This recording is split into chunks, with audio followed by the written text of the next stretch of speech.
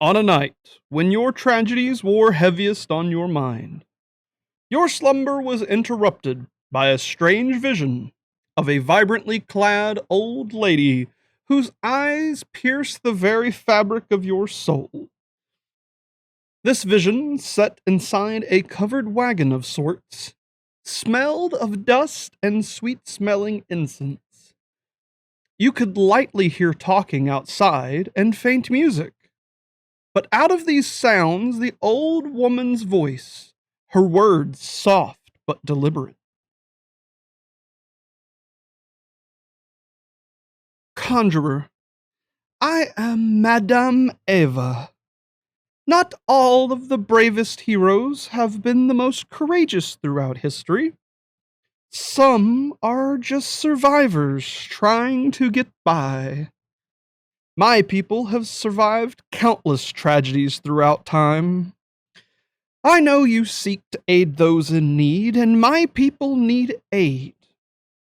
But she is in the most grave of need, as you have seen on countless nights. Not by my hand has those visions found you. I couldn't possibly say where it has came from. The weave is a strange thing, as you know well. If you wish to save her, you will have to leave your hiding and survive untold horrors.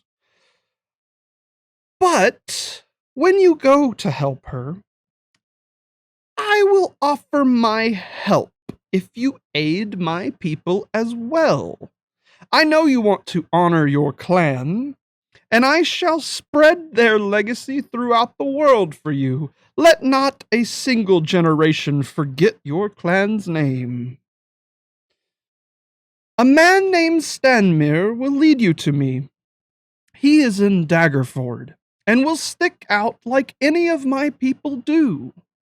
You will also find help there as well, from the Hooded One, the Berserker, the Beast, and the Avenger.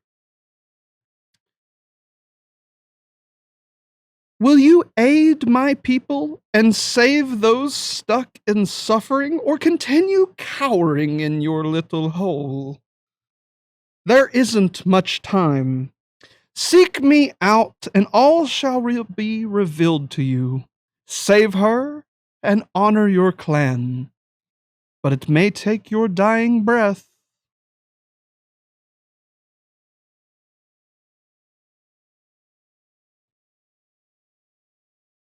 As you awaken in a sweat-filled, cold night, ones that you have been accustomed to from all the other visions that you've had, this time is slightly different. You awaken with a tarot card on your chest. The Conjurer.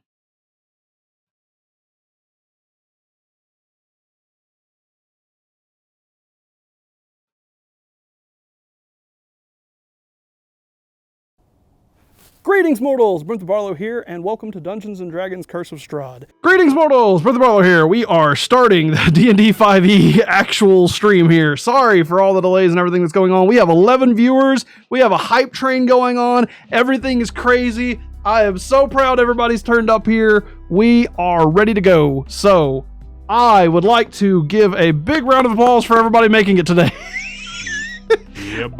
We have in the background here Mr. Dumpling. Hello. There you go. Sir Baldus. Salutations, everyone. We got me, Brimthen, as the DM. We have Damascus and Grimir. Hello, everyone. We're gonna get right into it, everybody. With only like an hour and 15 minutes left. Okay.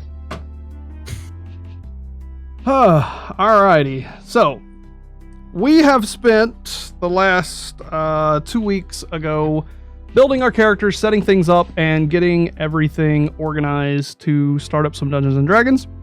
Everybody has designed a character to fit our stream and or fit our subject here. And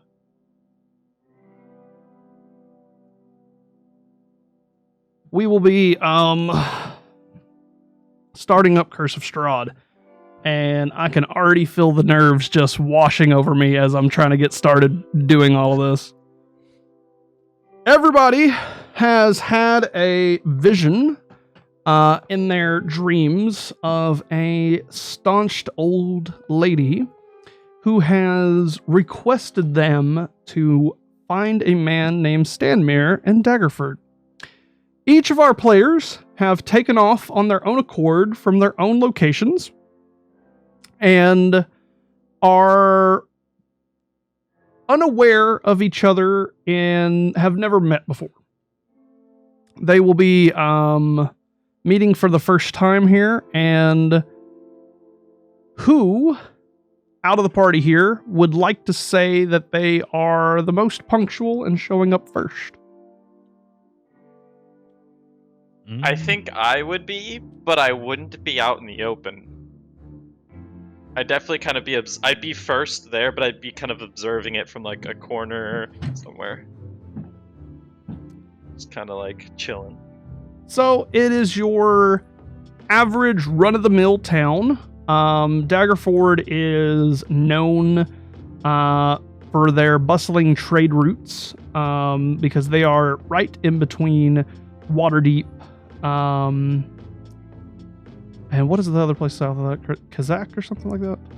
I can't remember the name of it. But anyway, they're in the heart of what is called the Sword Coast, and they do a lot of the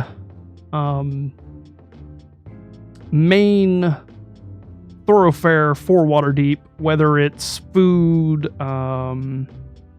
basic supplies, wood, and those kind of things. So a very hardy town with hardy people. And as you are approaching the town, and this goes for each one of you, you will notice that there are streamers up in the rooftops and along the roadways, and it looks like they're preparing for some kind of festival. So, Mr. Veston, as you approach the town, attempting to kind of go by as like a bit secretive, how are you really going about that? Because for the most part, I doubt anybody would be really looking for you. You could just walk right through. Right, so I'm not trying to like, because I don't have a main goal really. I'm just kind of keep walking as normal, but I've got to be really cautious, kind of paying attention around me, to see if there's any people like looking at me for an odd amount of time, that kind of thing. But I'll just go through the normal way that people go through the town. Gotcha. So you cross through the main walls. The gates are open. They've got banners up of different colors.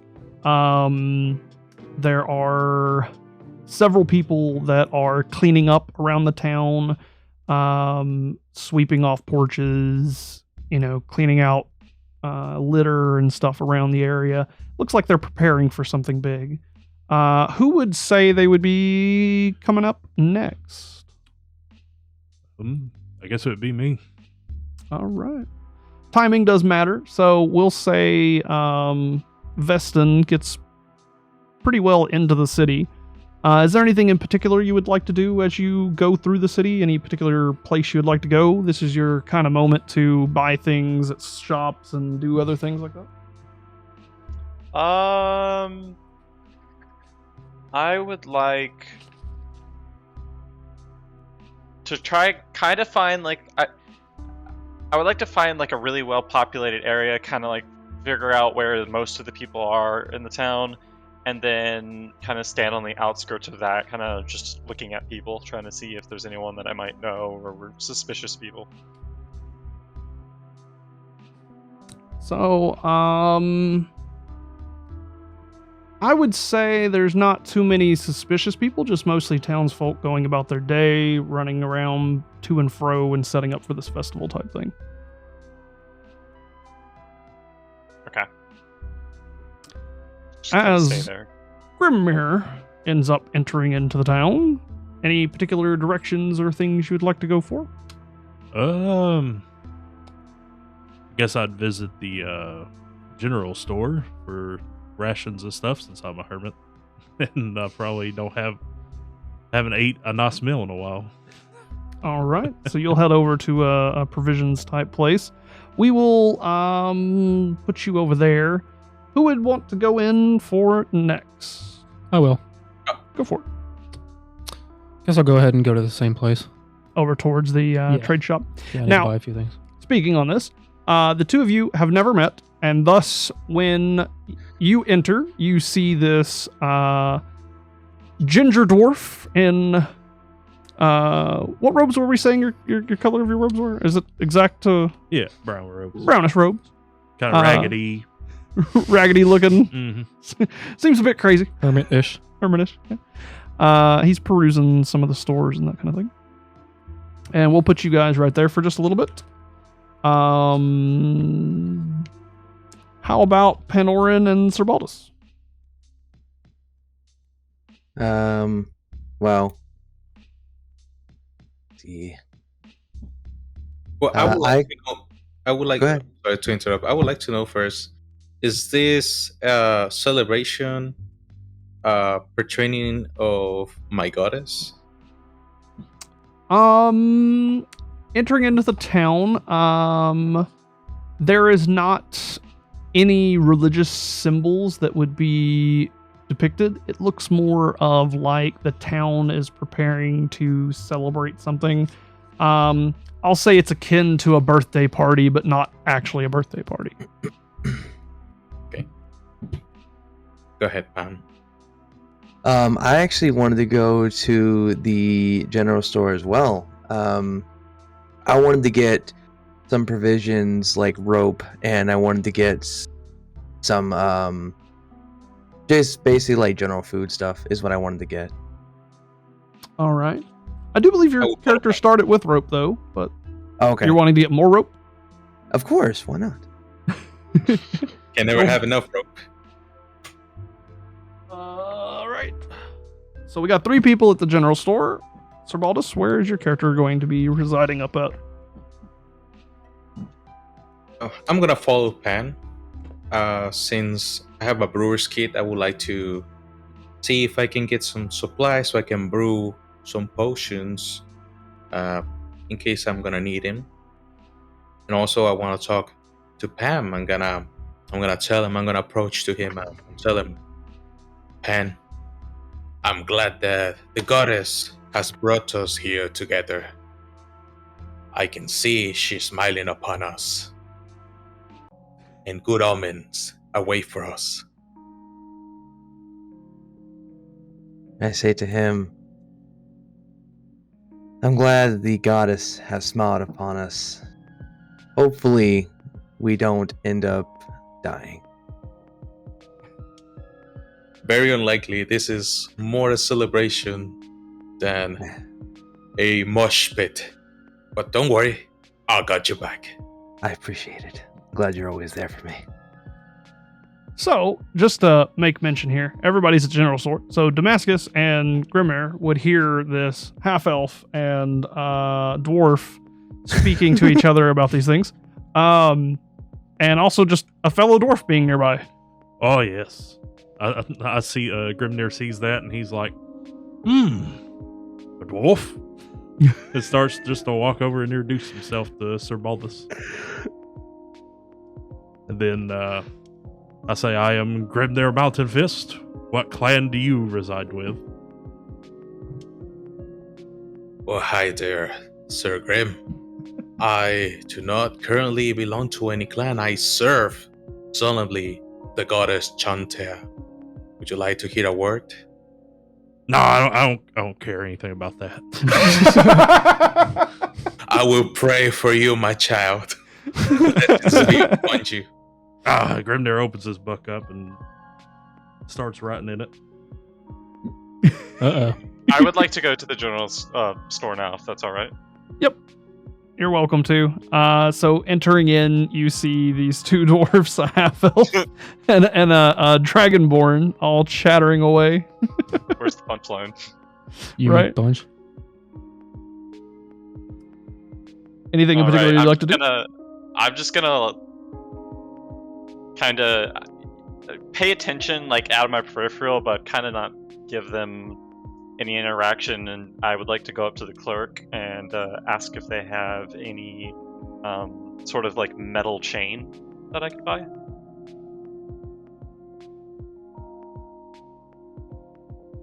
I see you. Yes. Yes. We do. Yeah. They do have chain. How many feet are you looking to grab? How much for 20 feet?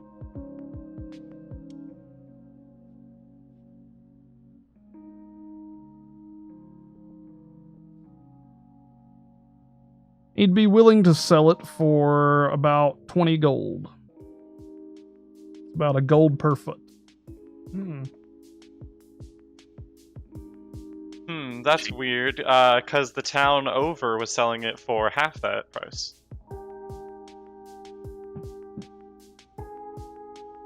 Trying to roll a persuasion check? Alright.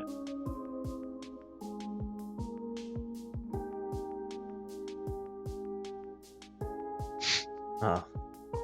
That's gonna Oh. be a 8.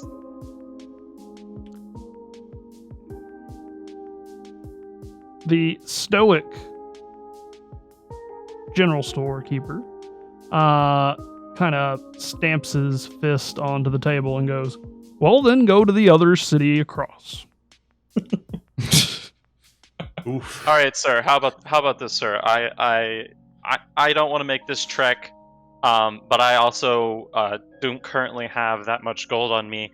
How about I'll buy... Sounds like a 10 personal problem, sir. Sir, please. 10. I'll buy 10 feet for 9 gold. How about that? I'll do it for you for 8 gold, just seeing that the festival's coming in town. Thank you, sir. I appreciate that. Can we overhear this? It's a pretty small general store. Well, as I'm hearing them banter back and forth over prices and haggling, Grimnir feels like that he's heard this elf's voice before, but he can't put his finger on it. So he proceeds to open up his book again and write it, the note. The wonderful note taker. Yes. Indeed. Oh, Lord. Notes are good. We will do the other portion of this general store a little bit quicker. What in particular would each person that is here to buy things like to buy, for example? I would like to buy a sharpening stone. Got to keep them axes sharp. A whetstone, all right. Whetstone, yes. Let's see. And how much gold do we start off with? Do we have an That would be on your character sheet. I don't think I actually got the right note down. Yeah, Did? it should be. Yeah, no. Whetstone is going to run you 2 copper here. Okay, nice. And what is that? Just like a one-time use, or? No, you can use it as many times as you want to. Okay, I'll take one of those then. That and how much is rope? Hopefully You nice. should start with rope. Did it really? Oh, that's my fault. Okay. Most people get Pretty rope. basic, yeah. Yeah. All right. How much? Like what? I don't know, You're wanting more? No. Wait. Okay, yeah. I see it. Okay, I see how much. Yeah. Never mind. Stone is good then. Listing of a few other things that this place sells I was is, curious, yeah. and I'll just be real quick with it. Abacuses, barrels, blankets, bottles, buckets, candles, chests, different kinds of clothing, flasks, tankards, hammers, inks, ink pens, jugs, pitchers, ladders, lanterns, lamps, locks, mess kits, mirrors, paper, parchment, mining picks, iron pots, pouches, different kinds of rope, sacks, merchant scales, shovels, signet rings, soap, vials, The myriad of trade tools from carpenter, cobble, cooks, glass blowing, leatherworking, masonry, potters, smiths, weavers, wood carvers. Also, they have pythons, spikes, and whetstones, That's a lot of stuff. as well as chain. How much is the pot? The iron pots run 2 gold. Yeah, I want to go ahead and get one of those. All right, go ahead and grab it. Also, remember to update your gold there, That's what I'm domestic. doing right now. Are the spikes just like a singular, like kind of rod with a pointy end? Over at the players table. What was that again? Is the spike kind of like are the spikes kind of like just a singular rod with a pointy end?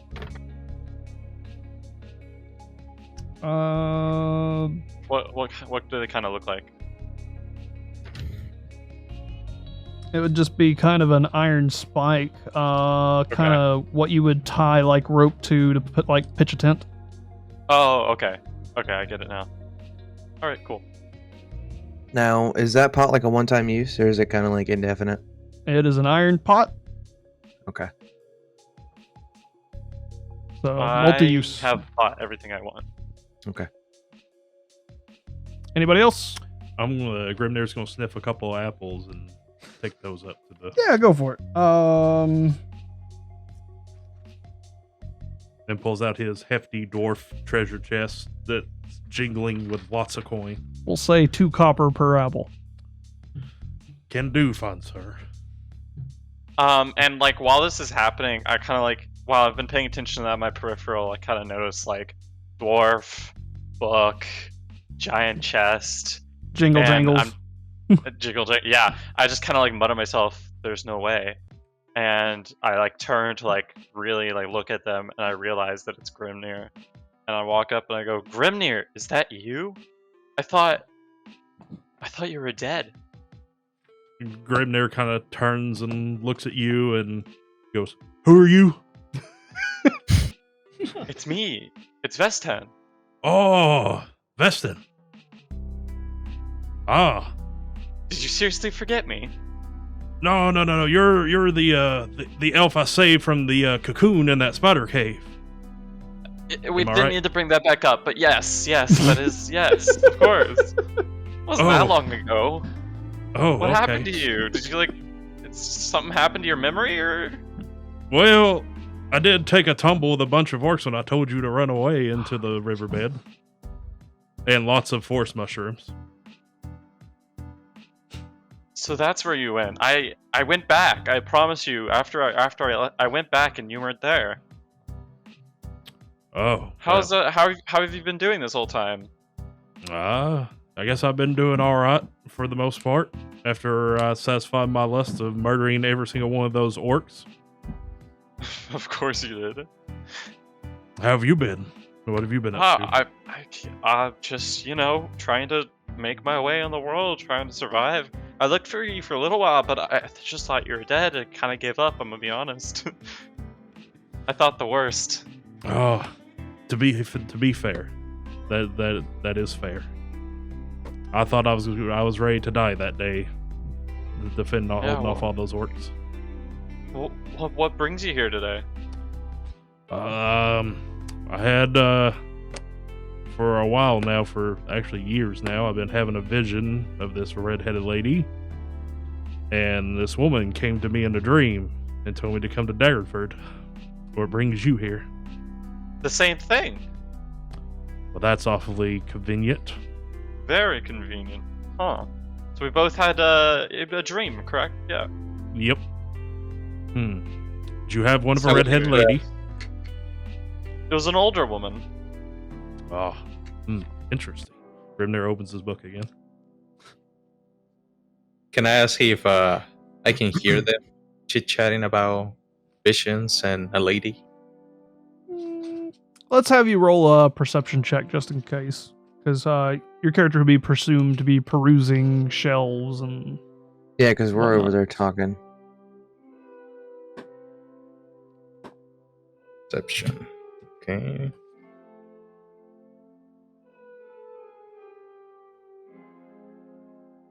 Go. That will be my insight, correct? Perception, actually. Perception. There you go.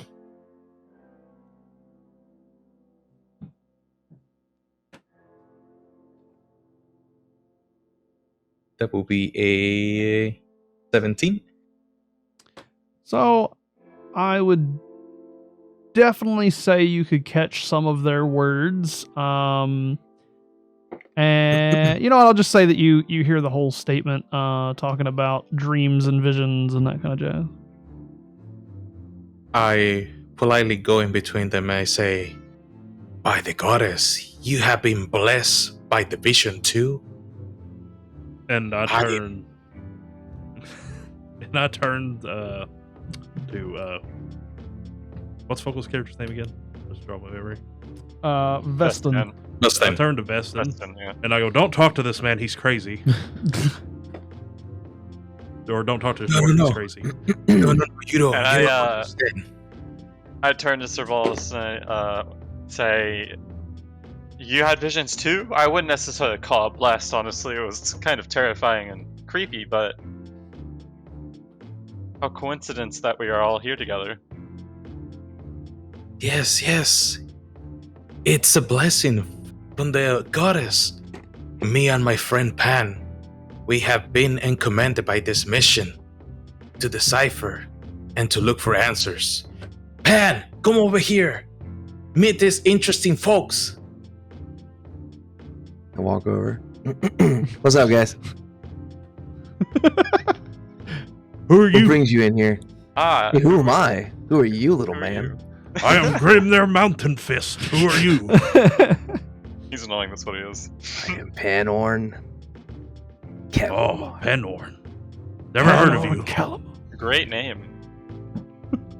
I am Thank you. Vestan, just Hello, Vestan. wandering elf. Is Sir Bald What is else? telling you guys about the goddess again? He was speaking of some sort of goddess and a blessing in these visions, which I'm not so sure about, but Yeah, she kept coming to me over and over again. It was very irritating. Couldn't stand it. I agree. I like this guy. you've met a goddess? Oh yeah, traveling with Sir Baldus, we have traveled everywhere together.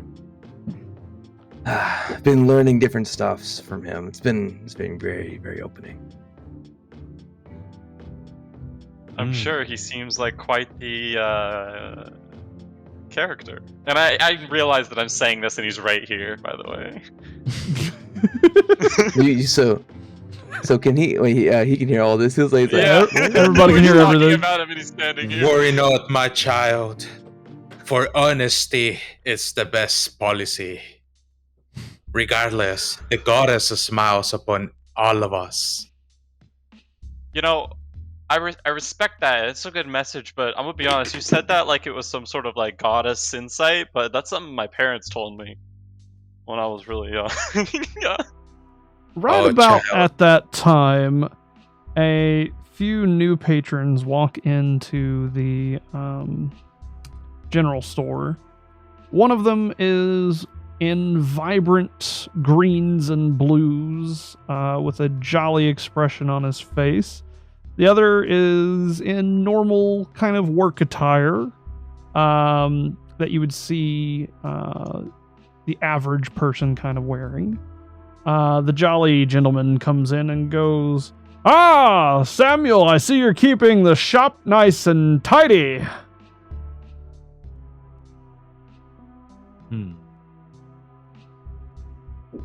I'm not gonna say anything. I'm just gonna watch it. Same here. I lean over to Sir Baldus and I'm like, "Is that the mayor? Who is that? Seems very important."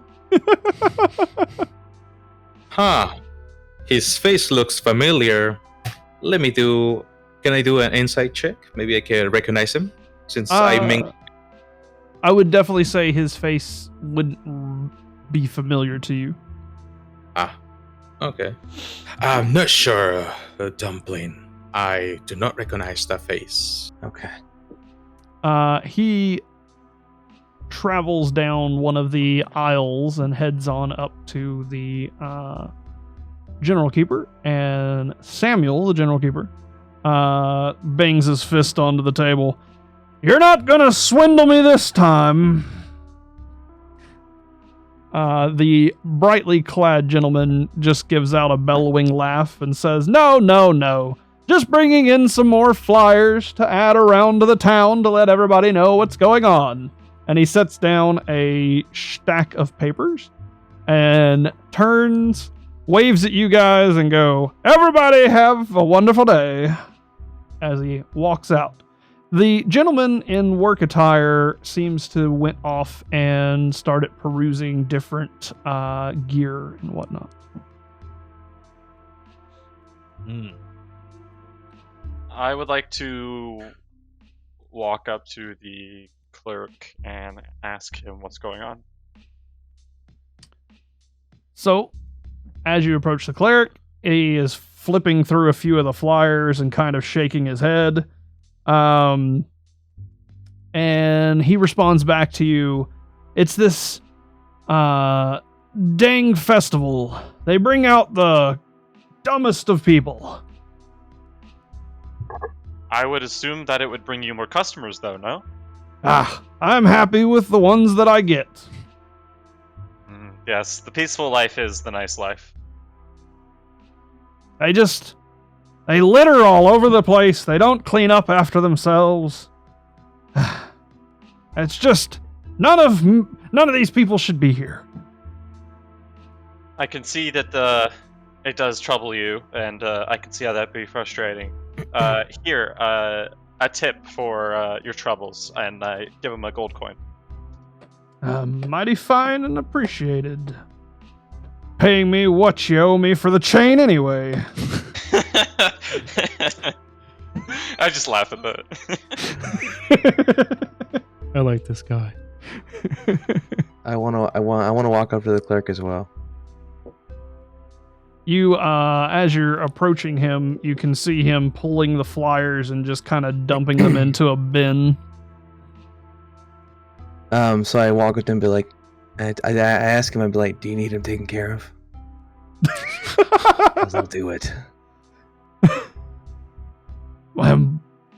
By pray, what do you mean, taken care of?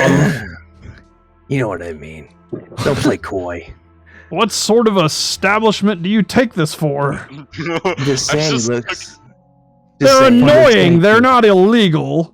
I just look at the cleric and go, I'm not associated. I just met this guy, I'm sorry. I've never understood you elves. You just seem very annoyed. No. Hang on, we don't need to be like that, okay? Come on now. I'm just standing over here like this is an interesting bunch. Yeah. Says the Dragonborn. Yeah, Grimnir's kind of eyeing the Dragonborn over here. Boy, he's a little suspicious.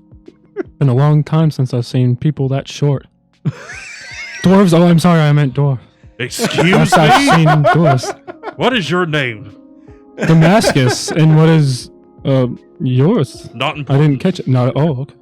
Well, what's that? What are you doing there, sir? What's that book you have in your hand? Dumb lizard.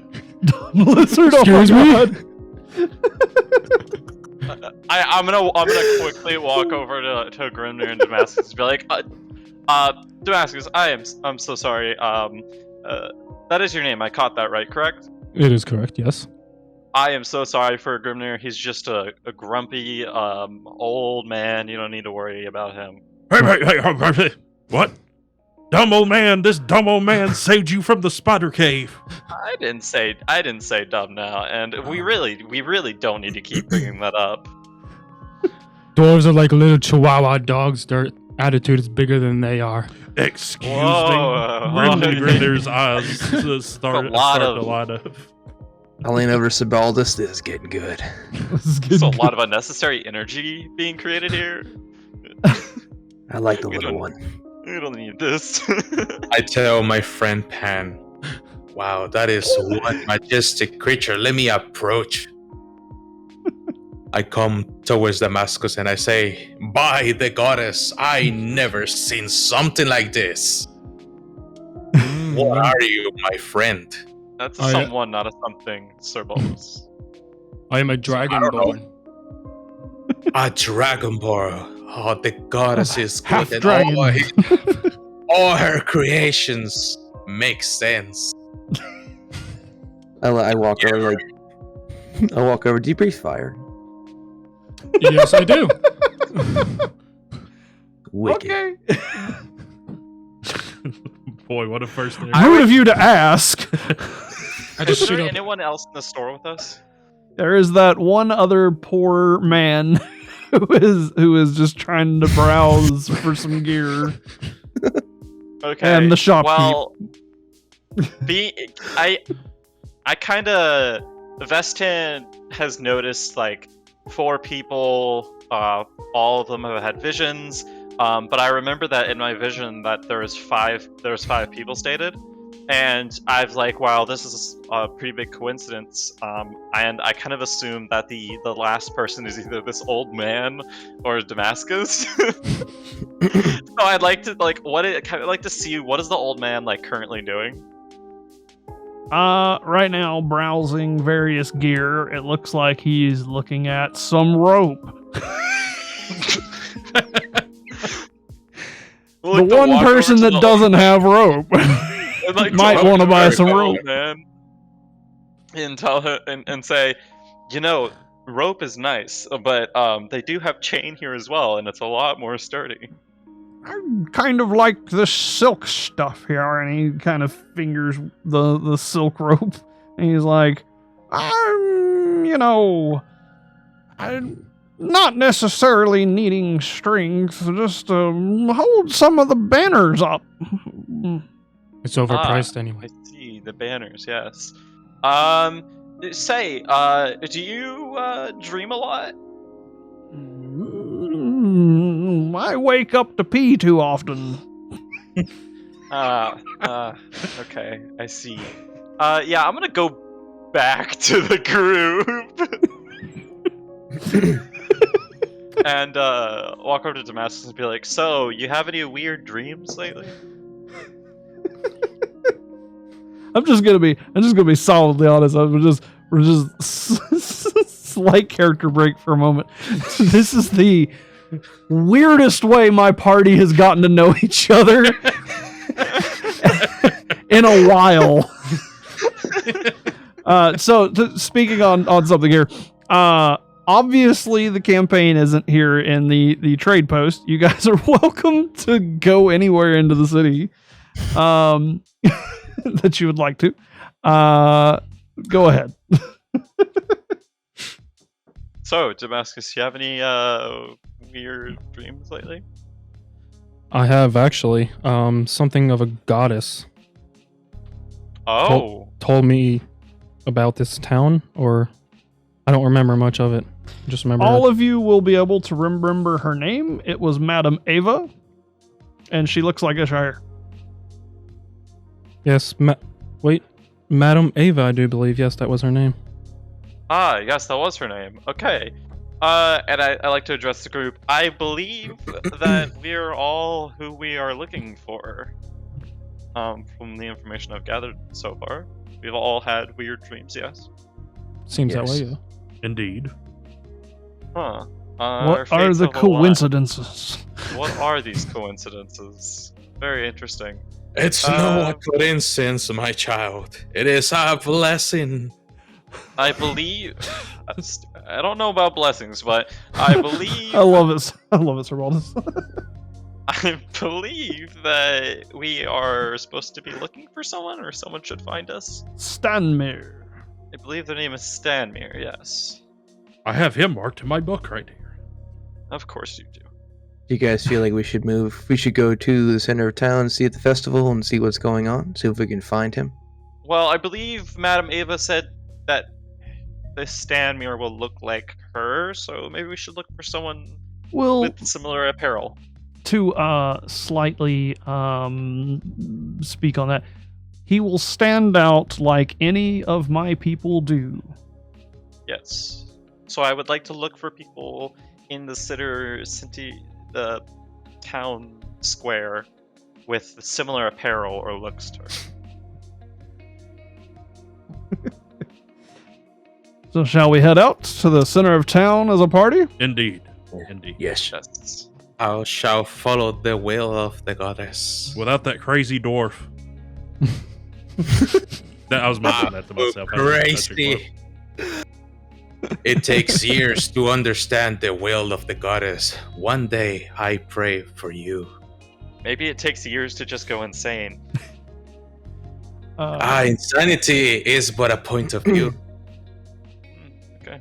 Yeah, I'd like to. Let's. Maybe we should all go to the town square. Stepping out back into the road, everybody is still in the hustle and bustle of preparing for this festival.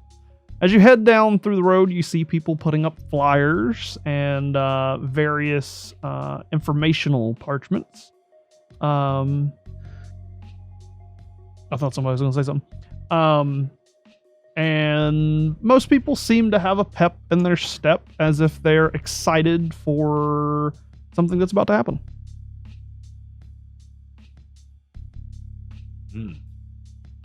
Can I look around and see if I can see anyone that looks like Madame Ava? Very similar. Make me a perception check. Okay.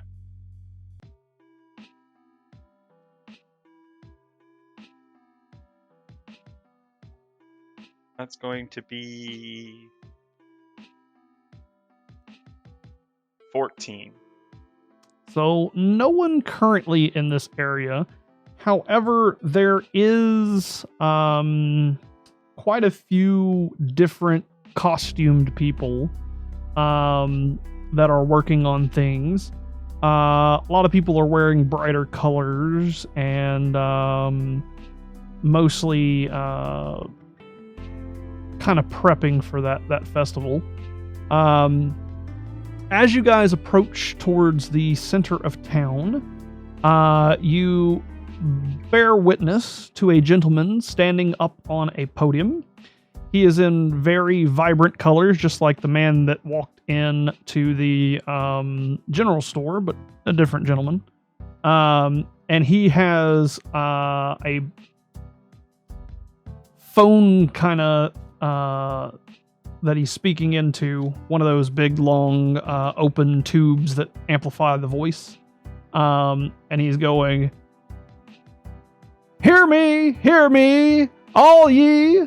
The carnival is in town tonight only. For the Daggerford residents, join us when you fill.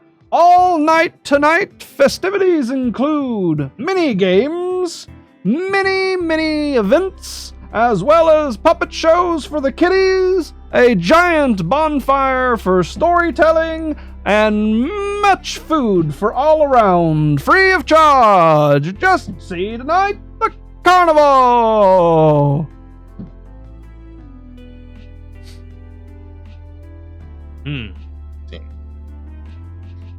I'm just like, what? Carnival? What's that? To everybody. As a flyer slaps you in the face. Yeah. No, Grimner's he doesn't know. Is there anyone around passing out these flyers? They seem to be nailing them to different posts and sides of buildings. I'd like to go look at one of these flyers more detailedly. All right, so you head on over there. This flyer is old parchment, of course. It seems they're using different colored inks. You notice that there are small, very crude animations on it. It depicts a gentleman throwing kind of sparks into the air like a firework, and it just repeats like 2 frames of animation over and over. And the title reads, Stanmere's Carnival and Festivities, tonight only. And it kind of mimics what the gentleman in the town square said about all the different events.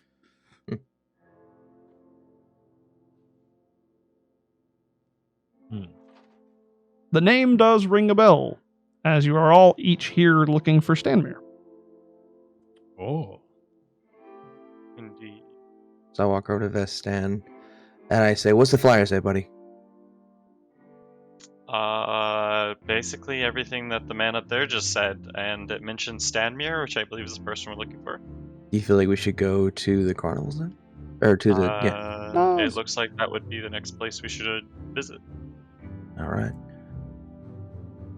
So I'd Should we like to let go the back to group? Yeah, let's say, should we let the group know? Yeah, we should relay this to the group, definitely. Wait, so a question. So the man up there speaking, was that Stanmere? I have no answers there. Oh, okay. Fair enough.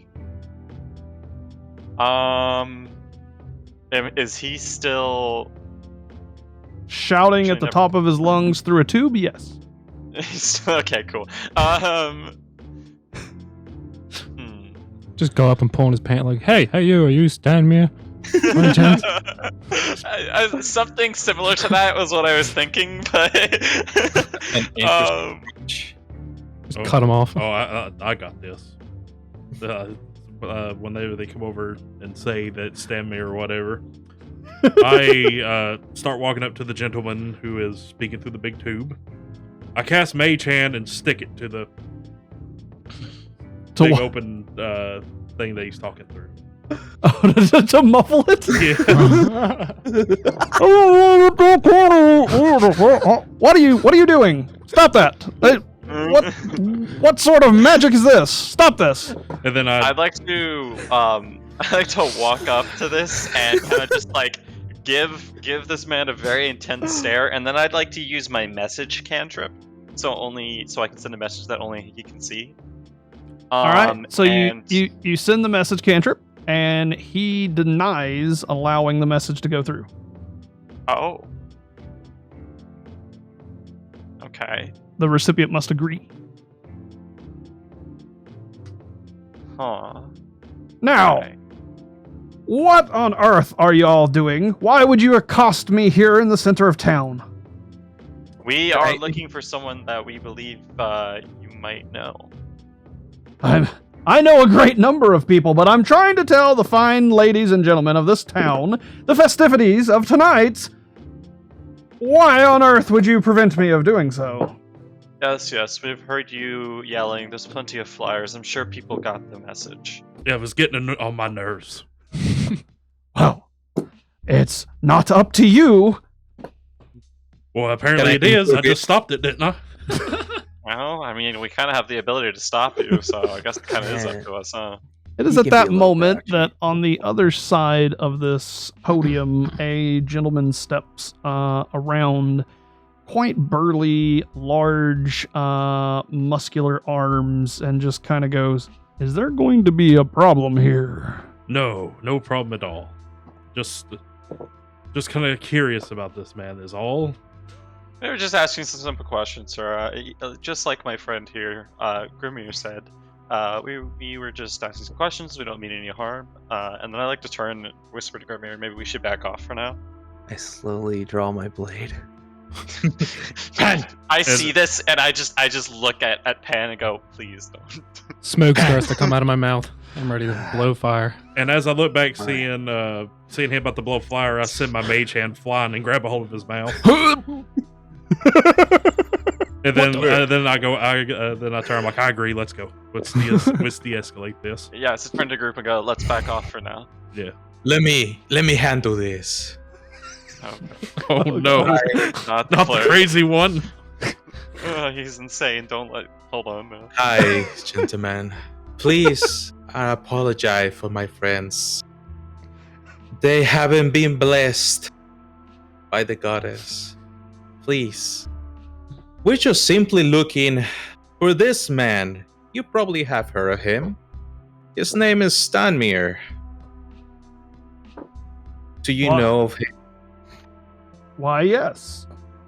This will be his carnival after all. I have heard that. Gentlemen, would you be so kind to point us where does his Stanmere? Where is his carriage? Can we basically we have our important mission. We have an important message from the goddess to deliver. Stand Let's there. just toss this guy and then ask him to give us the quiz. Oh, boy. Sorry. He says with a very big grunt, Stanmere is a very busy man. But all shall see him tonight at the carnival. You can find your own way there. Now leave me be. I have a job to do. I cast Charm. All right, and that will be against his wisdom saving throw. What is the DC? Hold on, before you continue, I'm gonna do guidance on you. What And does that do? I'm just gonna tap your shoulder and tell you, you got this, my man. I would Well, just if- look at this man and just give him like Really? like you're crazy, but okay. What does guidance do? You feel 1d4 more capable of doing things. Oh, it won't. Okay. It won't help him in this situation. Oh, well, okay. So this is going to be a. Hold on. I gotta figure out what's causing that problem later. I gotta figure out what this is. Okay, so do I roll for this? No. What is your spell save DC? 12.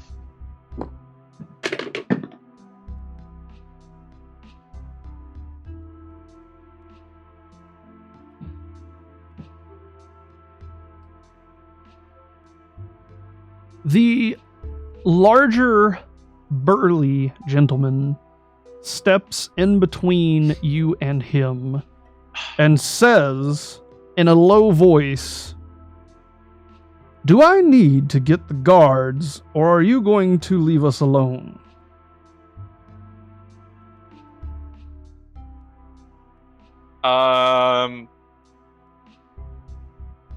I'd like to just kind of like alleviate the situation by making a joke. De-escalate! De-escalate, yeah. What did I say? Oh, I don't man. remember what I said. And say,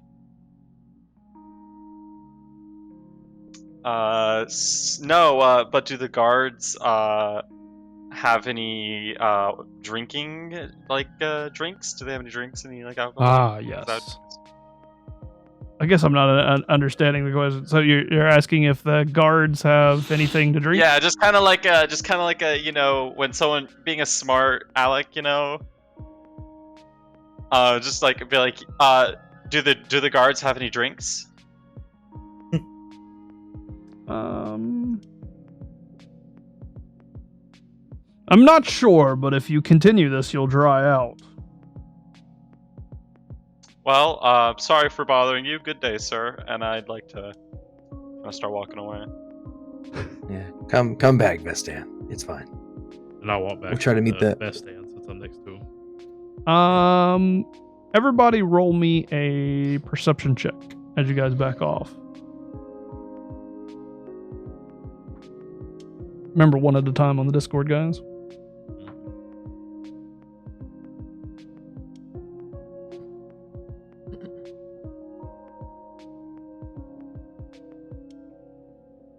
Go ahead, Vest.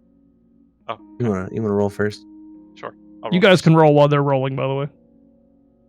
And what check is this? Perception. Perception. Okay.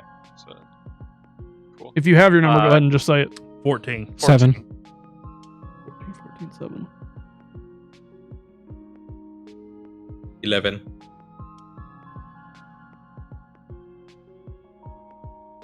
Oh my goodness.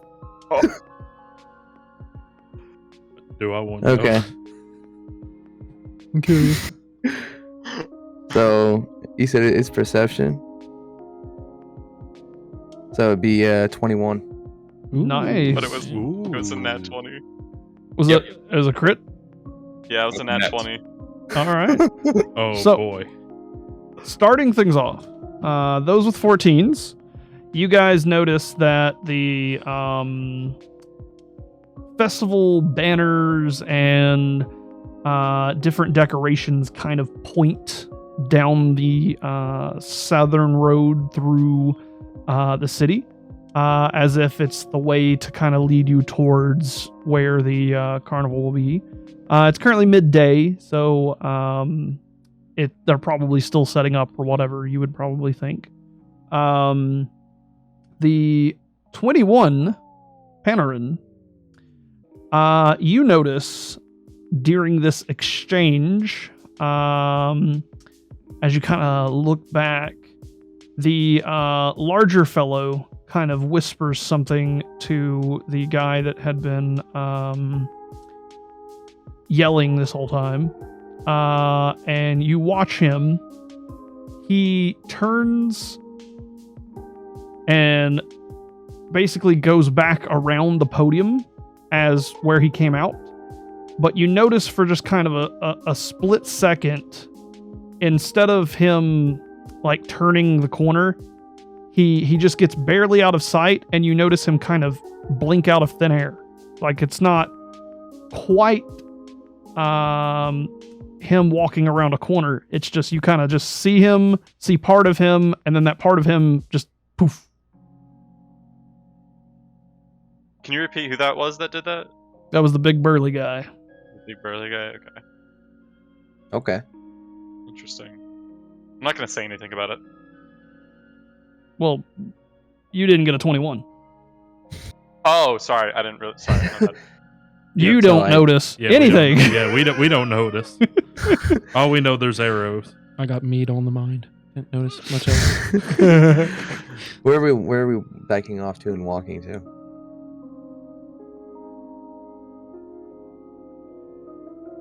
It's up to you guys. I don't know. Do you guys want to go to like the closest tavern while we wait for nightfall? We could do that and see if we can find out anything more about Stanmere.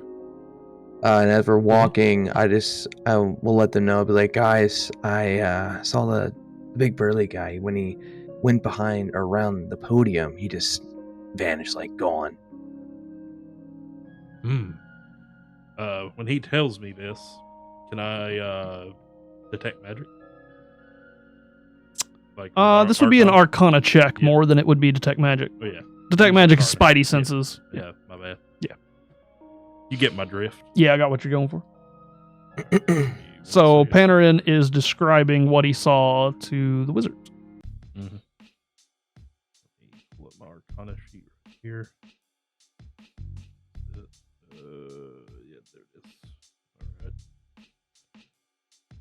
All right. And let's see what I get.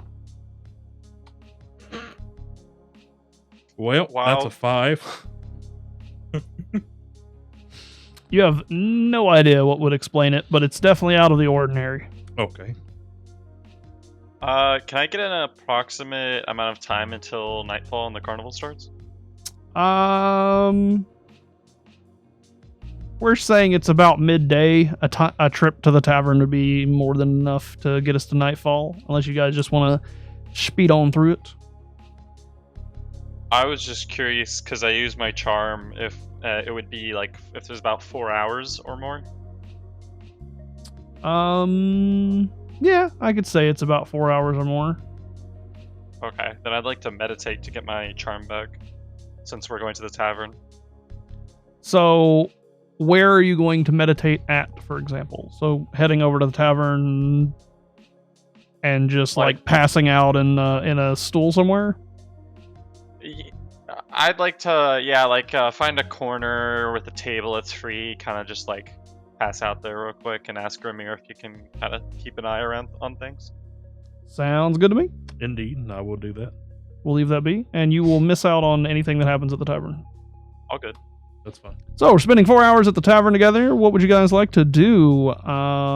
Pretty standard tavern. You got your barkeep and accoutrement. The average kind of civilians that you would see. Some of them are brightly dressed as if they're ready for the festival already. Some of them are in their work clothes. Looks like they just got back from work. I'm gonna be close by, proselyting to the patrons. Want to walk over to the bartender and ask for their cheapest mead. Ah, a good old meaty boy. Indeed. That'll be 5 copper. All right. Anybody else taking some mead with Panarin? I'll do the same, and I'll ask the bartender if he knows anything about this Stanmere or if he's supposed to be when he's Cool. supposed to be showing up. Take 5 copper off. Stanmere. The barkeep seems a bit more friendly towards the festivities. He said, Stanmere, it's the first he's ever came around here, but I've heard word. He's a traveling carny man. Likes to bring in a big old crowd and have a great time. Okay. That's all for now. Okay. That's all Just for now. thinking. Thank you. I'll Just have my drink. Bye. Take a drink. Sip, sip. As he moves on to other patrons. Anything else anybody would like to do at the tavern?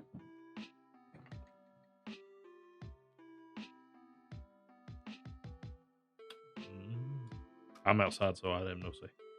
Well, we will say that enough time passes by at the old tavern as people drink and relax and rest. Nobody's used any spell slots or anything, but we'll count it as a little, short rest type deal. But that's a long rest for old Vestin. Moving on from there, what would you guys like to do?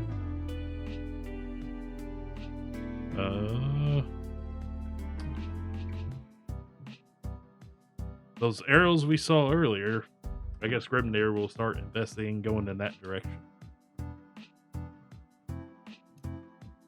Sounds like a plan. I think we should all go there together. Indeed. All right. I'll watch your backs.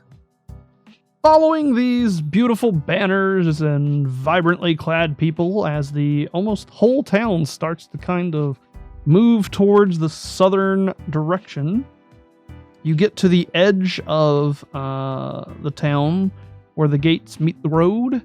And along the side of the road, you see various vendors set up. A whole bunch of banners and brightly colored things. The various vendors seem to be selling random objects. Some of them have a whole bunch of brightly colored bottles. Some of them are selling toys for the kids.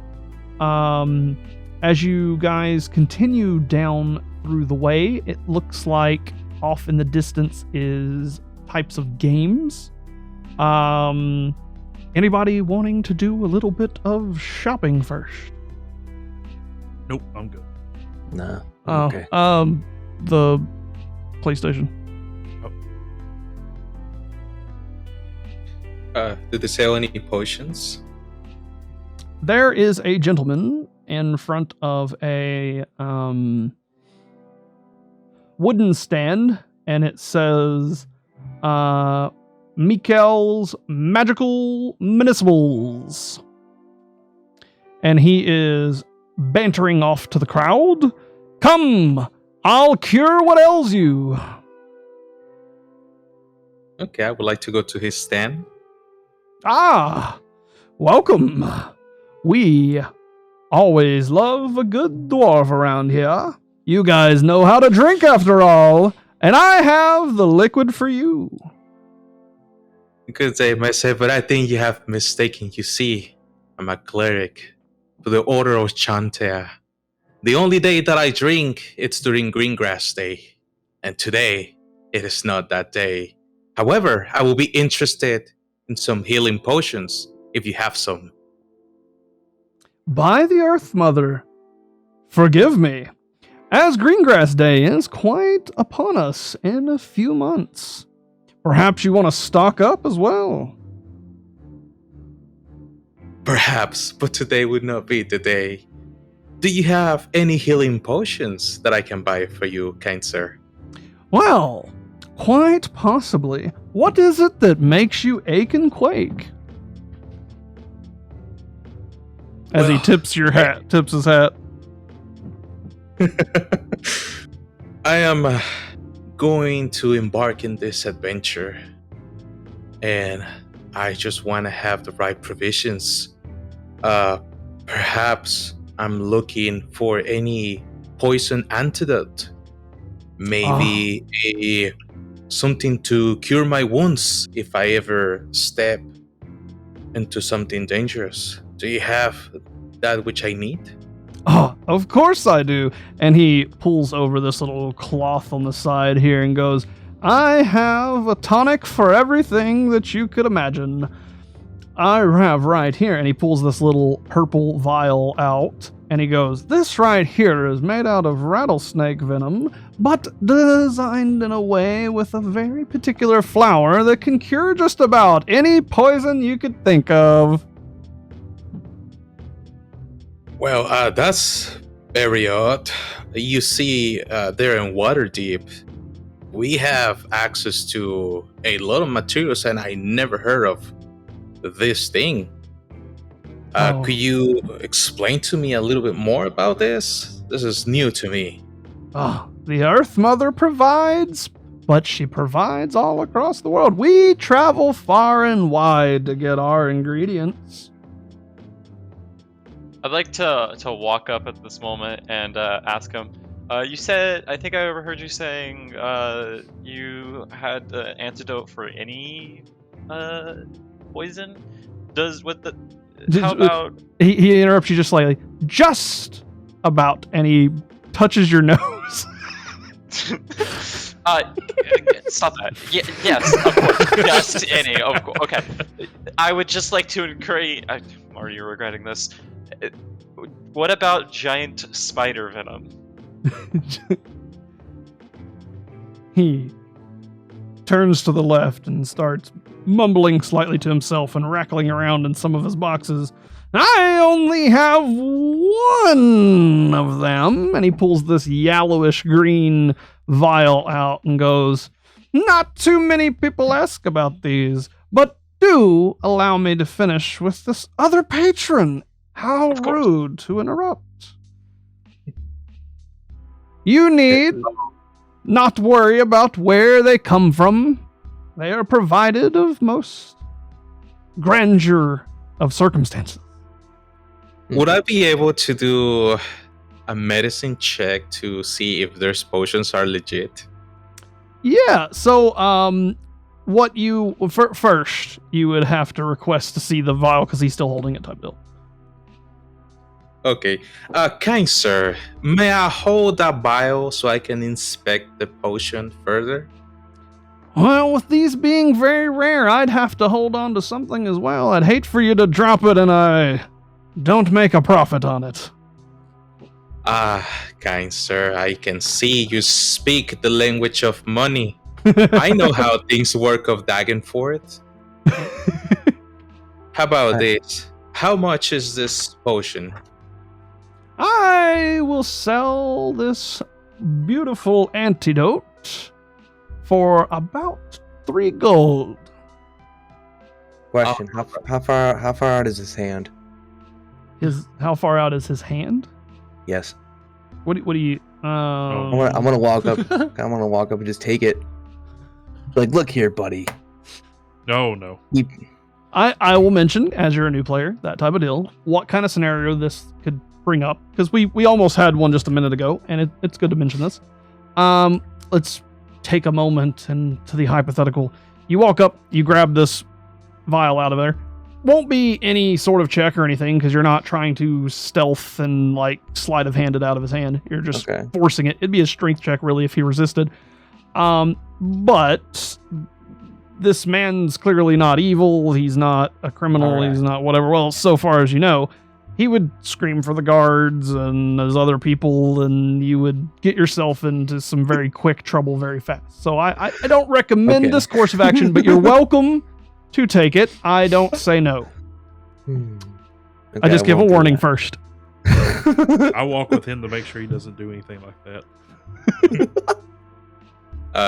I'm the one to be talking, but still. I would like to tell the guy, kind sir, here, I'll give you the 3 gold coins so I can inspect further the potion. However, I have to tell you that I'm very knowledgeable about medicine and herbistry. If I find that this potion it's not legitimate, I will have to report you to the guards. He, with one hand, holds the vial out, and with the other, he opens his palm to receive the gold, and he says, I, sir, have absolutely nothing to hide. I like that. Okay. 3 gold.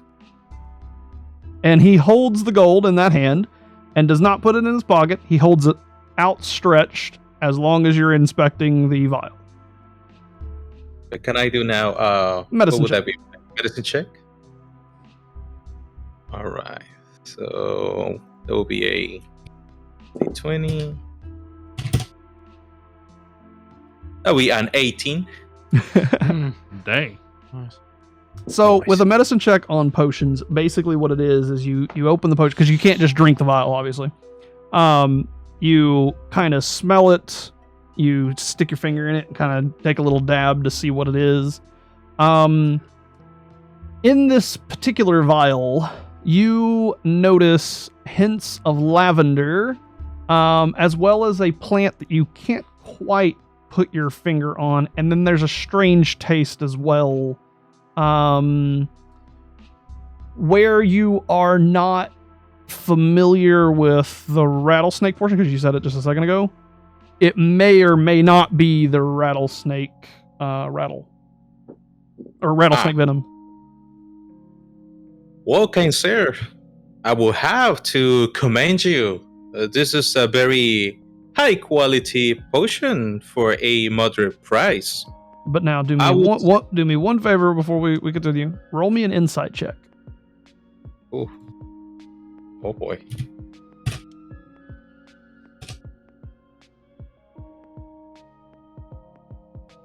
Noise. Not Oh! 20. You are 100% sure that with those ingredients, it is never something that you would have combined together to make this potion. It is not something you've ever heard of. It is a very strange thing to do. It is something that you would have to research to find out more information if it does work. So you absolutely do not know whether or not the potion would work. However, what he said was in it is in it. All right, kind sir. I commend you for this is a high quality potion. Interesting choice of ingredients you have here. Is this a recipe common in Daggerforth? No, it's from faraway lands, just like the flower. Ah, sir, perhaps since you speak the money language, maybe you could disclose for some coin where this flower comes from? It would be really helpful for me and my order. He, with the money still in his palm, kind of looks down at you holding the vial, looks back up at you and goes, "The land is so far away, the mere name of it would hold no meaning."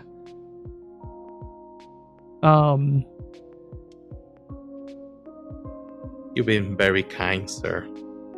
That will be all I've been taking today. I will hold into this vial and I appreciate your patience. As I appreciate yours. As he grips the gold and places it in a little pouch.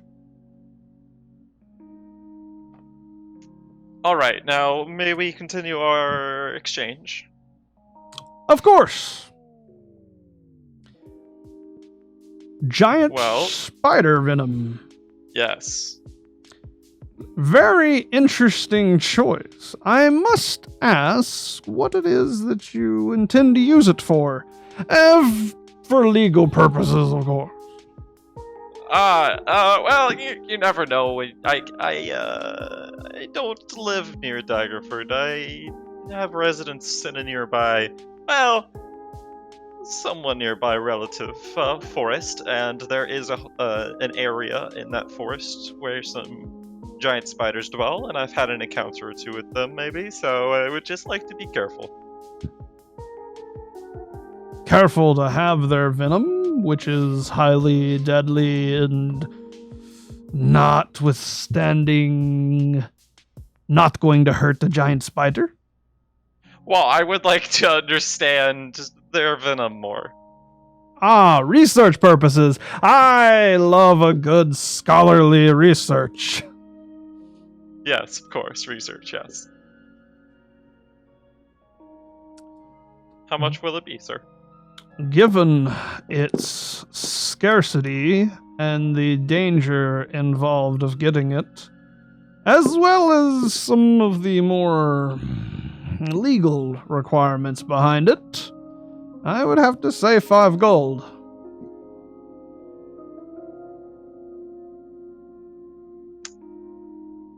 You know what? I would like... How about this? I will buy it for 3 gold and tell you where you can find more, since it's so scarce. Ah, I know where to find giant spiders, but I would never go myself to take and get some. No. Okay, then how about this? Give it to me for, because of the danger involved, 2 gold, and next time I see the carnival around, I will make sure that I have more for you. How about I give it to you for 10 gold? And the next time I see you, I won't get as angry.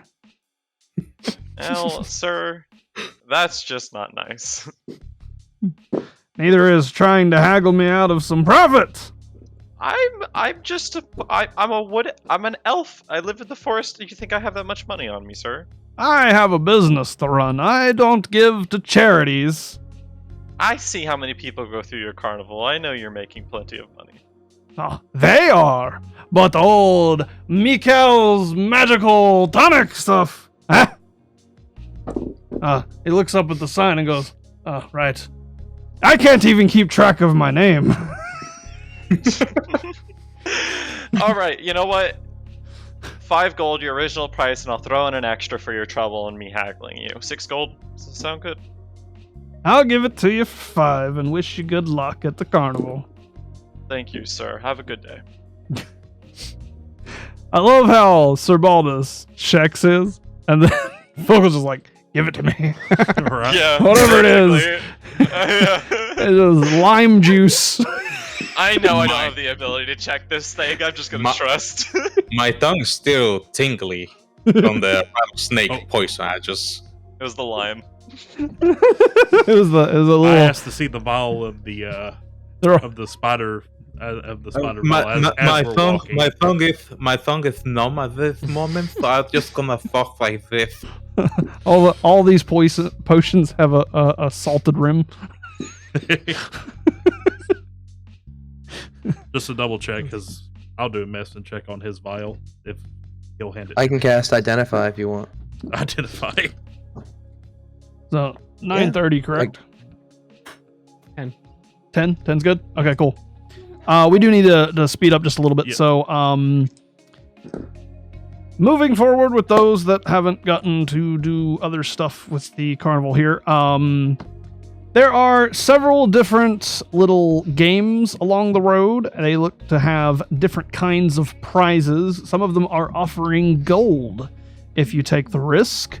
The first one that the party walks up on is this very large, burly man. Not the one that you guys saw before, but similar build. He has a very large bow. This bow is almost as tall as he is, and he's almost 6'8", almost 7 foot. This bow easily would make a dwarf just be like, whoa. And he is yelling to the various passing bys, saying, "Step right up, take your chances, shoot the target. I have bows aplenty for everybody. All the kiddies, we have a line right here for you. Hit the closest target, win a teddy bear. Those of you that wish to try your luck to win a better prize, we have various fishing, hunting, and other apparel ready right here for you to win on the medium distance. But those of you that want to risk a little coin, I'll let you use my bow here. Whatever you bet, I'll double it."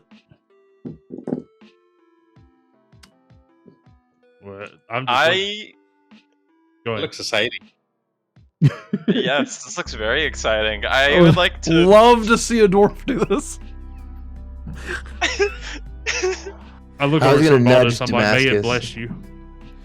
I was gonna nudge Damascus and be like, dude, do it. It's You tempting. could get 1,000 copper here, bro. That's a Yeah, but if this is a strength check, oh no. But I might do it anyways. If it is one, though. Who would like to step up for it? Oh, well. we're all there, right? Yeah, you're all here, yeah. Yeah. I would like to turn to the group and ask them to give me a little bit of gold because I got this. But I'm currently a little short on my own funds. I'll toss you a gold piece. All right, that's one extra gold towards it. Oh You don't my need gold. And then I just put one copper coin in his hand. Oh. My Wonderful. Thank you. good elf. You don't believe in blessings very much. But here, let's test it. Let's put this into the goddess wheel. I shall lend you 10 golden pieces. Oh, okay. Cha-ching. All right. And I'll pray for you. Maybe that way you will believe in miracles. Thank you, but I believe that this would be based on my own skill. But thank you for your kind words and your monetary investment. Yeah, I'd like to take a shot at this. And As of you course- step up, he kind of does a slight bow. I'm assuming you're wanting to take on my bow. Yes. Hold on. Well, before how much are you before he willing to wager? Hold on, before he goes, I just tap on his shoulder and say, "May the goddess be with you." And do a guidance for whatever he's gonna do in the next minute or so. Doing a bless, that would be the stronger one, really. Oh, bless. Alright. Just pop a... I'm gonna pop a prayer, and I'm gonna do bless for my friend, the elf. Does the bless only work on one roll, or is it for the remaining time? All of my rolls. What is it, Sabaldus? Bless. What does it do? Bless is gonna give you... Let me see. A D4. That's the same. It's a D4.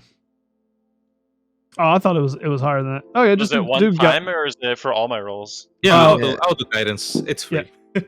guidance is free. It'll be for the one roll. Okay. Because I'm gonna do something before I actually go to take these shots. You decide where you want to use it. Oh, I do? Okay. And you can decide before the roll or after the roll. That's what it says. Okay, cool. Yeah, I would like to, before I actually attempt this, I would like to, I'm assuming he hands me his bow, correct? Well, jingling a big bag of coin, he outreaches his other hand and steps it in front of you. It comes down with quite a crash, and you kind of see it displace a little dirt and goes, "Are you sure you're willing to take on such a large bow?" Actually, you know what? Can I use my own? Nah, that would be for the medium targets. Do I still get to wager money for the medium targets? He mentioned that there was fishing and hunting stuff for the medium target. Could I cast Bardic Inspiration? Yeah, give him Bardic Inspiration. Okay, Alright. you know what? I'll use your bow. I pull out my lute and start to just try to That's help a him very good focus a song. little. Thank You you. gotta Yeah. cheer up for him. And how much are you willing to wager? 12 gold. 12 gold. Very well. I will give you 24 should you hit the target. You need not get a bullseye, just merely hit it. And he reaches out with his other hand for the 12 gold. Hand it to him. He grabs it. Doesn't he get? He goes, Sorry. good luck. And hands you the very large great bow. Before I actually attempt this, can I do like a quick once over to see if the bow is like not tampered with? Sure, make me a investigation check. All right. And does Bardic Inspiration affect this roll? If you use it for that, it can, but it's a one-time use. You get to decide which one it is. Is it a Yeah. one? I thought it. Oh, I didn't know it was a one time. It's like 7 seconds. Do I get Really- to? Oh, okay. Do I? Okay, so yeah, I might as well just use yours. So yeah, I'm gonna use Bardic Inspiration for this as well. All right, go for it. So that's gonna be a D20 and then a D4, You get a D6 with me. D6. Okay. Yeah, D6 for Bardic Inspiration, and then your guidance will be a D4 when you shoot the bow, I'm assuming. Then... We all cheering for you. Oh, Oh, nice. do I add anything from my own to that? Investigation. Investigation. Okay, cool. That's gonna be a 22. 22. Yes. Looking over the bow, it is of exquisite quality. The workmanship is that of a master woodworker.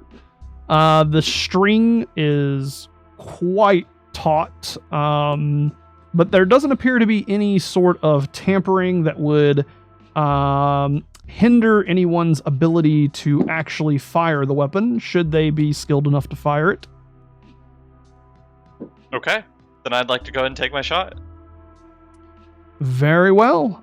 This is the rulings on this great bow. This is called a Willowwood bow.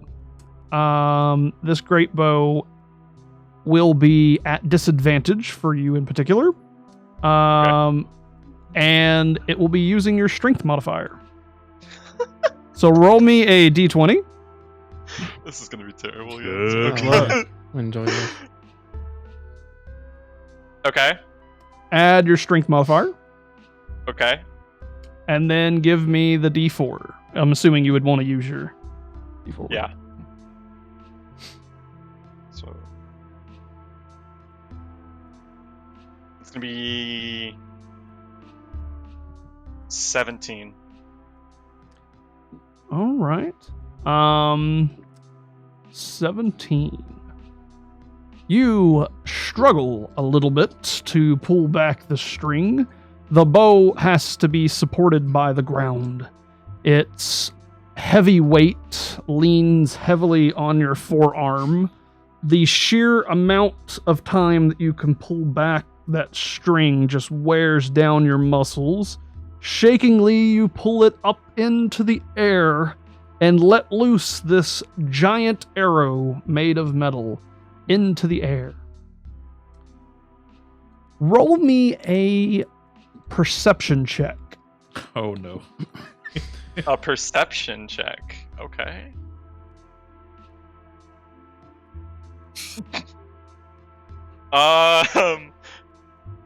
It's gonna yes. be an 8. As a skilled archer, you are used to firing arrows. This arrow doesn't seem to be flying quite like your other arrows you're used to. Something is awkward about it. But perhaps it's the bow, perhaps it's the size of the arrow, perhaps it's your inexperience with this size of a bow, but it falls short of the target. The large lad goes, "Ah! Better luck next time, my friend, and gives you a pat on the shoulder. I'd like to turn to him and ask, so, I'm just curious, this is great quality of this equipment. How are these arrows made? What materials? They are made from Neverwinter metals. Most of them steel, some of them iron. They are of the same quality as the bow. That is a nice Interesting. bow. Can I take a quick look at the arrows? Sure, you can do an investigation real quick. Investigation on the arrows.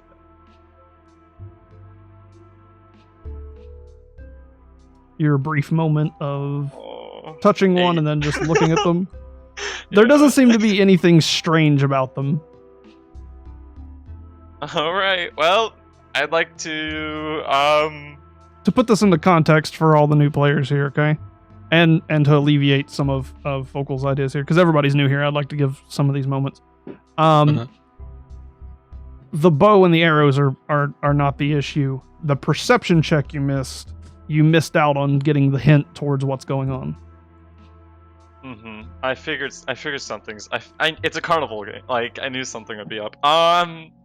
Well, there's many skill carnival games that are pure raw skills, you know. Not many. Quite a few. I can name like 10 to 12 right off the top of my head. I also know some that are rigged. Yeah, there's a lot of rigged ones. Mhm. But those are your common, you know, the beanbag isn't quite strong and doesn't knock down the pin. Throwing and- the balls into the glass and they Or the spray ring pan toss. in it. Yeah, the ring toss is That's a bit of a. the ring toss is actually not rigged. It's just unlikely that you get that shape of a ring around that shape of a bottle neck. I figured it something was. astronomical, but Yeah.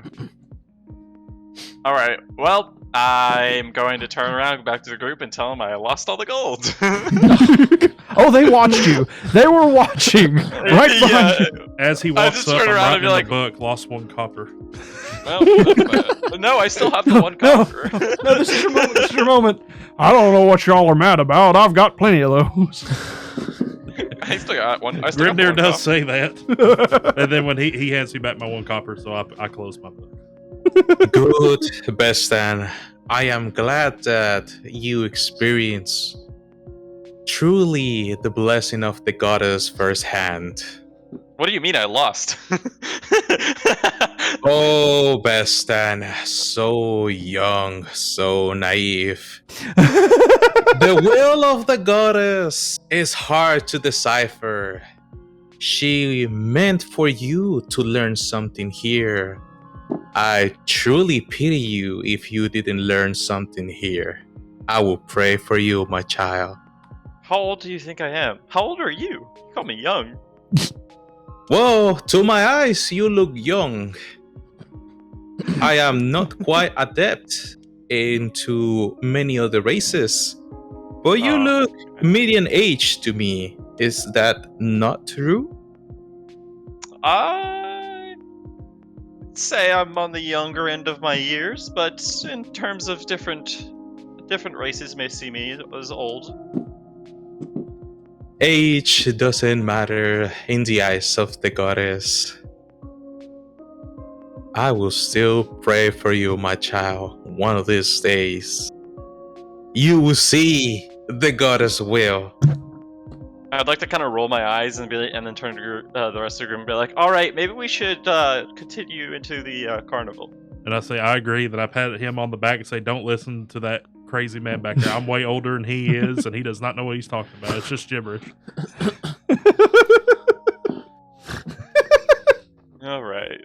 Did you? I just turned to be like, let me guess, you wrote that in your book, didn't you? No. No. Don't just assume.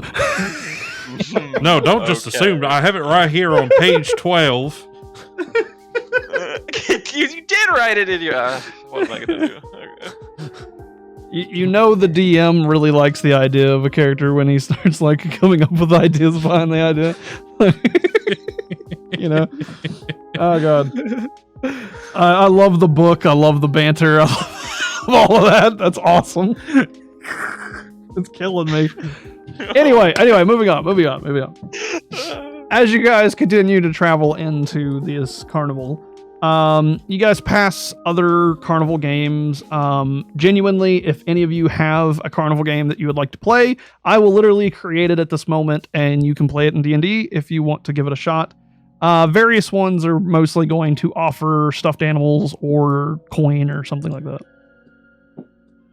If Can I anybody try wants to and come up with earn? Can I try and earn some coin back on like? I'm only allowing one person per event type deal. Ah, dang it. Okay. So. What's the next game? One of the next games that are coming up, unless somebody has a free-for-all one right here, you guys will be going past a arena kind of ring of sorts. It seems that they are doing barrel knuckle sparring for coin. Various people are betting on different people and betting on themselves as they go into this ring. Does that require like a high strength or anything like that? It's pure combat, whether or Okay, not just you can curious. beat them to death with your hands. Bare fist. I got a good strength. That's why I was curious. I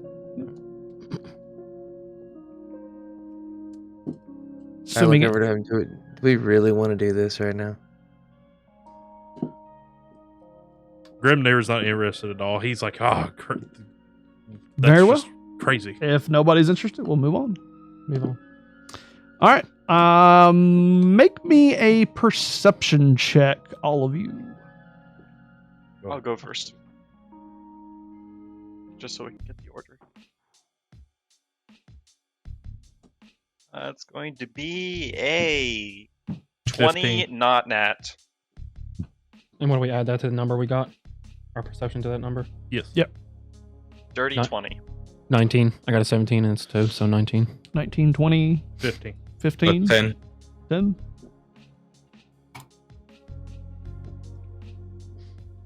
Oh, rip. 3. Poor Bard. So close. Sir Baldus and Dumpling don't notice this. What was yours? 15. 15. 15's done. Okay. Traveling past the boxing ring, so to speak, all of you will pass a puppet show. There are various children that are around this puppet show watching them. It seems to be your usual slapstick of like guy puppet bonking the head on another guy puppet clowning around type deals. Nothing in particular special.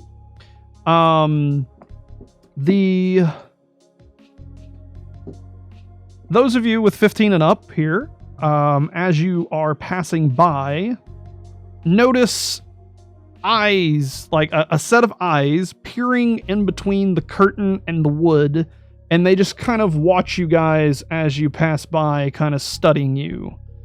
As if the guy inside is conducting the puppet show almost by memorization, but paying attention to the crowd that goes by.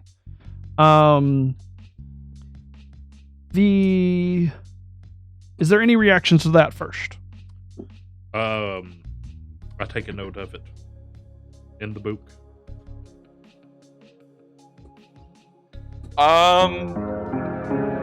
Jeez. Is all I can One moment. One moment. Oh my. Yeah. Just happened.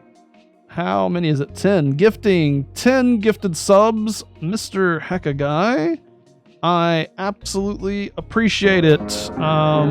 Big thanks. We will have to take just a moment to allow the lights to finish up and all that kind of jazz. Everybody get a big for Hecka Guy.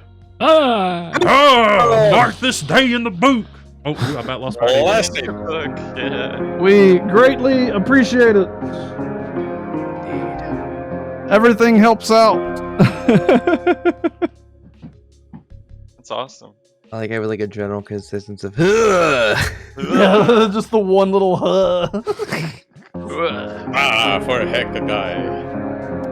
Big love to Hecka Guy. Appreciate all the gifted subs. It really does help us out here and keep us doing what we're doing. Really do appreciate it, man. Big love to you. Good buddy of mine. Thank you for the support.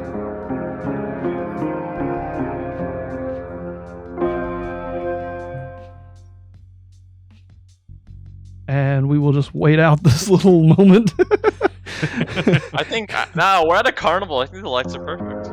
Right? Oh It's yeah. true. Oh, just like. It's the music because the alert pops up in my headset each time, so Oh, I can't hear properly.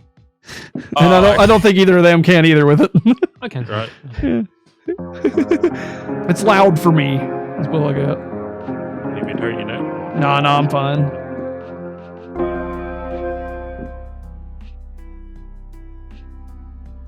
It's actually a good time for me to try skipping alerts because I've never tried skipping alerts.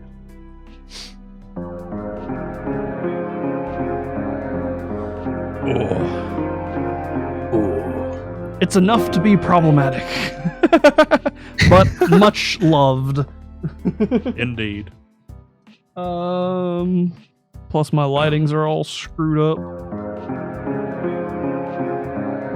just spooky lighting.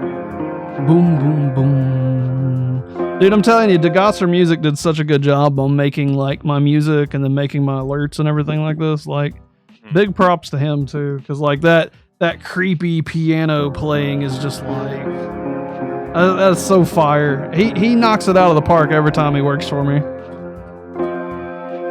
Yeah. He's actually got one more song that he's working on right now. Should be here by the next time we play D&D. But there's currently a new song in the playlist right now that's been playing. Nice. I may have to consult this. It's okay, Hacker Guy. Again, we appreciate it. Sure do, buddy. Awesome. We'll leave the sparkly lights on for a while. Sparkly lights. I'll Sick. just I don't know, what were we doing? I Set don't the remember. mood. we were passing by a strange Oh puppet yeah. show. The puppet show. This actually kind of works out without the lights. Yeah, so can I see this guy or just his eyes? You just see his eyes between the curtain and the wood, and you just notice that he is staring you down through that curtain, watching you guys as Okay. you pass by. I'm gonna do something, Oh no. and it might be silly, and it might not work, but I want to see if you're As gonna let long me as do it this. doesn't no. cause guards, we're good. Since I can see his eyes, does that kind of seeing him? In which case, can I cast charm?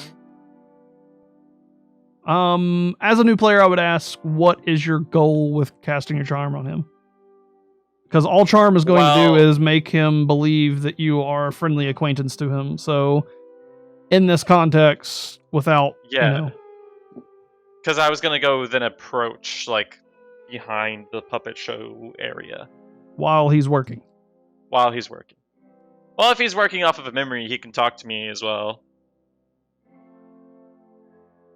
I will also mention that he is doing the voices for the puppets and making noises for the kids. So he's busy. Okay. Well, then I can also cast message, which is not which he can do that. Ooh, It's- nice. So he doesn't have to talk to me. Okay, go for message then. Okay. Well, charm and then message. Okay. Well, what was the DC? My spell save DC is 12. Just to make this interesting, I will not tell you what the result is. Because you are not able to see his facial features or any of his body language besides the fact that he's working right now. So telling whether or not charm worked would be borderline impossible. Okay. And then I would like to message and say He accepts the message. why are you observing us so intently? Why are you observing me? I happen to notice You would have to- I believe you would have to cast message again, given that it's one line of dialogue back and forth. Yeah, but it's a cantrip, so I can do that as much as I want, correct? Yes, and the second time that you cast message, he declines. Shot Ooh. Okay, so charm didn't work because it wouldn't just decline. Okay. This is just something I want to check with you. When you charm someone and it fails, do they know? Because it only says in the description that if it's successful, when it ends, they know that you charmed them. Correct. He does not know that you charmed him. Okay. So if I tried and failed, he wouldn't know that I tried. Okay. But if you succeeded and he still said no, has different meaning. Yeah. We don't know. Okay. That's I'm gonna interesting. kind of whisper to the rest of the group. I tried to cast charm and talk with him. Basically, I'm just gonna tell him what just happened. That's fine. I'll allow it. And As you guys are walking past. Yeah, as we're walking past, and I'll just keep walking with the group. Let's see, we had a 19 and a 20, or 15. 19. 19, and then we had a dirty 20, right? Yeah, I was the dirty 20. Right, the dirty 20. And then Sir Baldus and Dumpling hasn't noticed anything of this. They just got their information from Vocal. Or Veston. Veston and our 19. As you are just getting out of eye shot of it, you notice the puppeteer changes the puppets quickly and pops up this strange, dark-figured gentleman who is basically stabbing a wolf over and over and over with confetti blood, and it is a lot more gory than before. But so the first, is there any reaction to this, as it's kind of out of the corner of your eye? No, it just seems like a puppet show changing scenes to me.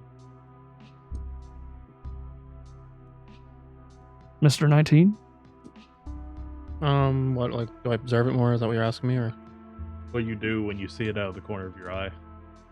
It definitely catches my attention. Do you have any reaction to it, for example? Just keeping my attention on it. Okay. He's seen So I've done enough, so. as you guys pass off away from that, we head on continuing down. We get to an opening. This opening pulls forward into a chain of wagons. I will say that the amount of time that's went by is roughly an hour or two between talking to the potion guy and, you know, doing the archery show and kind of wandering down through the road. Losing money. I have plenty of those. Y'all are Reminds fine. me. We reach this kind of horseshoe opening where the events and things going on continues down, but this horseshoe is filled with caravans of wagons that are covered, and it seems that they make this circle, and in the center of that circle is this bonfire that has been lit. There are a ton of people here. They look to be paired off or in small groups, chatting and talking. There is various brightly clad men and women that are passing around tankards of mead. They're passing around different food. Off to the right of the bonfire is this giant kind of cooking pit that they have set up, where you can see multiple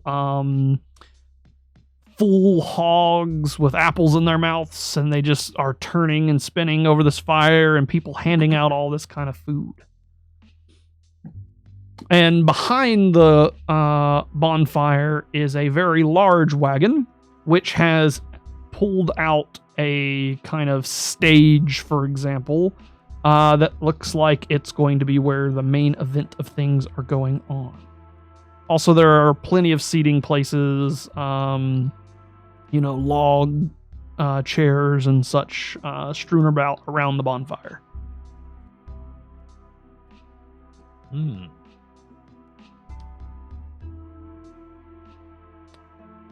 Interesting.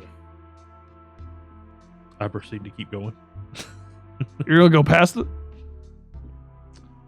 Yeah, Grim Nerd doesn't. This is have any interest in it. No. Is nobody interested in it? I don't have any coin to There's- buy food. We'll harken back to the loud speaker man in the middle of town saying that the food and drink would be free. Oh, okay. Oh, it's a free event. Well, I'm definitely gonna grab a plate then. That changed Yeah, I'm everybody's mood. Hey, Free food and drink, let's go! why not another me? I would say Um, a little snack would cheer me up after losing some money. Little free snack. I yeah. still stand. I'm still just looking at my book. I will also mention that the main event most likely has the highest likelihood of seeing the person you're looking for. True. So anyway, Okay, yeah, I'll grab a plate of food. moving on. So everybody's grabbing plates of food, drink, that kind of jazz. You notice throughout all of this, there are kind of moments where people are just constantly talking to each other. They're not like more in the, when there's a party, you have a lot of people that's mingling together and moving around throughout the crowd, but everybody's keeping to these kind of small groups and such. Roll me an perception check, each of you. I'll roll first. The wizard at advantage for reasons. Oh, okay. Oh, okay. Wizard rolls first, I guess. Oh, For reasons. That's 9. 9 as well. Double nines. I got a 7 and a 3. Oh, I got a 7 and a 2. That's funny.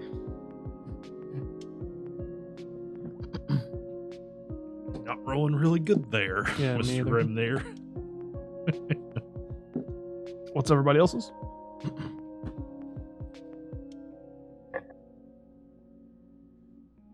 Hang on. Let's see here. Let's see, perception. I got 17. Nice. Hear that, please. Thank you. Dumpling, real quick. Are you proficient in Arcana? No. Be an 11 for me.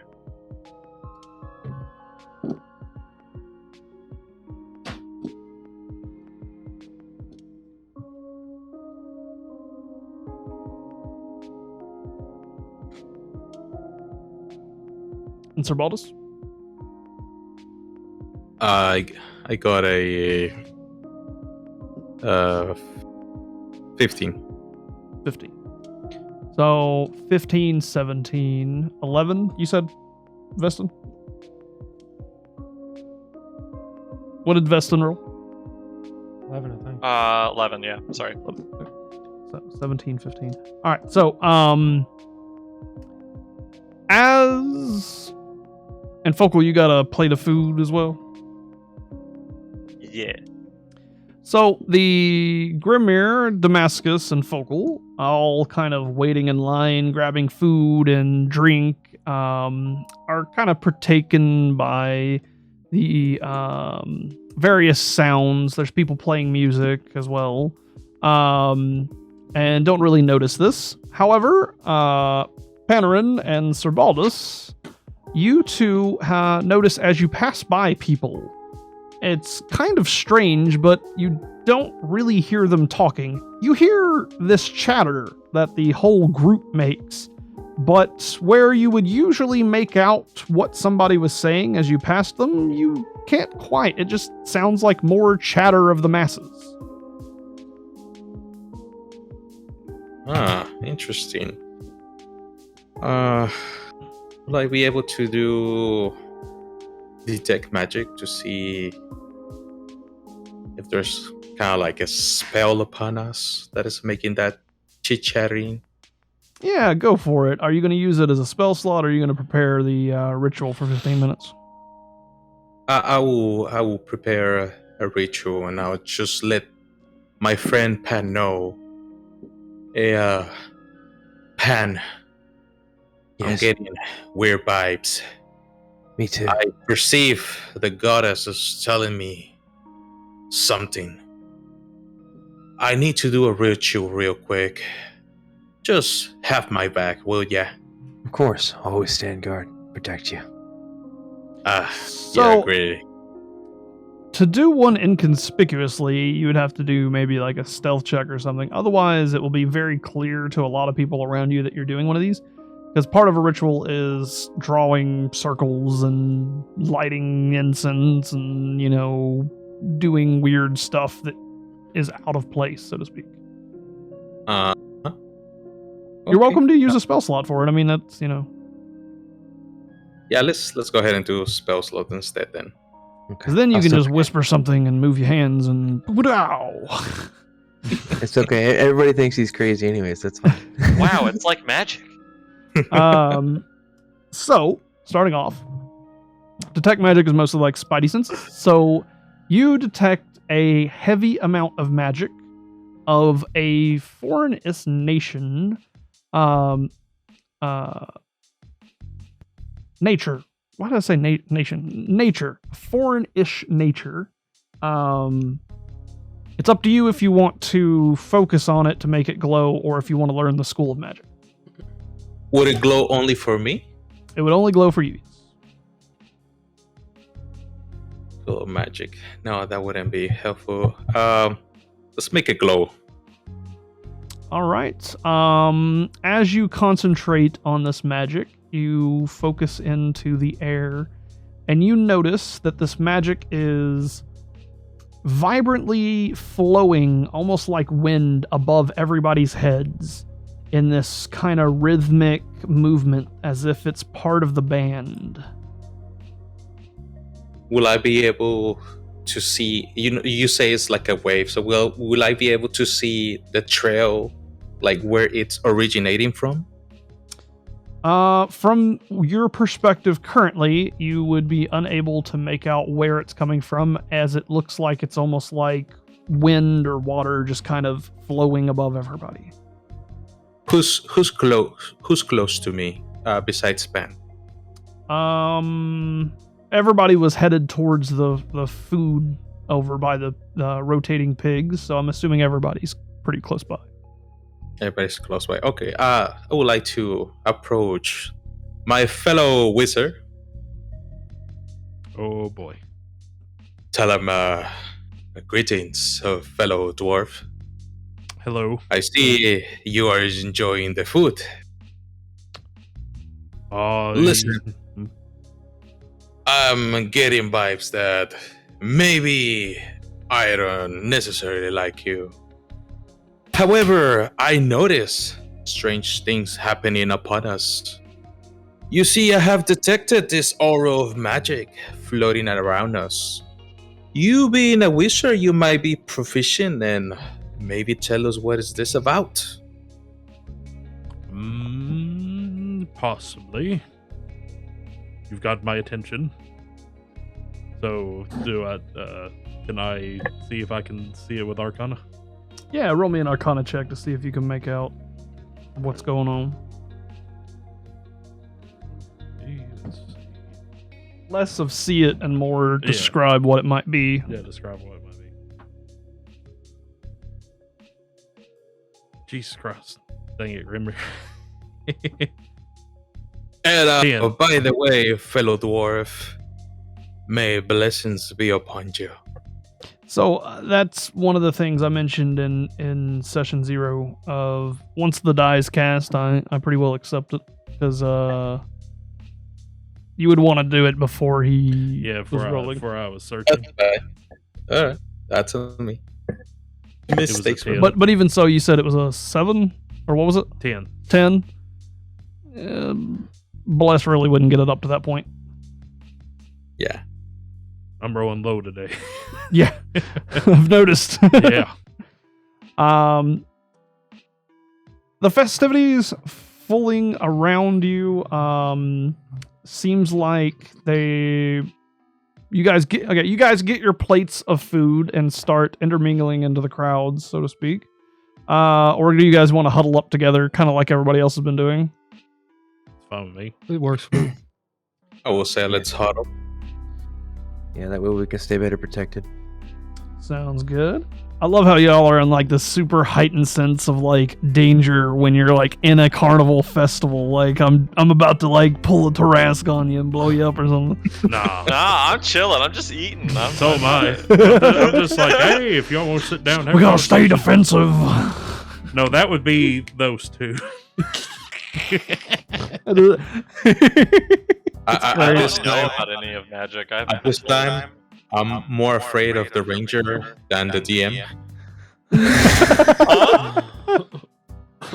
Me? What did I do? Rangers already almost made fights in the middle of town, threw away all of our gold. Anyway. He's so reckless. As you guys are kind of chatting and trying to figure things out and get a sense of what's going on, the chatter that's around you kind of hollows out where you guys can only really hear what you guys are saying. It's kind of just like a background kind of sound. And at that kind of moment, a auburn-haired lady kind of pokes into your all's group and goes, "Good day, gentlemen. Welcome to the festivities. Shortly, Stanmir will be showing up, and we will have a great story. Are any of you familiar of our ways, or is this your first time at our lovely carnival?" This is my Actually, first we are very good friends with Stanmir, and we came here to watch.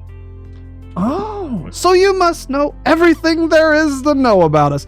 I am glad to hear. A friend of Stanmir's, a friend of mine.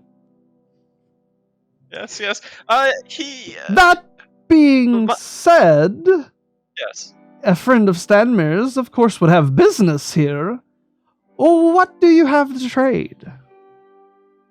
Oh, I have actually come to talk to Stanmir about some private merchandise I recently got my hands on, and I was going to ask you. He did not give us details about where to find him once we got here. I was wondering if you could give us those. So, seeking information. Quite interesting. I'll go ask him and see if he has any business with your kind here. In the meantime, enjoy the mead and enjoy the festivities. Yes, before you go, just to make sure no misunderstandings, tell him that when you go to tell him about our group, tell him that they mentioned, a Madam Ava, please. We do not do business dealings with her anymore, as she whisks out of your group, and as she mingles into the crowd, almost with the flicker of an eye, she gets lost in the faces. Ooh, made him mad. Interesting. It's always the ranger. It's always the ranger! Wonder why she doesn't like her. Interesting question. It seems that there's something maybe a little sketchy going on here, and Madam Ava, the person we saw in our dreams, was involved, but is no longer involved. This is very interesting, because I don't see why she would send us to find Stanmir if they no longer are on good terms.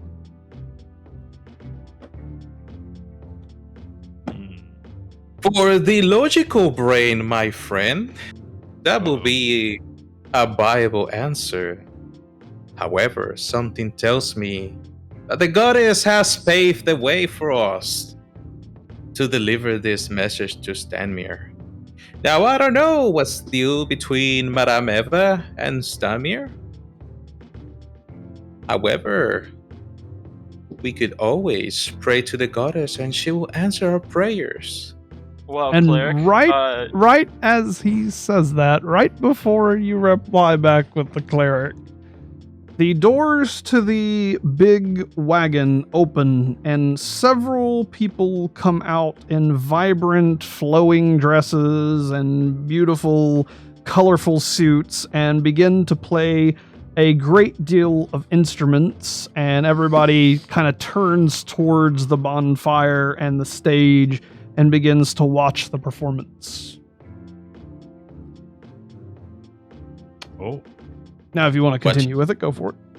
Well, cleric, since your goddess is so guiding, why don't you lead the way next? What should we do? Ah, dear child. Oh, gosh. So young, so naive. My goddess shall reveal the way when she wills and when it's meant to be. For the moment, let us enjoy the show. As I pray for her, will show us the way. All right. As I slowly lean into Damascus with a piece of pig in my mouth as I'm chewing on it, I'm saying, "These guys aren't as good as Boy. dancers as me." As- With that voice. Everybody roll me a perception check. What up, Void? Ooh, ew. I got a 5. Perception is not Oh, no, your sorry. strong suit.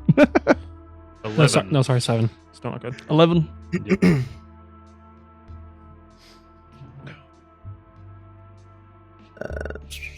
13.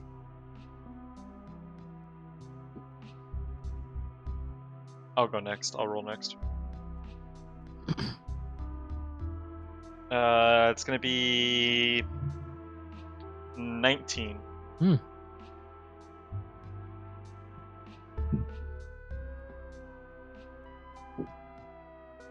Got a 10. Ooh. Each of you are enamored with the show. It is quite the performance. Very lively, very colorful, and quite entertaining. It has captured the eye of everyone, and that kind of chitter-chatter is still at that background noise that you guys were hearing a minute ago. However, Vestan, and you're the only one that notices this, Lovely. you see a kind of flashing figure that moves throughout the group. This gentleman, or really Blur, kind of moves in and out of each of these small groups of people.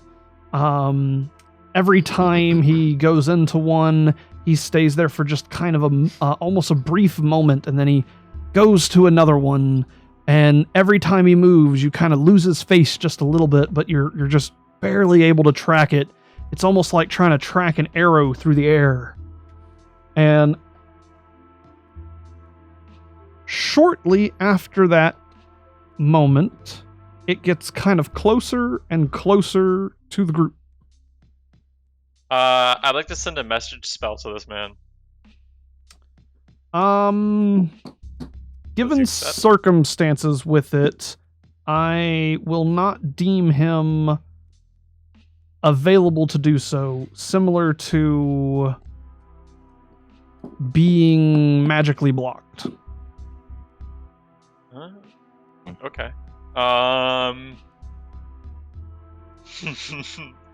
Interesting. So we'll just say that it kind of fizzles as you try to do it. So we can't make him out long enough. He keeps reappearing. And... Well, only Foco's character can. Oh, sorry, that's right. Yeah, Fogel's the only one that sees the Alright, never mind, blurry never mind, dude. We're all just enamored with everything that's going on around us. Yeah, true, yeah. Well, that's not fun. I guess I tell the group what's happening, or are they just so engrossed that I can't even speak to them? No, you can speak to him, yeah. You can mention it to him. Okay. Yeah, I'm just gonna tell them that there's a guy kind of hopping groups suspiciously And approaching. and approaching closer and closer. Yeah. Hmm. Can I, like, try and see who it is? Like, is it someone we recognize? It is quite the blur. Or it's blur. Oh. God. Does anybody have a reaction to him mentioning this, or have anything they want to Uh, do in response? Is he making his way toward us? Like, can Yeah. you keep... A blurry figure dude is headed towards you, is what Fogel basically said. Did he suggest that it was some type of magic? so I can see if I can see what spell is going on. Roll me an or Arcana something. check, sure. And I will allow also Panarin to do so Ooh. for bardic reasons. 18. Oh, Very nice. yeah. Go, Pan. Oh. Oh no. 3. He gets a migraine. That backfired. That didn't go well. Well, Grimmir, as a man that has studied many magical feats and many different schools of magic, you are quite unsure what this could be. There are spells that increase your speed, but most of them don't cause you to be blurry or hard to track.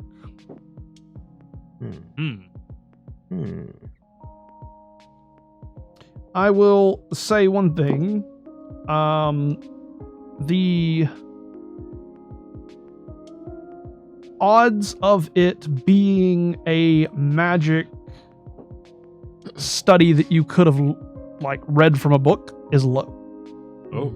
Oh, okay, never mind. Then I tell the group I have no idea what this is, but it's very odd. I was thinking some type of cloaking, but never mind. So if he's coming at us, could I try to, I guess, sneak out of the group and I guess try to get behind this figure? You don't see him though. Yeah, it's only... Oh, You- okay, never mind. Yeah, you Blurry. don't. Yeah. Okay. And at that moment, when Can I wait? go ahead. Can I do something right before? Sure.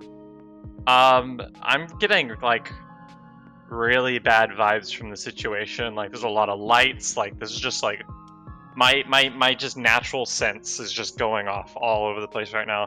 Can I stealth around the group? Kind of is there any shadows? I'll go under the table if I have to.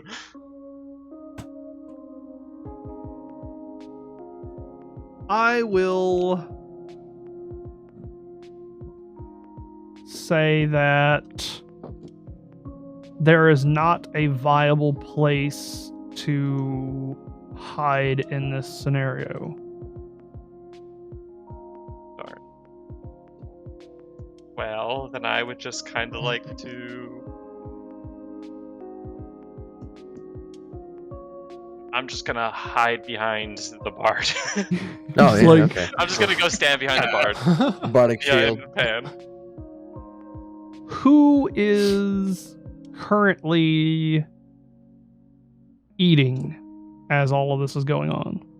I was, but I'm stopping. I think I'm still on. I'm still not in. where I'm Yeah. doing where I was investigating Yep, what investigating. it was. I'll say it's you then. As soon as you finish eating, because I'm assuming he's the only one eating, correct? Probably, yeah. Finishing up, not Yep. far off. As soon as you finish eating, you put your fork down. A gentleman appears into your all's group. This man is the most bombastic looking of everyone. Big, puffy florals, a big, long, pointy hat with a long, beautiful feather in it. He has a long, white beard that goes straight down into a curl. And it is at that moment that he grabs your plate and then grabs your hand, and he looks to the rest of the group while shaking your hand and says, "Welcome to my carnival. I will take your plate for you. I always make it an custom to say hello to all of my guests, even if they have lied about having business with me.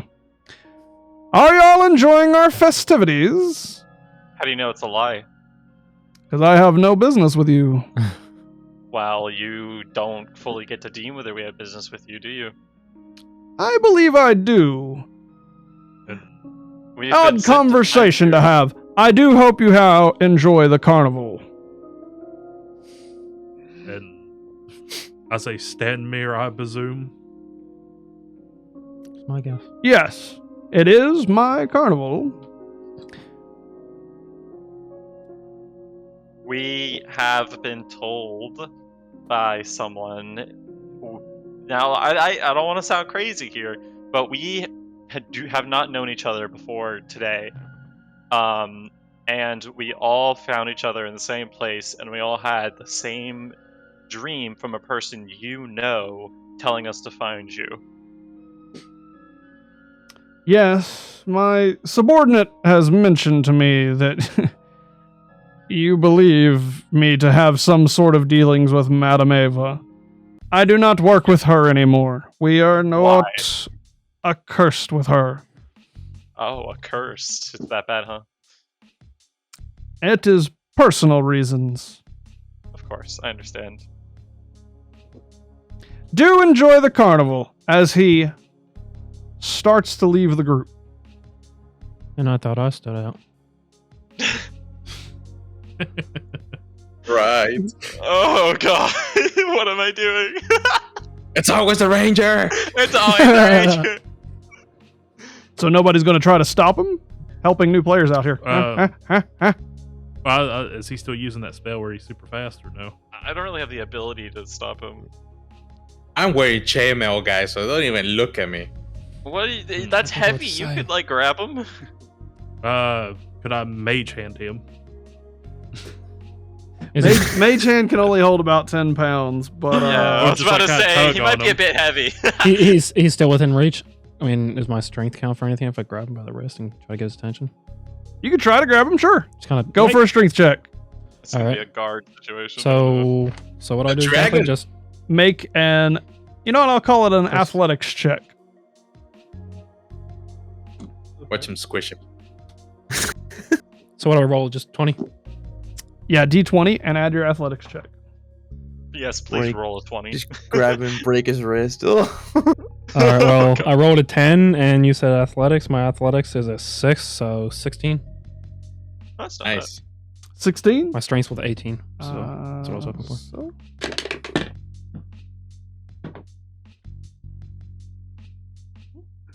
You are able to grab him and stop him from leaving the group just yet. He, with the yank of his arm, turns and goes, "How dare you grab me?" We didn't come all this way to have you leave us. We are looking for you. We Well, need information. You from shouldn't make up business agreements, especially out here in public and such. I have no business with any of you, and certainly not Madame Eva. There has to be a reason why she told us to find you. Please, is there anything you can think of? I apologize for what I was making up. I just thought, as the carnival owner, you would be this big head honcho, and it would be almost impossible for us to find you. I had no idea you would be going around to all the tables, so I just did what I thought was best. I apologize. Your apology is welcome, but I will never work for that woman again. You don't have to work for her. Just tell us, like, do you have any idea why she would tell us to find you? Whatever it is has nothing to do with me. I feel like he's hiding something or he doesn't want to Yeah, I follow feel through. like he's... It'll be a mess for Very him. you know? reluctant. Yeah. Mm. Can I see if he's lying? Yeah, roll me an insight check. Oh, Want to add boy. guidance before he does Lie it? detector time.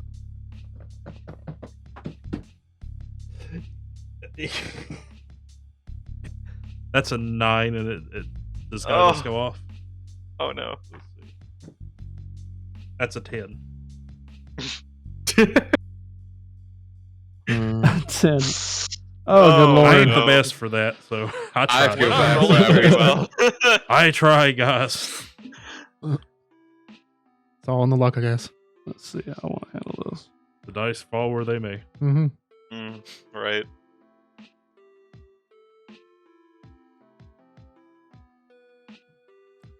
So, at the moment of being pulled on the arm by the Dragonborn, trying to leave the group, he sort of gives a yank in protest to be held against his will. Do you continue to hold on to his arm? No. I don't know if it'll get worse than that. So you let go? But before you let go, I just, like, in desperation, like, I just remember we have these like cards, right, guys? Oh yeah. We have like these like weird cards on Tarot us cards, that just whatever. magically appeared in our Mhm. to ourselves. We'd be like, okay, well, if you don't have any idea, how about these things? They just kind of showed up after our dreams. Yeah, And we we'll all show 'em the we card. show them our cards. Yeah. I like Okay. that. Okay. All right. So, in that case, he gives a quick yank and pulls away and takes both hands and puts them around Focal's hands, covering it. And with a very stern, put that away. Oh, we're on to something. I'll put it away if you tell me what this is about. He gives a slight sigh and says, "Leave that alone and don't allow anybody to see it, and see me after we're done with the festivities. Nice. Okay, where should we meet you? Right here will be fine. We'll be cleaning up after everyone's gone." Okay. Understood. Thank you for cooperating. I appreciate it. Cooperation is a strong word. Indeed.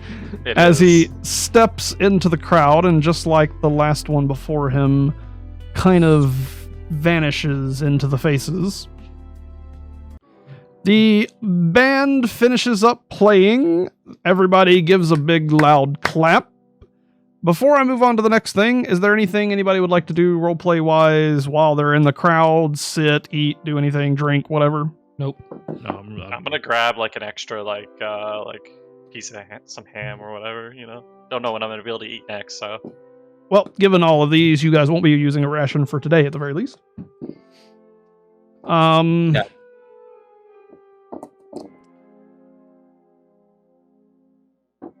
It's 10:05. Are you good for just like 10, 15? No, that's fine. You're good. Yeah. Okay, cool. All right, so I've got to kind of rush a little bit here. So, You're good. No rush. let me grab something real fast here. Meant to have it already sooner, but anyway, the band finishes up playing, and the curtain, not the curtains, but the doors to the wagon close behind them as they go back in. There must be, extra room and the ways in and out of the wagon. I'm trying so hard to get this really fast here.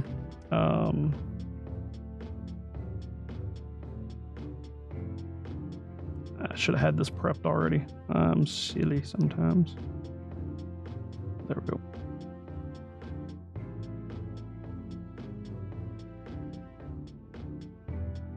Got it. Okay. After a short, brief exchange of people on the stage, Stanmere himself comes out of the big doors and takes the center of it right above the bonfire. He gives out a big breath and belts out, "Thank you all for coming to my carnival. Hopefully our festivities have been wonderful. But, of course, we all are here for the same thing. The great story. Each of you are just like me. We all trade experiences and adventures together. We love a good story. And I'll tell you one from the pages of my people, one passed down through centuries. I do hope you have enjoyed everything. Hopefully the food is to your taste and the mead warmed your bellies. Let us begin. The White Wolf.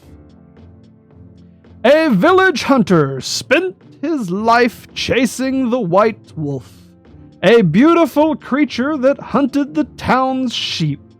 Time and time again, he tried to best the beast with traps, with weapons, and with magic, but to no avail. He was too weak.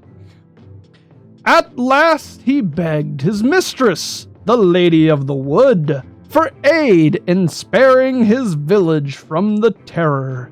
She acquested, and the next night he waited out in the fields for the wolf's attack. Confident that his lady's blessing, he could beat the beast.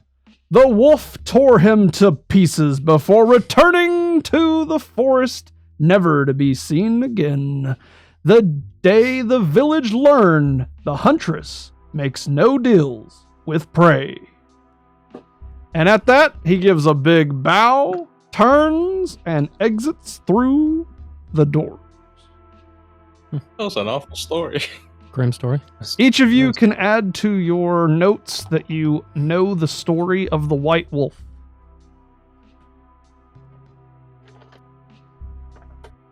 And with that, people go back to chattering and turning towards their small groups and chatting back and forth and all of that good jazz. And throughout this evening, people start to disperse as the main events and everything are tidied up. After a while of hanging out and chatting amongst yourselves, you watch as these brightly clad folk begin to put away things and scurry them into different wagons that dot all the way around this horseshoe shape. After some time, it begins to get fewer and fewer people.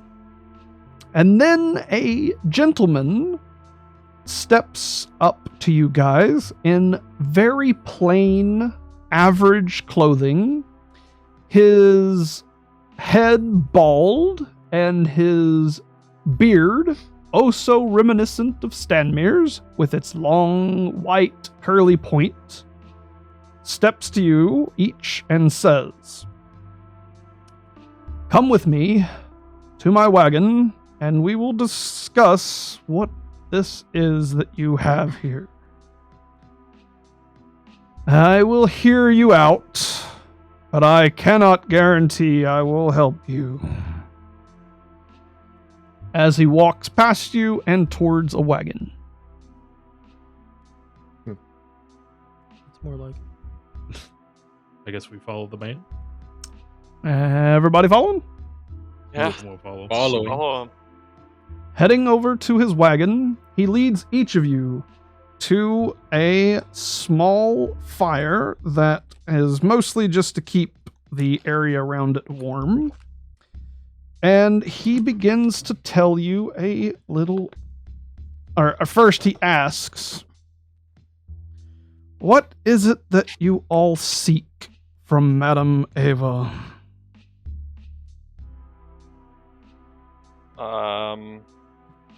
We seek answers, honestly. I Why were we want to know contacted? this redheaded woman that has been in my visions for years. You each have something you want, isn't it? She's offered you something.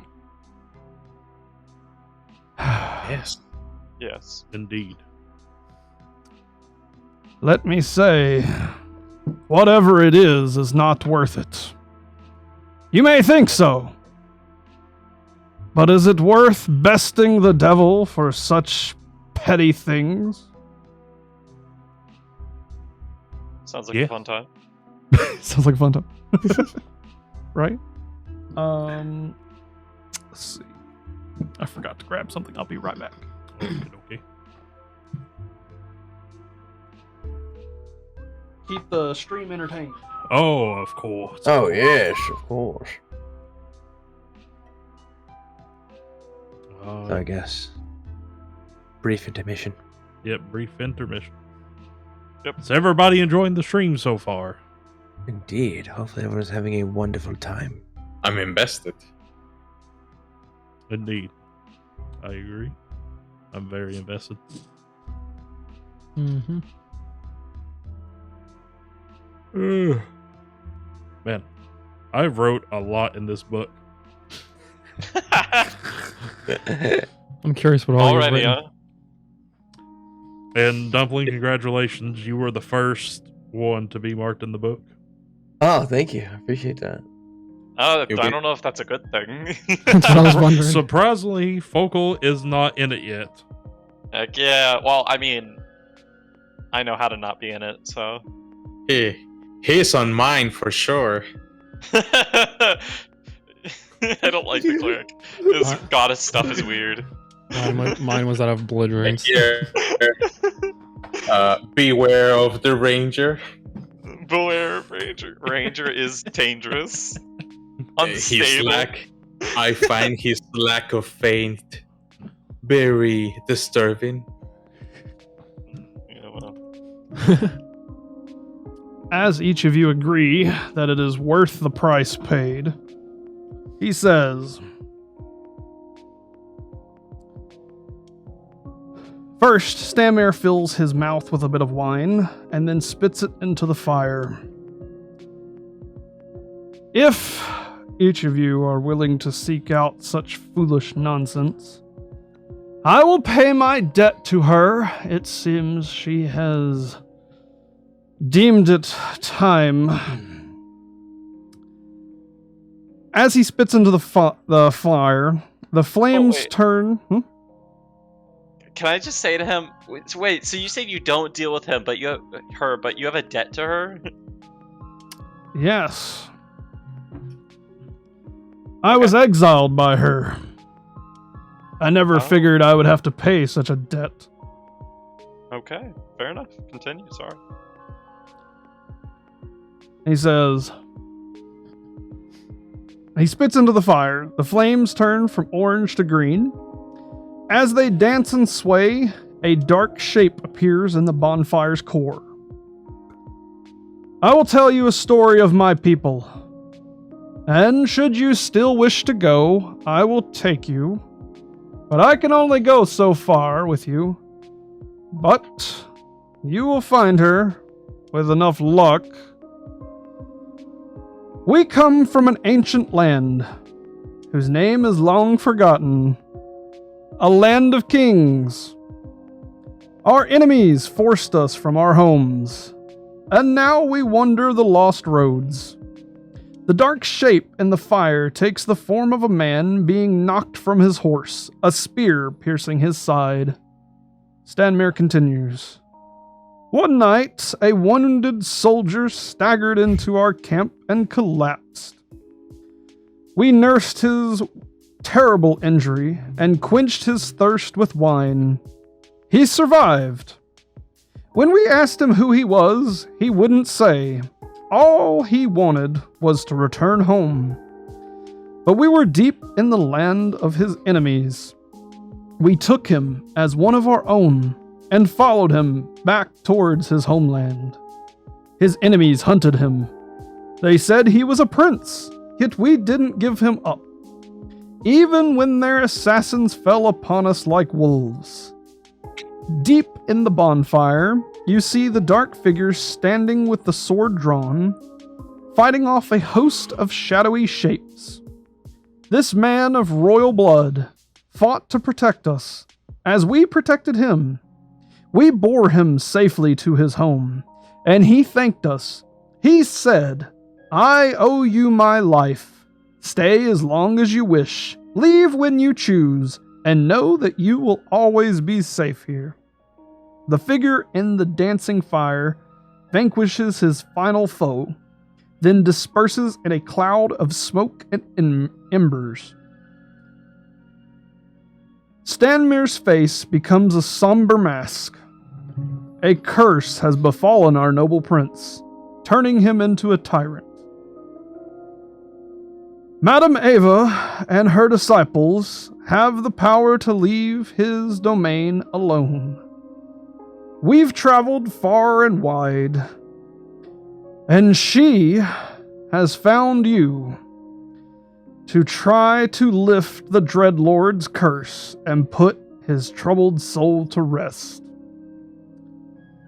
My old leader, Madam Ava, she knows all, and if you wish to speak to her, you will have to brave some of the darkest and the most evilest things known to man. It is not a safe journey, I cannot guarantee any of you will survive. But if you wish to see her, I will pay my debt to her and lead you there.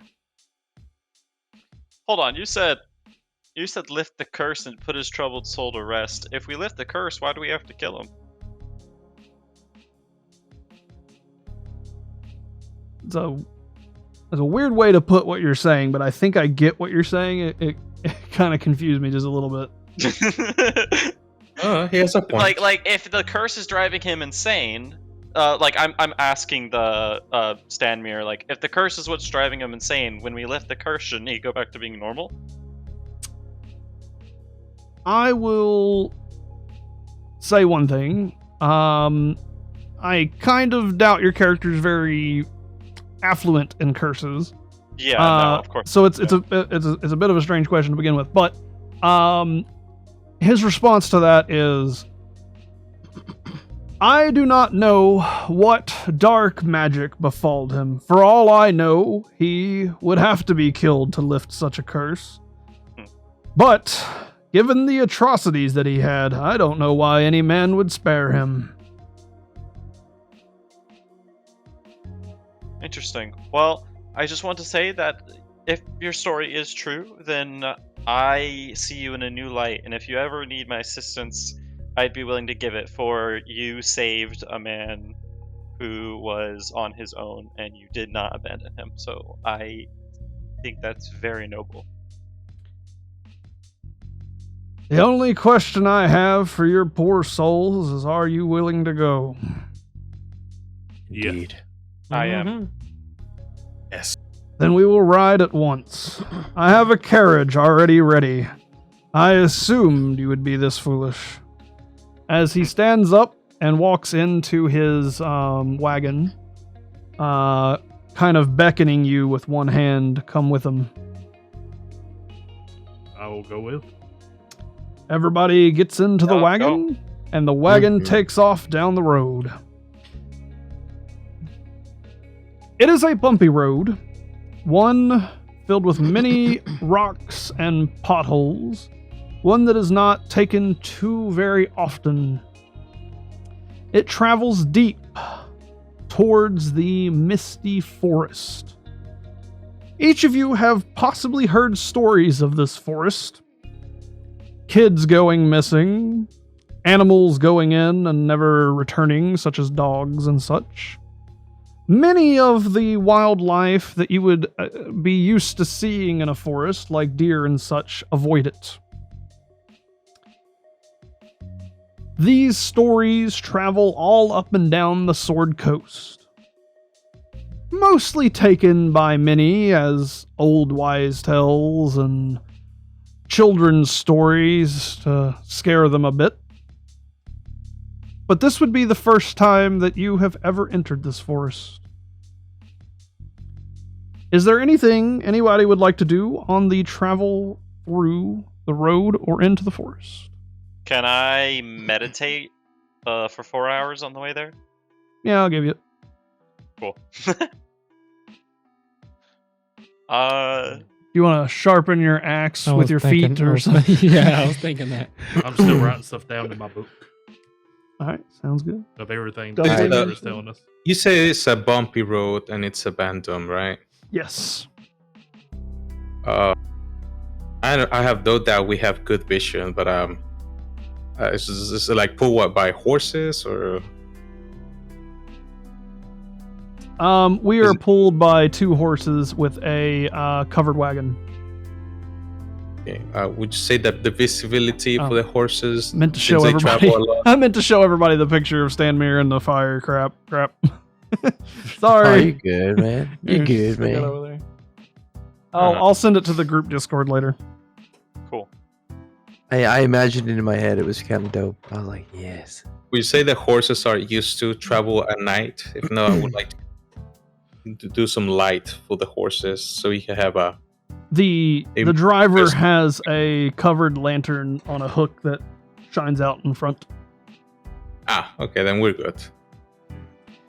All right, as we travel into the forest, you guys notice from the back of the caravan looking out that it kind of envelops and like closes around you, and it is quite dark.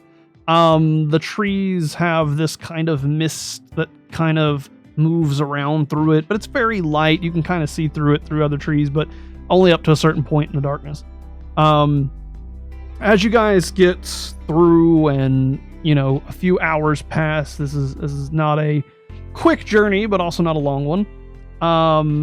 Stanmir has been very quiet and just kind of keeping to himself and staying just like heavy-hearted.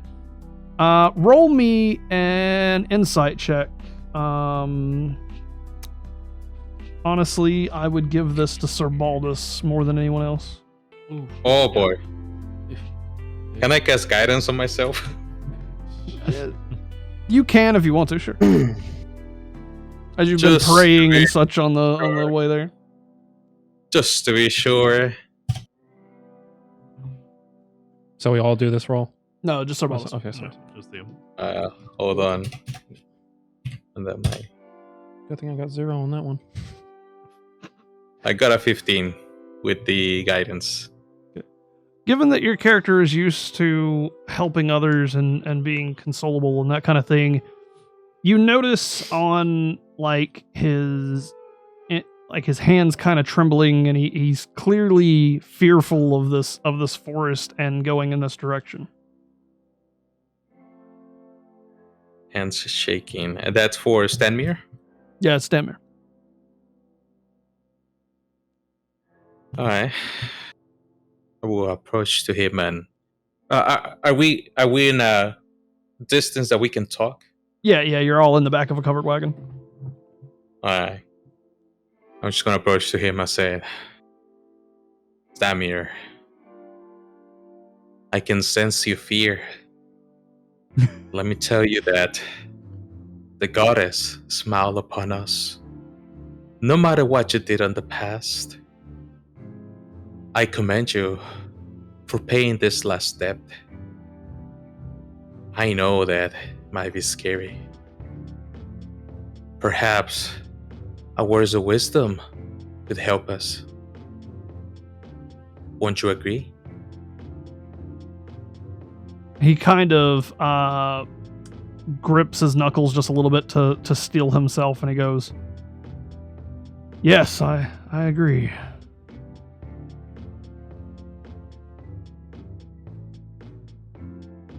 Tell me, Stanmir,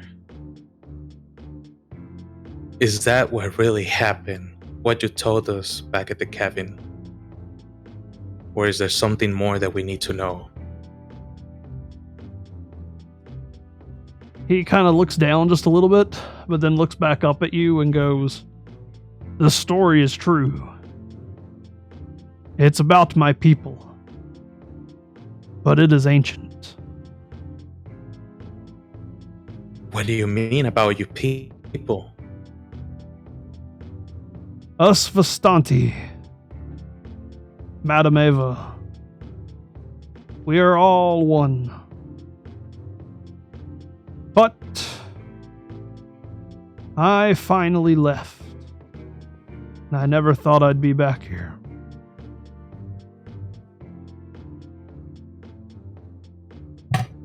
And all of you hear this, by the way. Okay. You I'm were still one? meditating right now, aren't I? Or Well, is that yeah, not- besides meditating guy. Okay. Doctor meditating guy. Strange over here trying to figure out the timelines. What do you My head's just spazzing right now. What do you mean by you were one? In which way? Were you related?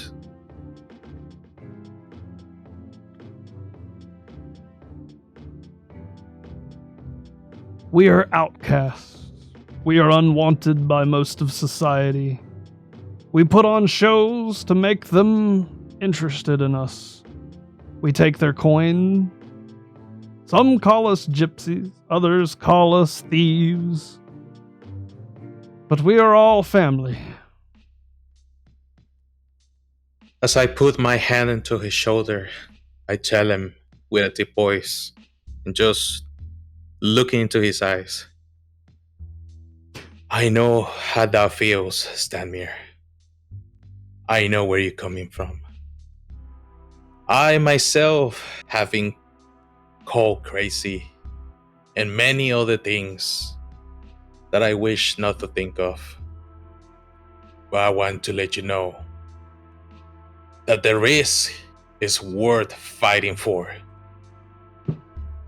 So worry not that we are here, and I expect you to have our backs.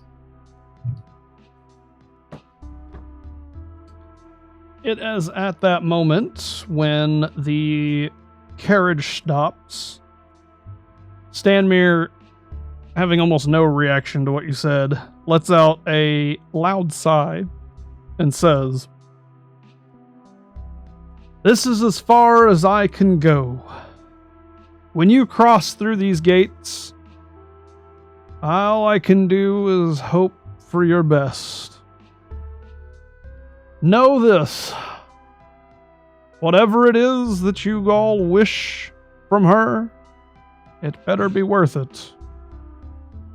And as you guys exit the wagon, you witness these really large wall, and it has a big old gate on it. Ooh. On either side of the gate is these two headless statues of knights with swords. The gate is made out of wrought iron, and they're probably about, I'd say, 5 or 6 stories high, easily. Very, very high up there. One would be reluctant to try climbing them. Who's going through the gates? I will. Me. I'm gonna climb them. No, I'm kidding. As you guys approach, there's large foliage up around the sides where nobody has really tended to it or kept it. Stanmir's carriage kind of circles around, and from the back, you see him kind of wave. He has almost no expression, borderlining sorrow, almost looking like he was waving to old friends, goodbye forever type deal. As the cart goes away. Each of you make your way through the gate. For simplicity's sake, we're going to say you all cross through it at the same time. Mm-hmm.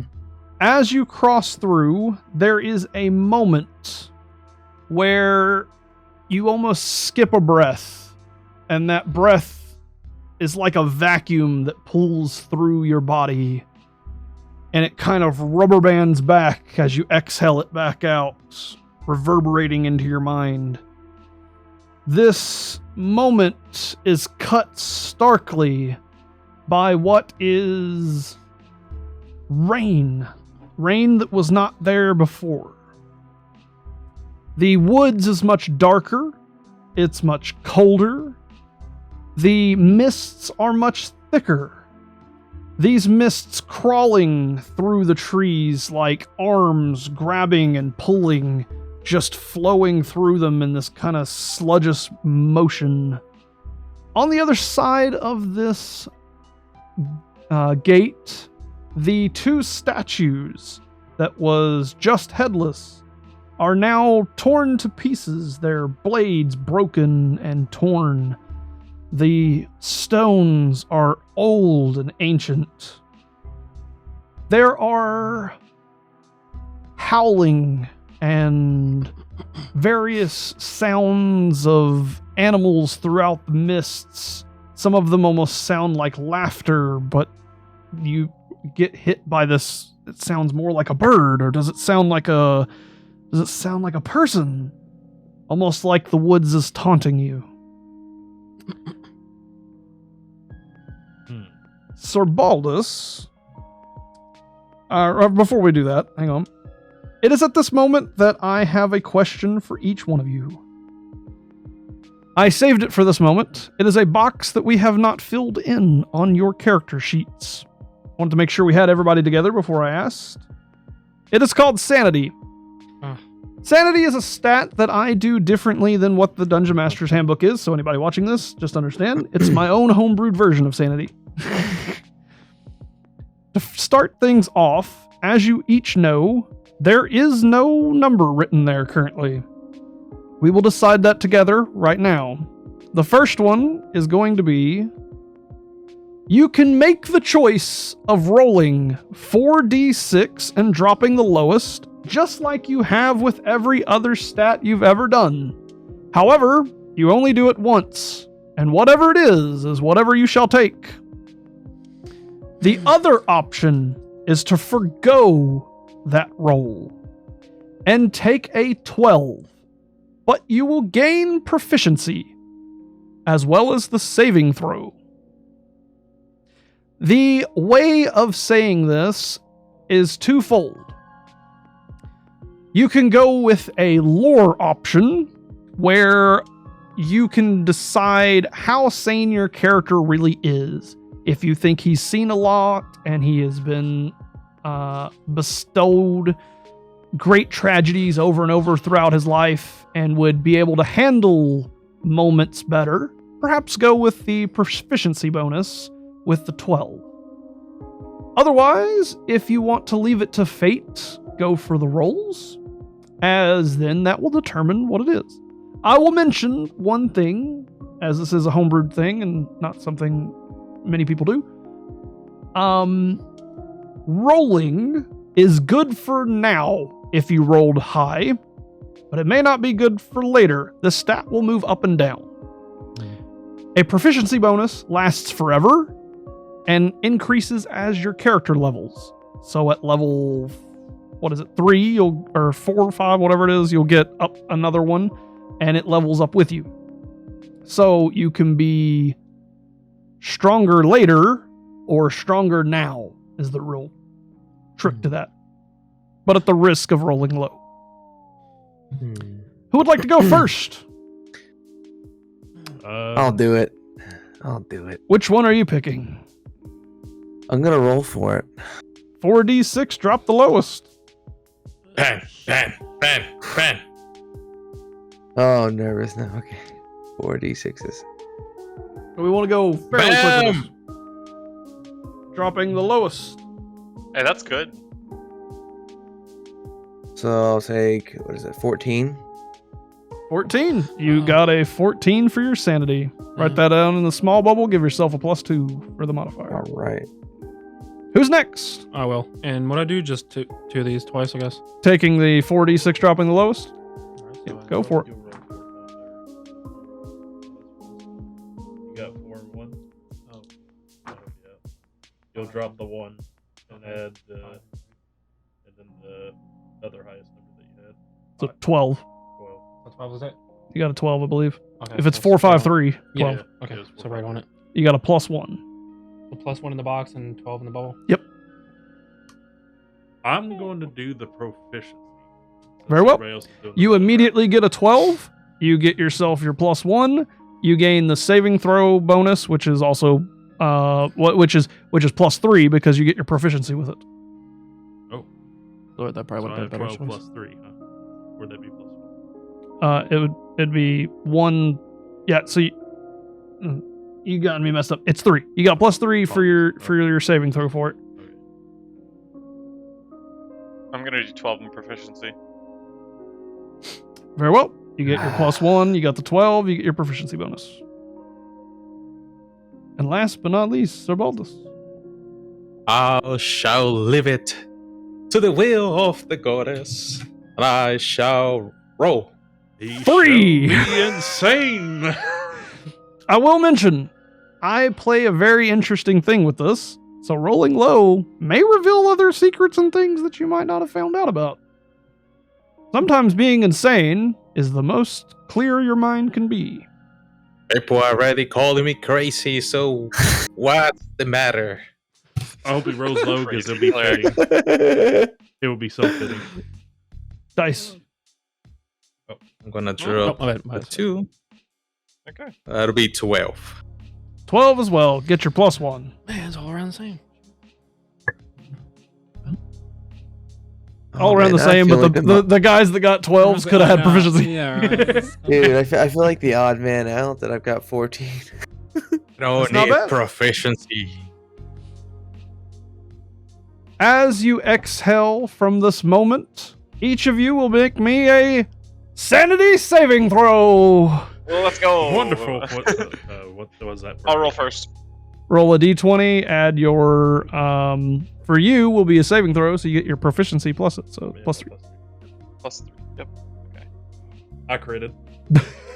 I have 23. I have something special for you. Oh, Oh, yep. Nat 20. 23. Nat 20 on doubles. Heck yeah. Me and the ball. Me and Bo. I got a 6, and then I just add my +1 to that. Yep. 7. Oh no. God, I'm not off to good start. oh my goodness. The barbarian's already I'm insane. It's crazy. okay. Yeah. 2 crits. What about that? Let's see. Mhm. All right, so what is it now? So, let's see here.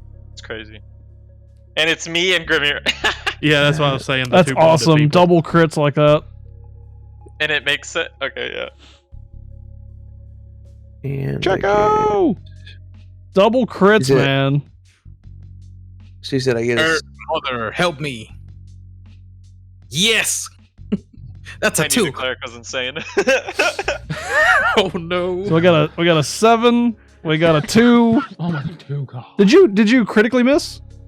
Who, me? No, Well, it was a regular 2. There's a regular 2, so you got a 3.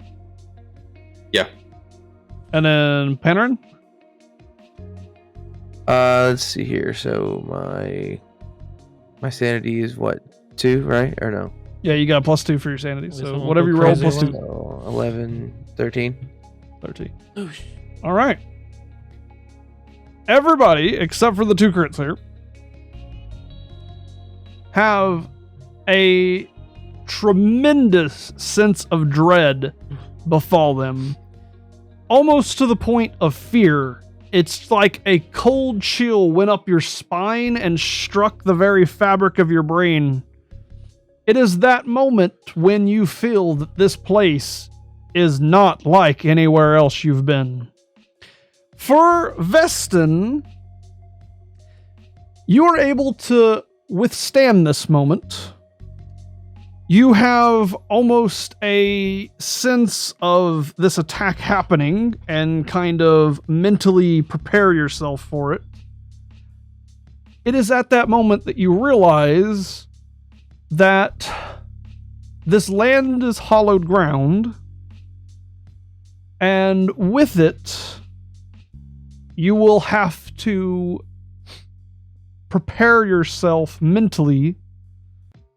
And with that kind of breath of fresh air, you gain 1 to your sanity bonus. Or not Let's bonus. go. 1 to the sanity total, so to speak. The So number. yeah, so you had 12, so now it's 13. All right, cool. And that will happen for Grimmer as well. However, with Grimmer, there is a very particular thing, given his character's backstory. I would like you to make me an insight check.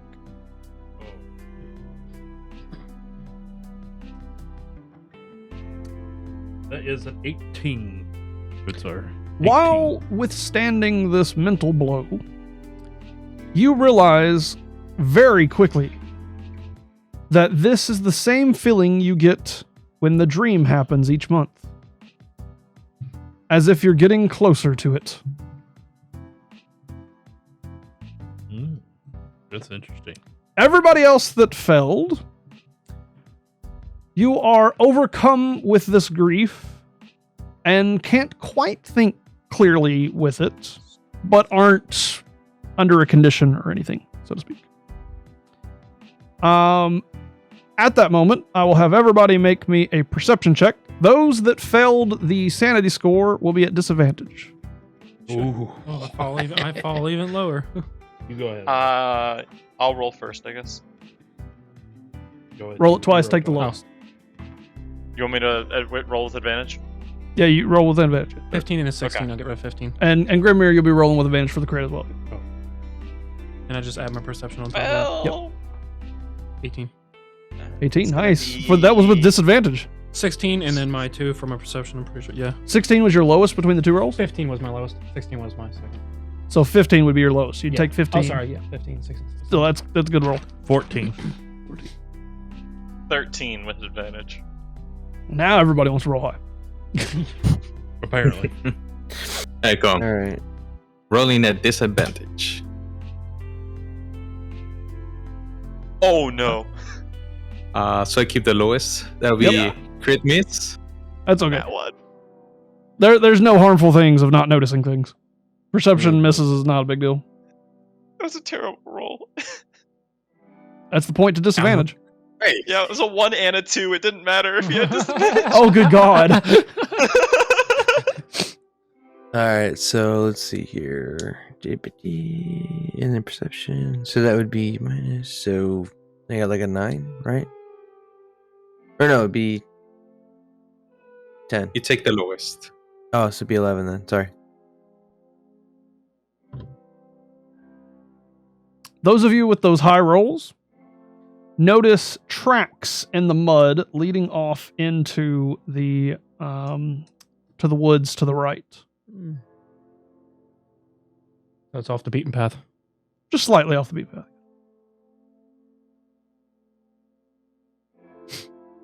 So all feels familiar. I like Anybody track- would like to track- follow the tracks? Yes. Yes. Yes, I will follow. Yeah, I'll go for it. Well, Following the tracks. I believe. Who is in the lead on following the tracks? Me? Oh.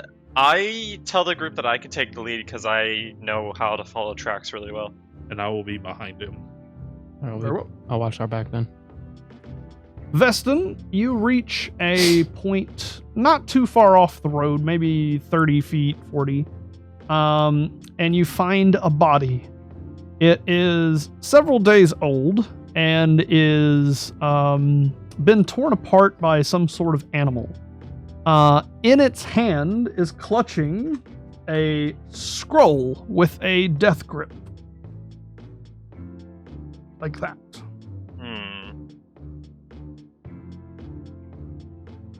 Just kind of like ripping that real hard.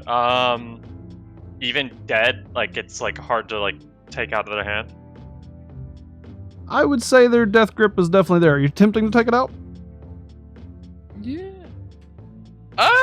You want me to try mage hand it to be safe? I'm hesitant. Yeah, how about you go and try and mage hand that? All right, I Do mage you hand- think, Ranger? I cast mage hand and try to get it out. Then I hand it to. At the moment of casting Mage Hand, Oh.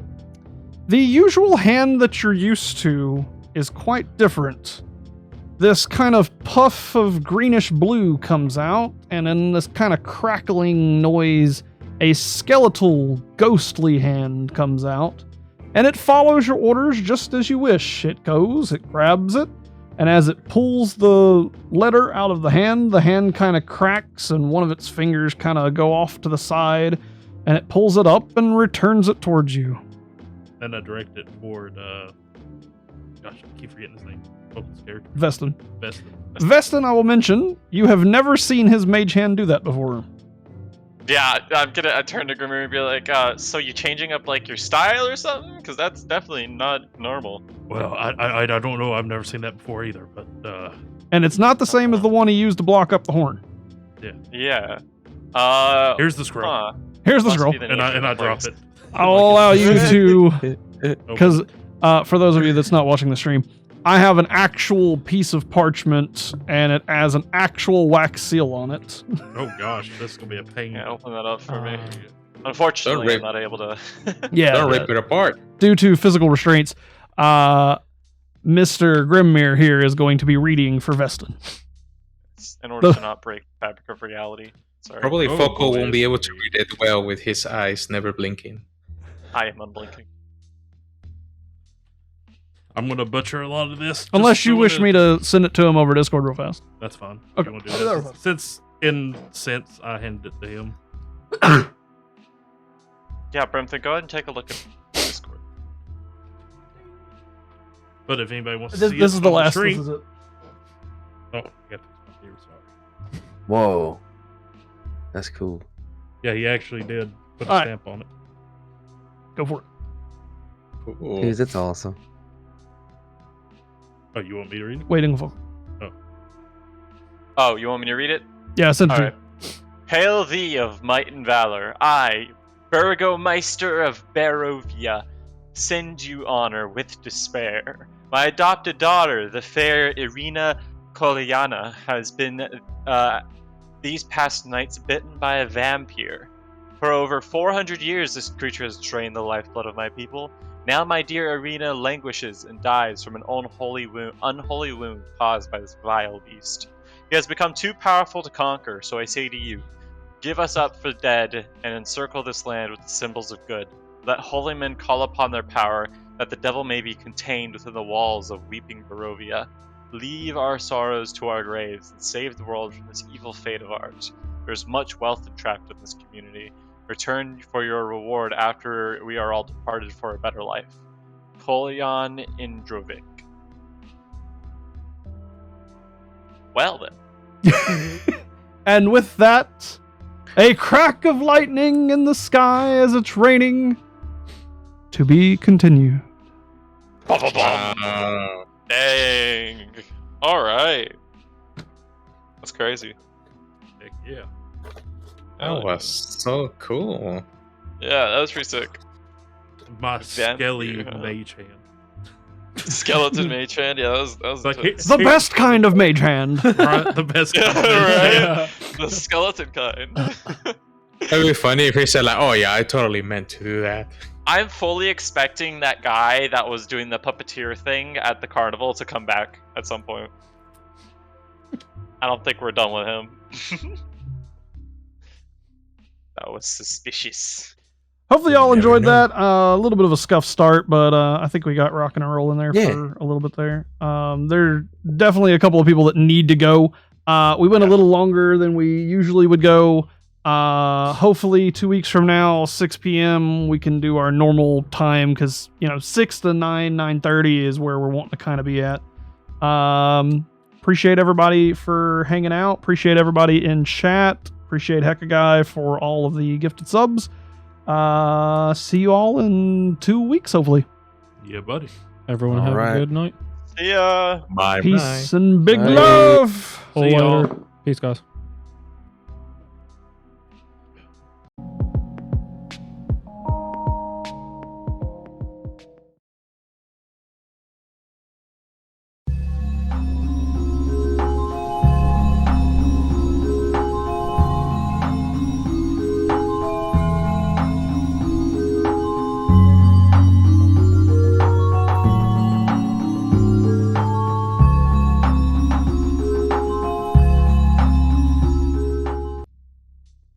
Greetings, mortals. Brimthen Brawler here, and welcome to the Curse of Strahd campaign. I have a little bit of a message for you guys, so we're going to start off with that.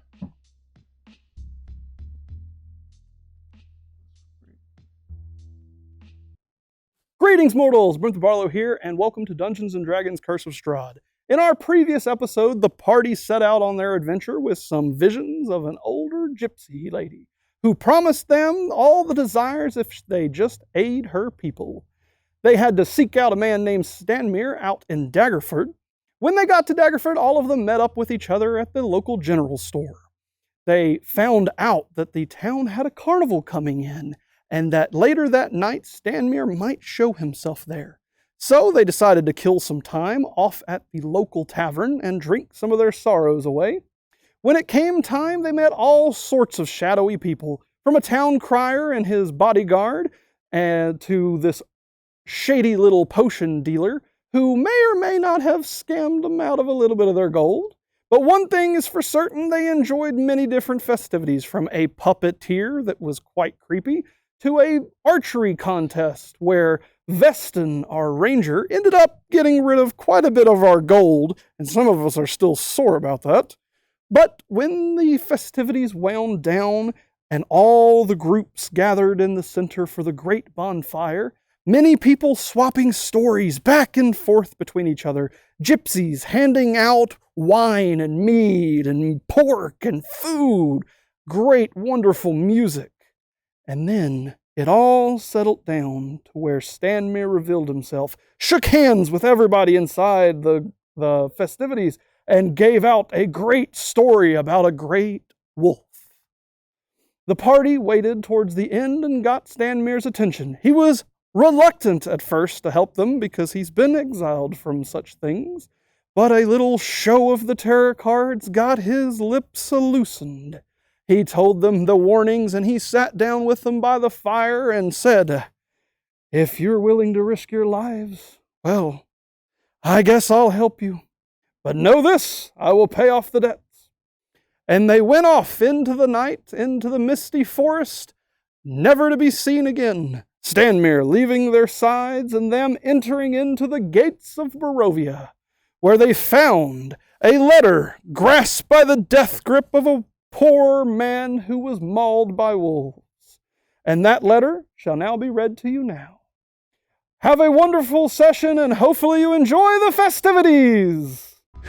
Greetings, mortals! Brimthen here, and we are going to get started with the Curse of Strahd campaign right here. We are going to go right into it. I have a particular spot that I'm wanting to get to in the story, so hopefully we can get there tonight. But let's introduce everybody here. Heading on over to the boys on Discord. Welcome, Panarin. Hello, hello. Welcome, Veston. Salutations. Welcome, Sir Baldus. Well met. And then joining us in the table room, we have Damascus. Hello, all. And Mr. Grimmir Mountainfist. Greetings, all. And of course, your lovely host, Brimthen Barlow as DM. I should probably put my glasses on. That would be smart. I'm telling you, man, all the small little things add up, and it just makes things so fun to mess with. All right, let's go to the no map first. All right. As you all know, we are left last session hanging out in the misty forest. You guys have taken a nice little journey off with Stanmir, and he has led you to this terrible, terrible place. Where we left off, we had read ourselves a little note, and I will allow, I think Veston is going to read it to us one more time just to get us started here. Just to kind of set the mood a little bit, the party members are standing around a dead body who has been chewed up by some sort of animal, and you guys are off the side of the path leading down the forest side, and Veston had just got done reading this note. Hail thee of might and valor. I, the Burgomeister of Barovia, send you honor with despair. My adopted daughter, the fair Arena Kolyana, has been these past nights bitten by a vampire.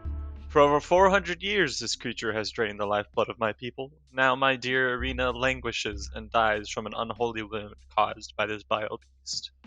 He has become too powerful to conquer, so I say to you, give us up for dead and encircle this land with the symbols of good. Let holy men call upon their power that the devil may be contained within the walls of weeping Barovia. Leave our sorrows to our graves and save the world from this evil fate of ours. There is much wealth entrapped in this community. Return for your reward after we are all departed for a better life. Kolyan Indrovic. And after he has read this, is there anything special anybody would like to do? I would like to look for tracks.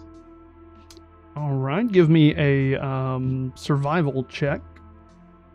Survival check. Oh, Remember, everybody likes fudge. Mm-hmm. everyone likes fudge. All right, let's see here.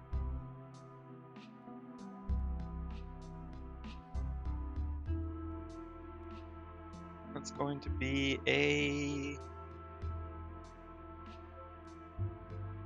16. And given your affiliation with beasts, you recognize that these are wolf tracks, and there was probably around 6 or 7. The particular pattern for these, given that your chosen ranger archetype was going to be beasts, you notice that they're not a normal kind of wolf pack. it appears they are a lot more structured and strategized. You can see places where one or two stood, and it was almost like they were guarding flanks, and that it was one particular one was the main focus of moving around, almost as if they were like a humanist, like army style. All right. I turn to the group and I say, we need to be very cautious in this forest. These are no ordinary wolves. They're highly intelligent, more than normal. I see. Wolf's a wolf. You hit it with a Nerf ball, they'll die. Every wolf bleeds with a blade. This is the people I've surrounded myself with. These are the people that you were told to party with. That, yeah. I would also, if I'm capable and there's nothing wrong with this, I'd like to take half my arrows and dip them in the spider venom. Okay, yep, I welcome that. I will say this utilizes also half the bottle. Okay. So that's 10 venom arrows and 10 normal arrows. Sounds good to me. And half a bottle of venom left over. Yep. Indeed. You are all standing out in the middle of the woods, surrounding a chewed up corpse. Well, should we go back onto the path, or should we have a gander out in the woods, which is probably the more danger option? Are there no tracks from the man who died? Yeah, there's some tracks from the man who died, mostly leading from the path. It looks like he stumbled and fell into this kind of ditch that you guys came down around into. Should we follow... okay, turn to the group. Should we follow the woods, or should we go where he came from? I would like to check how old is this body. Roll me a medicine check, because he is very badly torn up. One would even say mauled.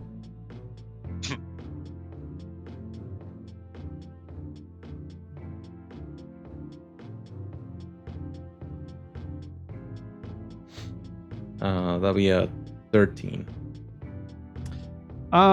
Given the destruction of the body, so to speak, it is very hard to make it out. But what you do kind of gather is that he was a human, darkish brown hair. Couldn't have been older than 50, but not younger than really 17 or 18. I guess I would like to read it. I guess what I wanted to know is how old is this body? Oh, how old has he been dead? Yes. It appears to the decay, and given that you're a life cleric, it'd be easier for you to know this. The amount of decay represents roughly about a week. A week old. All right. So I would like to turn to everybody and, hey, it seems that this body is over a week old. Probably the animals, being wolves, they probably won't be there anymore. I say let's go head out for wherever he was coming from. I agree. That's I cool. agree. All right. You guys head back up towards the path. Again, the trees loom over you like dark shadows. You can't see the sky, it's so dim and dark, but you would believe it to be nighttime. As you go through the forest, the mists and the fogs kind of pull themselves through it as if they're like reaching forward and pulling themselves through the forest. The mists are so thick through it. As you guys travel, you hit a clearing, and you see out into this beautiful valley. And in this valley, you see a river that glistens in this sort of almost moonlight. Roll me a insight check, each of you. Remember to take turns. I'll be the last one. I can go first. 10.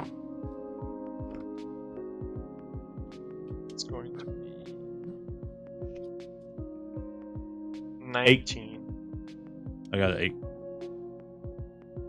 10.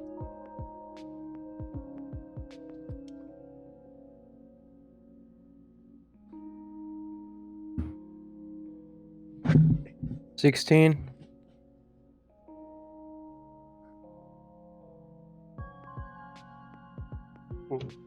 Oof.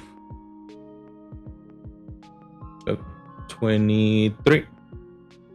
Jeez. Nice. Yeah. Insane roll.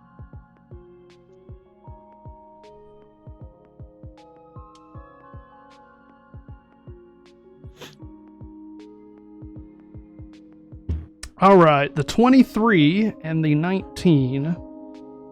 The clouds and level of mist that's through here make it seem as if it's nighttime. But the 23 and the 19, you will kind of realize that no, that looks a little bit more like the sun. And both of you find it quite odd that it is the sun because you left at the dead of night. And it hasn't been long enough for the morning to come by. There's what you guys see. Also check the D&D group. Oh, okay. Blue 19. I did. Does anybody else notice the sky? They would believe it to be roughly nighttime from how the sky looks. Okay. I do see it.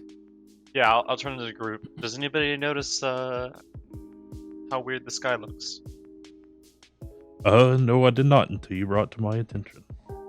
I thought it was just nighttime. That doesn't look like the moon, but that doesn't make much sense.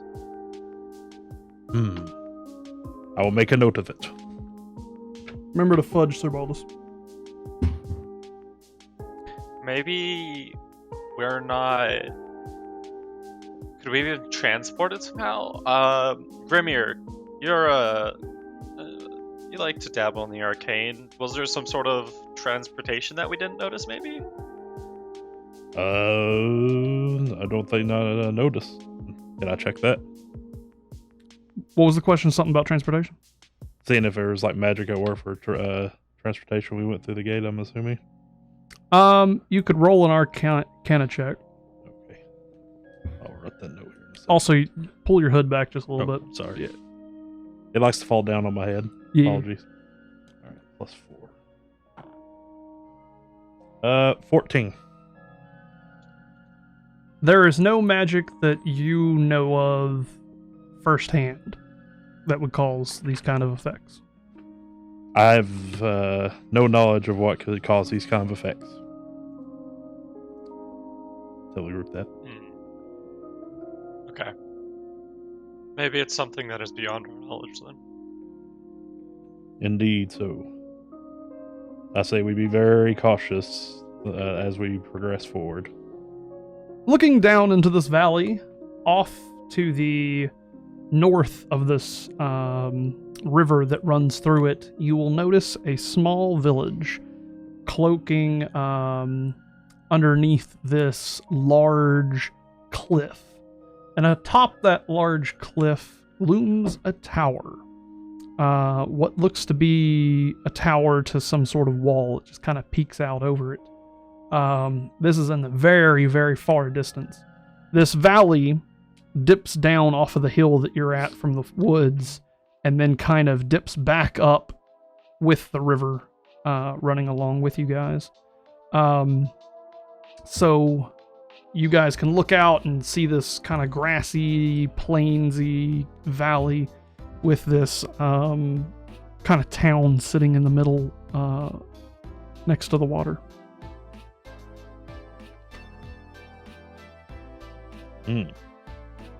Shall we go to the village and ask Yes. around?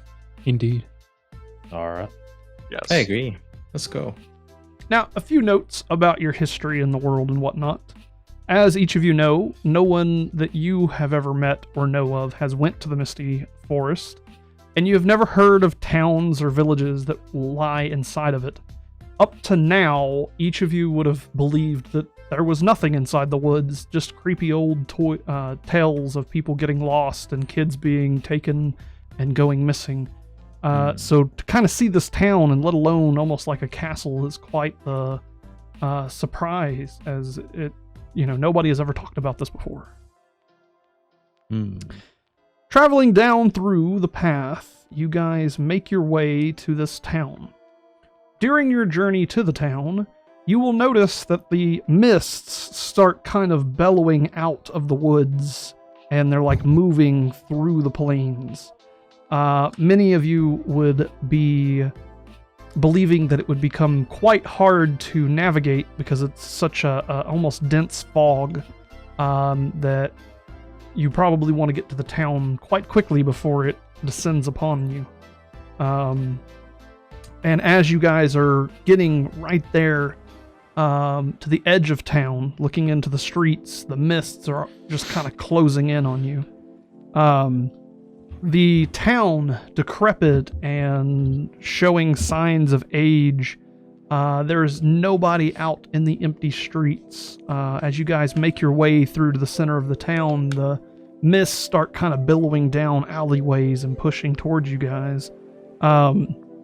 You notice as you are walking through one of the streets, a girl and a boy, the girl being much older than the boy at around 12 to 15 years old, and the boy being around 8, are crying out in the middle of the street. And there is no adults or anyone around, and the mists are slowly kind of creeping in. Oh, I want to go and check on them. I will follow suit behind the Me- cleric. Me too. All right, so Same. Claire's going to check on it. Okay. The houses in this area are tall and dark as tombstones. There are several closed up shops that you pass by. The girl and boy are softly whimpering, and as you guys are approaching, you see the girl start hushing the boy and telling him to quiet down.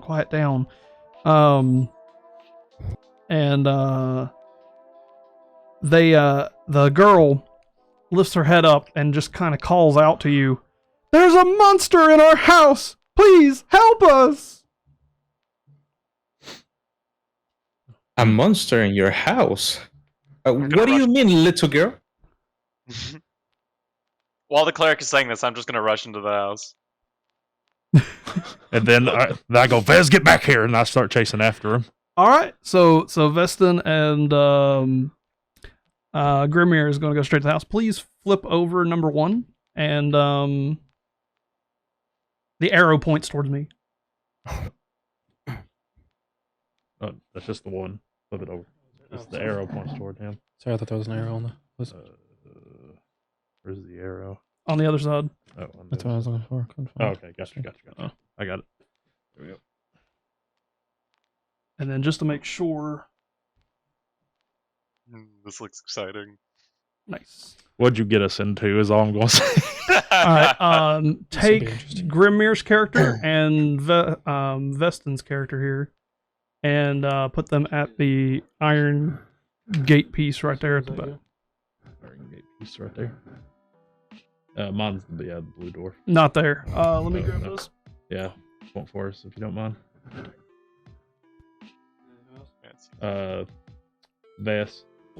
Veston. And I'm assuming Sir Baldus is It's, back with the kids, asking that question. I think it's the white haired. Yeah, well, they get everything situated. Could be wrong. I just like to inquire on the boys, try to suit them. What was that? What'd you say? Oh, I was just saying, while they get everything situated, I would like to ask further questions.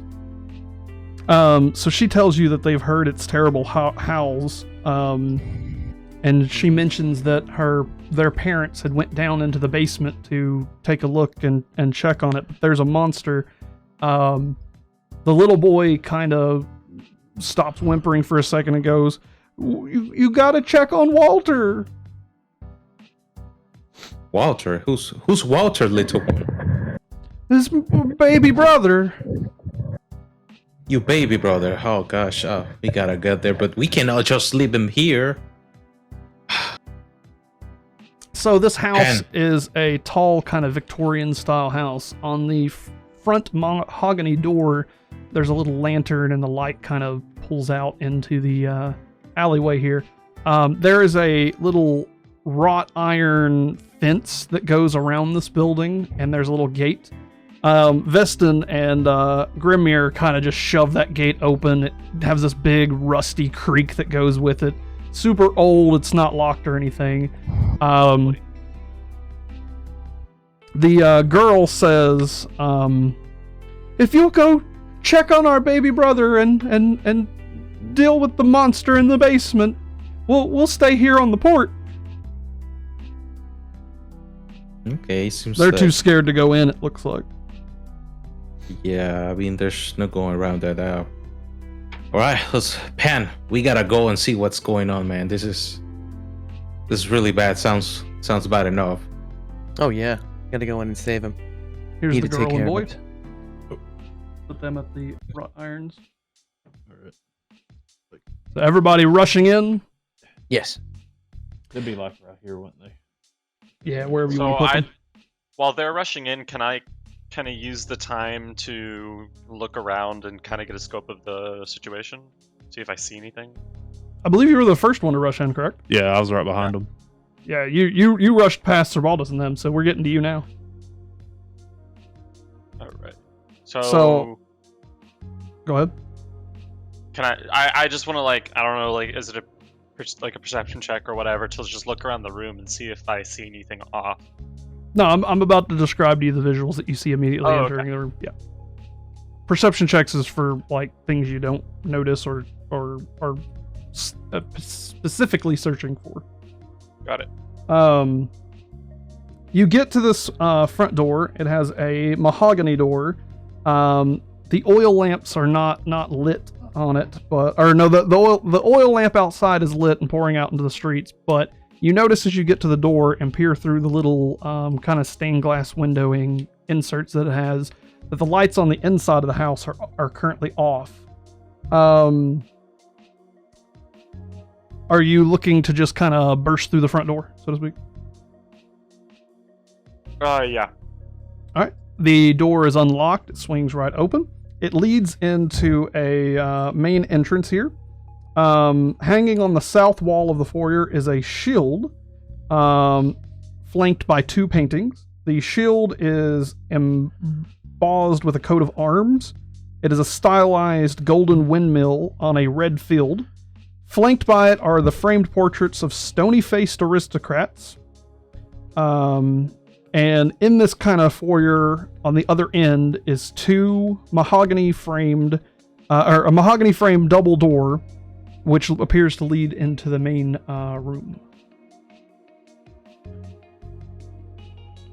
Okay. From here, as- Damascus, you have little doors. Anywhere you see one of those little like white bars that look like they're a door on the map, just put a door there.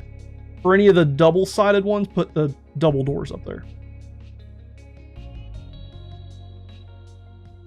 And just continue that trend, so to speak. Yeah. Anytime someone goes through a door, go ahead and just like remove that door. All right. Just remove I do- those two. And move them Go ahead. back here too. Can I do like a? Can I look at the sigil, the coat of arms, and see if I recognize it? You do not recognize it, but it is a golden windmill on a red field. Got it. All right. Then has Sir Baldus caught up yet? Have you called up, Sir Baldus? Pretty sure, yeah. All right. So I think everybody's together right now. I'm assuming we're going into the main room. No. Get their figures and move them with us. Before Or we move did to the you main go room, into? I'd like to. Well, they First got of you all- guys already moved to the main room. The foyer was right here. Yeah. Mm. He's got So y'all all of- already in the main room. Yeah, the child It's say okay. anything important? it'd be all right. Yes. He mentioned to look after his baby brother Walter, Walter. who And- is in the basement. That the monster was Alright. in the basement, but that the baby brother's in the house. Correct. Monster. Shall we go through Alright, the well mahogany then. double door? Hmm. I'd like to go upstairs to check with the brother. All right, so we're going to go through the mahogany doors and into the main room. This No. main hall is a Actually, wide hall that runs the width of the house, with a black marble fireplace at one end and a sweeping red marble staircase at the other. Mounted on the wall above the fireplace is a longsword, with a windmill cameo worked into the hilt. The wood panels of the wall are ornately sculpted with images of vines, flowers, nymphs, and satyrs. This decorative paneling follows the staircase as it circles upwards to the second floor. There are several doors inside this room, one leading to what appears to be like a den type area. There's one that leads to a what appears to be maybe like a cupboard or a clothing room, and then one that appears to lead to like a kitchen or pantry. So, Panarin has decided to go on up the stairs. So set him at the top of the staircase right there That's for me. the one with the Mhm. here. Put it up at the top of the stairs. There you go. And we'll get to his situation in just a moment. What would like everybody else like to do? Hmm. Guess I'll go up with him so he's not alone. All right. So our Damascus will follow up with the bard. I would just like to head into the basement, but I'd like to ask if anybody else would like to come with me. Do you know where the basement is? Yeah, we Oh, We- well, we the have no door idea next to yet. the kitchen, the door next to on the left of us, So you after what appears to be the kitchen. see, left of you. Okay, so towards the dining room, basically. Yeah. So put Veston over to the dining room, and you can remove the dining room's door. yeah, you can just move the doors. Well, that was the closet door. Oh, Only one door over at the dining room. it's the dining room. Yeah. No, Yeah. no, that's just Yeah, he's yeah, correct. That okay, the one alright. he's trying to lift. Yeah. All right, so you go into the dining room. What about everybody else? I'm actually kind of curious. Can I smell anything in here, like rot or anything? So, this floor of the building is very clean. There's not really any dust or mold. It is fairly dim in here as the fireplace is not lit. None of the oil lanterns that dart the wall is lit either. Whoever has lived here has kept it very clean, tidy. Everything seems to be kind of new and not tarnished. Well, I turned to the cleric. Are you going to go with? Are we going to split up into? Are you going to go upstairs, or are you going to go with Vess? I would really like to help you with the monster, but I think the life of little Walter it's priority right now. All right, I need I'll to find him. all right. I'll go with Vess to make sure that nothing happens to him. You know, he's a loose cannon. All right, so Sir Baldus's character, the gold dwarf there, move him up with the stairs, and then move the other dwarf over with Veston. We'll start with the dining room. The centerpiece of this wood-paneled dining room is a carved mahogany table surrounded by 8 high-back chairs with sculpted armrests and cushioned seats. A crystal chandelier hangs above the table, which is covered with resplendent silverware and crystalware, polished to a dazzling shine. Mounted above the marble fireplace is a mahogany-framed painting of an alpine vale. The wall paneling is carved with elegant images of deer among trees. Red silk drapes cover the windows, and tapestry depicting hunting dogs and horse-mounted aristocrats chasing after a wolf, hanging from an iron rod bolted to the south wall.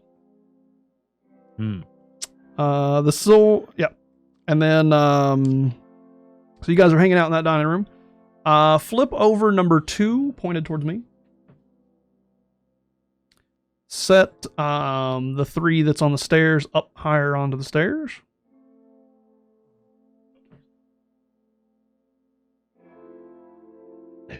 Trying to let my robe get into the dust tray.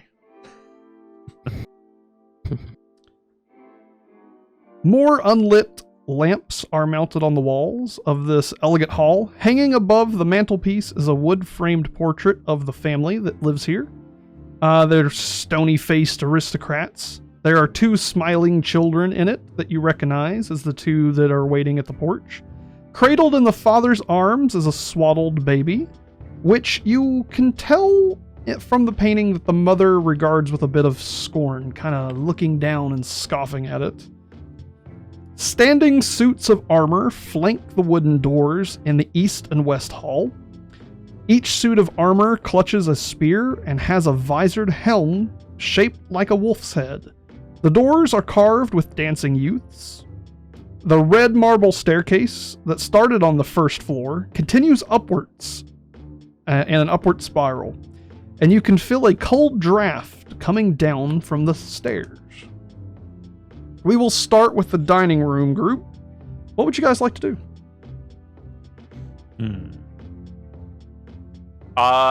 There's no apparent monster or person in this room other than me and Stan Grimnir, right? Nope. But there is a door that leads to the kitchen and pantry and back out to the main hall.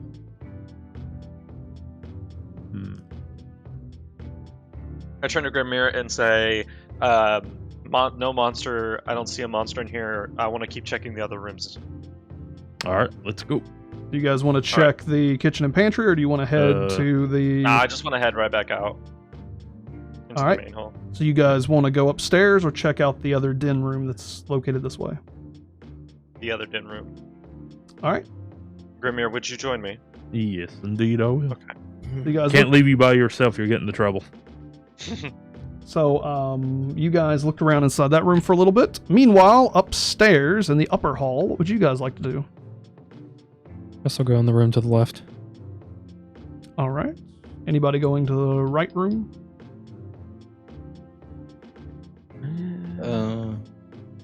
Yeah, I'll go to the right room. All I'll right. go to the left. I'll go to the left room. Let me see what's left. Okay, so they're going there. Okay. You guys are headed to... Those of you heading to the left room, as you open up these mahogany doors, you see gossamer drapes covering the windows of this elegantly appointed hall, which has a brass-plated chandelier hanging from the ceiling. Upholstered chairs line the walls, and a stained glass wall hangs depiction of beautiful men, women, and children singing and playing instruments. A harpsichord with a bench rests in the northwest corner. Near the fireplace is a large standing harp. Alabaster figurines of well-dressed dancers adorn the main mantelpiece. For those of you going to the other room, you find a library. Red velvet drapes cover the windows of this room. An exquisite mahogany desk and matching high-back chair face the entrance and the fireplace, above which hangs a framed picture of a windmill perched atop a rocky crag. Situated in the corners of the rooms are 2 overstuffed chairs. Floor-to-ceiling bookshelves line the south wall. A rolling wooden ladder allows one to easily reach the higher shelves. The desk has several items resting atop of it, including an oil lamp, a jar of ink, a quill pen, a tinderbox, and a letter kit worth of stuff containing like waxes and paper sheets.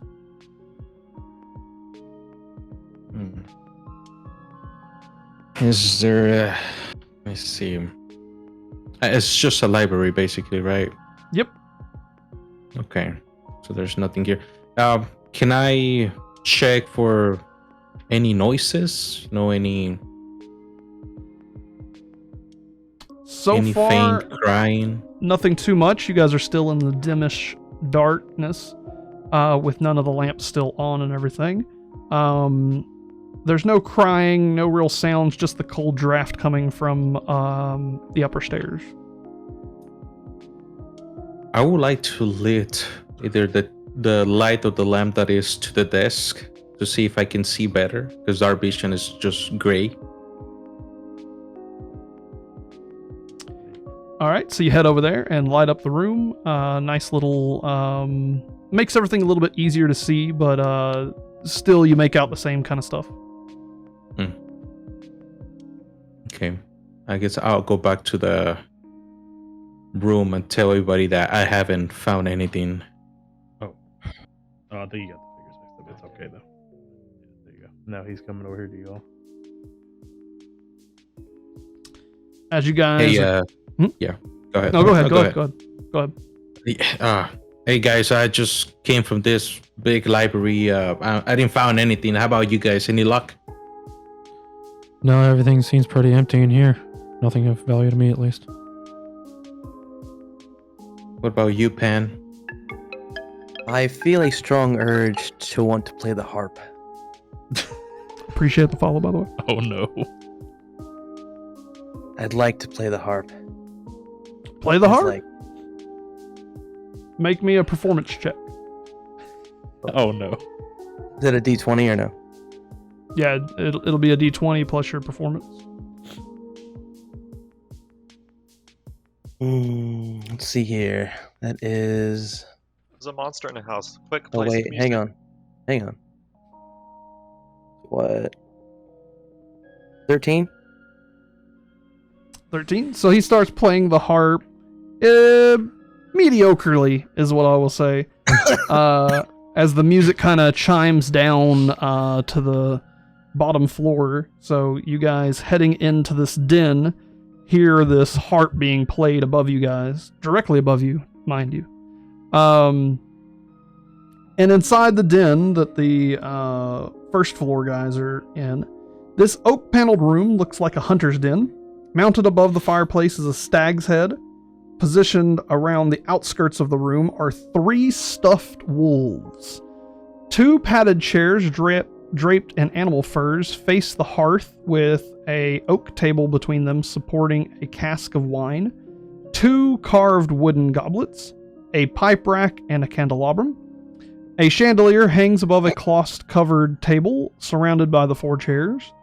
2 cabinets standing against the walls. The east cabinet sports a lock, and the other cabinet does not. And one is in the east and one is in the north. Cabinets. Can I? So there's no apparent like other people in here as well. Nope. I'd like to run and grab the wine and then run out of this room. What? Alright, so you go run over and grab a cask of wine. This is a medium-sized kind of barrel, so you won't be able to just put it in your pocket or whatever. You'll be holding it with both hands. Well, I look at Okay. Vez. I'm like, let me help you out with that with my magic wheelbarrow. So you cast Esther's floating disc. Yeah, I cast this floating disc. let you set the barrel. Yeah, set it on there. All right. Let's take this wine with us. Let's go. And is there another door other than upstairs? There is the kitchen and pantry that you haven't checked on. Before we do that, turn to Grimnir. Before we enter the other rooms, let's make sure the people, our friends upstairs, are okay. And then I'd like to use message to ask if they're all right, if there's anything going on.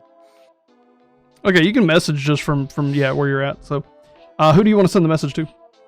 Sir Baldus. So, Sir Baldus, you get like this little ping. Do you accept the call? I do accept. All right. My message is, have you found Walter yet? Is everything okay? No signs of Walter yet. We'll keep looking. All right. And then with that, I'm gonna turn to Grimir and say, sounds like they haven't found any monsters or anything, but Walter is still missing. Perhaps we should keep checking the rooms down here. Indeed. We might want to go back and check the pantry. He could be tucked away in there somewhere Yeah. as well. He could have been Maybe. under the How dining about- table. He could have been behind the curtains. He could have been behind the cabinet, in the cabinet. How about you go check the pantry? I'll check the kitchen real quick. Okay. Well, the kitchen and pantry is connected to each other. Yeah. So you guys both go to the kitchen and pantry, Yeah. and I'll focus on you guys for just a little bit longer here because the kitchen's its own thing. You're good. You're good. The kitchen is Oh, tidy Bring with the wheelbarrow. yeah. Give him the wheelbarrow for sure. It's got to stay near me. Just this keg, just ooh. As this like magical force disc is carrying his wine. Thirsty anybody? Oh, I have a question. Whenever Go for we're it. done. I was gonna say, since we're thugging stuff, can I take the armor, like the wolf head armor? Like, I just want to like dismantle it and take it. Yeah, you can. It is quite heavy and may weigh your character down to the point of being over encumbered. Could I have Sir Balls just carry it? I'm already wearing a chairman, bro. I don't know. I know, but you know what though? If you can wear this armor, it's an upgrade, my guy. No. Well, how do you know that is the question. But the other thing I'm is just like- checking. You may want to wait on the magical wheelbarrow to come upstairs. Ooh. Yes. Oh, They wait. don't know it's out yet. They don't know my wheelbarrow's out yet. But mentioning, because we do have newer players, you could have grabbed the shield off of the wall or the sword off of the I was fireplace. thinking about that, but I didn't know because I was like, Forgot man, about that's really that. bad. I don't want any like bad juju. I was like, I was thinking about that too, but I couldn't use it. You guys Just have take stormed the into some other pen. people's house and just started like stealing everything they have. give it. But anyway, moving on. Kitchen and pantry. The kitchen is tidy with dishware, cookware, and utensils neatly placed on shelves. A work table has a cutting board and a rolling pin on top of it. A stone dome-shaped oven stands near the east wall. Its bent iron stovepipe connecting to a hole in the ceiling. Behind the stove and to the left is a thin door leading to what appears to be a well-stocked pantry. On the southwest corner, built on the side of the wall, is a dumbwaiter. Is anybody here that don't know what a dumbwaiter is first? I do not know what that is. No. Okay, so I'll tell you about what a dumbwaiter is. They're the old Victorian style little servant elevator things where you put like food or items in it and then pull the string and the elevator goes up and down to go to the different floors. So if you've ever seen like, some older movies or Scooby-Doo mystery movies type thing, you'll see these Sweet life, dumbwaiters. Cody. Yeah. Big enough for a child to get into. Kids love getting into them. But anyway, to finish up about the dumbwaiter, it is a fairly large dumbwaiter at about 4 foot wide. It's stone shaft connecting to a wooden elevator box attached to a simple rope and pulley mechanism that must be operated manually. Hanging on the wall next to the dumbwaiter is a tiny brass bell attached to wires and buttons that appears to go up into the ceiling. It is very clear that a small character could possibly squeeze into an elevator box. Perfectly dwarf size. And I hear him say that, and I'm like, what? I turn.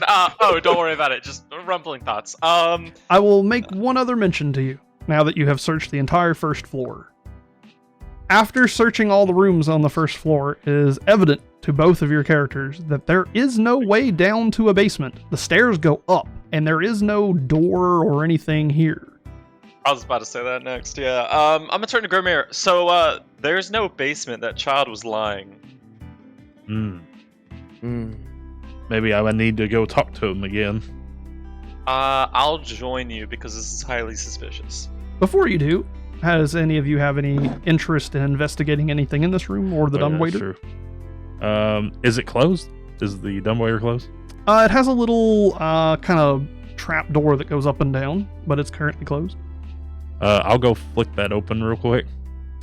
As you open it, you see that it is empty. However, it is quite apparent after opening that it may go down. What the heck? Whoa.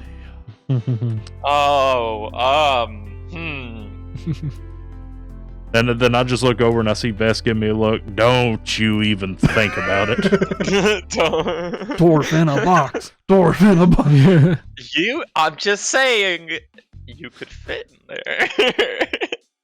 And I'm just saying we don't know what's down there. It is evident that if somebody was in the box, they wouldn't be able to operate it themselves. So at least one other person would be needed to raise it up. Well, and I down. want to talk to Vess, and I take a deep. Grimnir takes a deep sigh, and says, "If I do this, I'm writing it in the book that you made me do this." Or do you want to go? On the plus side, if you die from this, I don't have to worry about the book. I mean, what? You. I think before we take a risk, maybe we should go outside and talk to this child, huh, Grimnir? Hey, let's go do that first, and we'll come back. All right, sounds like a plan. Okay. All right, so you guys head back out to the porch. Before you get there, as you are looking out, because the front door has these kind of glass panels that you can semi-see through. They're a little bit stained. You notice that the fog has completely engulfed the house, that it's just kind of billowing out around the streets and everything. Opening the front door, a little bit of it kind of seeps into the room even, but that the children are still sitting out on the stoop of the porch. Well, I look at them both. Go ahead. Nothing. Okay. I look at the two children and I go, "There is no basement except for a dumbwaiter that goes down." How do you get to the basement? Give me just one moment.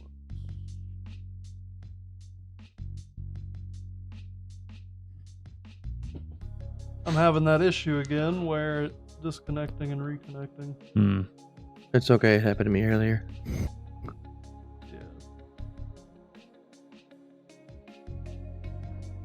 So as you ask the children about the how to get to the basement,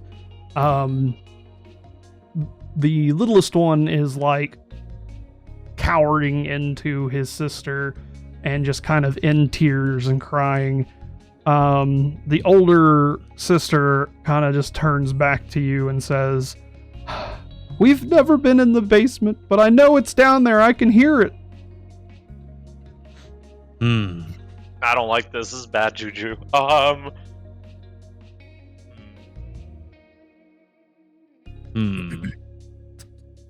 Sitting there thinking, Welcome to Bad Juju, the campaign. yeah, right. Can I? Is there any way for me to see if there's like any magic vibe about the house? Sure, make me an Arcana check. As you kind of try to read the situation. I got a 9. Other than being cold and drafty, you wouldn't be able to tell. I look over at Vaz. I said, "There's only one thing to do." And I hate you. As much as I'd love to do that, child, where are your parents in the basement? I think they went down there to look. But how would they fit in the dumbwaiter? That's 4 foot. You can crouch down. Are you asking them? Yeah, sorry. The dumbwaiter? What do you mean? But there's no stairs. All we see is a dumbwaiter that goes down.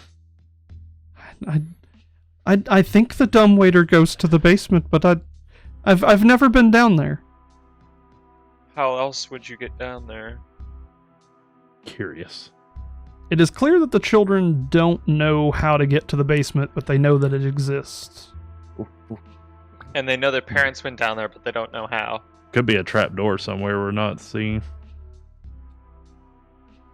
Mother never wanted us to ever go down there for some reason.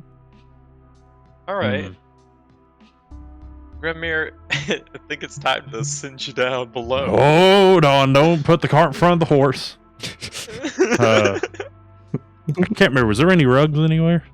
I'd say there's a few. Yeah. Let's go tear up the rugs and see if there's a door underneath them.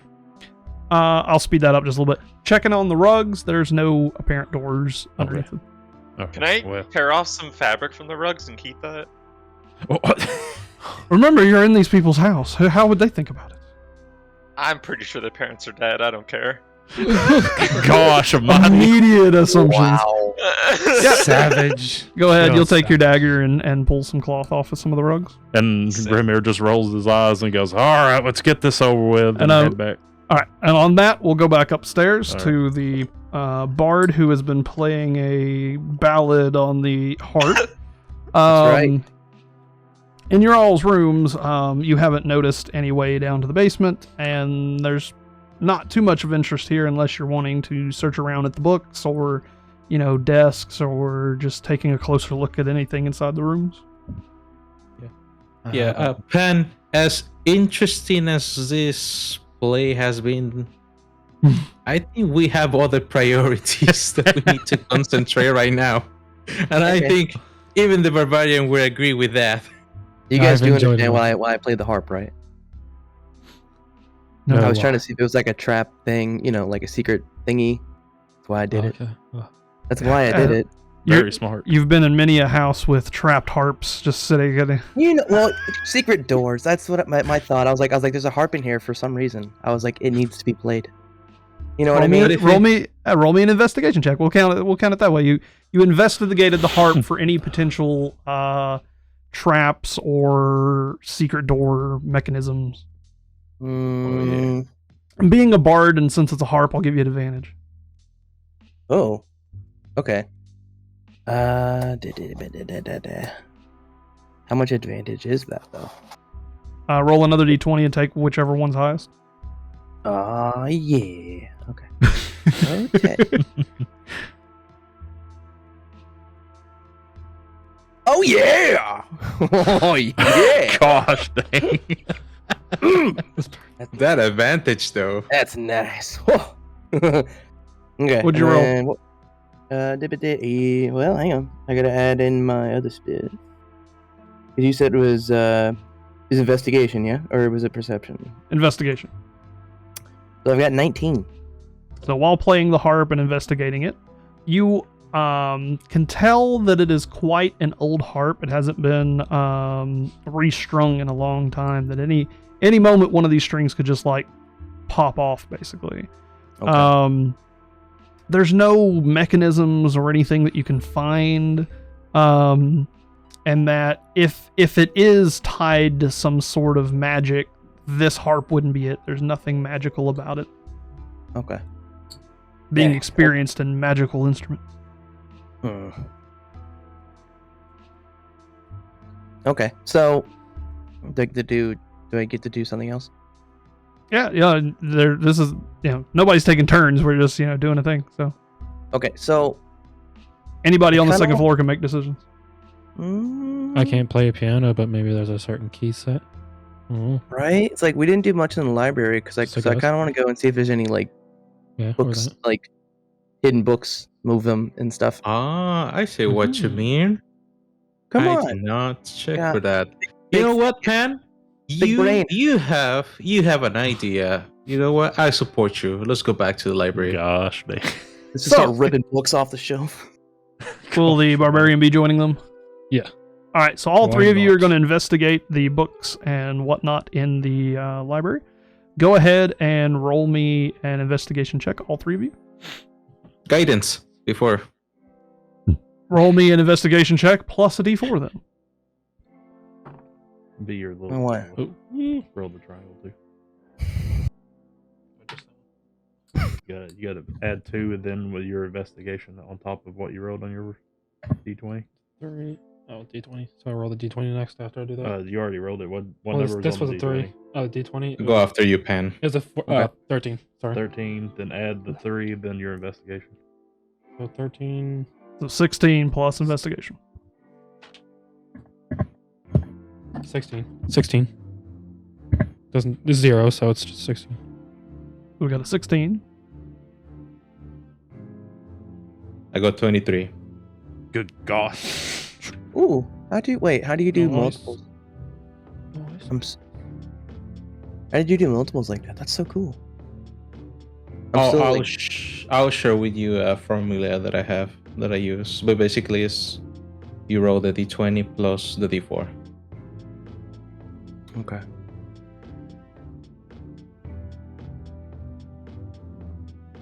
Alright.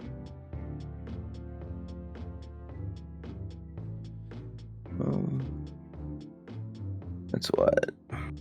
17? 17. 17, 23, and a 16, I believe, correct? Correct. So, these bookshelves hold hundreds of tomes covering a range of topics, including history, warfare, alchemy. There are also several shelves containing first edition works of poetry and fiction. Sir Baldus, as you are checking one of the bookshelves, you notice a red-covered book with a blank spine. And it's kind of out of place. It looks a little bit newer than any other ones. Oh, I would like to take it.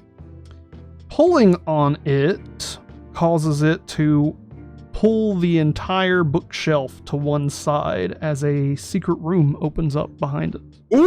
What are the odds? Oh my gosh. This door is only open while you're holding the book tilted back. So it appears that as you let go of the book, the door will close at the same time. So somebody has to hold on to the book.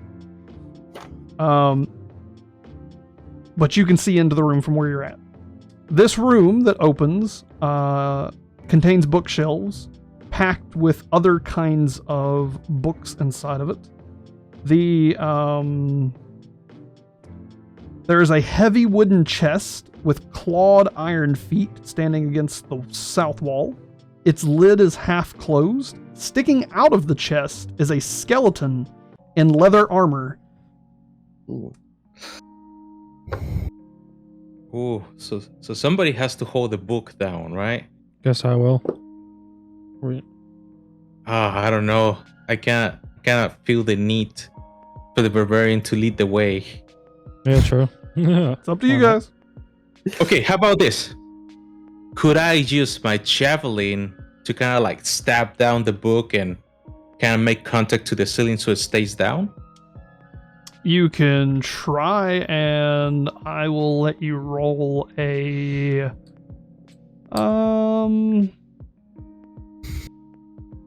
athletics check just to see if you can wedge it and keep it held up. But I would mention that there's a chance that it would fall and close while you guys are in it. This is also a small room. I would only say like one person needs to go in. Oh, okay, then if it's that small. Well, Panna, seems like this contraption needs to be held down by someone. Do you want to hold it, or you want me to hold it? I can hold it. Now, can I cast a spell at it? Just, What spell do you want to cast at it? And at maybe I kind of wanted to cast it like, see, in my head, because everything else, like, I'm going like mimic territory because there's bones sticking out of it. So, I don't know. I kind of want to like hold the book, and then from where I'm standing, can I cast Dissonant Whispers at it at the chest? Don't waste a spell slot on a hunch. Okay. Oh no, fine. I'll hold the book then. You should have Vicious Mockery, correct? I indeed do. There's you a spell to cast at the chest. Okay, then I'd like to cast Vicious Mockery at the chest. So you cast Vicious Mockery at the chest. Call it a big doo-doo head. Yeah, it would need to make a Wisdom saving throw, which it immediately fails, and it does nothing. Okay. Thanks, man. We're safe from mimics. Another day. So you hear Panoram cuss out the the chest. Just hear beep beep beep. He's like, whoa. No. And the guys downstairs hear us? I would say not, given the location that you guys are in and where they're at currently. Then I want to use thaumaturgy and just like let them know in a big voice, like, "Hey guys, come upstairs to the library." So timing on that. They would be probably in the dumbwaiter right now. Yeah, we're probably at the dumbwaiter. So what As I'm gonna long as they can hear me. well, point of clarity here, just for sake Technically, of it's right below. yeah, technically, but point of clarity for everybody here. You're welcome to do this, but they're searching their thing, you guys are searching your thing. If you wanted everybody to be together for this situation, you would have just brought everybody together type deal. So like, so you guys hear from above you, the Mr. Serbaldus yelling that they have found something to come here. Do you guys still want to investigate the dumbwaiter or move to the upstairs? What do you think, Grimnir? I'd send him a message and see what he found, instead of us having to go all the way upstairs while we're doing this and tell him what we're doing. It's a very good Good idea. point. I'll message Sir Ballas and ask him what's going on. Go for it. I accept the message. Yeah, I won't do the Literally, accept I'll thing say what's between going players, except, once Oh. every now and then. Hey, we found a chest and a skeleton wearing armor. Okay. So You want to tell I them about the Grimnir- dumbwaiter? Yeah. I guess I can keep using message over and over. So yeah, Yeah. I'll just tell him about the dumbwaiter, and how the children were lying about a basement. Well, at least they say there's a basement, but the only apparent way to get down there would be a dumbwaiter. And then also, I'd like to ask him if the skeleton appears to be childlike in appearance. Ah. It is a good one. full adult skeleton, and just full adult skeleton. Full adult skeleton. All right. Okay. Then no, it looks like an adult skeleton. Wearing full leather armor. Got it. All right. Well, I'm just gonna tell Um, everybody that, hey guys, I just received a message. It seems that Grim and Vestin. Besta have found a dumbwaiter that might lead downstairs. I will say let's focus on what's in here, and then we can see what other secrets this house awaits. And then I'd like to message again and say, y'all investigate up there and come down when you're done. I think me and Grimnir are going to investigate the dumbwaiter a bit, but we won't make any big moves until y'all have come back down. Yeah, and Sounds good. probably that the other group needs to go on upstairs as well. Because there's a whole other floor above y'all. In the Oh, there's Remember another the- floor? Yeah. 3-story? Yeah. Okay. that there was a cold draft Um, coming from above. But the Mhm. basement, man, I'm so interested in the basement.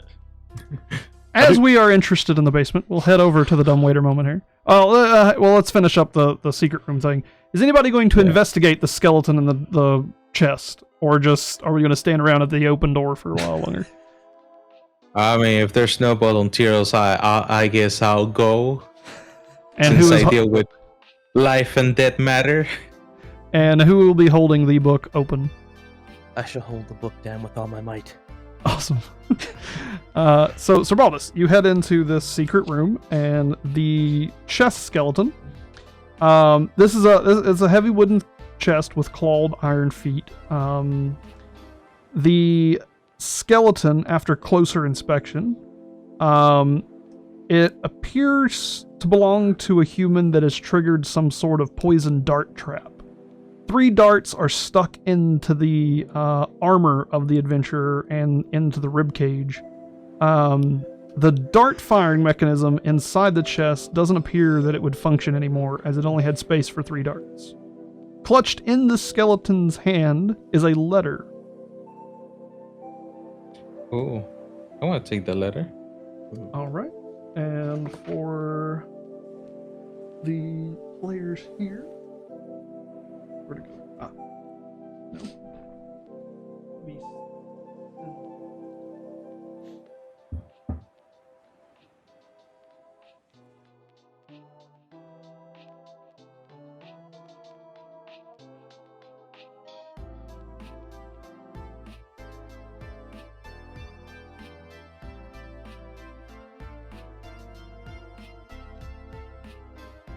One moment, I didn't have it fully prepped. Oh, you're good. I'm good. You're good. It's all good.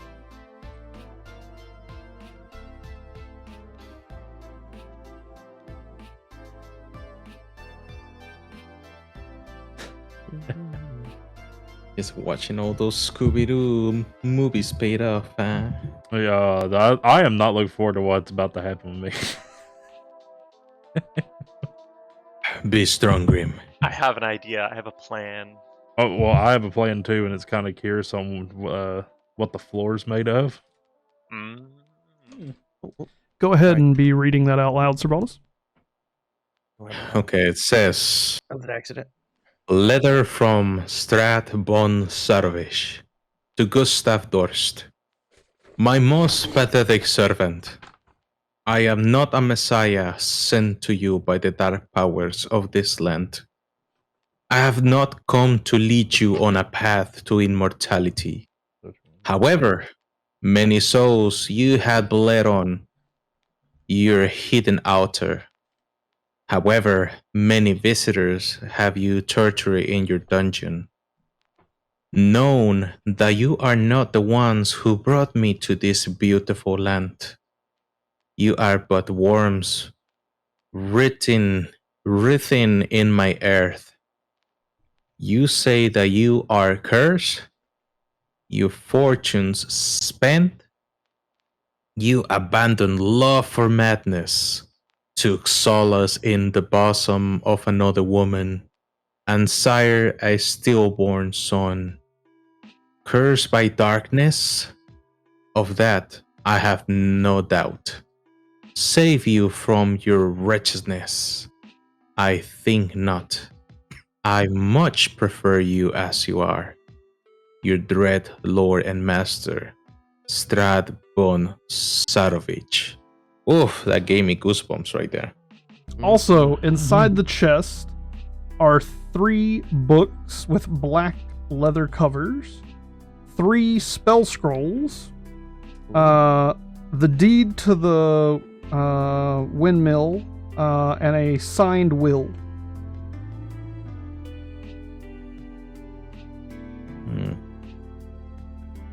Well, let's take them all. I'm gonna need some help.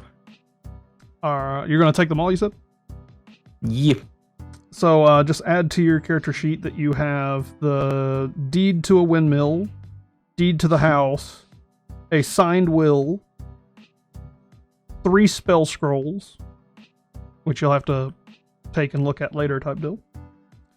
And then 3 books with black leather on them. If you need me to repeat that, let me know. Okay, so the Deed of the Wind, the signed will, 3 spell scrolls, and 3 books with black leather, right? Yes. Got it. Meanwhile, at the dumbwaiter. So you guys have decided to put the dwarf in the box. Beforehand, what's the floor made of? Is it wood? Wood, yeah. I'm already starting to I want to look at Vass. I don't mind going in the box, but in case I need help from above, should I put a hole in the floor with earth ball? Okay, I know I tore up the carpet, but what about do You tore up not rugs. think the rugs? Do you not think putting a hole in the floor is a little bit too far? I don't honestly care because I feel like these kids are lying to me and I don't like them. I'm a hermit. I live in an open space. I like air. I like openness. You know They what? won't Fair know. enough. Go for it. Blow a hole. Try and blow a hole in the floor. Go for it. Throw an earth bolt. All right, I cast earth ball. Well, before you do that, is that that's not a spell slot? That's cantrip. Yeah, I Okay, that's fine. already use a spell slot because of the disc. Yeah. Yeah, it's just my standard attack. Yeah. Go for it. Do I need to roll for it? Yeah. Gotta see how much damage you deal to the floor. Oh, yeah, that's right. Let's see, it's a 10. That's right. You do like 1. Yeah, do like How much one. AC? How much AC does the floor have? Probably a lot. From 10 to- Not terribly much. It's easy to hit. AC is about how likely you are to hit it, Oh. and I'm pretty sure he can aim at the floor and shoot it. Right. Yeah. I'd put But his how much AC can at you like make a through 2. it? That's the question. Okay, this is 10 die right here, isn't it? That's 10 die. Yeah, that's 10 die. Yeah. Wait, guys. Tell you what. First combat of this campaign is the floor. Heck yeah. Or is it D10? Yeah, it's D10. I hit it for 4. When you put it like that, So, you blast an earthy fist at the floor, and it cracks and splinters some of the wood. And up underneath the wood, you notice that it is solid stone foundation. Oh no. Whoops. Well, that Well, shoots that that in the didn't go dark. attacked more buildings than people. How about this? We'll send you down the what's it called again? Dumbwaiter. Dumbwaiter. The dumbwaiter. I'll send you down the dumbwaiter, but I'll send a message spell to you. And then once you get down there, respond to it and tell me what you see. And if it's urgent, I'll bring you back up. Okay, fair enough. The dumbwaiter also goes up, by the way. That's true. Hmm. I still want to go see down first, Yeah, I definitely want to go down. but just I want to have the door like kind of creep that way. If I need to, I just So the door is only on the floors that you're at because it's Ah. sliding up and down on the floors. that's true. So when you go into the dumbwaiter, it'll just be sheer wall until you get to the next floor. That's true. The only question I have: how far down am I going? Because of That's the mystery. The dumbwaiter blocks your vision. Disc? You wouldn't. Well, I don't yeah. know. I'm thinking about the spell because that spell's going to end and that keg's going to hit the floor. If I How go long's too the far. duration of it?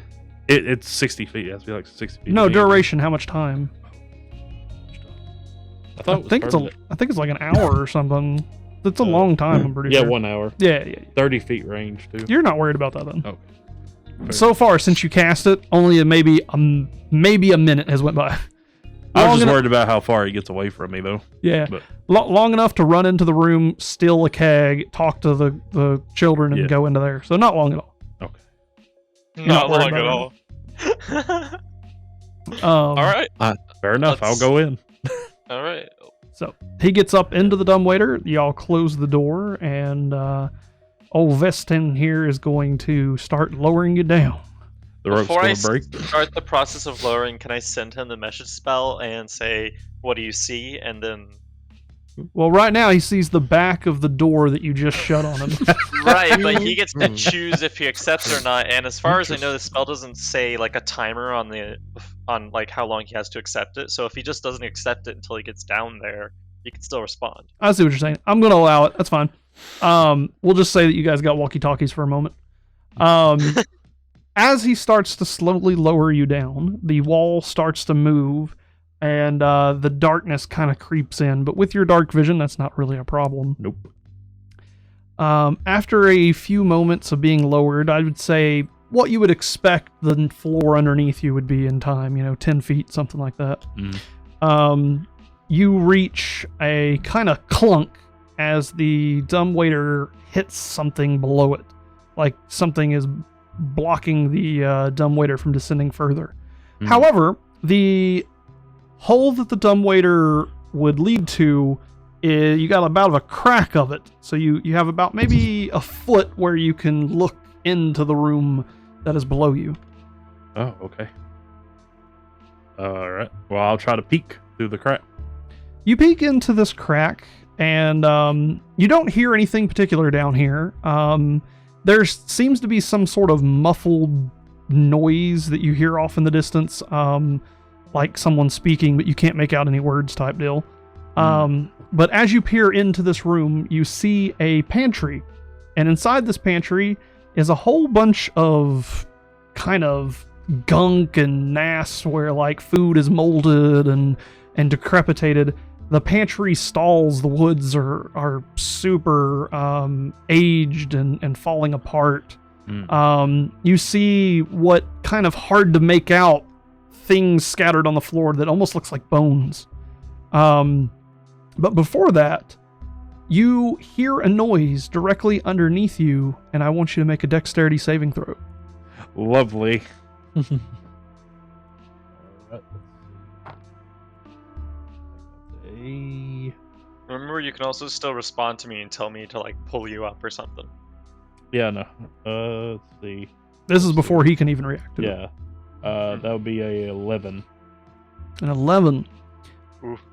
As you are leaned down, peering into this hole, you hear this noise, and suddenly, without warning, from underneath you, a almost claw-like thing comes popping into that little slit and takes a big chomp at your face. It does catch your shoulder just a bit, and you take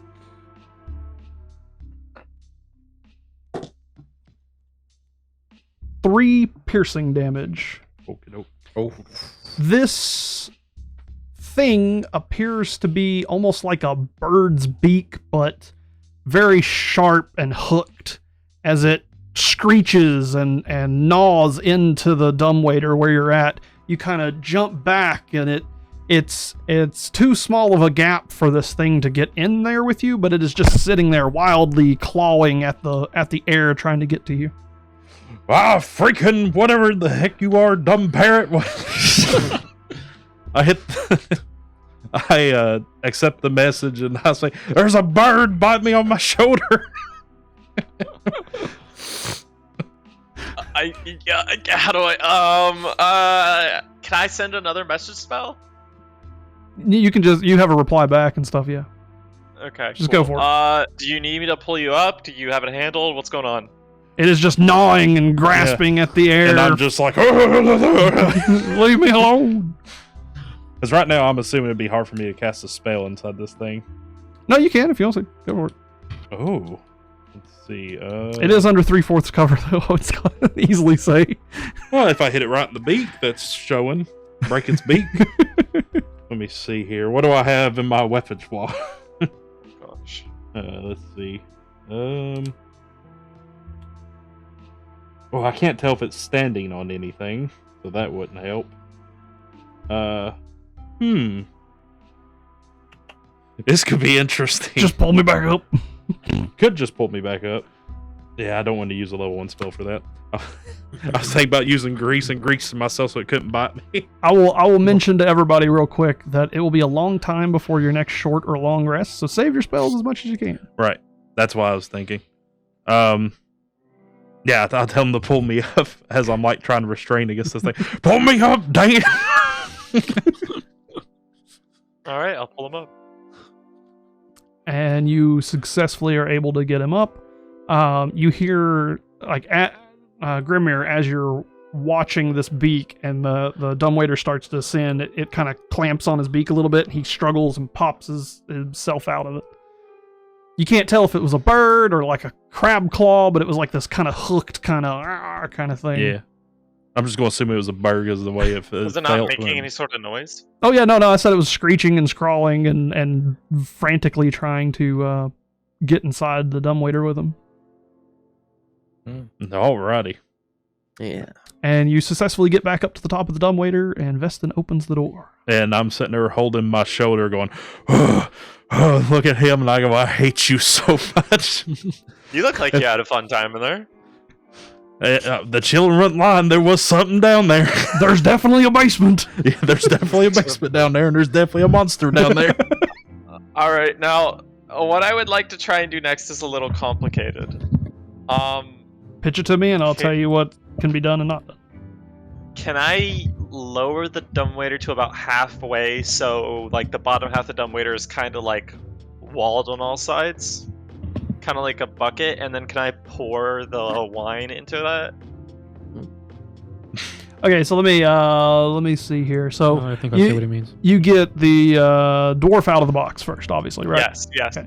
And then what you're wanting to do is basically lower the dumbwaiter halfway, then pour the wine inside of it, and then lower the dumbwaiter again?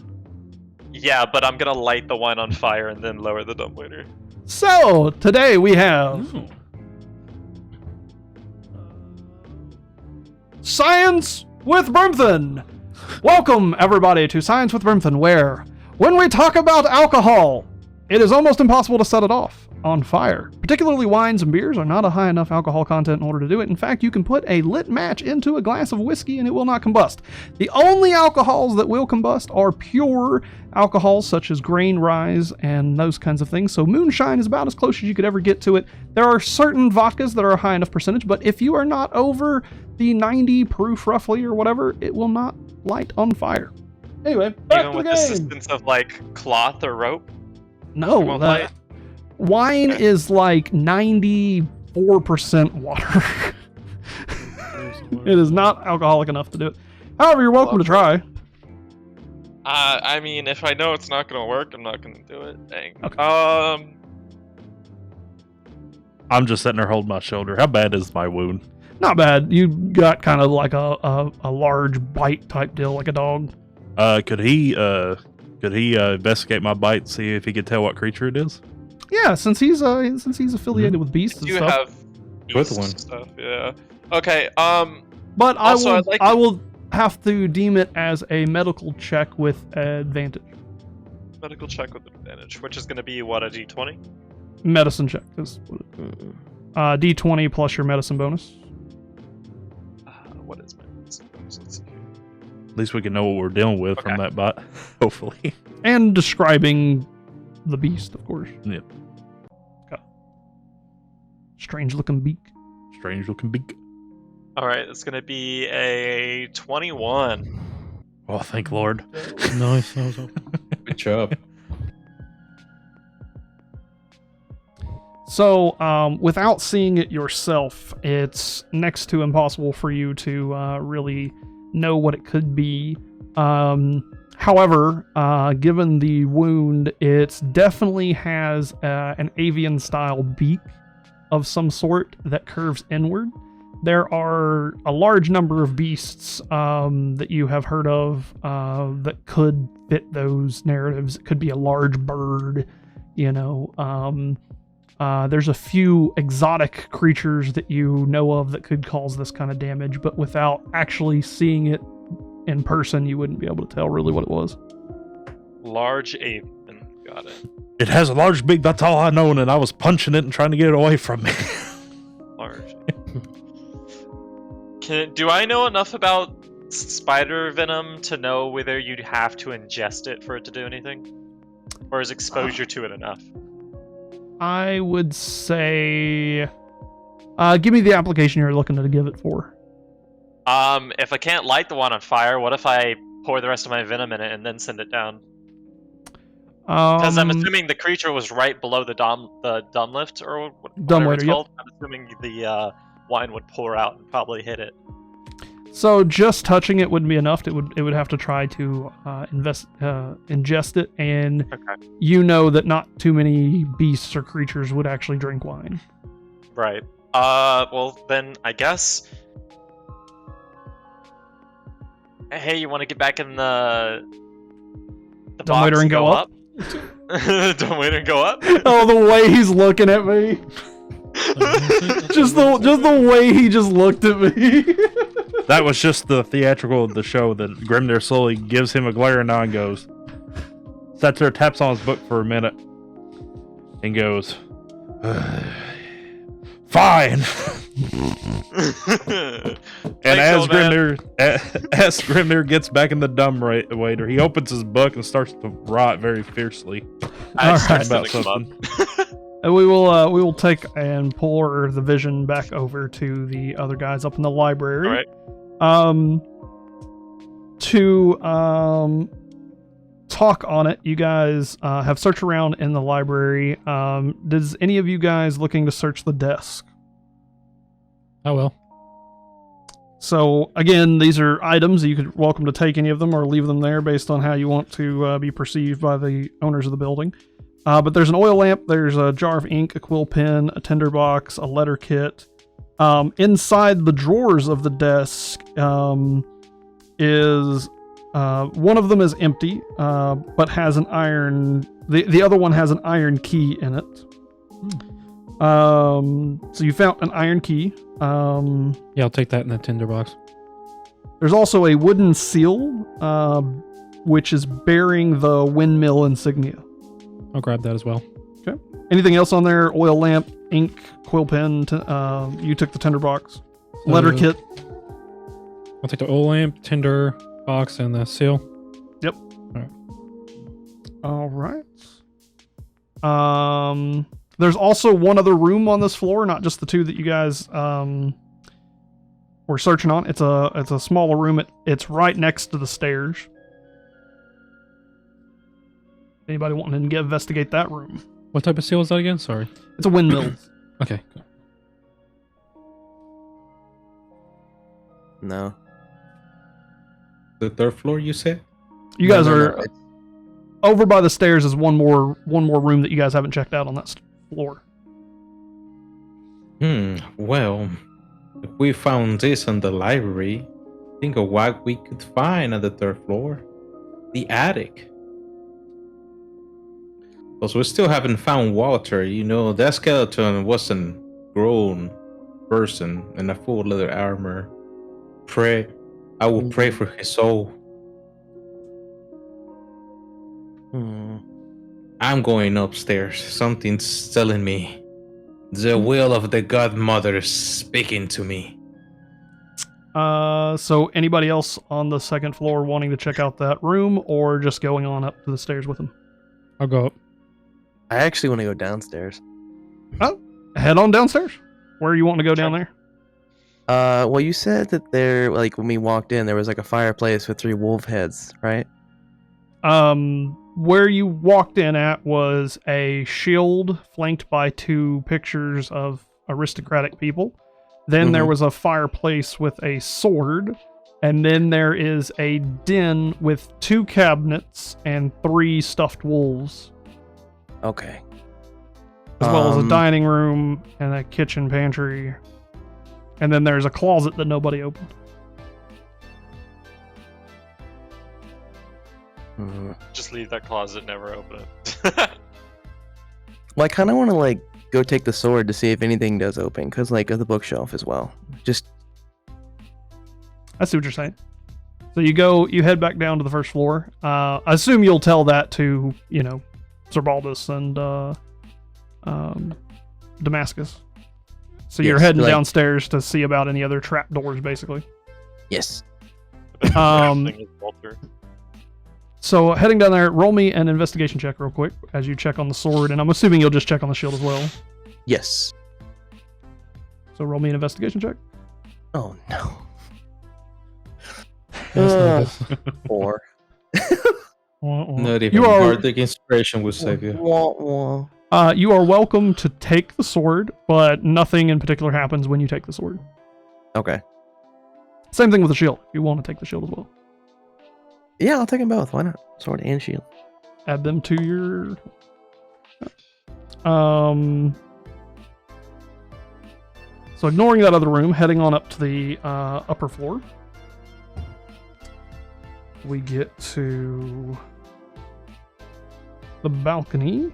So you head to the top of the stairs. There's no stairs leading further up there. You reach this kind of dusty, decrepit floor. Everything is kind of dirty and tarnished. Very stark contrast to the floors below you. Nothing is well kept. Everything is very old, untaken care of. There's a large suit of armor flanking one of the doors, and it is kind of rusty and torn up a little bit. Directly to the left and right of it is a couple of doors. One that has a set of double doors, and then a single door that leads towards the front of the house. Also another kind of closety kind of room. Well, that's interesting. Why is this part of the house all dusty while everything's well kept? Yeah, I need to investigate. Can I do a perception? Maybe see something. Looking for signs that, I don't know, like footprints or fingertips Sure. Roll me a perception check. with guidance, of course. Yep.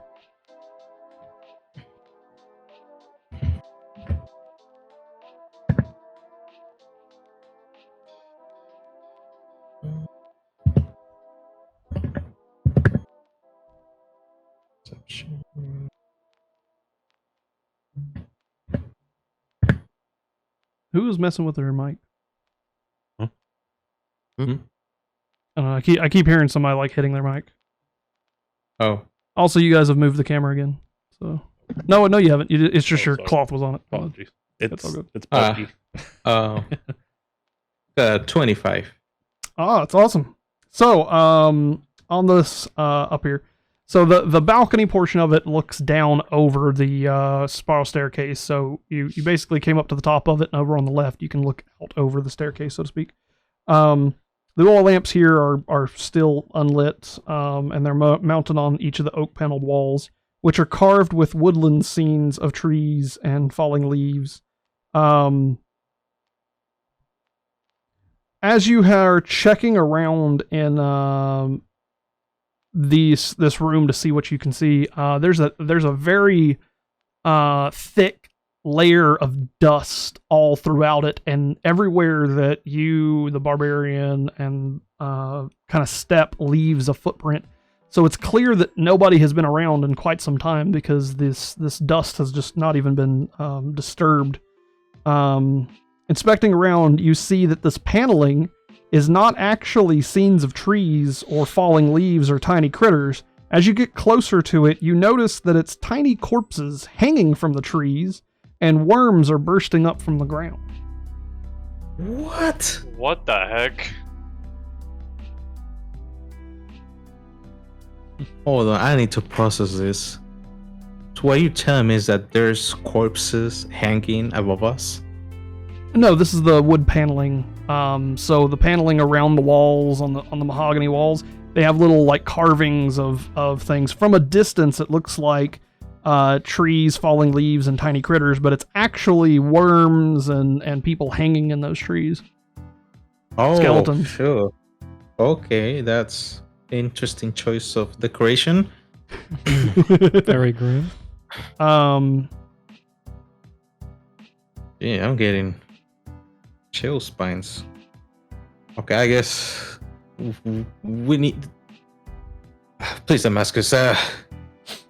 I need you to be brave, Damascus. I gotcha. I need you to be brave. We need to make sure our little Walters. And I mean, it seems, for the looks of the room, that nobody has been here, but you never know. Definitely keep our guard up. You want to go Alright. through the left room or the right room, or the one of the two closets? Let's check the closets first. All right, left closet or right closet? I'll go with left closet. And I assume Damascus will take the right closet. Yeah. So inside this is a storage room with dusty shelves lining the walls. A few of the shelves have folded sheets, blankets, and old bars of soap on them. Okay, normal closet. And as I'm for Damascus here, you find what appears to be a bathroom. It is a dark room containing a wooden tub with clawed feet, a small iron stove with a kettle resting on top of it, and a barrel under a spigot in the east wall. A cistern on the roof appears to collect rainwater into this room, which was bored down a pipe to the spigot.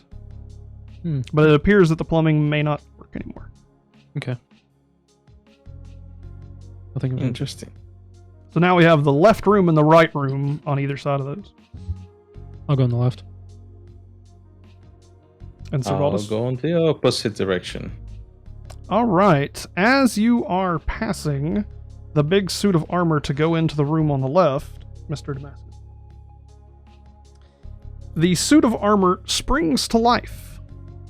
Oh! Oh, it's a good thing I chose this room, I guess. Here you go, Mr. Oh, yeah, sorry. Well, the, I'm this just one right glad. here? I'm just glad I had the barbarian.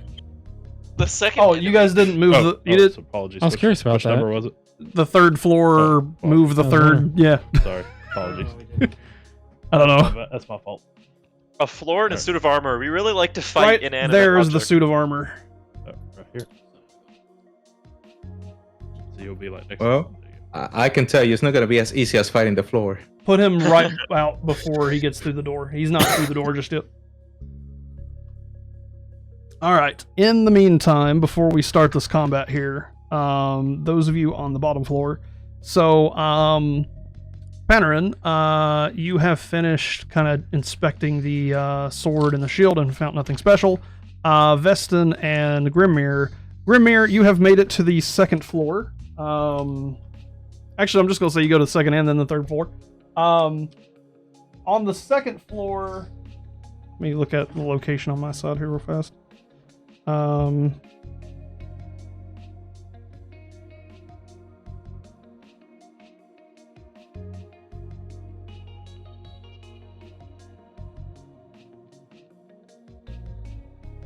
You pop up into the room that they didn't go into before, which is right there.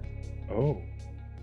Behind the study, there's a little like dumbwaiter that's right there, and you see into that room, and inside that room, it appears to be a servant's room. An uncovered bedroom contains an undecorated bedroom that contains a pair of beds with straw stuffed mattresses. At the foot of each bed seems to be a footlocker. There are tidy servants' uniforms hanging from the hooks in the adjoining walls. And so you kind of just pass this by as he keeps pushing it up, unless you're wanting to stop there. No, another one's over. That room is still tidy and clean, just like the rest of the house that you've seen. As you get to the third floor, where you will be popping up at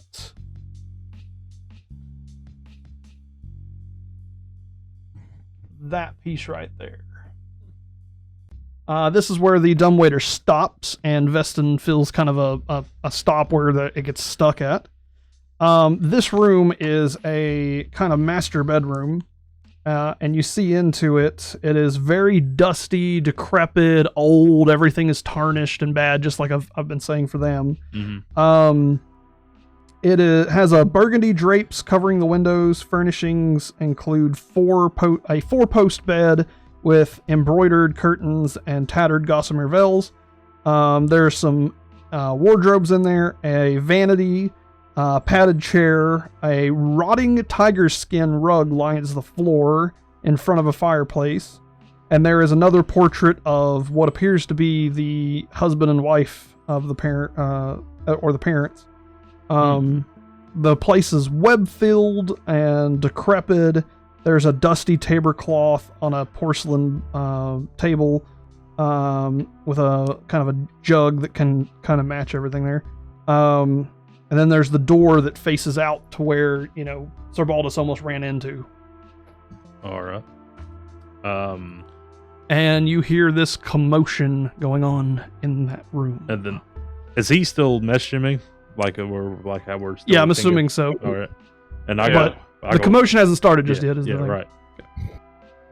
I just hear a little bit of the commotion, right? Not yet. Oh, okay, not yet. You hear people walking on the same floor, but you would assume it to be that. Well, Timing wise, I yeah. want to give Dumpling a moment to do something as well. right. Go ahead. But you guys can do your message and talk with us. All right. I'm going to tell Vez, I'm like, well, it appears I've hit some bedroom that is quite lovely, as I'm going to state it. Okay. And I guess I'll send. That you hear your friends up there on the third floor as well. Yeah, I hear some of our friends up here on the floor. Alright. I'm going to hop out and see what they're doing up here, see if I found anything. Let me know once you've hopped out. I'm gonna let go of this dumbwaiter.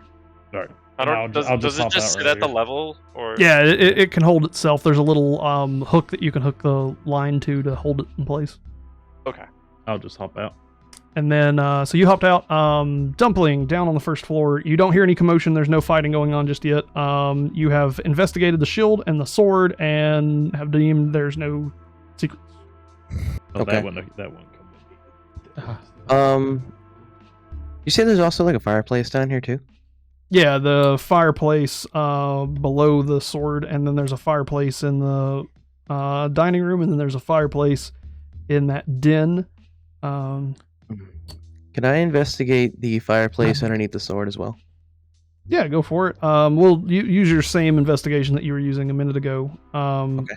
Because there's nothing really Nothing different. too Okay. concerning with it, so to speak. Okay.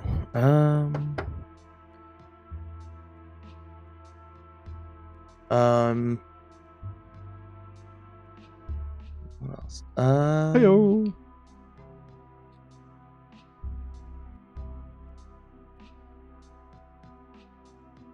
Trying to think, cause like I've checked everywhere that I can think of to like maybe have like a trap door, possibly leading down. I think there's still a closet and a pantry we didn't look in. No, I looked you into saying- the pantry, I thought. Yeah, you looked in the pantry. Yeah, Just closet. it was. it was well stocked with food and everything. But everybody's gone through everything so far.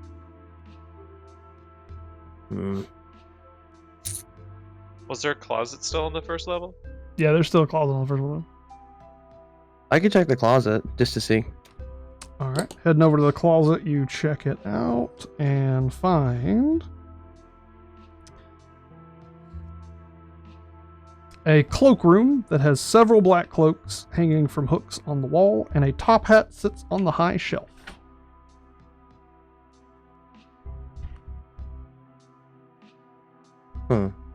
Could I?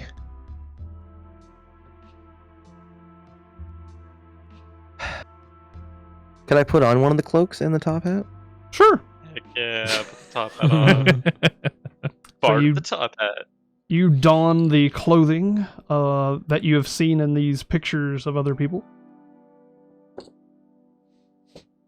Because my thought process is, if I look like them, I may not be immediately attacked by the animal in the basement. Just thinking. Thinking too hard, but yeah. Interesting. So, moving on to the top floor, we will roll ourselves an initiative. This initiative is only between Damascus and Sir Baldus for right now, as no other participants are aware of the fight. It's what, a 20 you said? Yep, D20 plus your Initiative. initiative bonus. I got a 13. 13. Oh my gosh. Ooh. Sorry. Plus what? Sorry. Your initiative. Will be right here. 20. 20 is it. 18 plus 22, 20. Nice.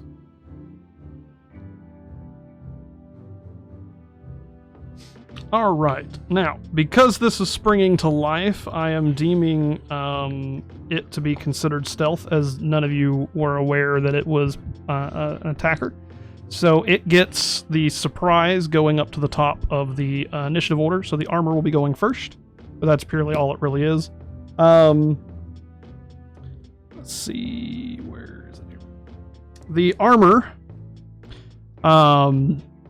Let's see, where is Damascus over there? He's right here. Okay, you're the closest to him right now. Sir Baldus is a couple squares away, which is what matters. The animated armor smashes into you with its two metal arms like that. And I naturally critted. So, What? Oh my god. I'm not gonna lie, I tough here, right? I genuinely critted. So you will take Wow. a total of 9 bludgeoning damage. Jesus. So that's 9 straight to my HP. Gosh. Yep, 9 damage. Oh my god. But it has.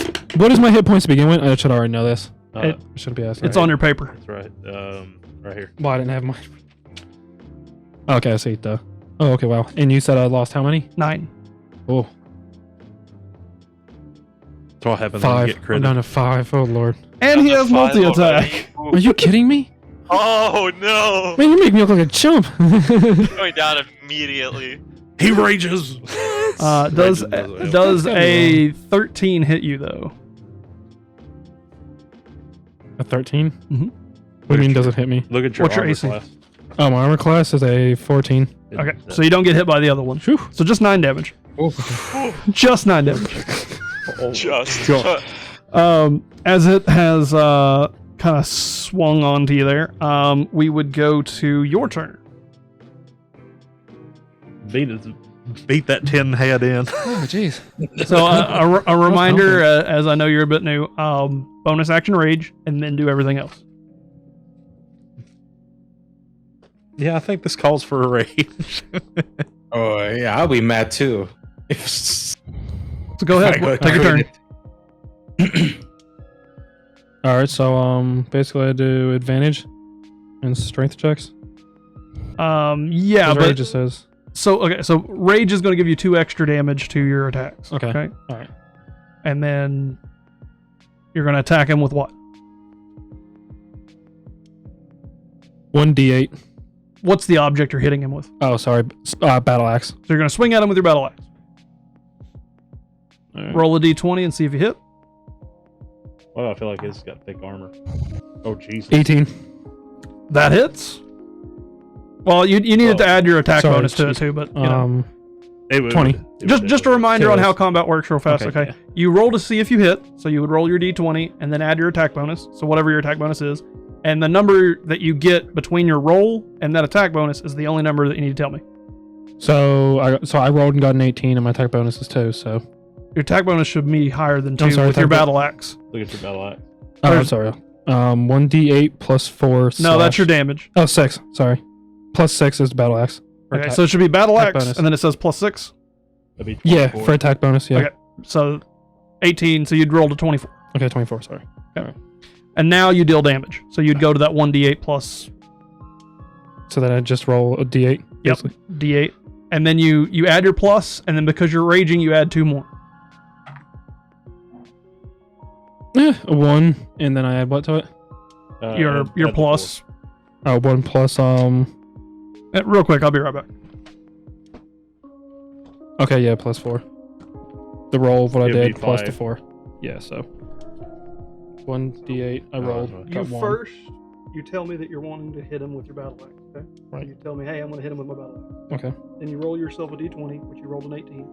You add 6 to that 18. Gotcha. I tell Okay. you, It you follows hit. over. Okay. That's why I rolled that. And Got then a you 1. roll a d8, and you rolled what? 1. 1. Then you're going to add 4, 5. so that's 5. Gotcha, And because okay. you're raging right now, it adds 6, 2. 7. So So. 7. So you're going to deal 7. And you can only rage twice a day, and it only lasts 10 minutes. Okay. Okay, gotcha. Right. Yeah, it's the first time really getting into combat with this. So. It's all good. So how much damage did you do? I did 8. 8 damage. Nice. Crumble that tin can. As you cleave into it, Heck yeah. you cleave your battle axe into its chest, and as you pull back, you see this hole in the armor, and you can see into it, and there's just void. It's an empty suit of armor. Definitely know I'm fighting something out of this world to me. As we get to Sir Baldus's turn.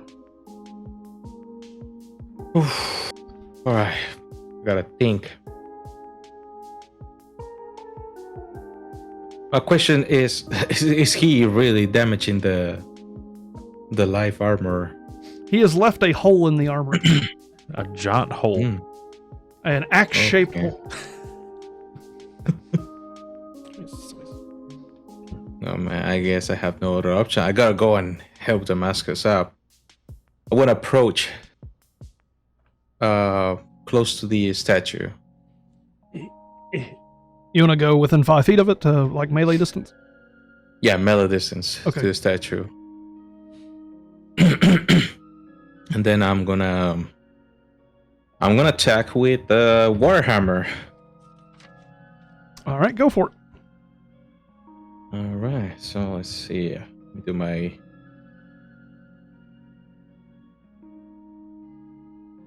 Oof! Why?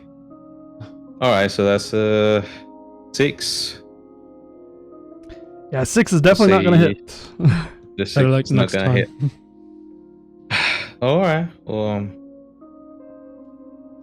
Then just to help our Dragonborn as a bonus action, I'm gonna do Shield of Faith on him. All right. So you cast Shield of Faith. How much AC does it give him? It's gonna give a +2. So you now have 2 more armor on your AC. Okay, cool. But Thank you. don't change it on your sheet because it's temporary. Just Just remember that you have it. Okay. If you guys had grabbed the little circle discs, you could put Shield of Faith on your character, but they're over at the table still. I'll just grab them real quick. It'll be better.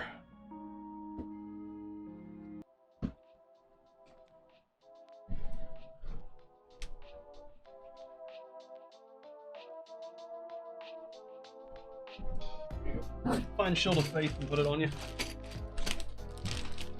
That way you remember that you have +2. You can also put the Raging one on you if you want to. That way you can keep track of the fact that you're raging. How do I know it's raging? Is it color or it says raging? It'll say the word on it. There's a lot in here. And that will be Sir Baldus' turn. You said raging. What was the other one? Raging and Shield of Faith. I think Shield of Faith's in there. I'm not 100% certain.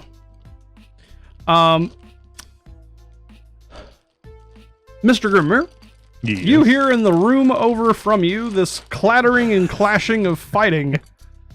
What do you do? Well, am I still have message with Vaz? I would say yes. Okay. Well, I'm gonna guess go to the door and open it because I'm like, by my beard, what is going on out there? So you swing the door open and you see this fight that has broken out into the hallway between a suit of armor and Damascus and Sir Baldus. What the heck? And I tell Vaz though, I send him a message saying, hurry up and get up to the 3rd floor. There seems to be some armor that's attacking. Yep.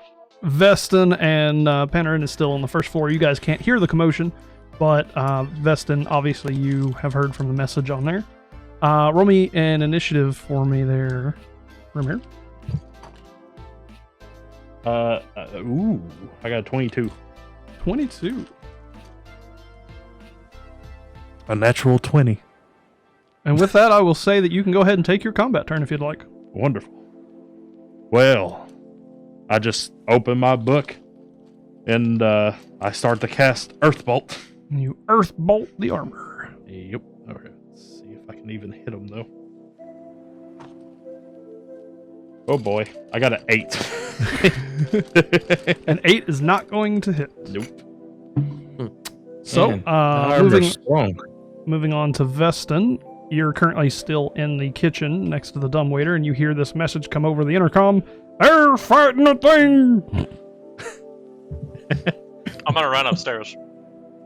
All right. Panarin, you are in the main hall right there, and you see the elf kind of run past you and starts rushing up the stairs. Do you say anything in passing, Panarin? Veston? Fighting upstairs. We need to hurry. Alright, I bolt behind him. All right, and you guys start heading up. I say it will take your turn to get up to the top of the stairs, so we'll stick them up there. Go ahead and roll me your initiatives so that I can put you in your turn order. Okay. You can roll first. That's a D20, yeah or no? Yes. Okay. Rage Shield of and Faith. Shield of Faith. Close your initiative if you have any. Okay. Yeah. Make sure you add initiative. I am at 15. Nice. And then my turn. Mm-hmm. Here we go. I am at 16. Gotcha.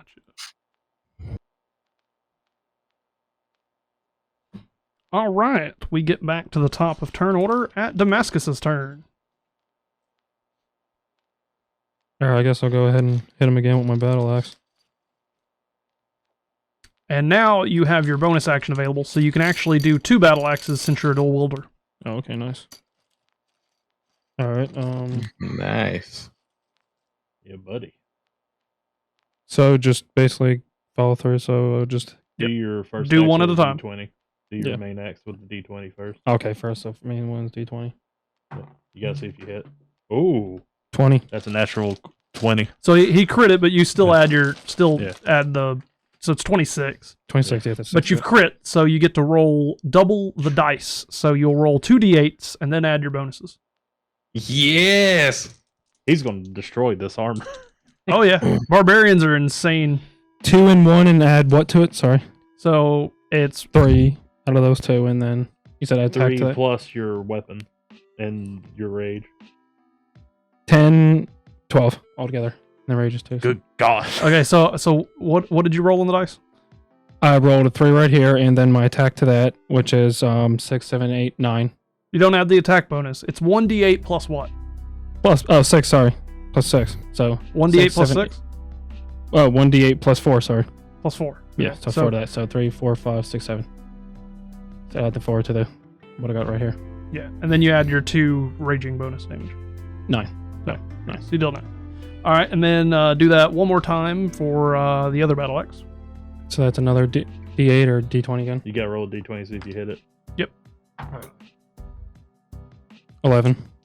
Oh, add your weapon. 17. 17 will hit, so go ahead and roll another damage d8.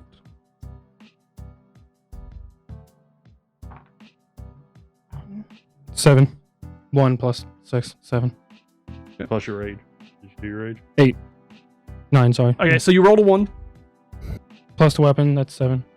And then rage, that's 2 more. No, don't Oh, add so- your okay, I'll don't take add it. your Okay, attack okay. bonus. Attack bonus is just for hitting. Okay. What is it? It's 1d8 plus. 4. Okay, so 1 plus 4 is 5. Then add 2 is 7. Right. Okay. So 7 more damage. So that's okay. So you cleave into him again with your first axe and take off one of its arms. Its arm comes clattering down. You see it rust and decay almost before your eyes. And then you take and swing your other axe and knock its helmet off, and its helmet goes rolling onto the floor and starts to decay and rust. And when the helmet starts, then the whole thing just starts crumbling down onto the ground and rusting away. Sure, it's a good thing. It's almost dead. And that is combat over. Wait, did he go? Oh my gosh! Yeah, he Yes, he the is Dragonborn. With a little help from my friends. he dealt a grand total of almost 30 damage here. Let's see, that's 15. No help from us, nothing. We missed both. Well, help me here, but yeah. He dealt 24 damage in total. Yeah, and he got a nice scar and a tail to tail. Oh yeah, you definitely are bruised from that Yeah. slam attack. So everybody is up on the 3rd floor here. What would we like to do from there? I'm assuming we should probably investigate all these rooms up here while we're here, since it looks like this area is completely different from the other ones, since it's rotting and all that stuff. That it is, Veston. This is your first time seeing the decrepit and decayed floors. I think Panarin as well. Panarin hasn't been up here yet either. So the entire floor that you're on here is vastly different than the other floors. The other floors were very well taken, very well maintained, and this one is dusty, decrepit, and unused.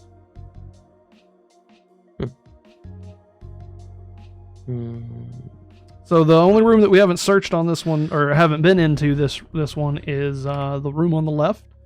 The room that Grimmir came out of hasn't been searched, but has been seen. I will go back in and search the room. All right, so he's going to go search the room.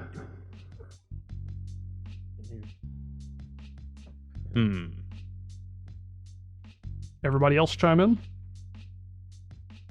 I mean, yeah, I'm gonna go search the room. Everybody searching the same room, or anybody going to let's all investigate be the on room the on the left? No, let's all be on the same room. Yeah, Yeah. I welcome it. We'll start searching each room together. All right, Let's so stick together. we head into the your robe is scratching the micro bed. Sorry. This is a master suite. There's double doors on this room that have dusty panels of stained glass set into them. Designs in the glass resemble windmills. The dusty, cob-filled master bedroom has burgundy drapes covering the windows.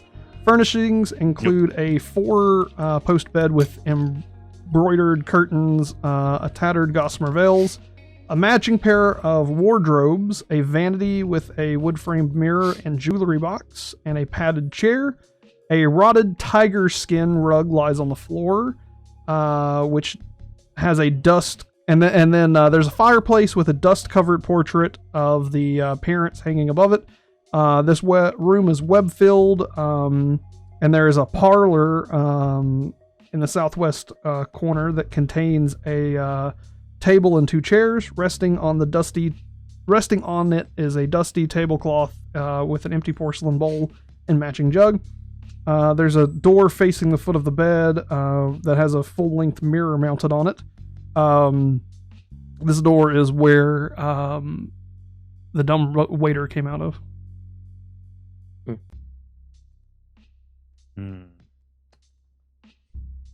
There's also a door that appears to go outside to a balcony. Well, probably won't see much out there with all the fog that's going on up there.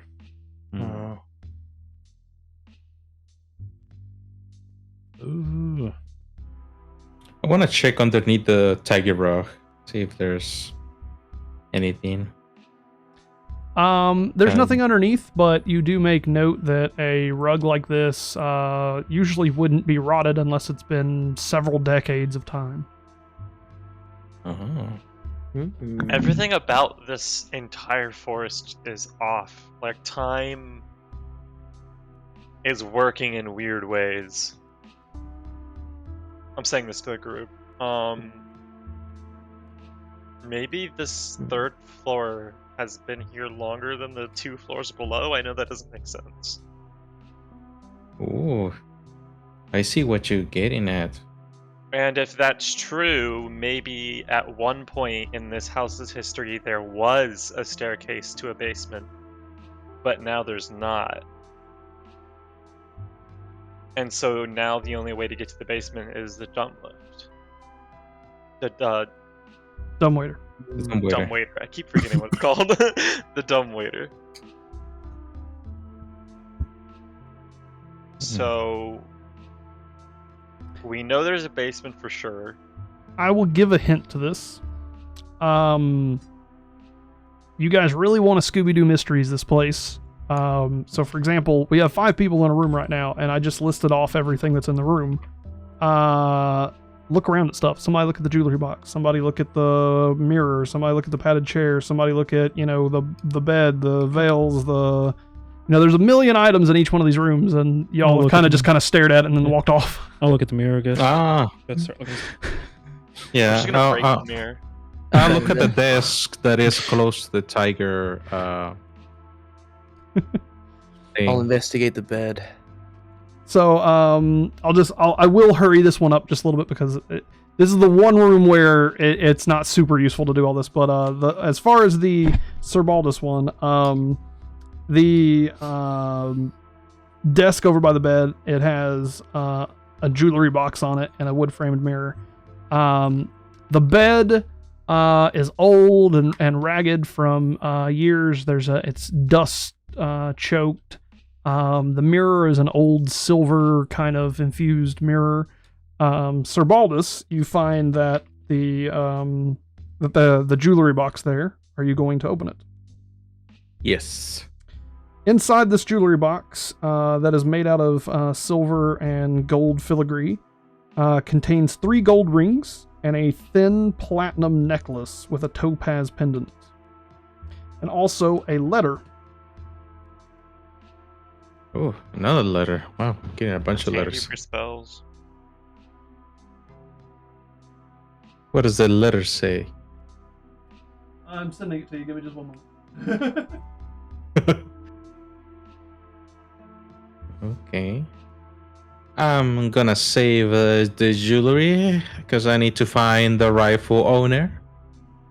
I think the rightful owner's probably dead. Now, you know what they say about assumption. Yeah. We will leave that to the Air Mother to decide. I only follow her will. Let's just burn the house down. As you make assumptions. Alright, so I got the letter. Let me read it. My dear Mrs. Petrovna, your advice on dealing with the unwanted fiend in my home is very good advice indeed. Tonight's ceremony will proceed as planned. When the moon it's at its highest peak. Without, of course, the attendance of Mr. Durst, I must agree with you that, yes, with such an innocent sacrifice, our proceedings may have better results. Although innocent, and that's on quotations, is not quite the term I will use.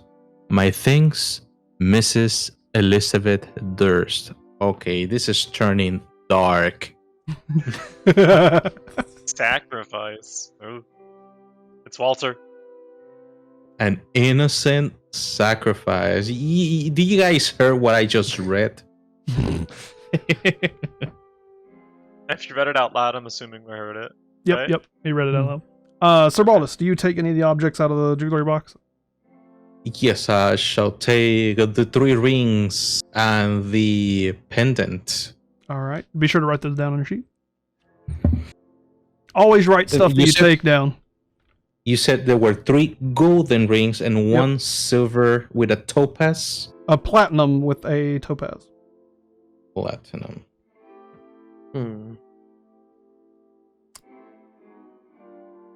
Alright, I guess my job here is done. Let's see.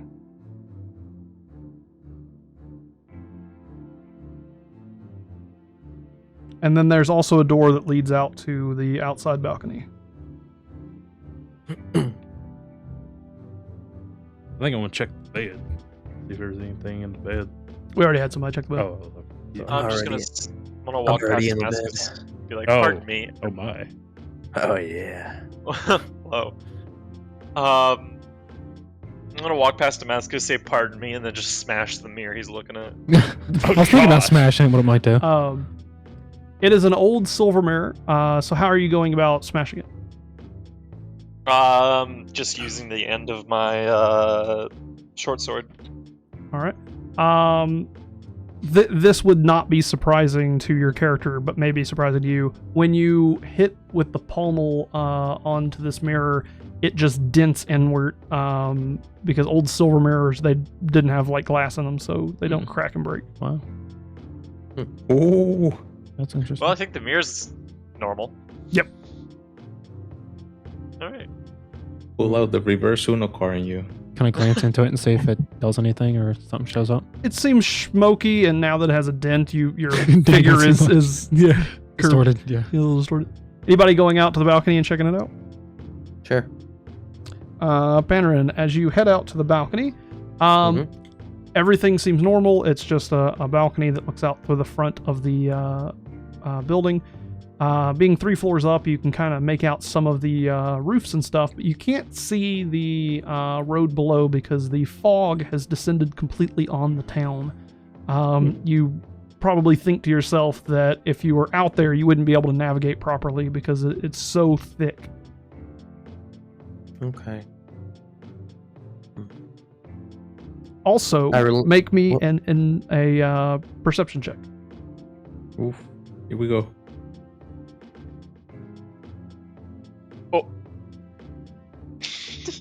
Hang on. Let me just. Perception. We are at 9. You can't make out what it is, but down in the streets below, kind of in the fog, are shadowy figures.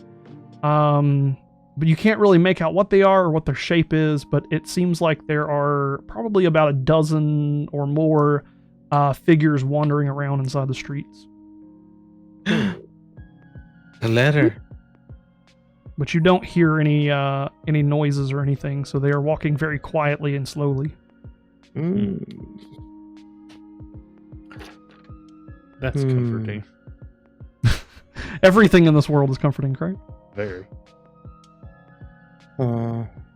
Okay. So I go back inside, relay to them that the fog is very dense. I guess just to let them know, I'd be like, the fog is, super dense. I can't really see. But I let them know that I see some figures, even though I can't make out what they are. I could see some figures moving Stuff around. moving around. Yeah.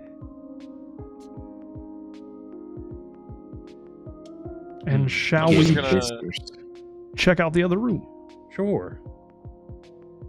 I'd like to go. Let's all go together, please. Yeah. That's Good idea. I'm gonna take the robe off because it's giving malfunctions. Yeah, it's alright, man. Go for it. What? So I can What am move I? the stuff around. I feel like, oh man, I don't like it. Sacrifice. Sacrifice. Heading over to this other door. I take it that Grimir is the one opening. Oh yes. As you grab this handle, it is very cold, like almost refrigerated cold. Ooh. The door opens and a very large draft kind of fills into this hallway. Even outside the house wasn't nearly this kind of cold. Opening into this room, it is dust and cobwebs like you have been accustomed to. Mm. It is a eloquently pointed bedroom and an adjoining nursery.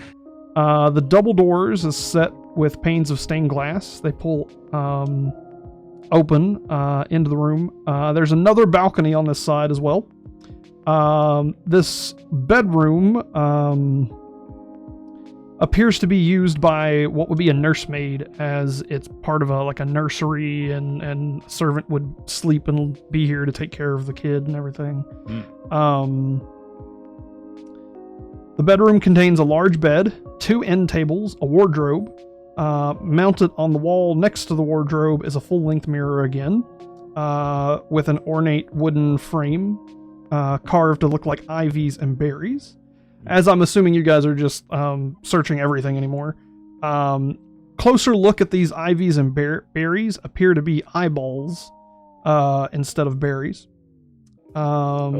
As you pass by the doorway of the nursery, there is a crib hanging with a black shroud, and in front of that crib is a shadowy figure looming over it that is hovering just slightly off the floor. It is shadowy and dark, and you hear this kind of whimpering coming from it. Oh no! I'll throw my javelin at it. No, not really. The kid might be in there. Oh, I was about to whip a dagger at it. No, What? kid. Question. What degree are the webs in this room? To what degree are they? Heavy, quite heavy. It's, The very dust. heavy? I'll mention the dust on the floor again. It is a very thick dust with no footprints except for your own so far.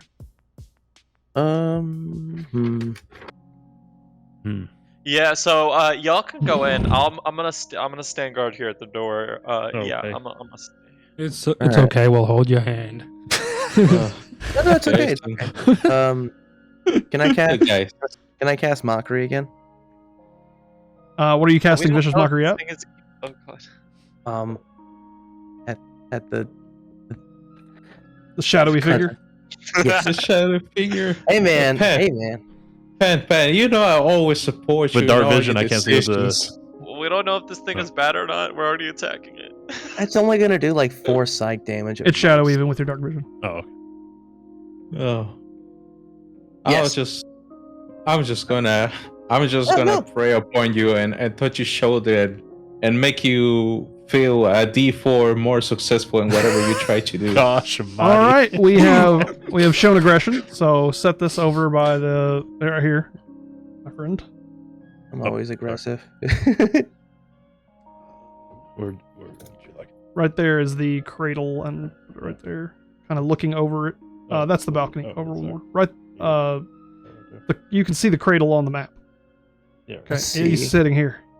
What is it for vicious mockery? Is it a D? It's a D4, isn't it? I believe it has to make a wisdom saving throw, and you have to tell me your spell save DC. But you check your paper and make sure. Always know what you're casting before you cast it. Okay. Okay. So yes, vicious mockery, and then apparently my spell saving DC is 14. That's what it says. And then I think my spell attack bonus is 6, or something like that, from what I can see. You don't do anything with the spell attack bonus because this is a saving throw. Gotcha. So 14 would be my spell saving DC. Yeah, give me just one moment. Okie dokie. Going down, child. What? Oh my What? god. My computer doesn't like multiple cameras and stuff. So, you cast Vicious Mockery at it. Just kind of shouting some slurs and junk at it. And, it turns around, its eyes glowing massive red, and it gives this loud shriek that is just blood-curdling. Okay, yeah, possible. Well, good thing I didn't let anybody get too close. Each of you, make me a wisdom saving throw. Oh, yes, a wisdom. Oh boy. It's gonna be fear, isn't it? And, Wisdom. I guess I'll roll first. I got 6. Oh gosh. I already know something bad's about to happen to me. I got a Oh 6. god, no! I got it. I got a Oh, 16. Sorry, Beston. I got a 4. I'll be the last one.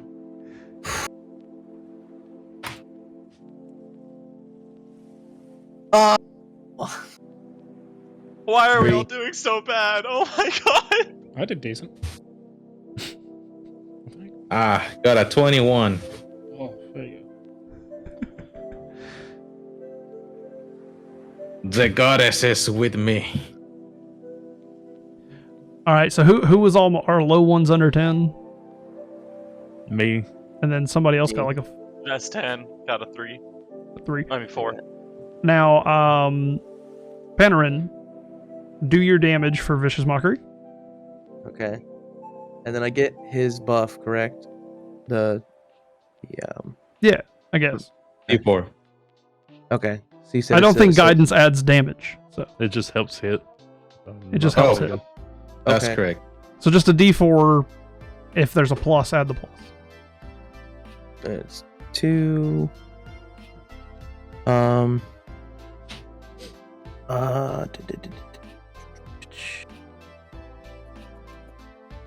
How would I add? If there's a plus, I don't know if there's a plus. What It would should that? say on the card like do this dice plus whatever. It should be on the description of the spell. Know the spell before you cast it. I believe it's just 2. All right, so 2 damage to Veston, Panarin, and Grimmir. Ow. Sorry, guys. Ouch. The So it bounced back. the figure, the shadowy figure, after screaming bloody murder back at each of you, begins to fly and float through the ceiling into the roof or attic potentially. And it can go through walls. Gosh darn it. Oh, so it left the room. Mm-hmm. I turn the Grimnir and go, remember what you did to the floor? Yes. And Are you picking up what I'm what I'm saying here? I'd rather not. This place kind of looks a little bit unstable with all the rotten stuff. I'd rather not hit above. I'm gonna step far out the way. What's up above is it? Are we basically at the ceiling? Basically. So you are on the 3rd floor. The staircase that you came in on, this is the highest that staircase goes. However, you are unaware of if there is a roof or if it would be an attic or something. Mm. And it's just wood up above, I'm assuming, too. It's just wood. All right, in the room where the ghost was, where it went up, where nobody's at, I'll cast Earthbolt up there, see if I can put a hole through it so we might be able to see what's up there. All right. Do the do. Alrighty. I'm assuming it's Let's guaranteed go. here. Guaranteed hit, just deal damage. I got a 6. So Earthbolt blasts a hole through the floor, and you see just darkness up through there. However, you also hear the Banshee-esque scream once again. I don't think she's happy. Blasted Banshee. I don't think I she's don't- very happy. I don't think so. You mentioned there was a crib right next to it, right? Yes, the baby crib, the black veiled crib. Can I check the crib? I might regret this, but I need Just to keep in go and mind, there's check a it. hole above you. As you... So can we Go ahead. can we see the Banshee ghost through the hole? Not from this angle. Oh, well, he'll be inside. Can I here now, move wouldn't he? under the hole? Can I see it? You can see up into what would appear to be, because you got that dark vision. You can see in and see that there is definitely an attic above you, but you don't make out any objects or things. Okay.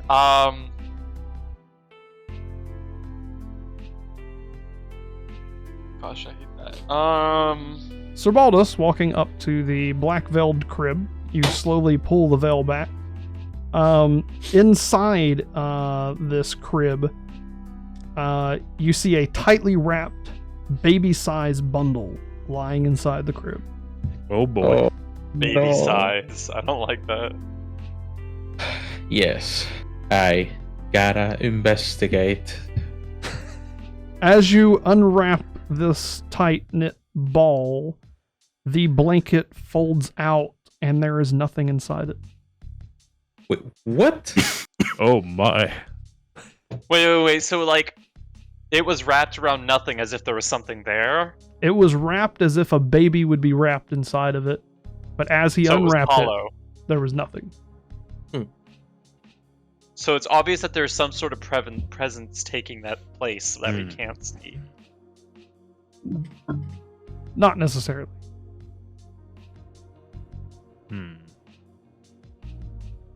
Somebody wants to do some sort of detect. Yeah, I could. Gotta use Arcana to see if there's something amiss here with magic. Sure, go for it. Already. Not everything is magic, though. Yeah. Well, I mean, I ain't gonna get us far, but 6. You can't discern whether or not there's any magic afoot. Well, There's a whole other room of things to. to search and look around Yep. at, though. I'm going to go and wasn't there some wardrobe in here? Yep. So I'm you gonna check out the wardrobe? Yeah. Anybody else searching around inside this particular room? There's another room that we haven't investigated. Right. No. I have an idea. That's It's the just balcony. this room. That's the balcony right there, if that's what Yeah. you're thinking. Oh, okay. Grimnir. Earthbolt is. You can cast that again, correct? Yeah, so I can cast that as many times as I need to, but you- Can you make another hole, but a foot or two away from the other hole? What would that do exactly? I'm going to throw a rope over the two so we can climb up. It is a Ah. fist-size hole. Yeah, it's not. I didn't punch that big of a hole. My fist ain't that big. No one in the party would be able to fit through either of the holes if you made two. I mean, if you can cast it as many times as you want, you can make the hole bigger. We'd be here for a minute if I had to do that, though. I welcome it. You can see what happens. Oh, no. I mean, I don't what like the else do sound we of that have already. right now? Like, we've explored every room of this house. This is the last one. Except for the room And- you're currently in. I'm checking the wardrobes at the moment. I don't know what's in them yet. And also, you guys didn't check out the wolf den. You didn't check out the dining room. You did check out the instrument room, but mainly the harp. You've only really truly searched one room of the building. Okay, but right now our biggest lead is wherever the heck that banshee's going, and it went into the attic. All right. Do you know how to get to the attic? That's what I'm trying to do. Ah. More holes in the ceiling. It's More one holes. option, but there's other options, I feel. More That's the easiest one. More holes. We're just going maybe to... our friend Damascus, aka the wood chipper, can help Oh us. my gosh. As you, I'm. My axe at it. Everybody that's wanting to search the room that you're in, make investigation checks. Grimmir, as you open up these wardrobes, everybody do their investigation checks while I'm explaining this to him. Okay.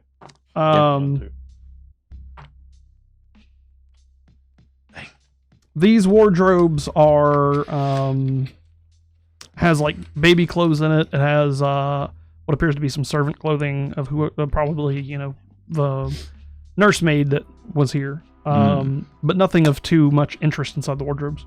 I got a 6 on investigation, by the way. I'm rolling the road today. 13. 20.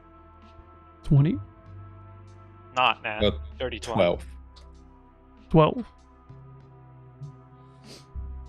And Penner?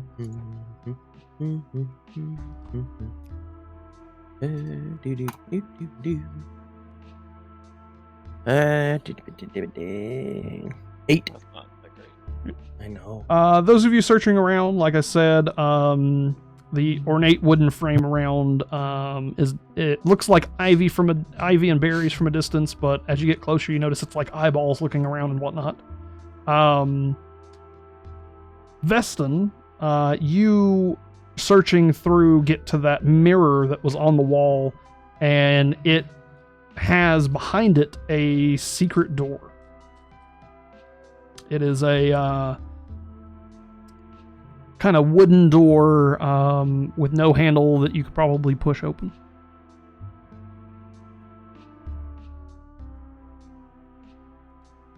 We're just ignoring the fact that there's just eyeballs. Ugh.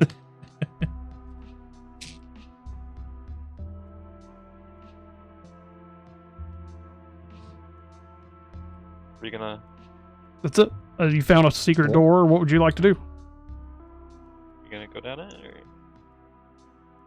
What are we Open thinking? the We're on the 3rd floor, so I don't think the secret. Where would that is- door be at? Would it, I'm assuming it'd be like over here, maybe? I'll get the... I would rather go through that door than 1 foot hole. Yeah, it'd be like right here. through the door instead of a hole in the ceiling. Yeah. Safer.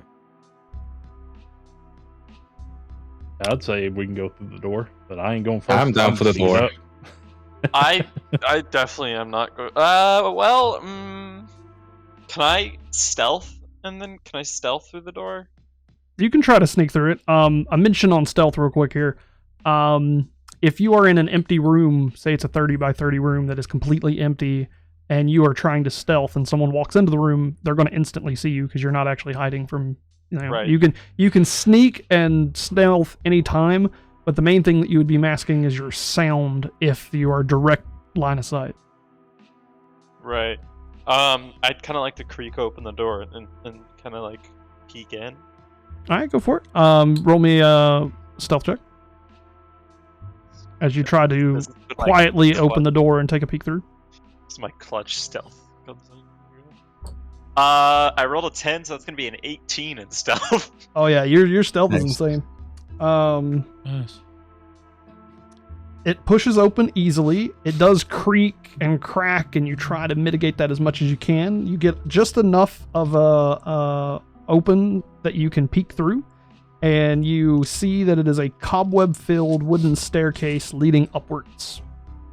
All right, so someone ahead of me, please. There's a lot of cobwebs, and it's going up. So I volunteer. I got 5 HP. Don't look at me. preferably, please clear as many cobwebs as you can on the way up. Will do, sir. Damascus, you could always drink the giant spider venom. Oh god. Oh, what'll that do? Not add more HP. Who knows? I wonder what that'll do. Quick question. Medicine check. It's only to stabilize people that have reached 0, correct? Yes, if they are unconscious and in a dying state, you can pull them away from being in the dying state. All right. It's not like I'm gonna apply a band-aid and heal your boo-boo. I don't mind you role playing that you put bandages on or stop bleeding and that kind of stuff. That's always interesting to do, but it doesn't have an effect like to heal or anything. Got you. All right. Proceed to clear as many webs as possible. Some of them are gonna be caught in my beer in my hand. Is anybody staying down here, or is everybody going up the stairs? I'll go up. Yeah, I guess we'll. Who wants to go in order behind? I'm still the hidden, here? so I'm gonna go up behind the rest of the group. Oh, so you want to be in the back? Huh? Yeah. I'm going first. All right, I'm gonna stay down in the room in case y'all push that, whatever the heck that thing was, out. As you guys are creaking up this staircase, the stairs just get older and older as you get up to the top. There's a door at the top that is wooden and so rotted that you can see through it into what appears to be an attic. This attic has its own rooms and such, and flip over 4 pointed towards me. You have I'm assuming right here is where we're... You notice that this part of the house is even older than the last part, almost falling apart as you guys are going up the steps. Damascus, your foot even breaks one of the steps going up. Oh, wonderful. And you get to this attic, and the attic hall is just choked with dust and cobwebs once again. And you guys can open up this almost rotted, falling off the hinges door at the top. And you see 3 different rooms to choose from here. There is one to your left that has a door that's almost falling off of its hinges. There's a short hallway that leads to 2 other doors to the left and right. And then to your direct right would be a door that has a padlock on it. Padlock and a bolt. Can I smash the padlock? Like, try swinging at it? One of us has an iron key. Duh, I do. I'm pretty sure I do. Oh, I forget. Thinking with my head. Our friend the barbarian doing barbarian things. Thinking like a barbarian. Would you like to break the lock or attempt to see if that key works? I'll use the key first. I'll think smart. The key inserts perfectly into it and unlocks the Who would have lock. thought? Though Wow, very, good. very viable option. So you open up this door and going in? Yeah. Is anybody going to check out other doors? I'll check the opposite room. Which was the door with the padlock? This one closer. Right here, Yeah. Let me update that. So he is that door. Okay. Sir Baldus is going to this door. All right. Would anybody like one of the left or right doors on these 2? I'll take the door to the bigger room while I'm still hidden. Veston's going for that door. Anybody going for the last door? I shall try the last door. All right, Panderin's going for the last door. I like this. Divide and conquer. All right, I will start with Sir Baldus's door. Sir Baldus, your door opens up to another spare bedroom that contains a slender bed, a nightstand, a small iron stove, a writing desk with a stool, another wardrobe, a rocking chair, and in that rocking chair is a doll that is smiling in a lacy yellow dress that sits over in the northwestern side. Cobwebs draping over this doll like a wedding veil. Okay, I'm not falling for this trick twice. I'm gonna ritual detect magic on the doll, see what's. So if you're they going can to take sense anything. 15 minutes to prepare a ritual to check for. Never mind, damage. I have it on spell. I was just do it instantly. You're going to use a spell slot for it? Yes. So you don't want to save your spells for a potential boss fight later. I have 3 spell. Well, let me see. Hint, hint, wink, wink. Oh, hold on. Why he's being so explicit about it? You know what? I don't like those. Never mind. I'll keep my slot, I guess. We'll Attack keep it it. immediately. We'll keep it in mind that you want to do a ritual in case there's enough time. We'll see what other people's stuff ends up happening. Deal? Zeal. Attack I'll it check. also. I'll check the dresser that you mentioned. I want to wardrobe, investigate like the drawer or. Let's see here. The wardrobe opens and is completely empty, but some spiders run out of it. Oh, Ugh, I Cool. hate spiders. Oh, cool. spiders. And I have You hate cobweb. spiders. Do you want to take a look at the doll? I don't like that little inflection that you did when you said dope. Oh no, I'm completely Okay. unbiased. You know what? I'll come up the stairs and I'll walk into that room and I'll pick up the doll. Ballsy. Ooh. This is It is just a plain doll smiling in a lacy yellow dress. As you turn it over, there's a little tag on the bottom. It says, "Is no Binksy, is no fun." What? Oh, is no habla fun. Quack, quack, quack. Is no Binksy, is no fun. I repeat that is no BC is no fun to throw it at Sir Baldus. A little Hey. bit funk. It could be possessed. It falls I'm pretty lifeless sure onto the there's- floor. I'm pretty sure they'll milk tales about this one day. A possessed doll. and then I in the looked at him and go, future. "What are you afraid of? It was just a doll." Moving on to Dumpling's room here.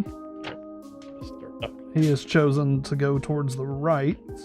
Yep. Let's see. This is another spare bedroom containing a slender bed, a nightstand, a rocking chair, wardrobe, and a small iron stove.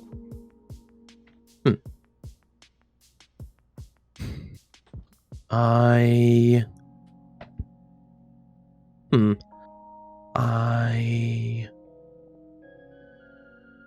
let's see here. It says What iron is the mansion stove. got enough spare bedrooms to fit the whole I family? know. So it's like, so you said there's an iron stove. And some extra. There is A wardrobe, a nightstand, Wardrobe. a rocking chair. nightstand. I'm gonna check the nightstand. Inside the nightstand is a cup. It's empty, and there is a lot of dust on the nightstand. Okay. I move to the wardrobe. You open up the wardrobe. Inside of it is a few dark jackets, similar to the one that you're wearing, because you still have that jacket and top hat on. Let's see. Check the wardrobe. Check the dresser. I guess I could check the stove.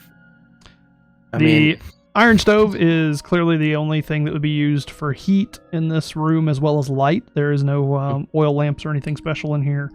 Okay. Inside of it is some old cold coals.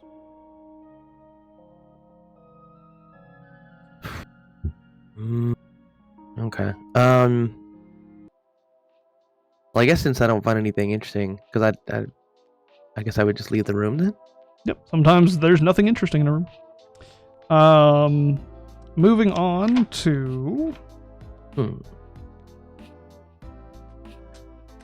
Yeah, let's do Panarin's next. Open up this larger room. It is a storage room. Mhm. And given what's going to happen here in Damascus, I'm just going to say that you unlock the lock, but you haven't quite opened the door until what happens. Okay. Because we'll have to put a pause here for just a moment. This dusty chamber is packed with old furniture.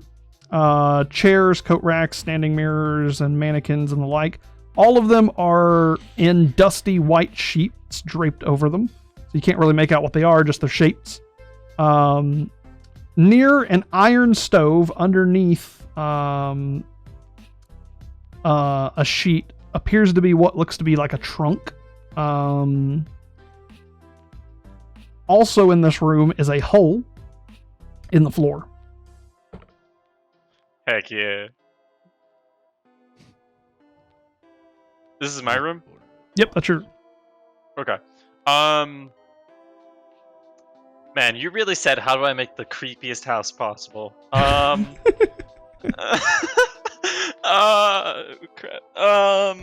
There is no sound, there is not really any smells except for dust, but there are sheets wrapped over various different furniture things. I guess One of them appears to be a trunk. that banshee disappeared because this is the top floor and that's part of the hole. Or the banshee's under one of the sheets. That's what I thought. Like, wait, that's the hole that they made. Do it. I'm still stealthed. Can I stealth over to the chest? Sure, go for it. Alright, I'm gonna go stealth over to the chest and open it. Or Opening the attempt to open chest. Oh. Yeah, no, that's fine. It's fine. Opening the chest. It is unlocked. This trunk, you open and you find the skeletal remains of what appears to be the nursemaid, because you saw some of the clothing that was down inside that wardrobe before. It is wrapped in a tethered bed sheet and stained with dry blood. Make me a medicine check. Oh Lovely, boy. lovely, lovely.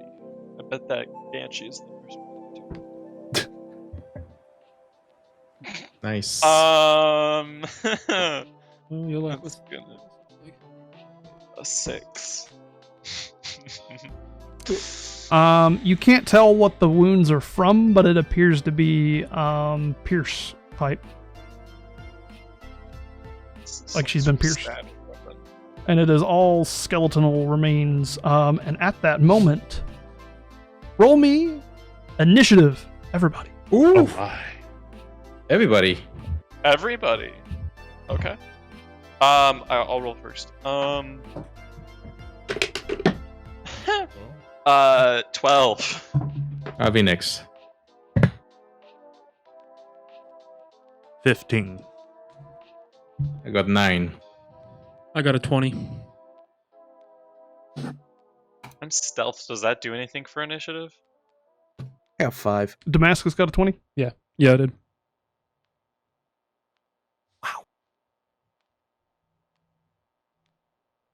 What was... Okay, so I got Damascus, I got Grimir, I got Panarin. Who am I missing here? Sebraldus. 9. And Dumpling. I got 5. Oof. No, my rolls are trash today. Hey, man, I'm right there with you, man. That's why I'm It's okay, laughing about Pan. it. All right. I should get a free attack before the first round, right? Yeah, sure. Let's go to surprise round. So starting off on surprise round, we have Veston. Yeah. Stealth. Take your Alright, turn. So, so I know something's coming then, right? No. Oh, I thought stealth means that they've already shown up and started to attack, and I just get to attack. No, initiative means that there's a fight about to happen. However, the participants of the fight are not currently visible. Well, that's no fun. Now you get what I'm saying. While yes, you are stealthed, the enemies are not here currently. You could position yourself. So And moving then- on to what happens here. You appeared into this trunk and you saw skeleton remains, and as you have investigated it, up through the floor of the chest comes this screaming banshee face, this decrepit skeleton, writhing shadows all around it, staring directly into your eyes. Alright, cool. And Lovely. with that, you are visible to your enemy, so you're not really stealth. You aren't surprising them. We go to who is going to be first on this initiative, as the Spectre is now hovering above the chest, which is going to be Damascus. All right. So I guess I run in there. Sure. And just as a point of clarity for Focal, so that it's more understandable of what's happened here. You are stealth, but the enemy is aware of your presence. It does know Right. you exist, so you can't surprise it. To get to the top of the initiative order, you must have surprise. To get surprised, you must be an unseen attacker. Okay. I do have another question, because the thing I'm reading here says that on all attacks against you, the attacker must first identify where they think you are. The attack will automatically miss if I'm not in that 5-foot area. If I am in that area, then they still attack with disadvantage on me. Where's that coming from? Just a website about stealth, because I couldn't find an official source. Okay, so read that to me one more time so I can hear it again. It says the website is Old Dungeon Master Dungeon. That doesn't matter. Just read it to me about again. Says here, on all attacks against you, the attacker must first identify where he thinks you are located. The attack will automatically miss if you are not in that 5-foot area. If you are in that area, the attack is made with disadvantage on the attack roll. Okay, this is an example of being stealth and someone attacking you while they can't see you. So if you're in a bush and they can't make out exactly where you are, you can make an attack into darkness, into a bush, as a Hail Mary kind of shot. If you're not within the 5 feet of the location that's there, the attack will automatically miss. This has nothing to do with stealth. You being stealth, and you're not being attacked while in stealth right now either. Okay. To be stealth, you must not be seen at all. And this creature, to put it mildly, because your character wouldn't know this is a bit of metagaming, this Spectre is able to know where you're at even through walls. Okay. So you are not able to currently stealth from this Spectre, even if you were in the perfect conditions. Makes sense. So anyway, but yeah, the thing that you were reading about is only applies to like shooting your arrow into a bush and hoping to hit somebody. It's not the actual rules in stealth. Anyway, going to Damascus, you run into the room. That's your movement. How many squares is your speed? Or are we not? He's got like 30, but like it's 5 foot per square. Okay. So, you 5 know, foot per square. Okay. he can pretty much get to there. Okay. I'm not worried about that. I'm just maybe asking for me as well, since I'm pretty far off. I'm pretty sure from one end to the other of this building is like maybe 60 foot. So Okay. We're good. Yeah. That was just a general question for me and Baldus, Yeah. since we're the furthest away. it's literally a 55 foot house. So I'm not worried about anybody getting to the enemy immediately. Oh, okay. So you go right up to it, and you're still raging, by the way. So you get to do both of your Ooh, attacks. nice. Yeah. All right. It's So definitely not been 10 minutes. all right. So I'll hit with my battle axe then. First battle axe. First battle axe is a D8. Yeah, you gotta do your attack first. Oh, so I did 20 and then follow through with. Yeah. Actual. Always see if you hit first. Oh, sorry. All right, we'll go that. 3. Yeah. So that first attack definitely won't hit. Yeah. It just goes right through it. You see like this kind of puff of smoke that envelops your axe as it goes through. Go for Alright. round 2. So then basically do the same thing again with Yep. second axe. Ooh. Better shot. 18. And 18 does hit. Go on over to damage. All right. D rolls for 3. Plus the 4. 4, 5, 6, 7, 8. So I hit with 8. 8 damage. You cling into it, and this time you can feel like Something's there. this mass kind of pushing against your axe as you go through, and the banshee lets out this big scream out at you as well. And how much damage did you say? 8. All right. Yeah. Make me a wisdom saving throw.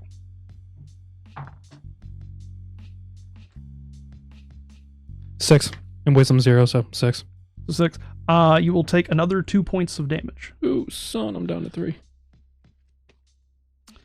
Moving to Grimir. All right. Well, as I hear that scream from the other room, I come bolting in there. And I'll stay in the doorway. And I will cast Earth Bolt. Which is a magical spell. Indeed. Entirely fine. Let's see. Oh yeah, that reminds me. Gosh. 10. Dang. And that's on a Nice. D10, ain't it? That was me rolling to hit. Oh, right. Fair. 10 total because you add your spell attack bonus. Yes.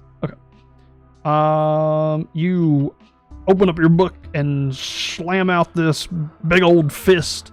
The banshee who just got done getting hit by that sees this kind of action and just like morphs its body so that the fist goes flying and hits a wall, leaving a hole.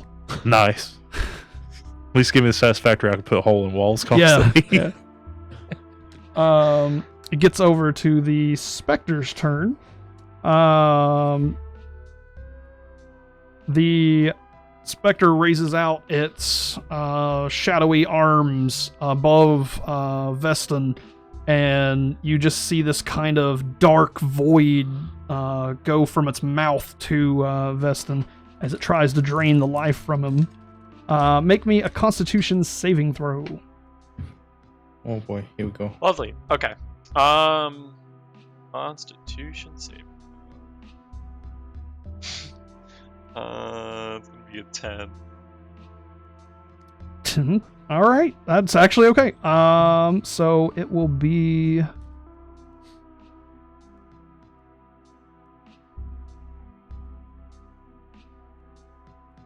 Okay, so basically, check that real fast, and you will take.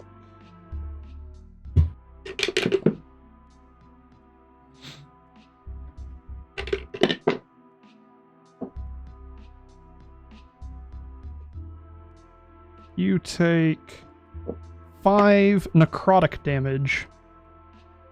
I'm at 5. Okay. What's your max hit points, Veston? 12, but I took 2 from Blowback your damage. spell, Dissonant earlier, or whatever it was. Vicious and then- Mockery. Yeah. Oh, dang. So we have And 2 of 5 half now. health. I'm at 5. And that brings us to Panoran. Okay. Wait, hang so- on. What? No, So I that get to wouldn't skip be. your No, turn? I wrote down the wrong one. Veston is next. Oh, Cool. okay. The spirit is humanoid, yes. Yes. I know this is at disadvantage because we're fighting it. Can I charm person? So he can kill one of us. You can attempt to. I would like to attempt to charm person this. That's going to be a wisdom saving throw. It has to make a wisdom saving throw. And With advantage. Because we're fighting it. well, And it has to be, I think, a 12. This is my spell save DC. it succeeds. Dang it. Whoops. Uh-oh. Alright. Oh, that's my action. I still have a move, though, right? So, I'm right You- next to it. Can I- If you attempt to move away from it, you will take an attack of opportunity from it. Right. Hold on. I'm sorry to interrupt, but wasn't a rule for disengage, or does that take an action? Disengage. Disengage is an action. Ah, sorry. Can I then? So I've already used my action. It's gonna hit you no matter what. Yeah. Can I use my parrying dagger? Can I ready my parrying dagger? I will allow the parrying dagger to be used as a bonus action attack. However, being not a dual wielder, you wouldn't gain your bonus on it.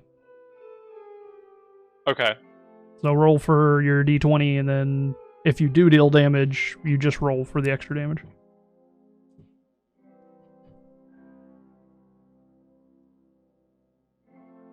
So it's going to be that plus my attack bonus for Yep. hit. All right, so it's going to be an 18. All right, 18 will hit, so roll me the d4, but don't add your bonuses. 3. Nice. As you stab forward with your parrying dagger, you catch a bit of that mass that's in there. Make me a wisdom saving throw as the banshee screams back at you. Ah, lovely. Why? 10 again. As you take 2 You points, must like that number. as you take 2 points of necrotic damage again. I'm at 3. Welcome to my corner. Oh Sorry, gosh. Oh lord. No, we're not even at the boss yet. What the hell? Hey, just how it happens. The dice roll, the dice taketh away. Taking Yes, us sir. to Sir Baldus' turn. All right, my turn to shine. All right, move me. I guess between and that space between Brimthen and Damascus. Yep. Would that put me within melee damage to the Banshee? Yeah, that'll be fine. All right, and I'm within touch for Brimthen and Damascus, right? Yes. Gotcha. All right. You know what, Brimthen? Yes. Your lack of faith, I find disturbing. Oh my god. Oh no. Oh lord. For various times, I've Maybe I'll been trying to illuminate you in the right way, but I follow the will of the Air Mother. I don't follow my will. I'm gonna cast Cure Wounds on you. Cure wounds on me. Oh yeah. Yes. Yes. Thought you were gonna be like, so I'm not gonna heal you. Boy, that would be cruel. She's so cruel. If I was the best, then probably that would be the right answer. So what does cure wounds do? I don't It need to cures roll a wounds. d20, right?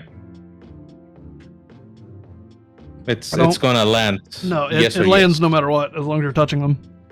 All right, so it's gonna be 1d8 Mm. plus my proficiency and my feet. Ooh. Yep. Well, that's So it's good. gonna be 1d8 plus 4.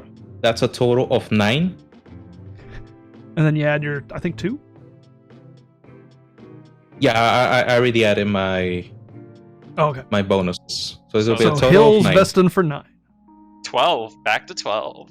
Nice. I'm gonna heal you for Right 9. at straight to max. Let's go. Can I use a help bonus action on Damascus for his next roll? If you have spell slots and you have Healing Word, you could use a bonus action Healing Word to heal Damascus. No. I don't want to heal him. I just want to use the help action as a bonus action. So no, it's a full-on action to give him advantage. Got it. All right. And since I already depleted my Shield of Fate, I have nothing else. Oh, he doesn't have enough spell slots. But you still have, you still have Shield of Faith on you. So. I do. Oh, I do? No, Okay. I do. so- On Damascus, yeah. Oh, Damascus still have No, I it. never found Great. I honestly didn't. It's all good. Just keep All it in right. Don't mind. forget about that, Damascus. You're Alright. Plus 2 on your to the AC. Yeah, it's right there. I see it. And I end my turn. What's your AC with that +2? 16. Whoa, nice. Yes. For a barbarian, that's awesome. Yeah, it's Yeah, he has I'm the happy. same armor class as a chainmail right now. considering I only have 3 health, so hit points. It helps. Panarin. Okay. Well. Trying to read this. Can I cast Bardic Inspiration on myself? I don't think I'm allowed to. Yeah, you can. Yeah, totally. Okay. 1,000% a thing. Okay. So Something you will use often as a Valor Bard. Yeah, I know. It's my first time using it. Because I realized I was like, oh, it's only a 10-minute cooldown. It's fine. So yeah, I want to cast Bardic Inspiration on myself. And in fact, just because you're a new player on it, you could have casted it earlier. Is the idea? So we could say during the heart moment, you gave who? Like Sir Baldus was nearby there, so Yeah. Okay. I'll have to get used to that. I just don't want to because you got to give yourself Bardic Inspiration first before you can use it. So you would be using your action to give yourself Bardic Inspiration so that you could bonus it. You know what I'm saying? So basically, you want to prep your Bardic Inspiration so that they can be used later. Is the idea? So unless if you want to give it to yourself, you gave it to yourself during the harp moment. Gotcha. Okay. Okie dokie. So then, If you see what I'm doing with that. yeah. So that means I've had it going for a minute then. Yeah. So So what are you gonna do with it? now, is this? You said that the monster is like humanoid. Yeah. Yeah. Is it undead? You would have to make a nature check. Gotcha.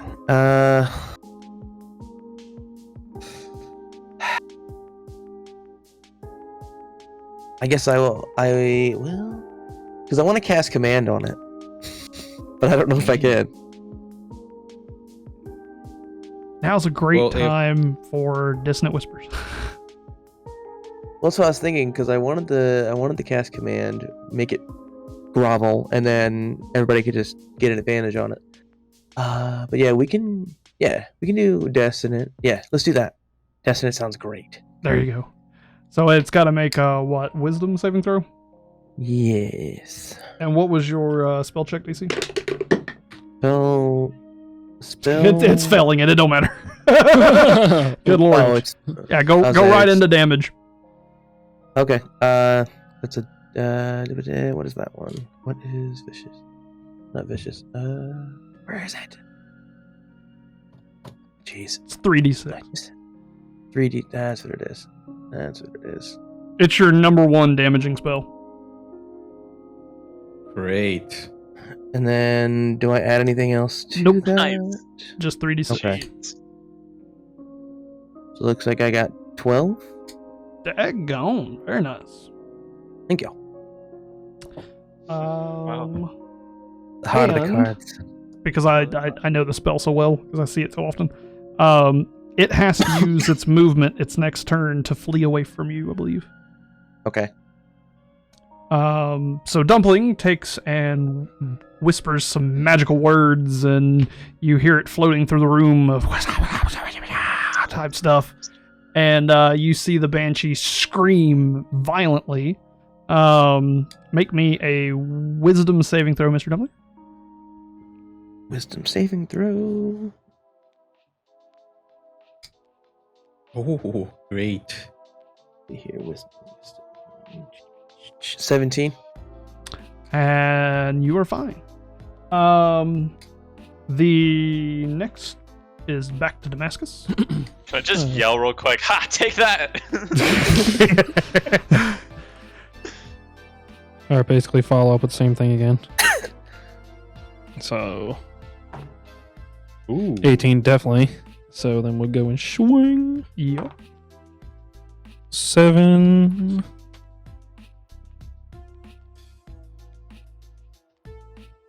11, and then my rage is out 2 more, right? 2 more. 13. 13. Up there. So 13, and then do your other attack. Oh, yeah. Ooh. 2 didn't even go. It's a miss. So. It is a miss. However, your first attack grabs deep within it, and as your axe pulls through its body, this kind of black tar sludge gets lodged inside your axe this time, and it kind of pulls out with it, and like sticky clinging to it. And as you do it, you notice that there's this hollow space inside it as it kind of bursts apart, and this like skeleton-y kind of vapor flashes kind of red as it explodes, screaming. Second one down. Everybody, make me a wisdom saving throw. There we go. Lovely. Please don't be a 10. 14. 14. 4 better. 3. 10. 8. 3, 8. Horrible today. Ooh.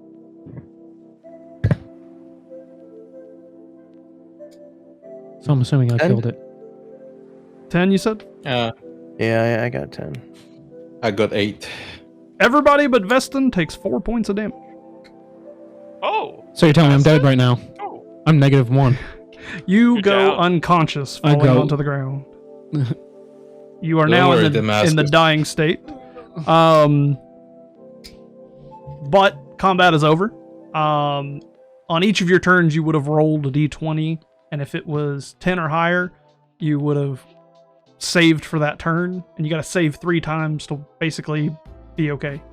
But because combat's over, your teammates can do stuff to help you out. But you're currently unconscious on the floor. Okay. Yeah, I would like to take the opportunity to use my medicine check, and I will have to mention that I have an item. There is no check Can't you just... for stabilizing with the medicine proficiency. You are successfully able to stabilize him from the dying state, but he is still And unconscious. Don't you have a cantrip that can heal him? Nope, there is no healing. Nope. Oh. So he's still at 0, right? Yeah, he's still at 0. He's just unconscious. Pan, do you have any spell to heal? Because I know bards heal. I mean, the only spell that I have would be Healing Word, but I think that only does like 1. 1 is still Why awake not? and conscious. Oh, all right. We Well, just gotta wake him up. Yeah. wait. Let me get the Oh, wheelbarrow. that's all we have to do. Are you guys choosing to let him wake up on his own? How long would that take him? Is I that think what we're doing? gonna- Is the first question. No, you know what? I don't feel safe. Look, guys. First, it was the night, and now it's a banshee. Like, what's next? No, I'm Whatever's not in the taking any basement. risk. You know what? Something that bit me Whatever's earlier. in the basement. I'm not taking the risk. I'm gonna use my second spell slot, and I'm gonna bring him back. All right. Thank you. He rolls high on them cure wounds, man. So what's that leave me HP wise? We're finding out. He's got to roll cure wounds first. Hold on. I gotta do my prayer first. Oh, please, I love it. Earth Mother. Please bless this poor soul that has fought violently.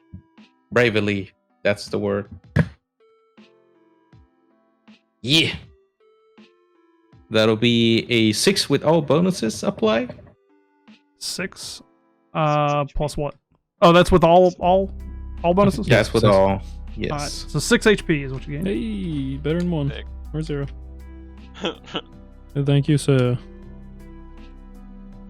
You fought very well, Damascus. Just try About to to die. be a little bit cautious because I don't feel too miraculous after this second healing. I don't feel I great might either. need I might need to take a rest. I hear did ya. 3 damage. That was all Damascus. Moving on.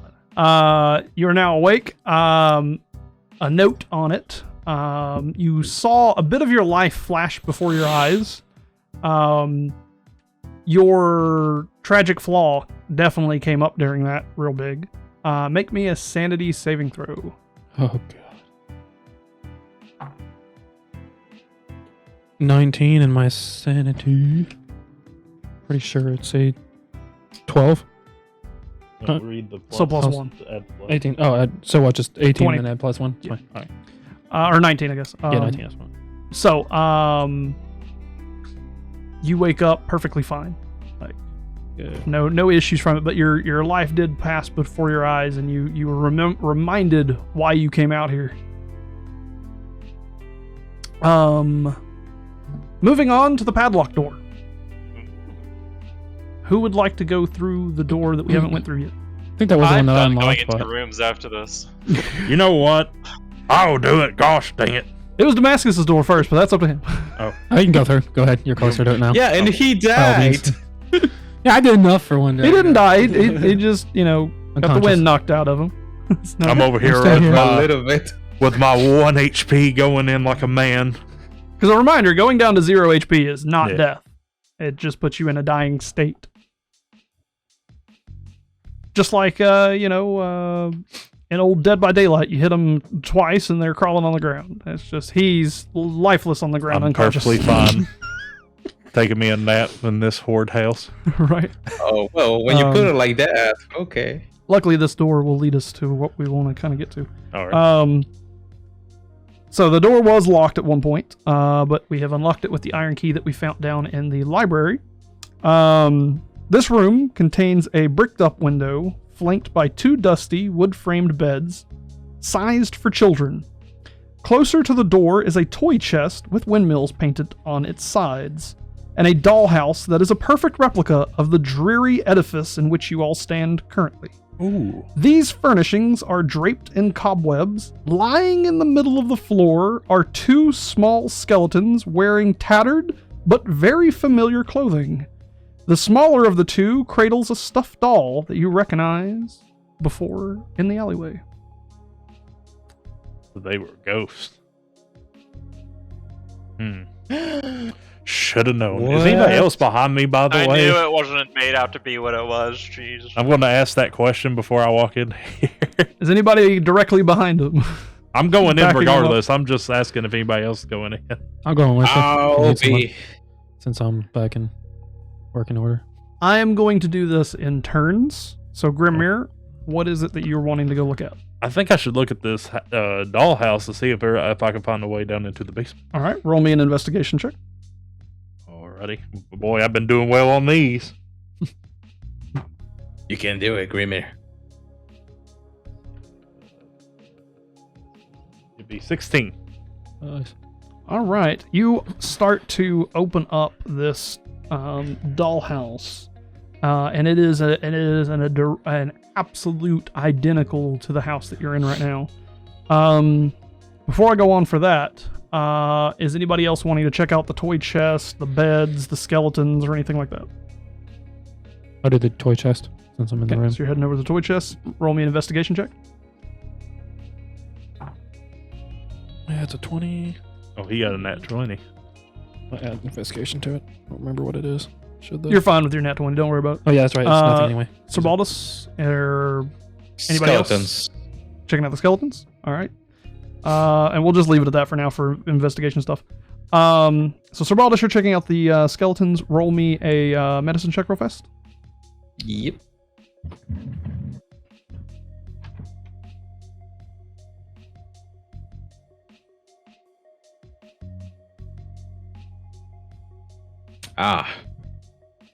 That'll be a 13. Starting with Sir Baldus, you notice that the children have no signs of struggle or like where they've been hurt or in any way. It's like they had died right where they laid. The toy chest is filled with various toys inside of it. Stuffed animals. There is also a a little toy soldier-looking type doll that a boy would play with.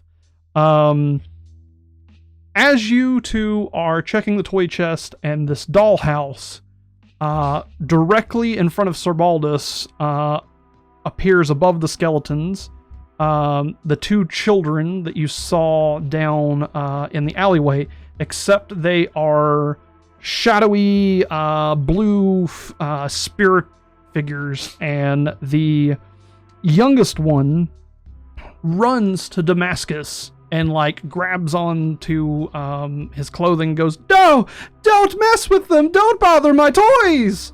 And the oldest girl runs over to Grimir and grabs onto his cloak and says, "Leave my dollhouse alone, please, no!" Oh, well, excuse me. I was just having a nice gander at it. Some fine toys you got here. I wasn't going to break it or anything.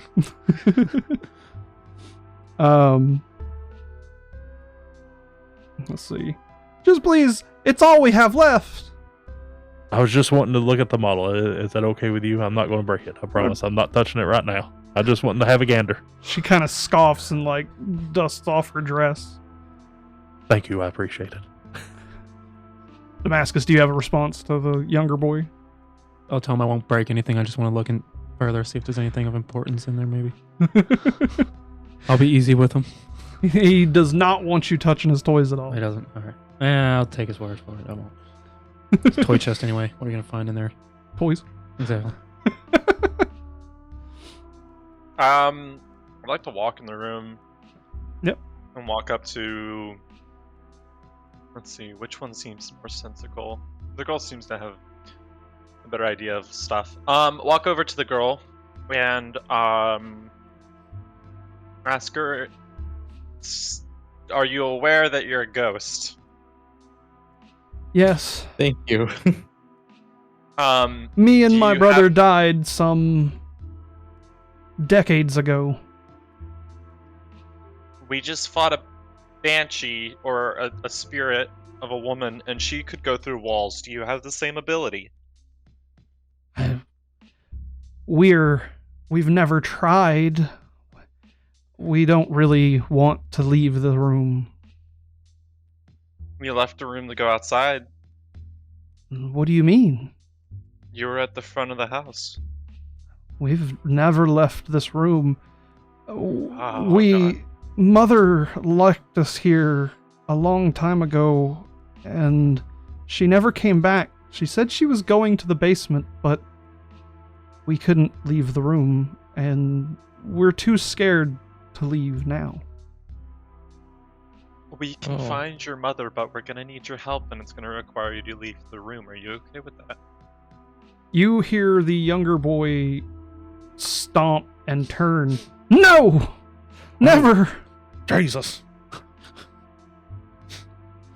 Is there a problem? She goes, he's worried about the monster. Yes, I've been introduced to that one. What's the monster look like? We don't know. We used to hear it before we died, but we haven't heard it in a very long time. What did it sound like? It sounded like it was in pain. It's not a description. Was it like, do you know what a bird sounds like? Did it sound like a bird? No, almost like a howling. Like a banshee? Like a woman howling? Kind of like a... No, that'd be a scream. Like man, bear, pig. Okay. No, the technical term. No, she just like she breaks out like this little encyclopedia book. No. Okay. We can protect you from the monster. There's a lot of us and we're very strong. We want to help you find your mother. Can you please help us? Well, I can at least tell you how to get to the basement, but I must watch over my brother. I would hate something to happen to him. even in the afterlife, you know, struggle with stubbornness. Of course. Any help is very much appreciated. Thank you so much. She almost slightly reluctantly goes to the dollhouse and opens it up, and she points roughly here in the attic. If you leave this door and turn right, so in between the Banshee door and this door, there's a wall. And on that wall, she kind of pushes it with her finger in the dollhouse and goes, "The way to the basement is through this secret staircase." Thank you so much. Staircase. Is there anything we can do to help you rest, or... I mostly just try to take care of my brother, but it's nice seeing some people for once. I don't know what could be done for us. Can I? Maybe we'll come back and visit you sometime then. That would be nice. Can I ask something? I have a question. Sure, go for it. Me, being in the religious biz, let's call it like that. Is there, like, lighting a candle? Is there something that could put him at rest to stop being errant ghost? I'm going to let you make the decision on this by pitching it to you in this way. With what you know about your cleric's backstory, would you be more concerned about death, life, or, you know, other things that clerics would be doing? Given your backstory, would you have actually have dabbled with anything that you get what I'm saying, you know? Because in the cleric world, for example, you go to study various different ways of handling your religious magic. So some of them go off to do firework and such. Some of them go off to work with death and repair, you know, of one's spirit. Whereas others go off to work, you know, in military service and forge work or in... Gotcha. Yeah, so I would let you determine whether or not you would say that your character has dabbled with either dark arts or the undeath side of things as much. Okay. Well, I'm just gonna say that it is a good practice to light a candle to lead the dead, to help them find peace. So I'm gonna light 2 of my candles. I like and that. just leave them in the room for them. Even just as mourning, that's nice. Yeah, I like that. I will let you do a religion check. And given the hint that I kind of gave off and your response to it, I'll say it's at disadvantage. At disadvantage. So that's gonna be 2 rolls, right? Mm-hmm.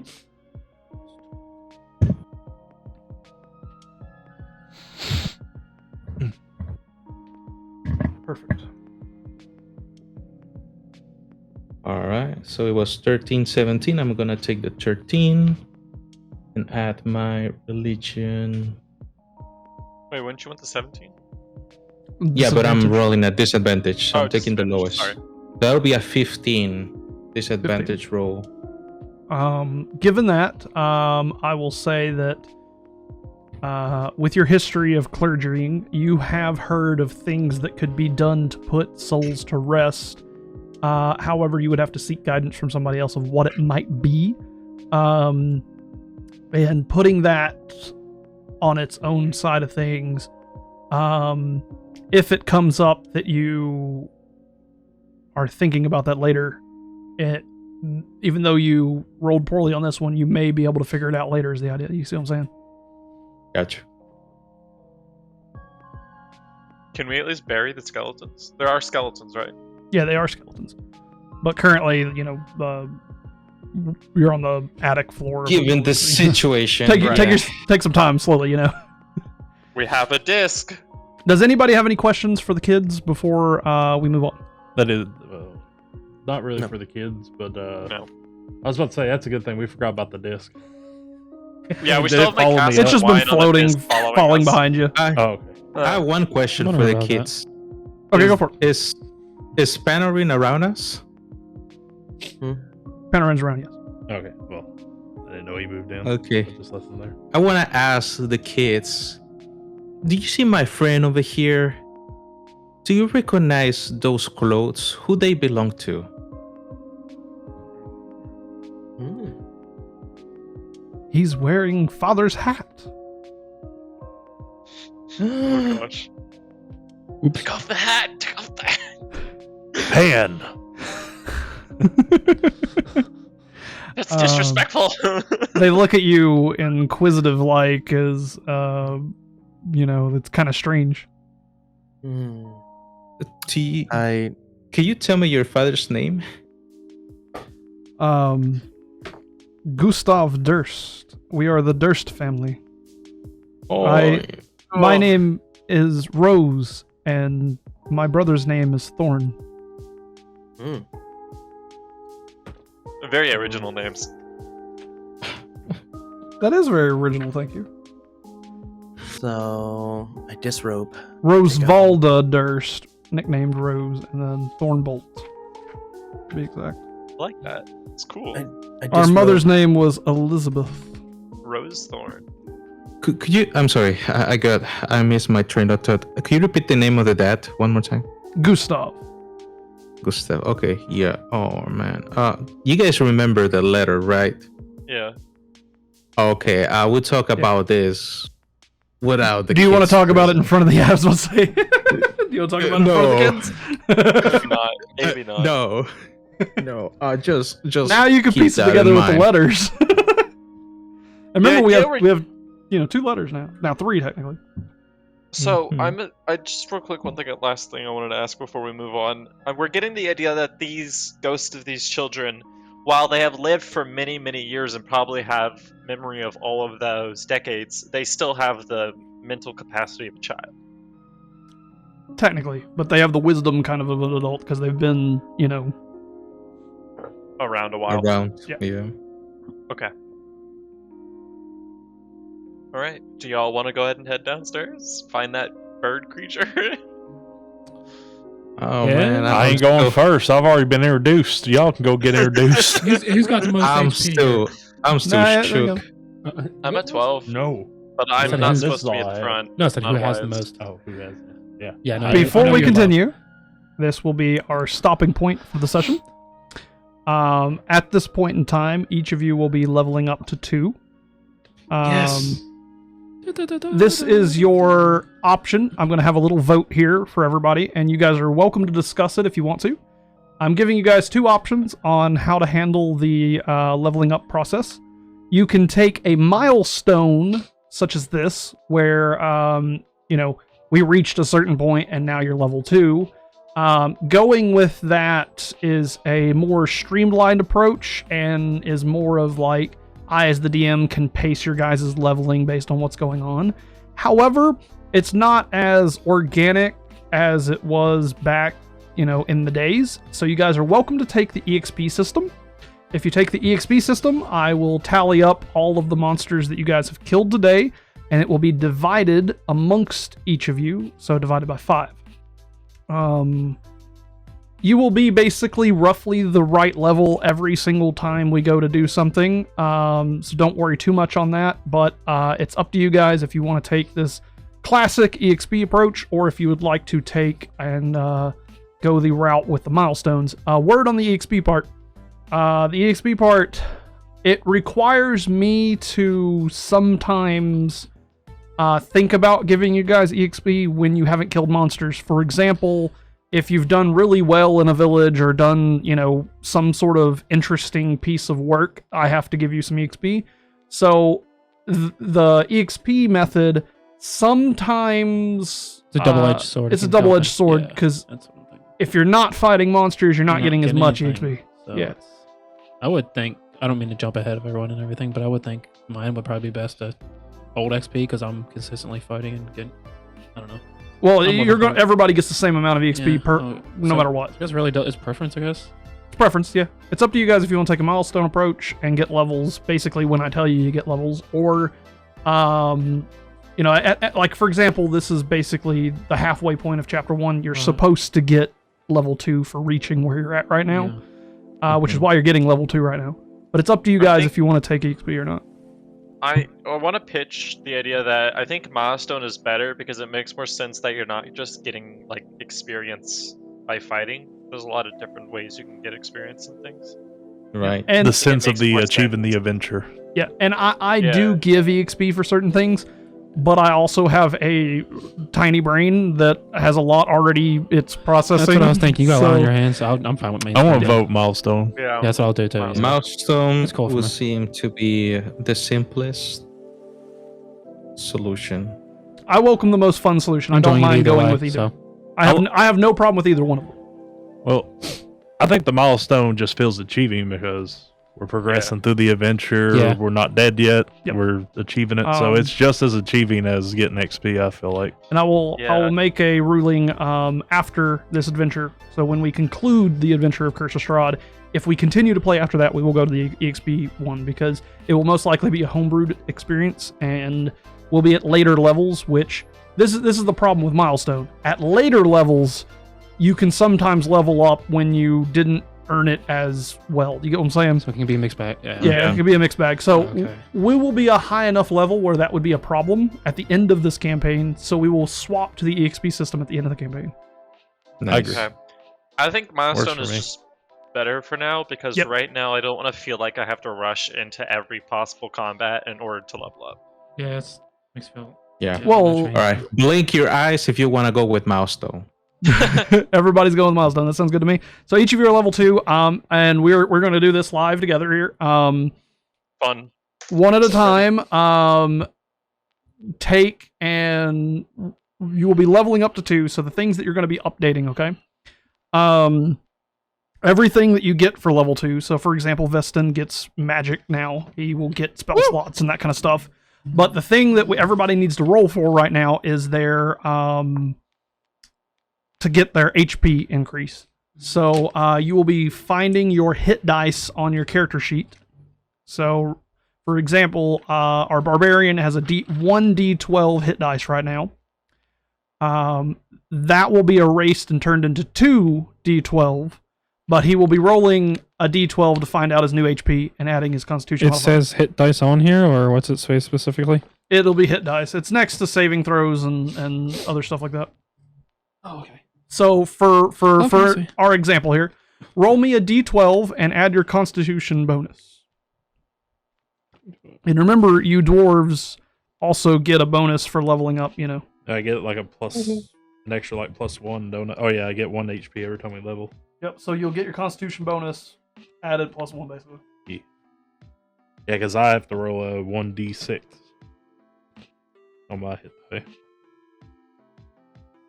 Which one's a D12? I've never used that one. This one? D12 Okay, is this like one. the Has the 12 on it. yeah. too. Whoa, grab the wrong one. There you go. Looks like that. You said use a D12, then what? What your? D12 and then add your constitution modifier. Okay. So look at constitution, see what its plus is, and add that. And then anybody on Discord can go next. So I guess I'll go next. I got mine. so whatever your hit dice is and what 8 and then 4, which is 12. so you got 12 extra 12. HP. Yeah, after adding. Yeah. Yep. So Oh, update your max HP, whatever it was. And then add to that. Add 12 to your max HP. And I always do this for this campaign because this house is literally 26. known for TPKs. So all of you guys will be going to full HP and get your spell slots back as if it's a rest. Okay, so I need For to roll, leveling up. Nice, I'm 26 now. here. Yeah, Right. buddy. So get all your spell slots back Lovely. and update your HP to whatever it is. So if you roll bad, you That's just get a bad hand. So I get 5. So I'm up to 16 because I got 5. Wow, my I feel better Constitution, now. and then my- So how much HP are you at now? 26. That's the beauty of Yeah. barbarians, So man. we just jumping back up to max. Oh, he's like, But Yeah, anyway, your new max HP will be your HP. Okay. Well, I got 15. So I mean, I guess that ain't bad. Wow. I feel a lot better now. Let me see. I got 2, 5. Oh no, I'm 16. But I will remind you that you will need this HP when you go down to the bottom. Oh yeah, yeah. I remember this part. I played. I wonder why. And And character doesn't, but I do. I think cool. I like I it. think you remember how deadly the Yeah, but The I'm basement more is. confident now than my last character. Oh yeah, no, So, yeah, this will be a fun one. it's a big difference. I know exactly. I remember it exactly how it is. Can't believe I remember that part best. That and the Well, it's part deadly. with the Shh, don't tell anything. No, it's already passed. That Oh, okay. that dumb the lift dumb thing. waiter, yeah. I remember all. I was like, oh, I know what we're getting into. But yeah. All right, what was your new one there, Veston? 21. Very nice. Nice. What was your hit dice that you rolled? 1d10. Oh, Plus Constitution. Ranger's awesome. Nice. Yep, 21. Sounds right. Oh yeah, I get to use 3 level 1 skills. Everybody else has rolled? Wait, so that means my hit dice is now 2d12 instead of 1. Remember, he's telling you that. You told us that. I just Yeah, wanna make now sure. it's I just 2d12. want to make sure. Yeah. Oh, now I would like it's to- 2, so do I 2d10? Oh, sorry. Yeah, you'll have 2d10. All your hit dice will be increased by 1. I would like to take a turn. So could you just explain to me real quick What is it? how to improve the HP? Okay, so it is your hit dice. So you should have like I don't know what your hit dice is, like 1d8, and then you add your 1d8. Constitution, And then you got to add 1 extra for being the dwarf. You know. Dwarf is a wonderful thing. Still don't understand my spells. Well, you'll Also, have my 2 case- weeks to, or more than 2 weeks, because the next time we reconvene is going to be January 7th, I think it is, because Yeah. for the holidays and everything. Basically a month. So it'll be the Constitution, which is 18 plus 1, 19. What's your Constitution modifier? Oh, the modifier plus 4. So plus 4, and then what did you roll on your hit dice? I got a 8. So 4 plus 8, 12. Add that to your max HP then. And then plus 1 more, 13. So 13. Oh, we got double hit points. 26 right now. that's usually what it ends up getting close to, so to speak. Dumpling, what'd you roll? I got an 8 as well. What was your hit Um, dice? It's 1d8. And Sounds then right. Plus your Constitution uh, modifier. Constitution plus tough. Because tough, I gain an extra 2. Oh yeah, every yeah, level. you got tough too. Yeah.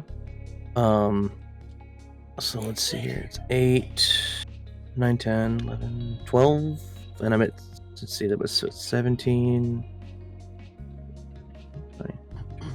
3, 4, 5, 6, 7, 29, 28, 29, right? I think it's I right. guess I don't know, Nice. but very nice. I think it's right. I believe it's 29. And that will be your total HP as well, because like I said, we're going to count it as a long rest. A few other things that changes on your sheets is based on your skills and those kind of things. So be sure to read your character sheets and see what you get. For example, I think level 2 Barbarian gets like Reckless attack and something else with it. Just know that your character has those things and update them accordingly, looking through your player handbook and everything. Every time we level up, what I recommend is updating your character sheet with the new stuff. So for example, Focal's got to pick spells and stuff like that. But then read what level 3 is, or what level 4 is, or level 5, or whatever your next level is, so that you know what you get after your next level up. So that you can keep on kind of planning your route. And just update your sheets by January 7th. If you have any problems or questions or concerns, send me a message. We will be ending right here. Let's see, is there anything else I don't want to mention? I think today went really well. What is your all's thoughts? I think it was pretty good. I think it went well. Yeah. Definitely felt improvement. It went dark real quick. Yeah. It's about to get darker. Oh, I can't wait. I want to get my revenge on whatever the heck that was in the basement. And officially, I would like That's to cool. welcome all of you to Barovia. It is the darkest campaign that you can pretty much get. Fun. Please, if you ever hear the word Barovia, just immediately turn off your TV. Like, don't let anything get spoiled for you, because as you can see from this session here, the mystery and everything is kind of sitting there for you to find and discover and that kind of thing. For example, we have 3 letters now. You have seen some of the mysteries throughout this house. What are you guys thinking about this house? Like, where's your thought process based on these letters and what you know?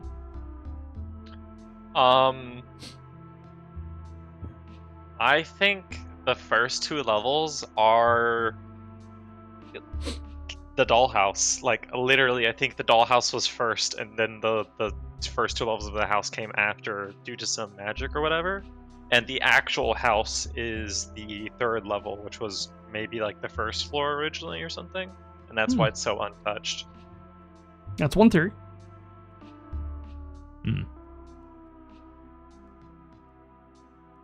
feel like once you step past those giant gates or whatever we went through, that it's like another dimension in a sense. But That's another theory. another world, yeah. Yeah, I agree with the mask, because as soon as we crossed, it went dark, and then there was souls around it. Yeah, Uh-huh. changed up real fast. All right. Well, January 7th, we'll be playing again. Does anybody have any questions about today's session or anything that they would like to bring up? Nope. What was that? Mm-mm. I just want to point out the thought process between Grimir and Brimthen about going down the little hatch thingy, but they didn't hesitate about ripping somebody's carpet or blowing. Well, I said Oh. rugs. I didn't mean carpet. I meant just the rugs. Yeah. Yeah. It was just interesting, and I think I got a quite the expression out of Brimthen when I was like, "Oh, you remember when you said that you don't believe in faith? Everyone's like, no, please. Look at don't you abandon now, I need help. about to die." I gotta go back and see that look I gave you whenever you it asked was me to go back and good. do the I- Dumb Raider. I tried to bring it up bigger, but you had already looked away and did Yeah. something else. But I didn't see it. so anyway, I'm gonna sign off real quick here. I'm gonna say, you know what, Discord guys, say goodbye. Bye. See Oh, ya. yes. See ya.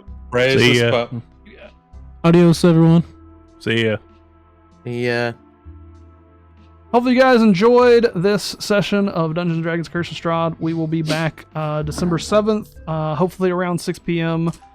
Eastern Standard Time. And I will probably run a rerun of these 2 for a couple of weeks and whatnot and make some other content around it and whatever. So hopefully you guys enjoyed it. Stay tuned for more. Peace! And they went into the house to check out what was going on.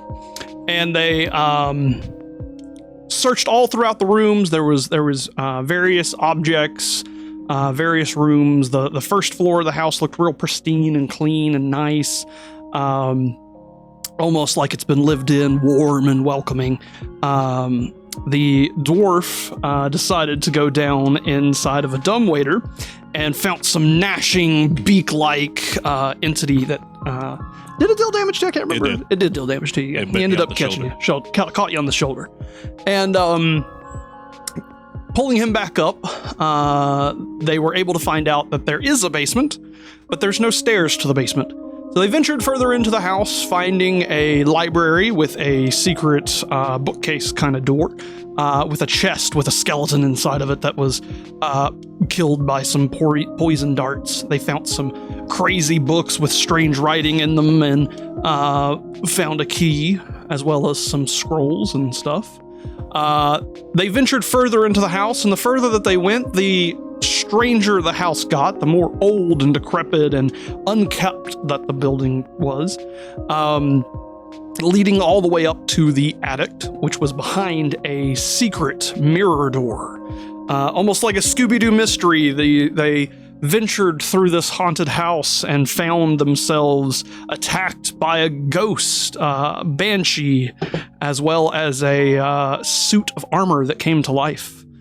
Now they find themselves standing inside a room that locked from the outside with the skeletonish bodies of the children that they saw from the road, having starved there after their parents had locked them away for whatever strange things that they do in the basement.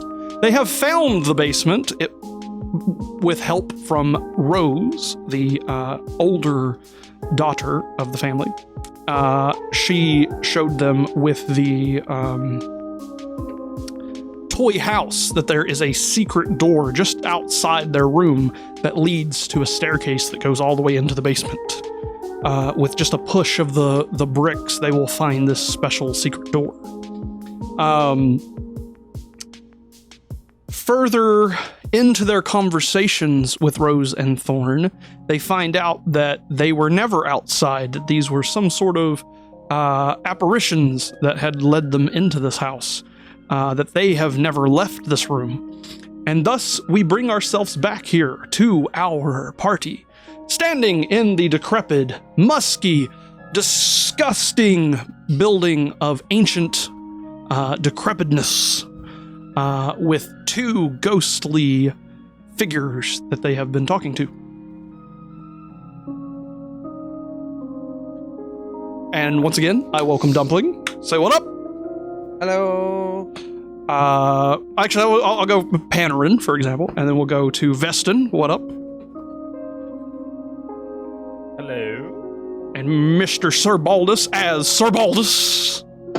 Salutations, everyone.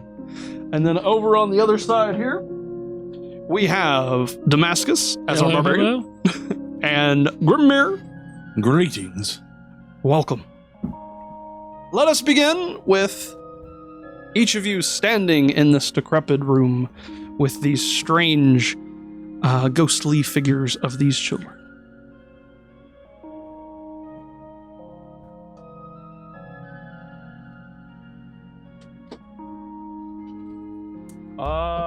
Don't all speak up at once. Oh, okay. Fair I enough. just put it's been a minute. And I'm gonna show my my lack of memory here. But what is the last conversation we had with these children? That you guys were going to head down into the basement and see what was going on, Okay. essentially. Oh, yeah. So should we all? Hey guys, should we all go ahead and go down? Let's be very careful. There's some weird creature down there. Yes, I know. I've already been acquainted with it. But yes, let's be careful. I also cast mage armor. Yep, go ahead. Yeah, we'll give you that. Go ahead and cast Bardic Inspiration as well. And where you guys leveled up, I'll remind you guys that all of your spell slots and all that kind of jazz is back and working. And if I'm correct, Bardic Inspiration takes a one of your spell slots. So that's one first level spell slot from you and one from Mr. Bard. All right. Are we assuming that we can actually have spells prepared now since we leveled up? Yes, yeah. Okay. I'm giving it as if it's a long rest. You got all your HP back, all that kind of jazz.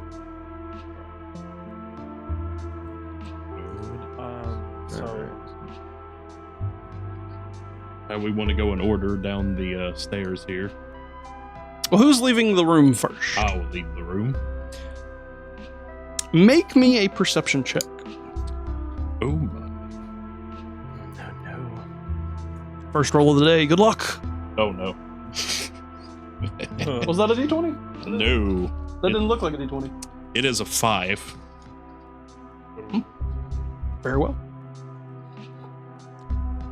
You head on out of the room, and I'm assuming you're going to head towards a little secret door that goes down into the basement. Indeed. With my little keg of wine behind me. Perfect. Let me grab my... Let me do just a couple of things real quick here to do an explanation while you guys figure out what you're wanting to do and orders and everything. All right.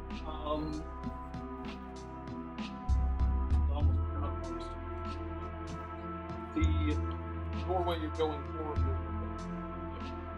and when we get to going down there, you will put yourself in an aisle. Okay. and only remove these black strips as you reveal them. And try your all's best not to move Yeah. other ones. So once everybody is headed down, remove. Actually, just go ahead and remove these 3, and careful not to Yeah. move any of them. Oh yeah, yeah, This one too. yeah. Just be careful. All right. Oh, we have entered fog of war. Yes, I have Fog of War set up for this one. I love Fog of War. Nothing could go wrong in Fog of War. Hopefully it goes smoothly. Anyway. All right, let me open up my book real fast here to where I need to be,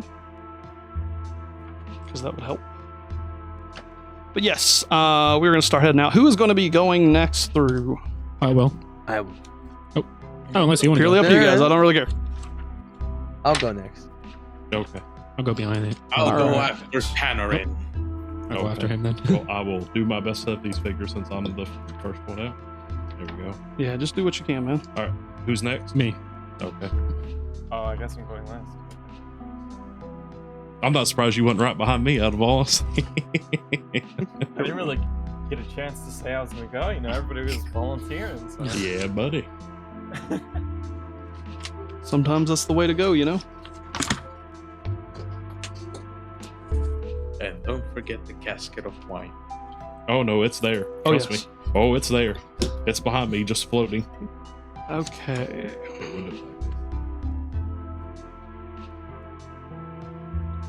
Make sure I know where we're at before I get started. Perfect. Okay.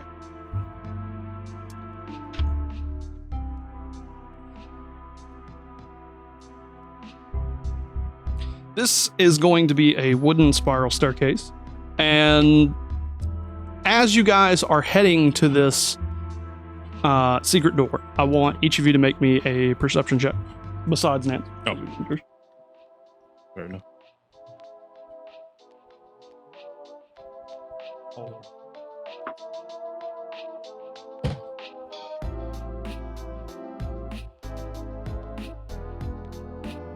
Got a 22. I got 19. Not 20, by the way. Oh, that's perfect. I spoke too much, old Toby. I got a 8.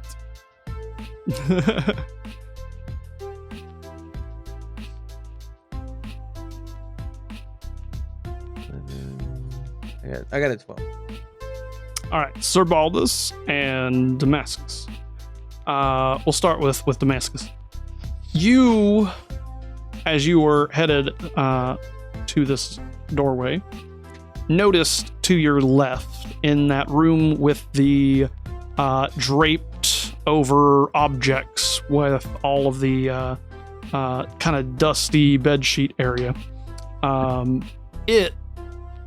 You saw something kind of move in there. You're not quite sure what it was, but it was real small. Caught my eye. Yeah. Just kind of caught your eye, like there was something else in there. And you guys didn't notice anything in there before. But Sir Baldus, you catch a glimpse of it, and you know right away what it is. It is a soft, white, fluffy puppy. A puppy. And you see him dart underneath what looks to be a draped piano. A dog down here. Wow. Up here. It is in the attic. Oh, up here. Sorry. Definitely the last thing I expected to see up here, Right? or one of the last things. Is it like whining or it's just like, It ran away to hide. okay. Definitely I want to go investigate. I mean, if something that's really gonna catch my eye. Right? This ball's Stop so it. It's a intimidating. massive puppy. Lift it up That and is show its just face. one massive puppy. Right here. It's like Cerberus. Oh yeah, definitely. I gotta go and check on him. It's got not helmet on and everything. Flip him on his side so it's easier to see from there. Dude, that's dope. I'm trying not to mess There up the you map. And he has ran up underneath this piano draping. And what did you say you were going to do, Sir Balls? I want to go and check on the dog. So would like to approach to the dog and maybe try to paw him. So you head up over to the striped piano. I'm assuming you would bend down there to kind of what you're gonna call to him, like come here, like something like that. Yeah, I wanna first check if he's afraid or if he's wounded. So he backs up away from you, further underneath the piano, out of reach. He doesn't look as if he's trembling or frightened. It just looks like he's apprehensive. He doesn't know like who you are type deal. But he is not wounded. There's no wounds or anything on him. He has a little red bandana around his neck, and it seems to have this small like metal name tag hooked to it. Can I approach further down, trying to grab him? Trying to go underneath the piano type deal? Yeah. Reaching towards him, he gives a little bit of a snarl, though. Growls at you a little bit. Shoot, that's not good. Let's see. You want to try to calm him down with animal handling?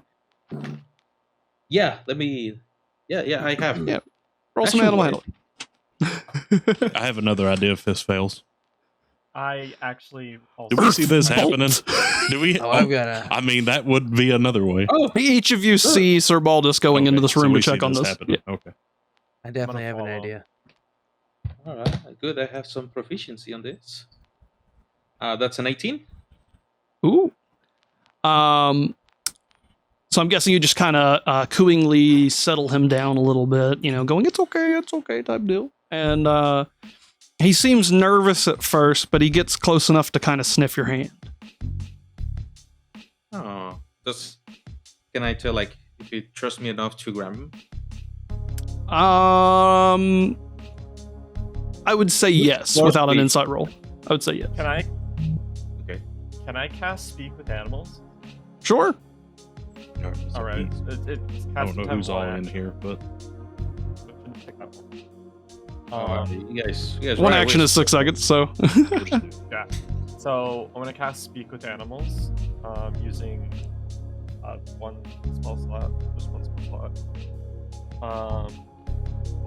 And I would like to ask it what it's doing up here. So, first of all, where are you at? Like, you're not. I'm with Sir Baldus, next to him. Okay, so you've gotten down underneath the floor and reaching towards him type deal? Or just Oh, looking under? Yeah. I'm just looking at, because I don't think I actually have to be next to the animal just to be able to see it. So I'm just standing with Sir Baldus and looking at it. No, you don't have to see it, but, when you're speaking to somebody type deal, So I'm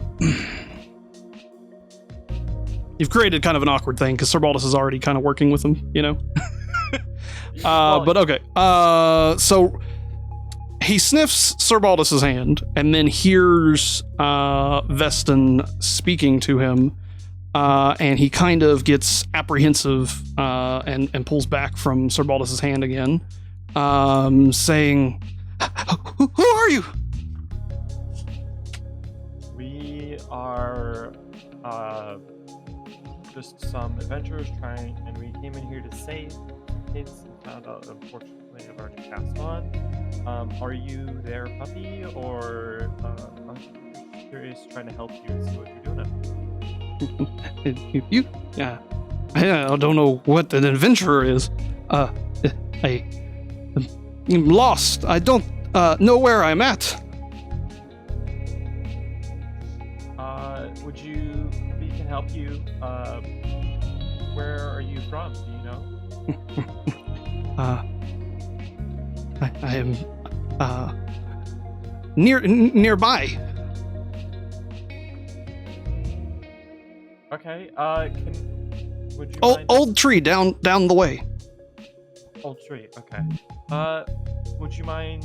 We can help you, and would you mind taking us there? I don't know how to get out of this house.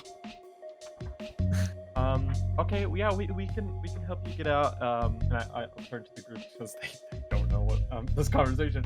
Yeah, you're literally barking and yipping right now. Yeah. I tell them, don't worry. The dog is lost and it apparently lives near a tree outside somewhere close by. Should we keep it safe and continue on, or should we come back here? What do we think? I would not recommend taking it down to the basement. Yeah. It might be dinner. Do you know Gertruda?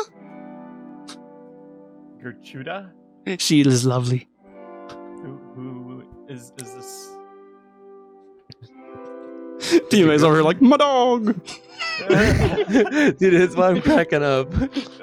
We just set him aside so that you guys could see him better. He's underneath the piano right now. We're using speak with animals, which is very difficult right now. This is okay. Is Gertruda the person you would say is your owner, I guess? Well, I don't know what you mean. Like partner, friend? Yes, I live with her. She feeds me.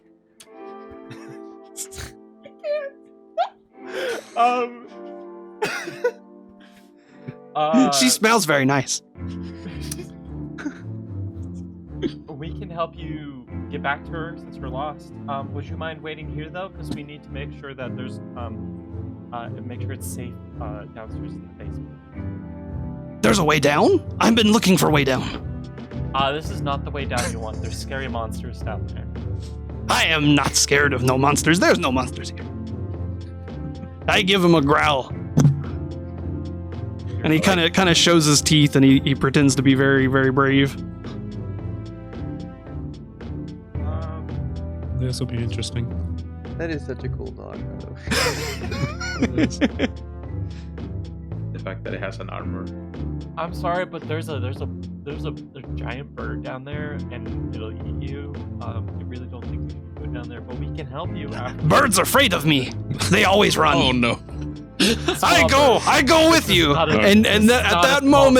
that moment, he comes out from underneath the piano, like puffing his chest up. I handle bird. How much does this dog weigh, by the way? I'm just kind of curious. He's a puppy, so maybe like 8-10 pounds at most. Oh no! I'm actually Scrappy imagining. Doo. That over there is actual size right now. So Grim there sees this, Oh, scratch. kind of just looks over and sees Vest just barking at this dog, and he's just like seeing them try so hard to get this dog out. Grim there casts his mage hand. Well, he's came out. The dogs came out from underneath the piano. But I welcome this. Go for it. I was going to cast mage hand and kind of scoop it up under it, where the hand's like grabbing it by the back of its neck, where it kind of just. Hey, what is this? What sort of? And then I drop him on the disc. Oh, what? I am floating. I don't hear any of this. I just hear No. barking. By the way, everybody else besides Veston cannot understand a word that's going on here. This entire conversation is just Veston barking back at a dog, basically. Come to the group, and we'll be like, "So, guys, I may have fumbled yet again.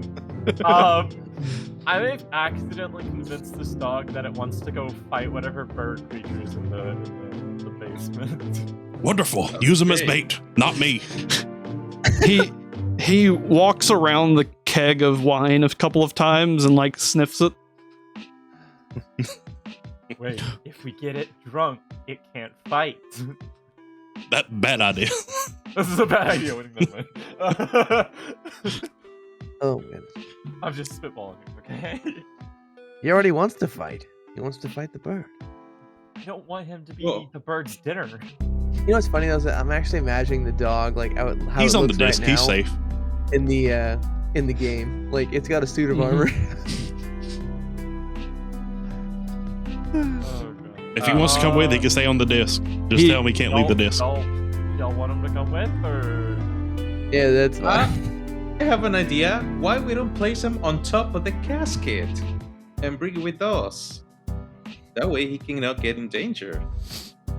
Yeah, we'll just have him float on the cask of wine. That's where he's at right now. The Very mage hand picked majestic. him up and put him over onto the Tezzer's floating disc. Also, Okay, I'll turn back to him and say, okay, you can come with us, but stay on the floating table. I shall do it. Otherwise, we won't be able to help you find for two. Lancelot promises to protect you from Big Bird. How about this? This is a very, very important cask of wine that Gratusha really, really wants. And so, how about you stay on the table and defend it, okay? We really need someone to defend this wine. I have never heard her to speak of such things. It's a delivery thing. We actually haven't met her yet. I'm gonna be completely honest, but I've heard that she really wants this. So, since you seem to be such a good friend of her, I trust you to defend this for her. This is almost as big as her. Like I said, I haven't met her. I don't know her reasoning, but apparently She is very nice. She smells nice. I'm sure she does. I am quite hungry. Do any of these have food?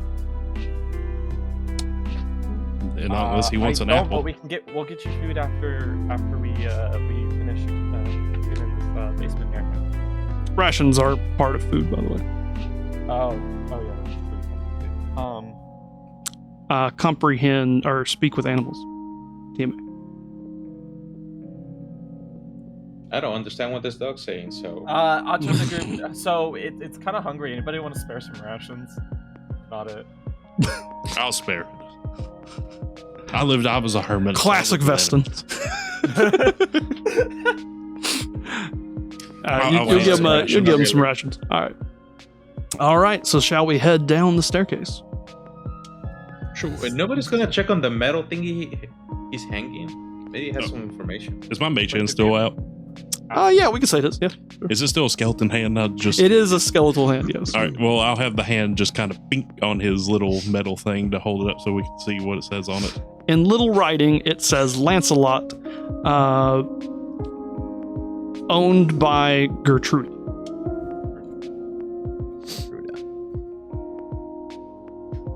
Then I have it scratch his chin. Little scratches. Scratches. Wait, I just realized. No. With Jarl's cam, the way it is, we can actually pick him up and set him straight ahead. Put him where, kind of where your book's at. Oh, where my book's at? Right here? No. Where Damascus's player handbook. Right there. Right here. A little towards me. A little more towards me. Now turn it towards the camera. Now a little bit more towards me. Or, that puts him over the map, doesn't it? Just a little bit. I mean, we can move him later. Well, we're going to be moving it very soon. So, do the same thing, but on the other side where he's at. So, keep him right here.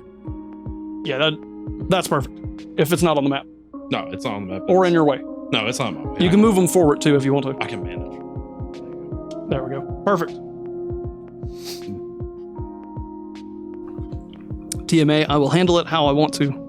Anyway, heading on down this staircase. We're gonna make this easy and just go ahead and put. See if I can spot it here. Let me see. Let me get my bearings with the thing here.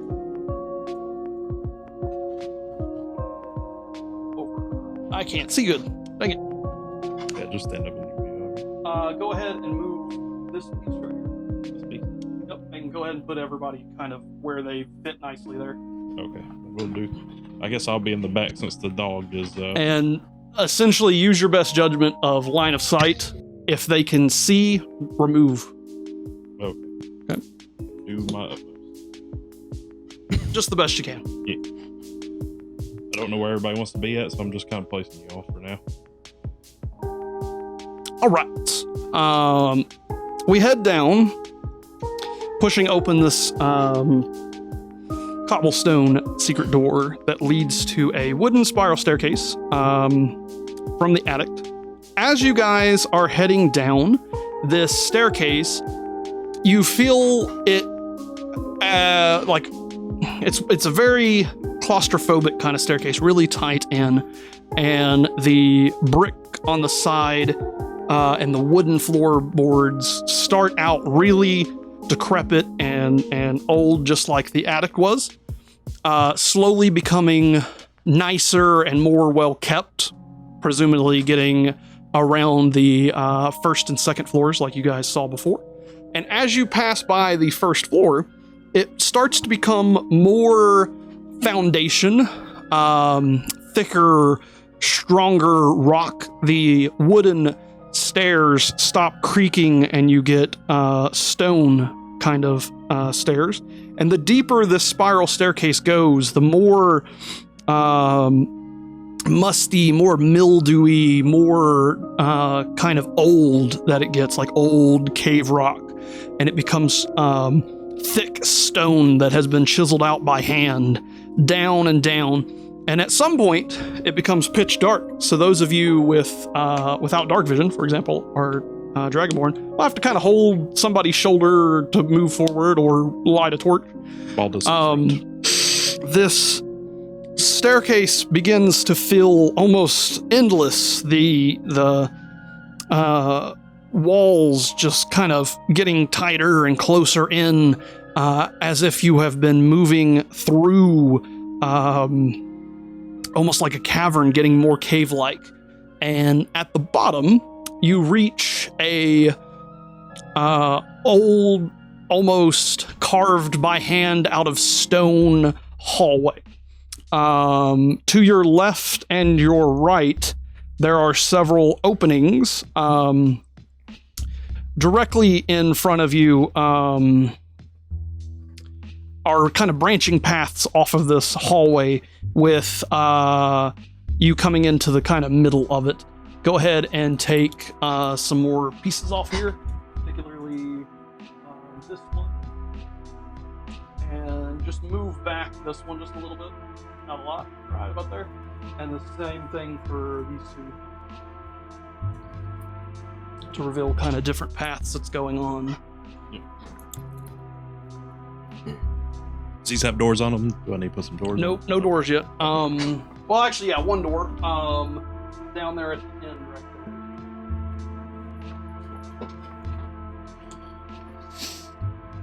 there. Ooh, right. And how long does Speak with Animals last? Also, that should be a first level spell, correct?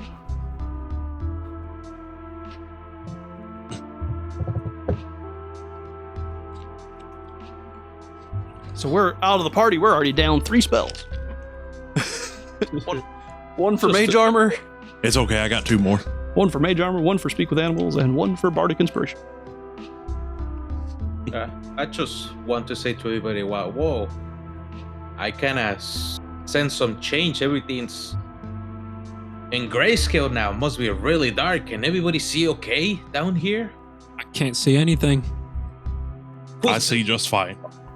The Dragonborn. What do you have in your hands, Damascus? Nothing right now. My blades are sheathed away, put away.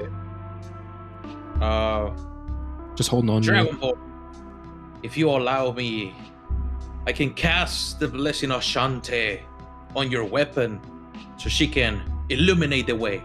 Ah, good idea. Cast light. Cast light on the Dragonborns.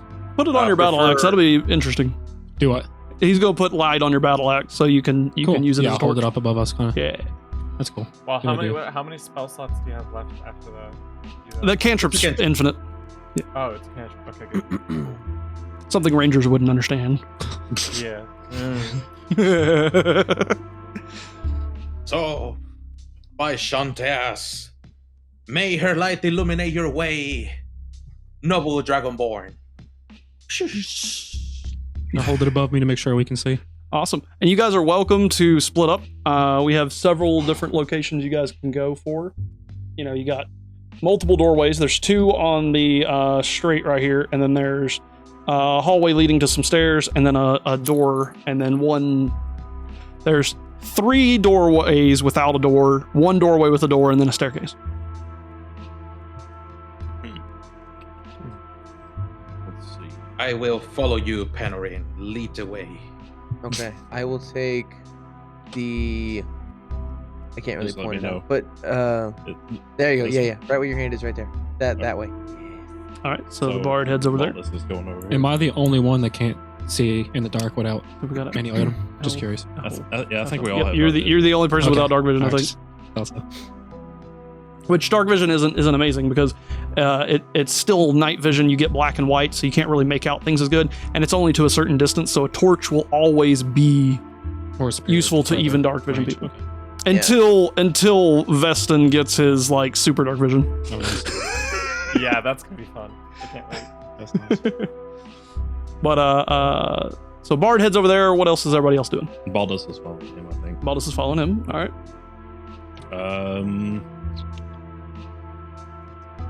And we'll look up at Vesta and say, which way are you going?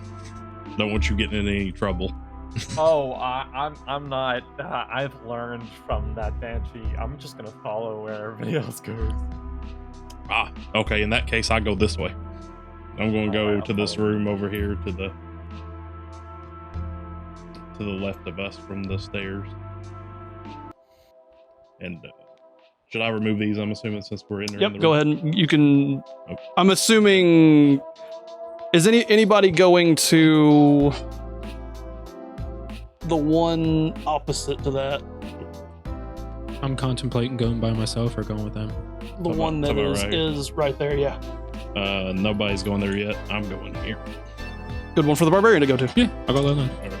So he's going right here. Be able to handle myself. So I should uncover all these.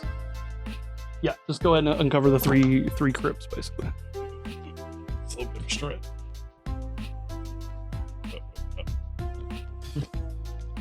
And starting with the one that.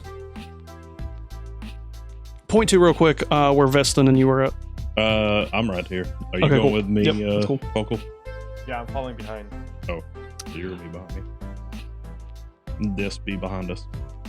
Our floaty keg. The one furthest towards our barbarian friend there. Mhm. You guys find several crypts that have been carved into this stone. Each of these crypts are sealed with a stone slab.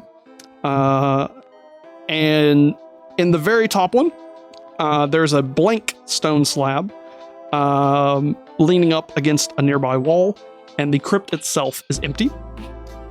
The right one from entering into that one, there's a stone slab leaning up against a nearby wall.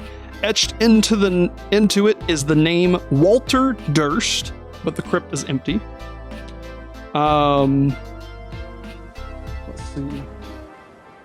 The one that Dumpling is currently at, the left one has a stone slab etched with Gustav Durst, and there is a coffin on top of a stone bier that is closed inside that room.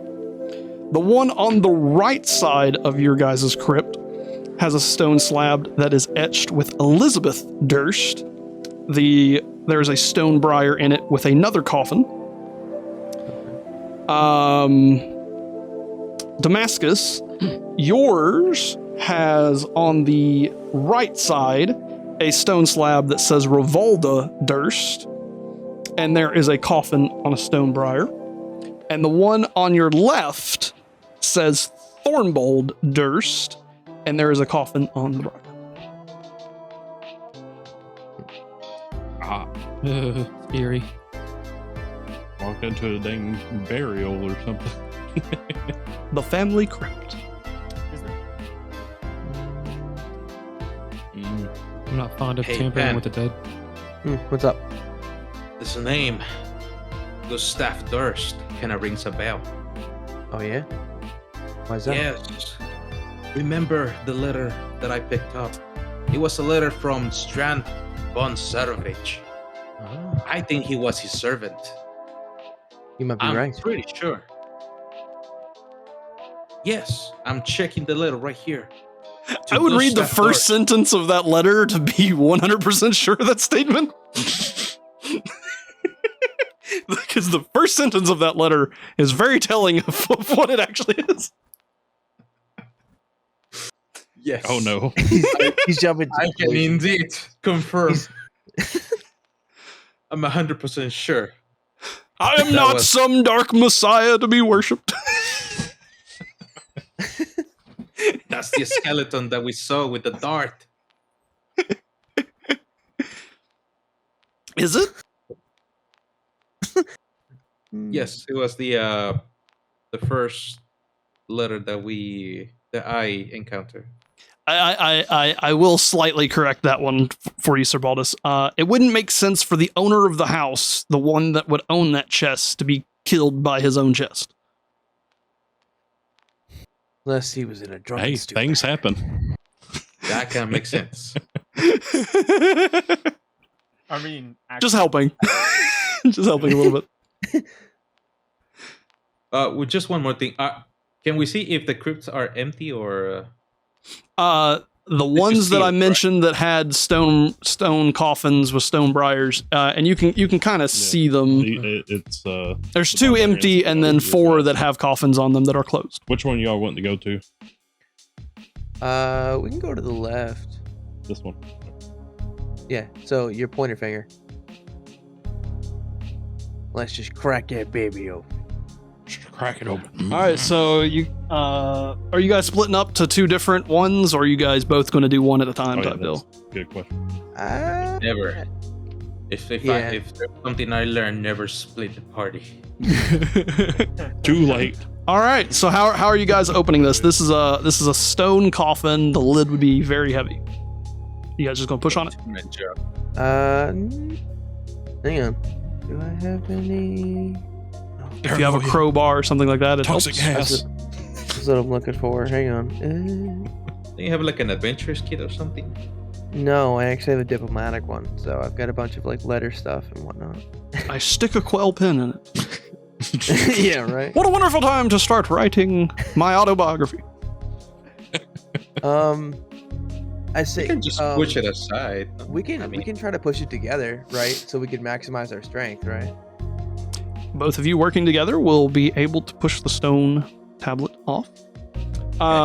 You open up a dusty but quite empty coffin. Okay. Okay. You guys want to check out the one on the right side? Yes. I That would one like that you opened was Gustav's. Okay. The other one that you will be opening is Elizabeth's. And as you are slowly opening this, it is another dusty, semi-empty. As you both push this forward, a whole bunch of spiders start swarming up your arms and crawling all over you guys. This is technically going to be initiative, but I'm going to put it with just Panarin and Cerbaldus because it's going to be pretty quick. You have a swarm of insects currently swarming all over you guys. Please roll me initiative really fast. Go ahead and roll. I rolled nat 20. Even though that doesn't really matter for initiative. Got a Well, 6. somebody's about to get bit. 13? So it'll be spiders, Panarin, and then Cerbaldus really fast. The spiders will bite both of you guys, crawling all over yourselves at a... Cool. Now you'll get to shoot webs. so- I know, right? Get into the Spider-Verse. Yeah. you both take 4 points of damage Oh, no. as they bite all over your arms. Curses. And just for reference, you are welcome to use your weapons, even though it wouldn't make sense here. Roll around on the ground, crush them. Quick, I'll breathe fire on you. Go ahead, Mr. Banner. They're like, oh god, oh, ugh. There's spiders all over me. Ah! You know. Can all we hear is from the other wall. Just hear- You feel like they've crawled all over your body, too. Be like, sacred flame, sacred You're like, flame. No, Sebaldus, run! Just get out of here! Save yourself! No, Panarin. So what are you gonna do, Penryn? I don't know, wipe them away. I don't know, just kind of like, do like this. Again, you're welcome to Yeah. use your weapon to for damage purposes. I mean, like a dagger, so I'd be like. I thought you had a rapier. How big are these spiders? Like, are we talking like tarantula kind of A spiders? swarm of them is really all I it is. pull out my Bunch of rapier! tiny ones. Have thee. Swiping them off. How much damage? Let's go. All right. Let's see. D20 to hit.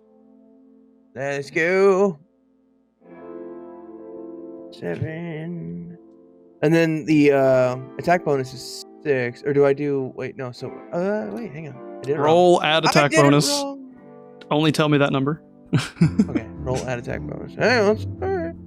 That's 1d8 plus 4 piercing. That's damage. Okay. First, you got to roll to see if you hit. What did you roll for hit? I got a. I was a. Oh no. Oh no. I didn't look at it. Just roll again. Just roll again. I thought I rolled it wrong. Sorry. Oh no. I had a 2. 2 plus. As a reminder to all of the new players here, in order to make an attack, first you roll to see if you hit. And if you hit, then you roll for damage. And you must roll a Oh. d20 and add your attack bonus. You had to drill that in my Gotcha. head last time. So I got 8. 8 total? Yes, 8. Alright. 8 for the attack, and then we Funny roll for enough, damage. that will hit. So go ahead and go do damage. Go for damage. So I got 8 plus 4. So sorry. We're at 12.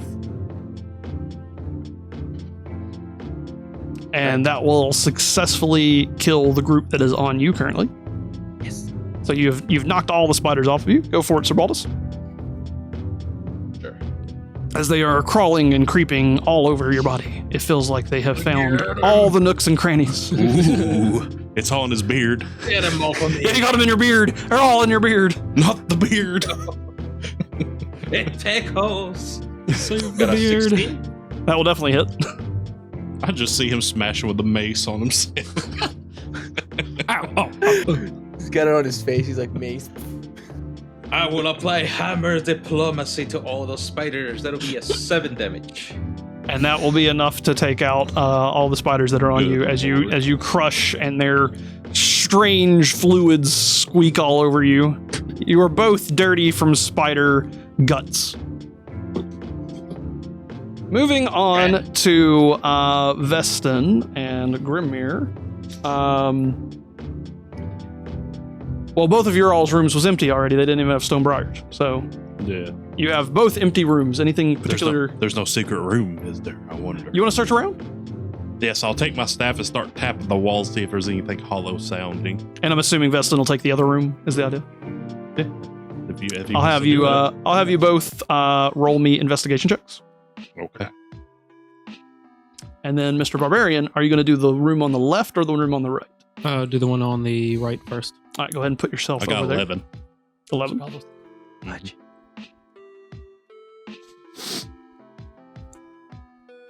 Thank you. Everybody likes fudge. Everybody likes fudge.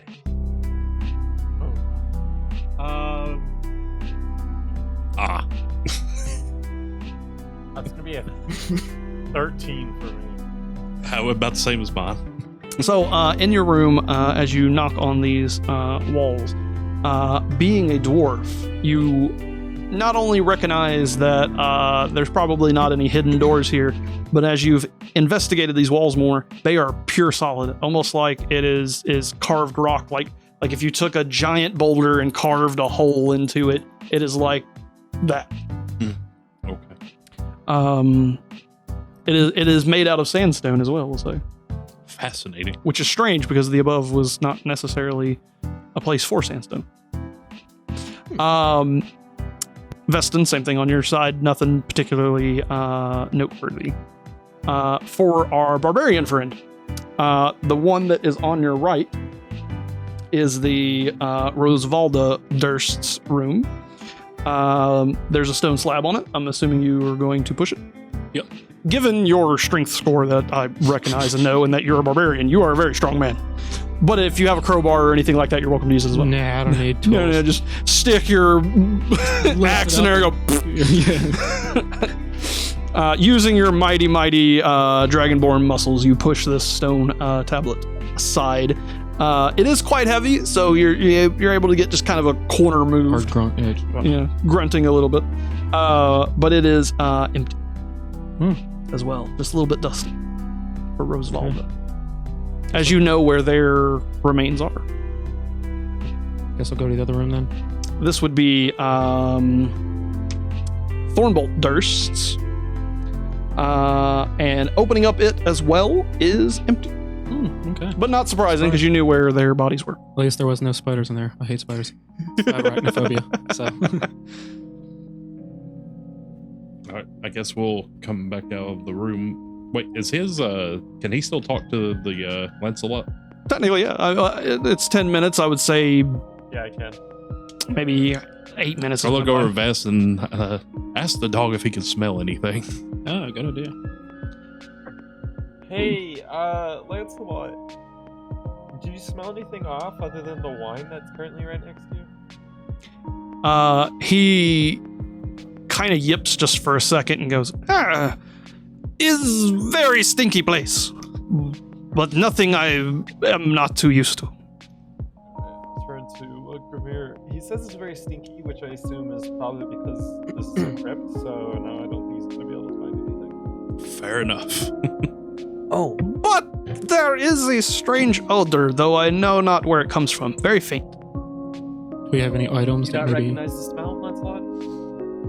No, not really. Do you smell any corpses in your pastime? Gosh, Monty. Wow. Interesting answer. Many people that I have been around have foul smells, but not like this. So, are we you too might far away to smell- hear this conversation? Just wondering. You do not speak dog. No. Yeah, I I'm don't just even know saying, what's like, going can on. we hear the dog? Can we hear the dog and like him talking to it? Yeah, Like, you can hear yeah. them yipping back and forth again, Okay. just like in the attic.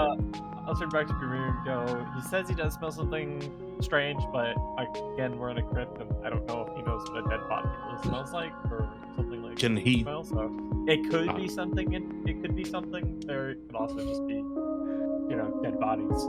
Can he smell which way it's coming? Like, is there a draft? Is it coming from one of these other rooms we haven't checked yet? He said he didn't know which direction it was Oh, coming oh. This reminds me of Stand By Me. It's like, you want to see a dead body? from. Anybody going out into the hallway just yet? Yeah, Okay. we are. All right. Roll me a perception check. As each of you enter the hallway, roll me a perception check.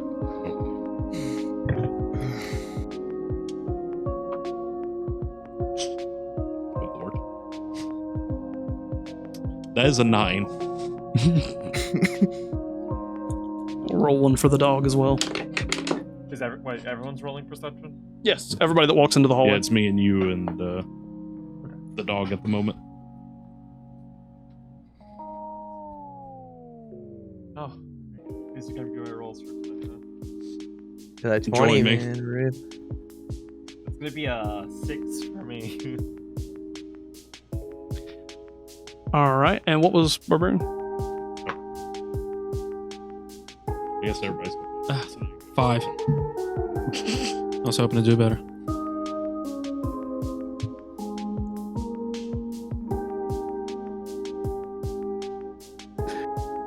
What did you get, Sir Baltus?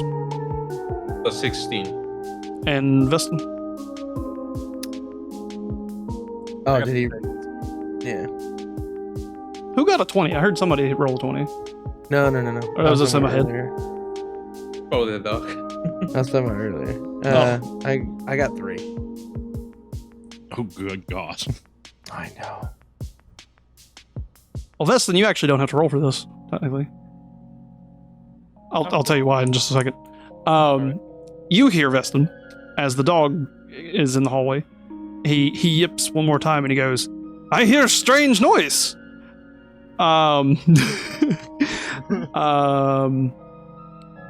Because I can't keep track of everybody's number for this one. Who rolled higher than 16? No, I did not. I got a 16. On a dot. Okay, that's fine. Sir Baldus, you notice, and it's very faint, almost like a whisper. If you're not paying attention to it, it's very difficult to hear. There's a slight chanting in the air, where it like a group of people are either singing or chanting some sort of words or something. But it's very faint and off in the distance. Wait, can you tell me again what exactly the dog said? I hear strange noise, like people talking. Just gonna turn to Pan. Tell him, Panarate. Remember this part? Yes. Yes, Sir Baldus. It might be. We'll say you're saying this to everybody. Oh, are we all Okay. together again? Yeah, you're all in might earshot. He's just yelling. Hey! So, It might be this old building, guys. But I hear chantings and Actually, I almost kind of like the chanting you hear back at the temple. You know, where uh, you're kind of doing something. Do you think I'll it- turn to Spells and say, yeah, I hate to admit it, but the dog probably has better hearing than all of us, and he's saying he's hearing some speaking or something. So I think something. And as each of you kind of focus in to try to like listen to it, because it echoes a lot throughout here, but it is very faint. You hear this kind of hum nom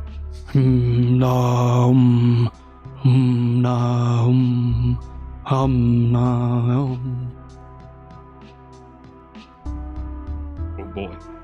Yep, that is definitely a chanting of a group of people. And there's two unlooked at areas: the staircase and the door. And we can't tell which direction the sound's coming from. No.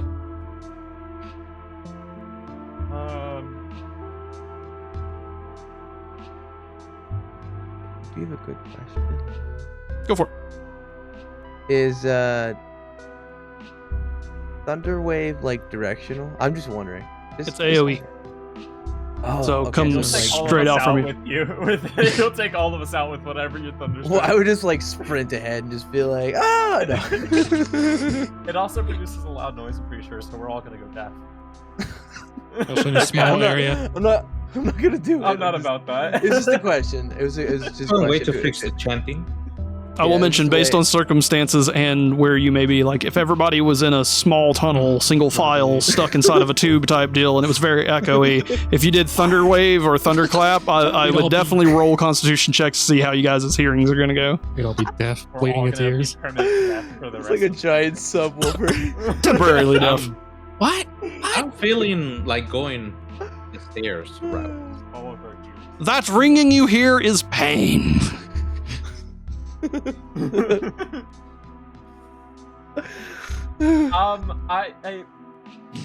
Brim, I have a question. Go for it. Questions away. Scientifically speaking, what is the electrical conductivity of wine? Fairly good, actually, because it's primarily water. And that's one of the reasons why you can't combust it, because it doesn't have a high enough flash point, because there's so much water. Even like I was saying last time, with like 80, even an 80 proof whiskey will not combust, explode, or even catch on fire with a match. Okay.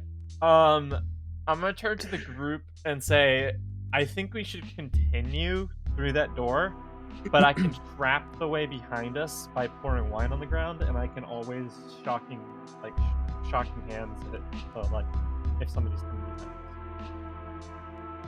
us. What a waste of good wine, but okay. I mean, It's not like we can't find more. I mean, come on. yeah. Wine. Well, we have a big keg of it. All right. Exactly. You'll have to use it all. A few pints wouldn't, We don't have to spare use some. Could be a wine shortage Gonna- going on. Trying to throw a rager, guys. Come on. What do y'all Wine is do? also a great bartering tool. This is Do we- true. do I we think have I any- think we could use. How big is the is it cast, right? Yeah, a keg cast. Yeah. I say we use like a fourth of it. Just And what for, are we doing with it exactly? Just we're pouring. gonna pour it behind us, kind of like trail it behind us, and then like, if I see anyone coming behind us, I can like shock the grasp it to like let you standing.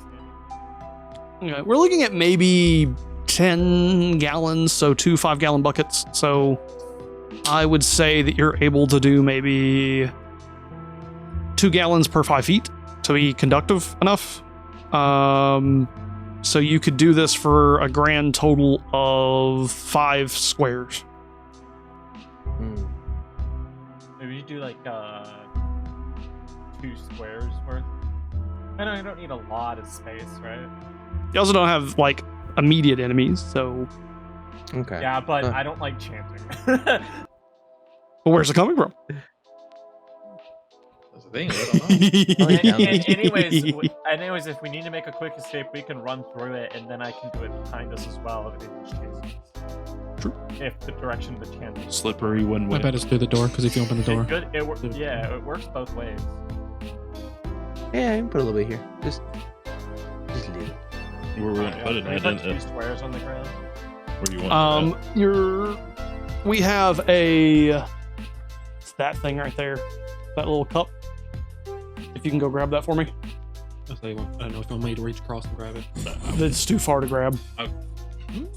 I They have little stones in them, great for stuff like this. have a feeling it's through the door because it would be pretty close if you could hear it from up a flight of stairs. I would think It's down, but yeah. down. Okay. We have 3/5 of the wine left then. Yeah.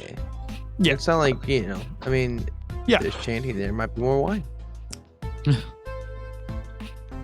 Let's be hopeful, yeah. Just to save, what you're wanting to do, just do 1 square. That way you can spread it out more and have more uses out of it. 1 square will accomplish what you're trying to do as well. Okay. Which square would we like to do? I'll start. Straight in front of the door. Right on the door. Because I think everybody's going down the stairs is what I'm under the impression. Oh, we going down the stairs. That's what I understood. Am I wrong? If I'm wrong, we'll flip that around. I'm good with whatever the party wants to do because I'm just going to be in the back. Grim there just Yeah. starts to walk downstairs.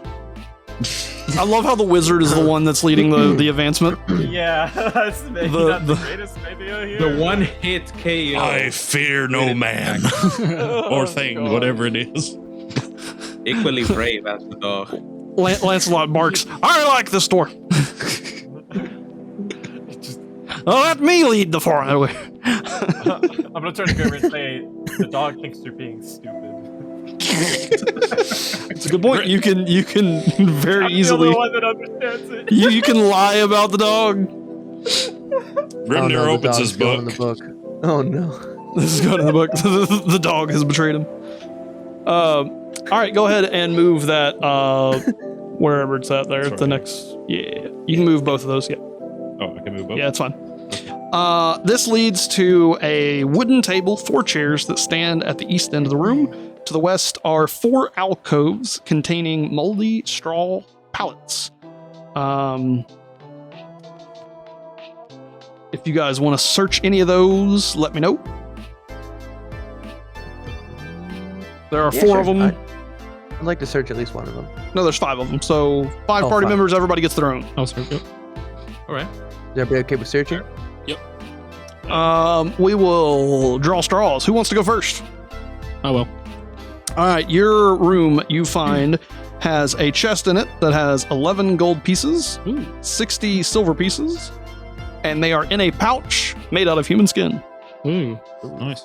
Ew. So add that to your character sheets. So Money. it's 10 gold and 11 gold and 60 silver. So he can just tell immediately that it's a human skin. Yep.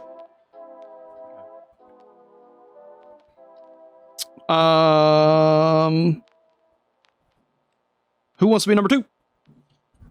I'll go. This room chest contains 3 moss agates. These are green little jewels. So just write down that you got 3 green agates. And I need to write down for my notes. I might have to Google how to spell agates, but it's okay. A-G-A-T-E-S. T-E-S. Okay. like agates, essentially. Agates, yes. In a folded piece of black cloth. Who wants to be number 3? I guess I will. This room contains a chest that is locked. Lucky you to be the one that got that one, Mr. Picklock. I don't. Wait, do I? Sleight of hand is a lock picking skill. Oh, You want to roll sleight of hand? yeah. Let's roll for sleight of hand. Right.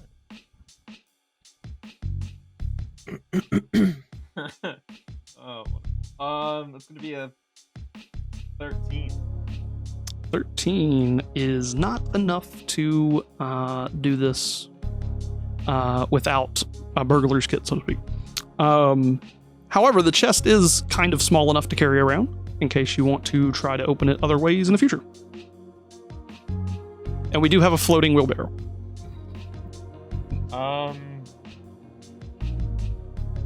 Can I? Okay. I mean, actually, I figure this chest is pretty old. Can I try like prying it open with my dagger? Well, that's what I was assuming you'd be using with your sleight of hand thing. Yeah, that's you trying to jimmy the lock with sleight of hand type deal. A burglar's kit would have had a higher chance of that happening. Okay. Yeah, I'm gonna message Grimir to that I have a chest that I like to put on the wheelbarrow. He wants to bring it my way. All right, I will go over there with the wheelbarrow. Actually, I could send it over to you because it could be a certain distance from me. Number 4. I'll go. This room's chest is open and has an ivory hairbrush with silver bristles. Why did I get the long chest? I need that hairbrush. Grimnir picks it up, looks at the bar, and chucks it at him. As I catch it, And go, here, you might want this. I catch it midair. I say thank you. I will mention that ivory is a very expensive object. I have no knowledge of value, so He doesn't know. And who's our last, 5th, and final? I shall. This is another locked chest. It is fairly long and would require 2 people to pick up. Would like to ask our barbarian friend for assistance. I Sure. moved the wheelbarrow over to them. Okay, I'll grab one side and you grab the other. Mr. Damascus, I need assistance with this chest. While we carrying the chest, I talk to Damascus and I tell him, you know what? Back in the temple, I hear a lot of jokes about how strong folks will always be specialists at open chests like this. But I never understood why. Hopefully there's something worth looking for inside. I think he's trying to hint at you trying to smash it open. Oh, okay, I see. Forget it. That'd be a lot easier then. You want to try smashing it open? Yeah, I'll try that then. All right. Taking both of your battle axes and smashing down upon it, make me a strength check.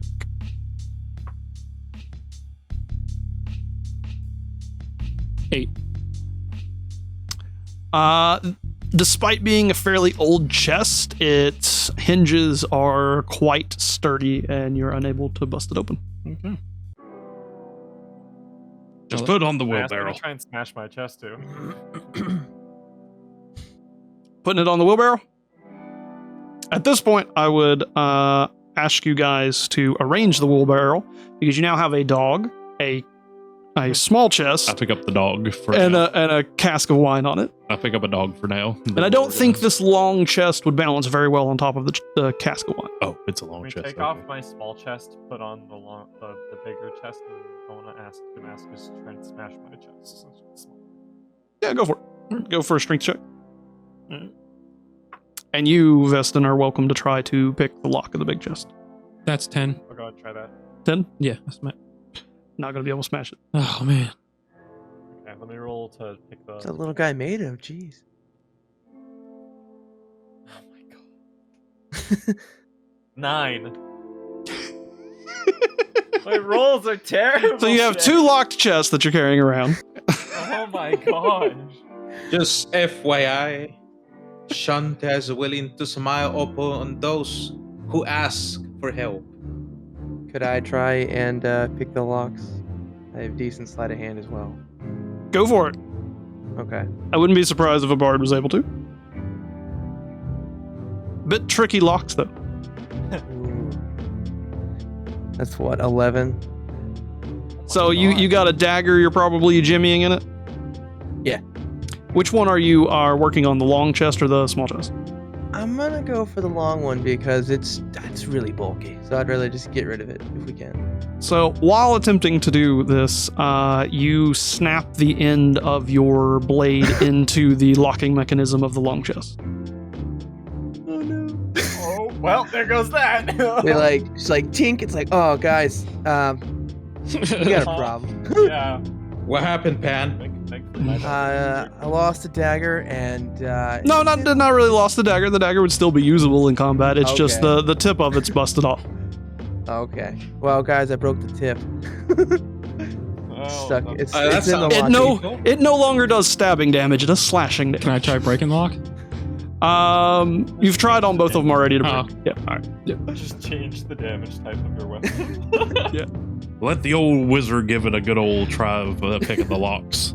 Why don't Use the you bottom of my Earth bolt staff, the little pointy end. it? Just Earth bolt it, bro. I'm just going to deny it after having multiple people do it. But the wizard kind of strokes his beard and goes, I know there's a spell for this somewhere. If only I knew it. Earthbolt. Knock is actually the spell. It's called knock. Earthbolt. All right. You have 2 chests. One of them is on top of the cask of wine hanging out on the floating disc, and the pupper is just looking up at it like, this is precarious. I picked the dog and put him back on to one of the chests. And like guard that. I'm assuming we will start Who wants to go first? continuing the classic fashion of the dwarf leading. Yeah, I'll go. Screw it. Yeah. Go ahead and open those ways. All right. I'm just trying not to reveal something I'm not supposed to. There. I did this backwards, but that's okay. Oh. The rooms that you're opening into here is the rooms where we found all the chests and stuff. The other one was just straw mat rooms. But take that big piece off next. Oh, this big piece right here? Yeah, that big piece, yeah. This is where the chests and stuff was. I did it backwards. The straw mat rooms didn't have anything in them, so... in this room, however, along with those rooms that you've already searched, a 4-foot diameter well is in here. It is made out of the same stone that is around you, and it has a rope and pulley system, and the rope goes down deep into this well. I pull out a copper piece out of my hefty chest, and I fling it into the well to see if we can hear it hit the water. You can actually see the water from above. Oh, can we? Yes. And the rope goes down into that water. Okay, then. I didn't know if we could. But you're welcome to throw a coin in there anyway. No. For good luck. Like, bloop. You're like, bloop.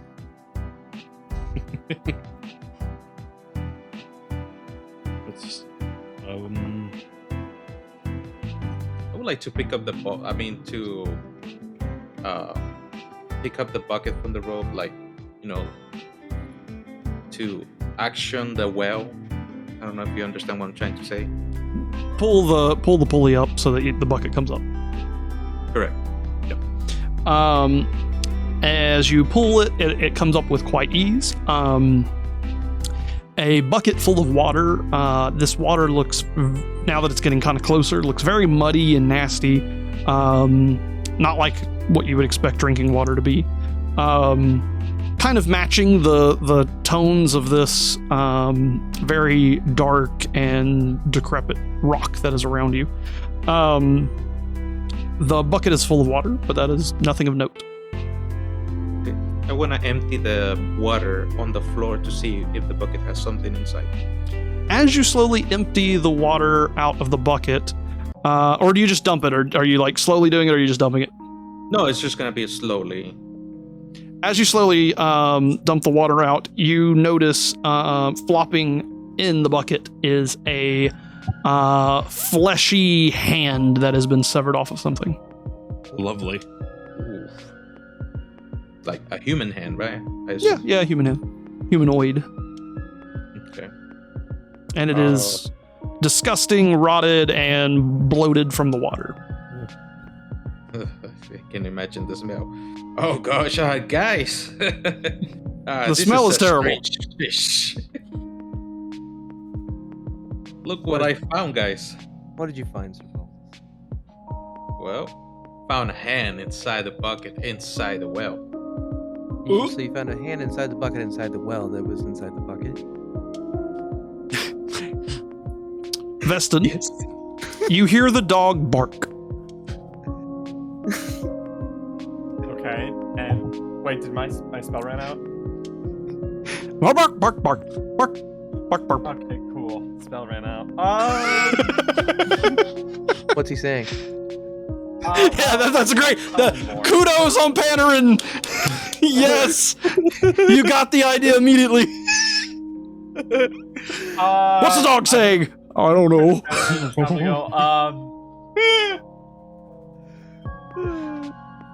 So the spell ran out, so I don't know what it's saying anymore, but I can only use one more spell. It's probably something stupid, so yeah, not important. So what you're saying is you could have lied to me about the dog saying that I was stupid. Oh. No, that was true. I would never lie to you. Are you sure? I have known many of times. Grimnir slowly starts unlatching his book and opening it. And just eyeing Veston. You have tally marks. Well, you see, those times were different. Now, I would never lie. I'm a changed man, I promise. I promise. Yeah, I promise. We're in a crypt. What kind of person would I be to lie to you when we're among the bodies of dead people? How dishonorable that would be. Okay, so I have an idea. Guys. Okay. Pretty convincing. I'll So close my book. So since you can't hear the dog, could we take him off the pedestal and put him on and then see which direction he might go? Or no, wait, no, we're actually in the well. Can the dog still understand us? Probably not. No. Just like a dog would understand your motives by what you do, you know. If you point it, he might understand, but that's about it. Can we? He's a point normal to the dog now. The throw the dog in hand the that Sir Baldus dumped out, I'm gonna poke it with my staff, just see if it like kind of flinches, just to be sure. It does nothing. It is just Okay. just And sitting there. then I look at Pan and I'm like, can I see that dagger of yours real quick? Yeah, sure. Go ahead. I slice the hand open just to see if there's anything inside of it. Very interesting. Pulling back some of the dead and decaying flesh, you notice that you find the bone and the usual stuff. It has been dead for quite a while and been in the water for quite a while. There's actually bits of flesh that is like you see the bone sticking out of parts of it, so you just unveil more bone is the idea. As you're ripping into it, you notice the dog run around to the other side of the cask as if to like avoid the stench. Oh. Oh well. Fair enough. Nothing's in here, guys. I bet the dog was just saying it smells bad or something. I'm not gonna waste a spell on this. Okay. So there's no rings attached to the hand? Nope, nothing special. All right, I clean off Pan's dagger on my old robe, and then I hand it back to him. You can keep it. Maybe it's not okay. gonna matter. And given the circumstances that is very bloated, but is there any way that I could use my medicine to check if it's a woman's or a man's hand? Yeah, I'll give you that. Do a medicine check to see a few things about it. And Grimnir now has a not so pointy dagger Broken that does tip slashing dagger, damage. That's what I put. Oof. All right, never Does mind. slashing That's damage. 7. It also stinks. It don't bother Baldus, Grimnir. it smells terrible. You can't really make out one way or the other on it. But that it's definitely been dead for a very long time. Well, that was an interesting finding, guys. I cast reanimation. If only I had that. That because he cut open a very disgusting can with all sorts of diseases, the dagger also has those diseases. No, don't worry away. Okay. We're gonna get like polio or something. I think Veston was interested in the dagger. Veston wants that poison dagger. Trying to do what I could there. Okay. Fair enough. Well, Okay, so boys, what are we doing about the well? So what do we want to do? Why don't we throw a torch down? See where it goes? I mean, it'll just go. Yeah. Oh, good point. I say we. Ooh, okay. What so, about What if we pick the dog up? I want to bring the dog close to the well. the dog. Dump him in the well to drown. throw the dog in the well? No! I don't know if Lancelot's gonna make this campaign. How long is the quarterstaff? That's what I was thinking too. It's a quarter staff, so your average staff is about 6 foot. So this is like a 2.5, 3 foot staff. For you, it's entire body. Yeah. You know. Well, Grimnir will try to see if he can find the bottom. something. He just kind of sticks it in there and swishes it around as You far as he slosh the can. water around a was little bit, thinking but it does not touch the bottom. I Fair enough. have an idea. I turn to the group and say, I turn to Sir Bob and say, is the light produced by that spell you have, is the brightness determined on the object it's lighting, or is it always just as bright? Glad you asked that. In fact, it's as bright as a torch for the first 20 foot radius, and then it's a dim light for the other 20 feet radius. Can I? Okay. Cool. Put it on a Can I copper put- and drop it down. That's what Yeah, I was I thinking was with my about to axe. say, actually, literally, can we put it on like a coin, like a silver? Grimnir opens up Copper. his, Copper's the cheapest. his I was- hefty chest Copper, and yeah. It's like a penny. flings I was one to thinking my Baldus. axe if it's still glowing. You want to drop your axe Well, down? no, Yeah. attach it to a rope and attach it to a rope and go down if it's bright enough. Maybe. Copper's faster and easier. Oh, okay. Don't want you losing it for Alright. stupid reasons. All right, so I will go ahead Figure and if mark it's still that I lit, don't just have a see if I can copper light it. now. I like the idea, but FYI. copper, you're out a penny. It's okay, I got plenty, guys. I figured maybe FYI, later. guys, He has 500 copper. Yeah, it won't work. if I recast light, our friend Dragonborn won't be able to see anymore because I only can cast it at one object at a time. But it's a cantrip, so you cast it on the penny and then throw it down there and then cast it back on his axe. That's a good idea. Yeah. All right. Just turn to. do that. It's instantaneous, right? Yeah. 6 seconds. You go away fighting Sal. Just turn to. Say, so yeah, you're not gonna be able to see for a little bit, but don't worry about it. Azeroth, Metronome, Synthos. Wait, did you say? Oh wait, is that like the Jackie Chan one? Yeah, you go fighting Sal. And then the Teen Titans Metronome Synthos thing. Wow, wow, say, wow. Wow, say, my wow, wow, say.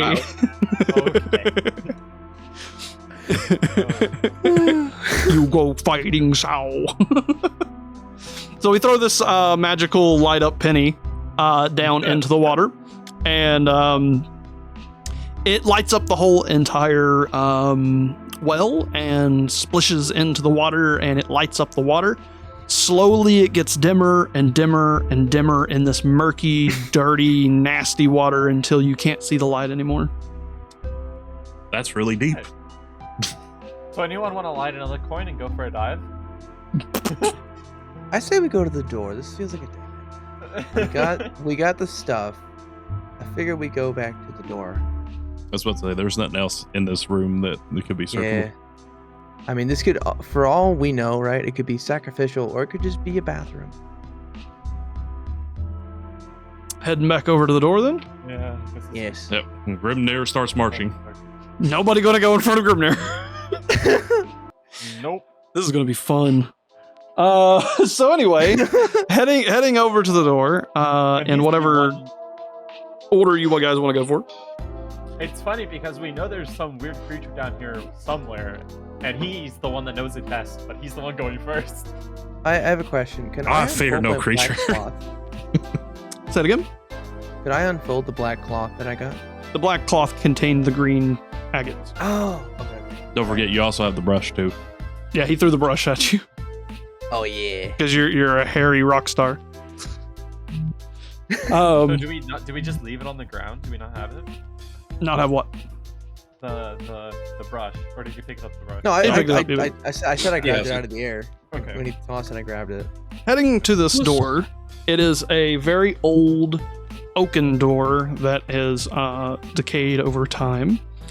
Opening it leads to a room. Go ahead and reveal the room, and you can remove the door. Yeah, just yep. There you go. Situated where you can see that it goes further in, so you can see the doorway type deal. There are 3 doorways in this room. One of them you can see all the way into. They all have doors. This is a room that has a dining table inside of it. All strewn across this floor are moldy humanoid bones. There is a small alcove that looks to be somewhat of a pantry that Mr. Grimmir recognizes. Ah. Oh boy. I guess I'll go check the pantry, see if anything fascinating catches my eye. Go ahead and put yourself in the pantry. Which one was the Did you put a door there? Oh, There's no door there, but yeah, you can just kind of go into the pantry type deal. Anybody else doing anything special as he goes towards the pantry? I want to check under the table. All right. Checking underneath the table is some more moldy bones, and just none of these have flesh on them. They're very old and mold ridden. And given your clerical status, you do recognize them as possibly human bones. As you go into the pantry, Mr. Grimmir, roll me a perception check. Oh yes, it's been going so good so far. Ooh, 18. Wow. Walking in, there's all these kind of shelves with the moldy food that you saw before. On the other end of it is the dumbwaiter that, and you now see what was blocking the dumbwaiter. It is this pile of refuse and meat and weird goo, as well as boxes and wood that it appears that something has pushed these things into that little spot. So whatever, this was what kind of stopped you from being able to go all the way down. Also, there are various boxes and moldy food on these shelves. Up in the top of this one shelf, you notice this kind of green scaly tail. Oh boy. Oh no. As we start initiative. This will be for everybody. Go ahead and roll. Let's go, team. Ooh, nat 20 on it. Yeah, buddy. Let me go first. I need some revenge. You said perception check? No, I it's just got Initiative. Roll No, for everybody. initiative. Just roll. Initiative. I got a 2. Oof. Can I go to the bathroom before we start this? What I mean, Yeah, go for it. Go for Oh, I got a 22. Because I forgot about initiative. 22. Who got the 13? I did. Did you roll it with initiative? 'Cause don't you add the initiative to it? Yeah, you had initiative. Initiative. So, who's next? What did he roll? 2, he said. 2. Oh, okay. Remember to fudge, guys. So I got. If someone doesn't fudge, go ahead and roll if it's your turn. Okay. Because it'll automatically clear theirs. I got 15. Oh, it's gonna be glorious. I get the smack, whatever this thing is. Dude, I hope it doesn't one-shot you. I got mage armor. I fear no creature. What do we? What is that? What do we add plus to this? Your initiative. You're flat Yeah. out. Right, So you take Right what next you roll to armor and, class. and then add initiative. right. I forgot I had that there. 16.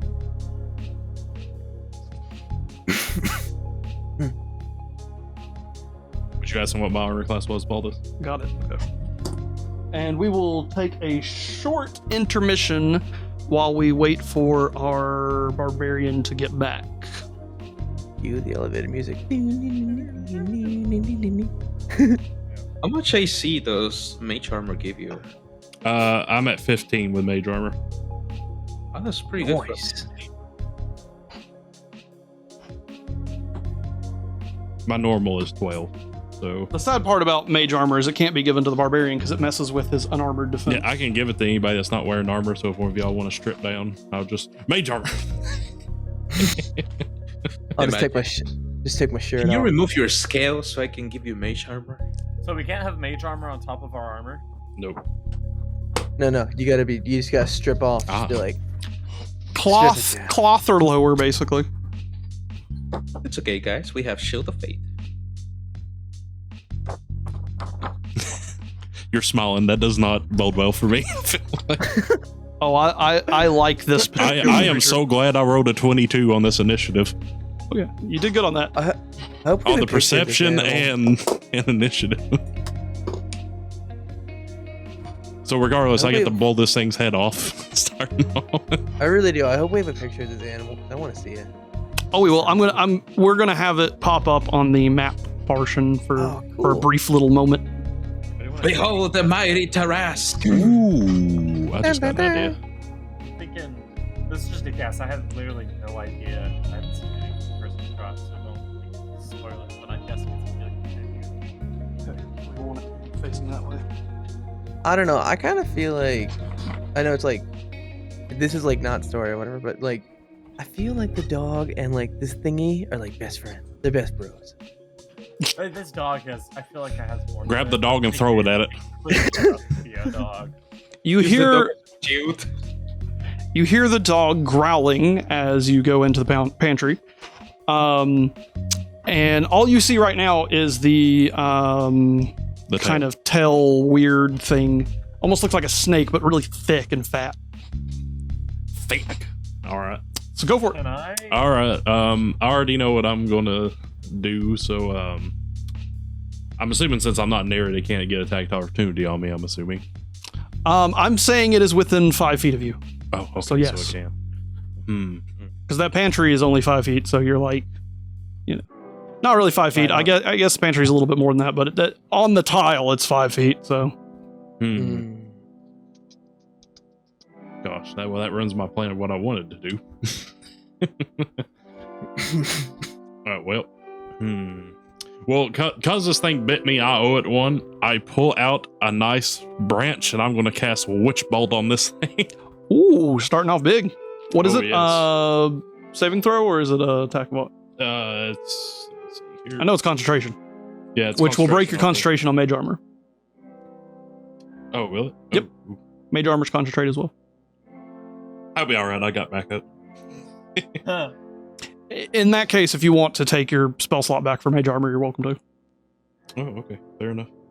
Let's see. Crackling, one action. The beam crackling. Oh, you get spellbacks. Spells. It's just basically Just because he's a newer player, and yeah. I would do it for you as well if you misplayed a little bit there. It's just basically I try Lenient to. DM. It's just basically I try to hit it, and if it hits, I can choose to hold it on to the Merciful creature, DM. basically. It's okay. So I just haven't roll played for it. attack. Let's see if Going I for hit which bolt? it. Oh yes. Now, what was it again that I do? Attack. It's just attack. basically I could choose to hold it on to Yep. him and keep concentrating on it. If it hits. If it hits. Big hit. Wait, big F. Be a 16. Oh, A 16 does hit. All right, and I roll a d12. I think let me double check. I'm just double checking real quick. Don't want to be cheating. Yeah, it's a d12. All right. damn. I got an 8. And as I'm like, die, demon, and then just this big lightning comes crackling out. So that is 8 damage. At the moment of electricity hitting its tail, it lets out a giant screech, and it barrels and moves around, thrashing the boxes and moldy food and making them crash onto the ground, and you get a very good view of him. Also, his body, when you first see it, kind of fluctuate. It goes from stone to snake-like, as if he was trying to camouflage himself but failed. And what you see is this, and I want you to hold it underneath the camera in this angle in particular. Okay, so like kind of facing me. Jesus Christ. Alrighty, guys. Towards me. Oh, Flip it around. oh, I need to flip it around. Yeah, like that. Want me to hold it? Oh my, Yeah. dude, that didn't look like the thing from Tremors. That's crazy. Yeah, it does. Yeah. That's cool. It's a friggin' sandworm. Dope. Would you like? I could prop it up on front of the dome. It actually goes on that thing over there. This thing is what you build everything down. That's great. Yeah, it legit looks like from the thing from Tremors. That's so cool. And now that I think about it, I want to fix one thing before I move on, because it'd be really smart of me. That's so cool. It's about to kill all of us. No, it's not. I have Witchbolt on it. I hate sandworms. So you guys gotta see it anymore. You guys recognize what it is. I can't even break a lock, so it probably will kill me. You guys Nobody's dying under my I watch. think I'm about to do a lot of damage to it, though. 'cause I have He just wants a hug. Yeah, I need the right. barbarian to get in front of me before I get. You can burned. hug it first. You go ahead. You might die a little bit. I'll let you go. To You get a He'll little be bit. fine. arrows. Grimnir I'll does let not you fear go. this thing. Per request, you guys can look at it again, and one of the other players here will show it underneath the camera again if you want to get a better look at it. Yep. All right, Focal, go for it. All right. Veston, so sorry. I'm gonna. I'm gonna. All right, let's do this. I'm gonna use a bonus action, and I'm gonna cast Zephyr Strike. That'll be your last spell slot, right? That'll be my last spell slot. Do you need me to read what that does? Yes. Okay. So basically, it lasts for 1 minute plus concentration, and the description is you move like the wind. For the duration, your movement doesn't provoke opportunity attacks, so I can move out of its range and it won't attack me. Mhm. And then once before the spell ends, you can give yourself advantage on one weapon attack roll on your turn. That attack deals an extra 1d8 force damage Perfect. on hit. Whether you hit or miss, your walking speed increases for an additional 30 feet for that turn. Perfect. So I'm going to cast Zephyr Strike, and then I'm going to give myself advantage on attacking this thing, and it adds a 1d8 if I hit it. And you can shoot through your teammate if you want to use your longbow. Yeah, I'm going to use my longbow. As I'm sitting here holding the lightning blast. Does on. Zephyr Strike require you to use a melee weapon for that extra bonus damage, or? It just says one weapon attack. It doesn't That's specify. fine. That's fine. All right. So I'm going to roll 2d20s. Okay. I'm going to take the highest. It's going to be a nat 20. Perfect. Rolling for crit on both of those dice that you are rolling. That includes the Zephyr Strike's extra damage as well as your bow's damage. Okay, so what's rolling for crit do again? You get double dice. So what was Zephyr Strike's extra die? 1d8. So You now have 2d8 there and 48 damage. 4d8 and then plus 6 additional fears. Yep. And there's a good chance he can one-shot it here, just to let everybody know. Not lying. The beauty of a ranger.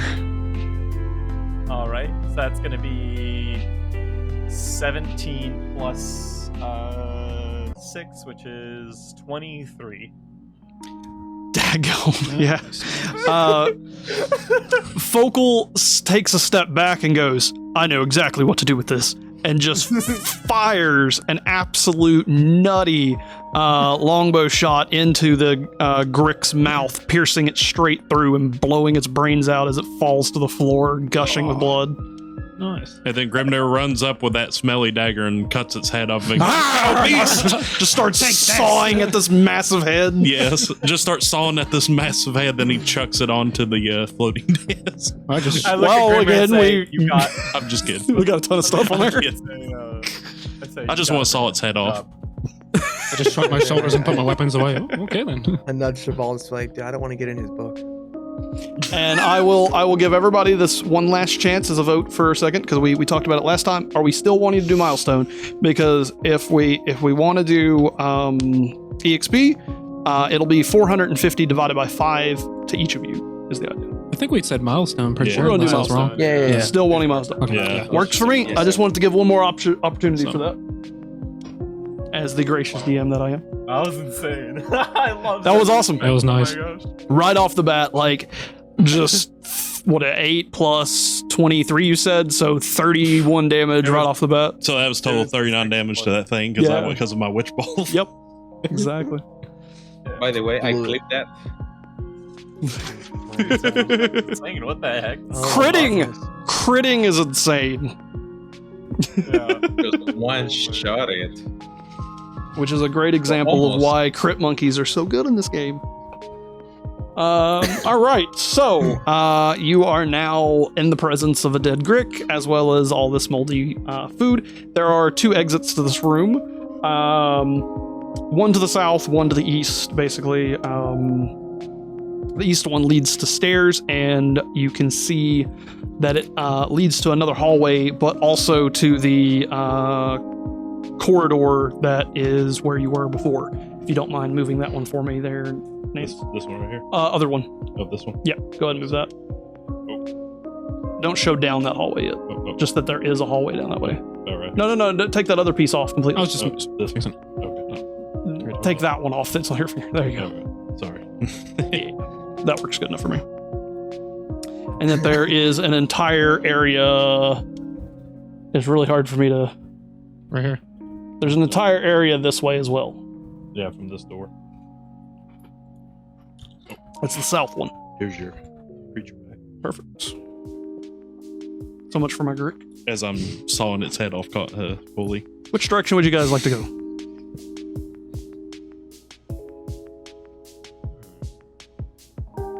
Just that way. Through that door. Or... The door to the left? Yeah? There's no doors. Oh, is there no door? Oh. You guys want to go east or south? Oh, my bad. South is always a fun direction. Grimnir just goes, all right, south it is, and keeps going. South it is. South will be the other way. What's I guess.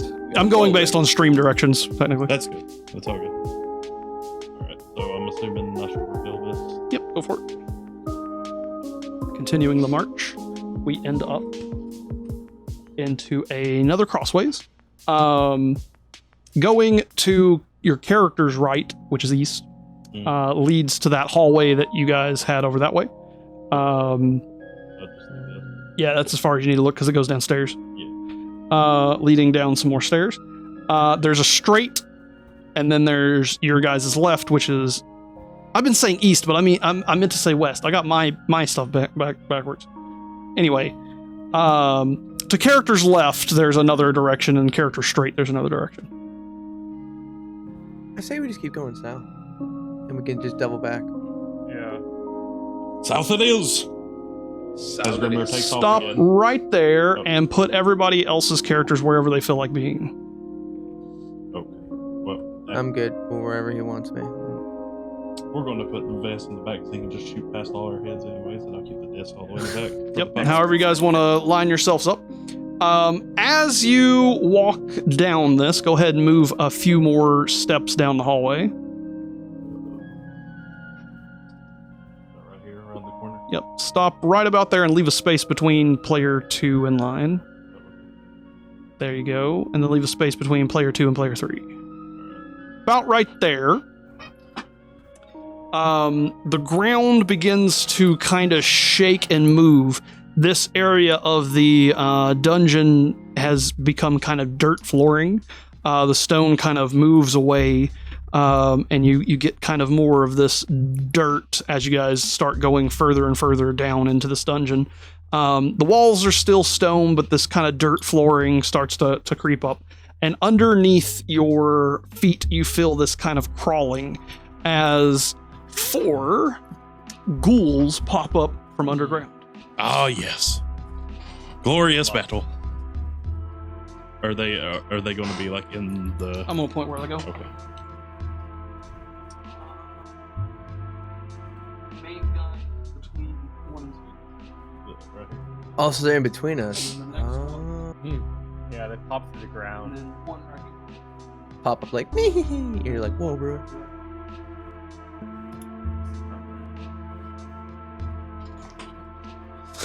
Ah, battle. Everybody roll me an initiative.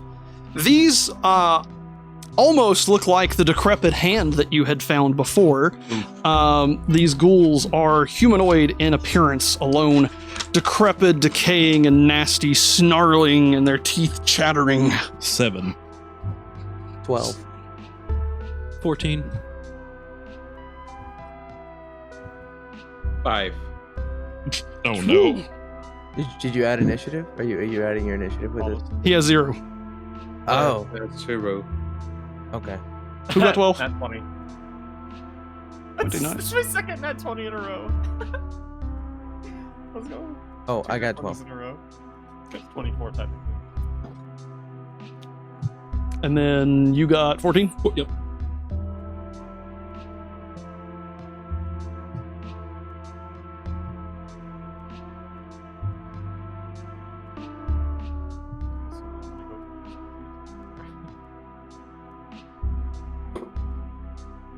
And Focal, your turn first here. There are 2 ghouls to your left, 2 ghouls straight ahead. So I'm kind of thinking about this like logically of how arrows are probably just these ghouls are solid, right? Like you can actually hit them with arrows and stuff. Say that one more time. What are you trying to hit with them? Like arrows. I'm just thinking of like ghouls in the sense of like ghosts, or like they're actually solid because they came. So through the ground. a ghoul is a type of zombie, Right. Okay. so they're solid matter. There you go. I'll try to give you a solid view matter, of it. Cool. Aim for the head. Um, Aim for the heads. The one that is the furthest in the front looks bigger and bulkier than the other ones. Ah. Can you remind me what the poison status effect does? Does it just give them disadvantage? It gives them disadvantage, and based on context, and stuff that you don't know about poison, could do other things. Okay. I'm gonna use one of my venom arrows, and I'm gonna hit the one in front of me, closest. All right, so go ahead and fire that off. So it's gonna be 26 hits. And it's gonna be my so whatever I rolled plus my attack bonus, correct? Yes. Okay, so it's gonna be a 20, not nat. All right, that's it. Okay, and then rolling.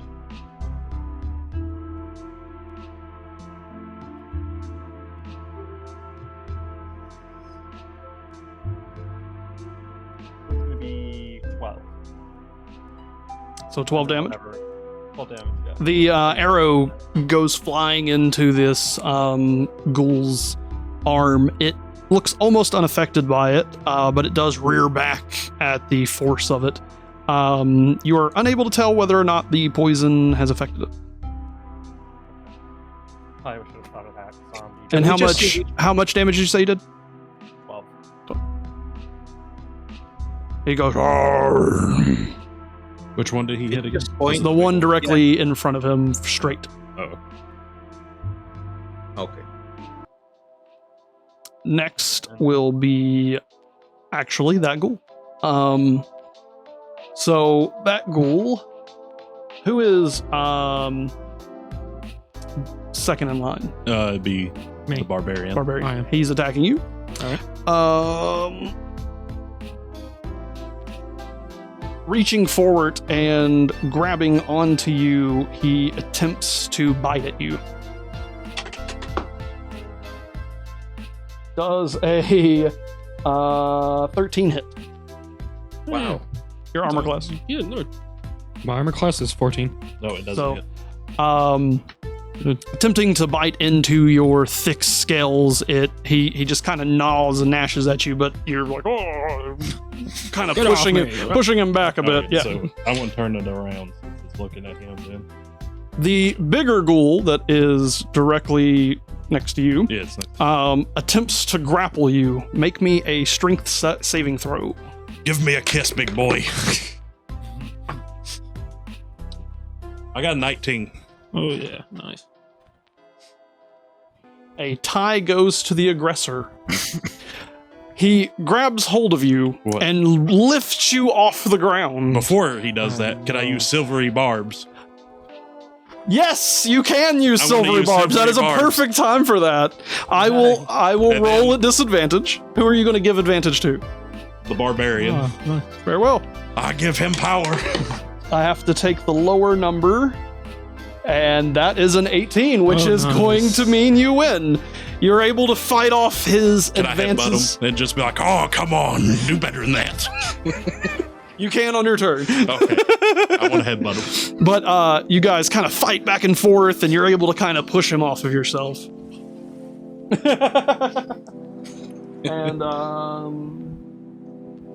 moving from that, Picture would have messed that being small area like this fighting with them. we get to Damascus. All right. Rip this big in a new hole. Now you have the dwarf directly in front of you, as well as the smaller one, I believe. Correct? Yeah, the smaller one's looking, he's like in between them, basically. You can't occupy the same space as him. You could throw axes past him, but the only one you could hit is the one that has already been hit by Vocal so far. So they're to my left and right? Oh, the big one's Or like they're- next to me over here. Oh, I thought that he was in front of me. I thought he was in between us. That's what I thought too. That's Oh, he's in between you guys. Yeah, okay, yeah, that's okay, fine. I You can can get the go big one. ahead. Yeah, you Right, get the, that's what I thought. get I'll the big just one. swing at him then. Go for it. So I do A initiative. first, reminder you of say? range. You get to roll 2 d20s. You got advantage on your main weapon. Oh, that's right. You had advantage. So a reminder: use your bonus action to rage, and then use your main weapon with advantage. All right. Yeah. And you can always recklessly attack as well. 10 and 2, and I'll take the 10. Yep, Yeah. 10. Then add the bonus. Add the bonus to your main weapon. To the roll. Oh, my attack bonus. No. Let's get refreshed real quick. Yeah, he would add the attack bonus Oh, to seeing if he could hit. Oh yeah, that was yeah. Plus So 6. 16, 16 will hit. So Cool. go for damage. and that's a And- 1d.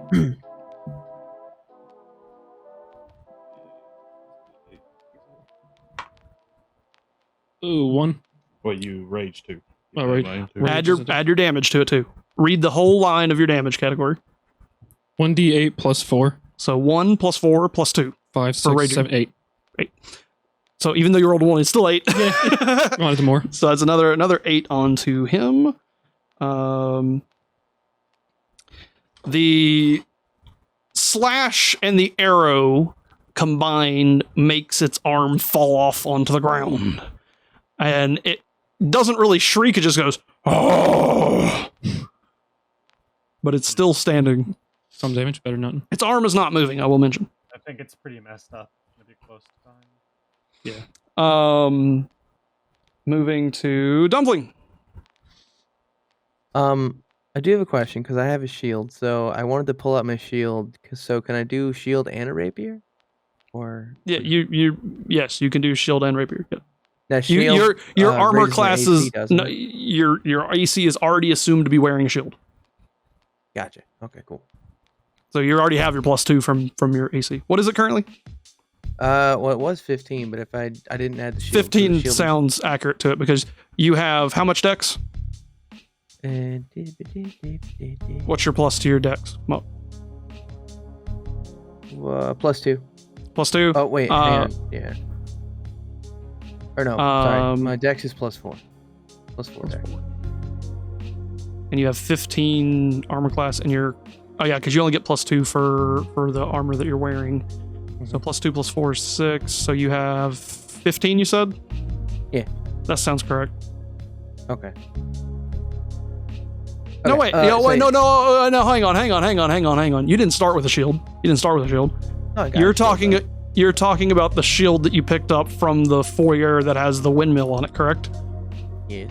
Okay, increase it to 17. Okay. Just wondering. I was just wondering. I was just like, hang on. I was like, because I was looking at stuff. I was like, wouldn't that increase my AC? Okay. Anyway, okay. How close? I think Dumpling's in the middle of the corridor, correct? Yeah, he's near Baldus. He's right there where your finger was. Yeah, he's like right. Okay, so you have one to your left, and one further behind it, and then one directly in front of you, and then one past a dwarf and a dragonborn. Okay. So which one has the most damage done to it already? Just to kind of get rid of that. The one directly straight of you. Okay. So yeah, I will attack that one with the rapier. Is he within 5 feet of it, or is that? It'd be Baldus, I would assume. Baldus is in the way. Well, move, Baldus. Move out that way. Sadly, can't move through your teammates. He could probably take Okay. the one in the hallway, I would say. Yeah. Okay. Then I'll go for that one then. Yeah, we'll give you that. Okay. So let's see here. So, rapier. So I will do. I thought he had ranged weapons, but I guess not. I Could yell at him. Yeah, I mean, I could. just go for the rapier on the one on the left. Yeah, challenge him to a duel. How about thee? So then, okay. So I roll for. Huzzah! All right. So when I'm The rolling, glove and everything. oh no! That So I got doesn't sound 7. I got 7 on the attack. So 7 is not enough to hit the ghoul. So reaching around that corner past Baldus kind of throws you off, and you just kind of swipe in the air at him. It was like. The ghoul that is furthest from Sir Baldus down that left hallway, move him up behind the other ghoul. Yep. He takes one of his hands and pulls it off of his body. All Like right. rips it off, and he throws it at Sir Baldus as hard as he can. Gosh, almighty. Curses. Does a 15 hit Sir Baldus's AC? 18. Nope. You Just have this pink. wet, floppy kind of hand just flop off of your shield and leave a large, bloody, nasty, black, bloody mess on it. What's up with ants? It reeks. You see the puppy on the floating disc kind of snarl its nose up and is like, "Oh, not again!" The ghoul directly to you reaches out with its claws and attempts to kind of claw at you.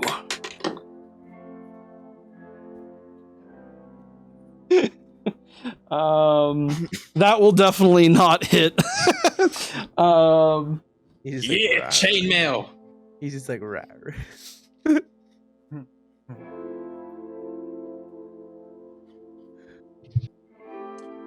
And that will be it. He kind of just flails off of your shield, leading to Mr. Grimnir. Alrighty. I have an interesting thing, because I have a feeling this thing was trying to bite me. And there's an arm laying down at his foot. Is it possible for me to jam his arm in his mouth so he can't bite no more? Oh.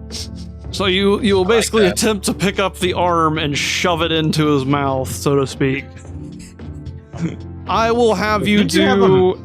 I'm just kind of curious. This is just a question. Oh, as a question, Yeah. it is possible to do this. I would probably have you maybe do a strength check style grapple type deal to force it into his mouth with him fighting back against you with strength. Lovely. That would You not have a end well. magic hand to Huh? do the dirty work for you? Don't you have a magic hand to do the dirty Mage work? hand is not able to do No, attacks. Plus, he's probably taller than him. I would think the goal is. yeah, Well, I'll jump up on him. I ain't Yeah, scared true. of him. Had to, Well, had to a- change the lighting. a to A do dwarf this is about episode. 4 foot. He could reach to 6 foot. Oh, okay. I was curious So- about his. Let's just see here. Had to change the lighting. to Dwarfs set aren't the- like 2 foot tall. You know, they're like 4 foot. Oh, well, I'll just do the fun part. I blow open my book and I start to cast Earth Bolt at this giant goal. Perfectly works for me. All right, let's see if I can hit it. That is an 8. So an 8 definitely doesn't hit. Okay. You fire this Earth Bolt, and it does hit, but it doesn't seem to do anything to him. He kind of muscles up and just deflects it. And Grimnir kind of puffs his chest out and goes, "Let's go." This big boy is very strong. Leading us to Sir Baldus, who is also playing Sir Baldus. I know. I want to attack the goal that we have been attacking. Okay, the one straight ahead. Yes, that one. Let me do my roll. This is just my d20 plus my proficiency bonus for attack, or is it the attack bonus? It's the attack bonus of the weapon that you're using. So if you're using your Warhammer, roll a d20 plus your attack bonus.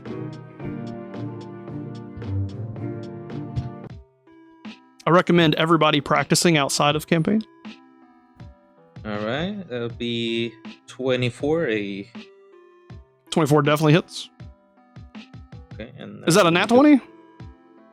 No, it was Okay. a 19. Just make sure. I'm gonna attack with my Warhammer, apply some diplomacy by hammer, and I'm gonna hit a great 10 damage to this foul beast. As you swing your hammer down onto its skull, you watch its entire head cave in and burst apart, splattering on the walls and over everybody that is nearby it. So whoever is directly within 5 feet of it just got a little bit of ghoul splattering all over them. Sorry, Mr. Dragonborn. It's not the first time. As you have 3 fresh other ghouls. One of them with one arm. Coming back up to full. Veston. All right. Save me. Save me! He's a big man! Help! Can No, I, I've got this one. Y'all take the small ones. He tried picking me up! He tried it again and then see what happens. can you point on the board to where people are? It's kind of hard to tell. All right, this is you. There's 2 goals in this hallway to your left, and then the big guy right here. So In between me and Barbarian. I'm gonna shoot past the poster ghoul and hit the one next to Grimnir. Alright, sounds good to me. Yep. Okay. And then I don't have a spell attack.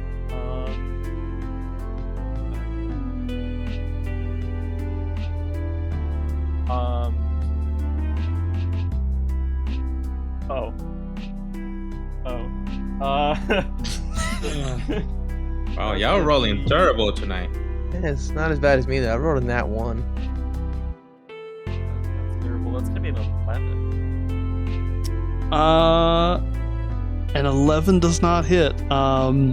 You kind of fling one up and it goes past his head, busting apart into one of the stone walls in the back. All right. Well, that's all I can do. Cool. A reminder to remove arrows from your quiver as you use them, you know. Yep. Happened. Got it. Perfect. I'm so glad I did so much there. Hey, it happens. There's 5 players. That's the whole point, right?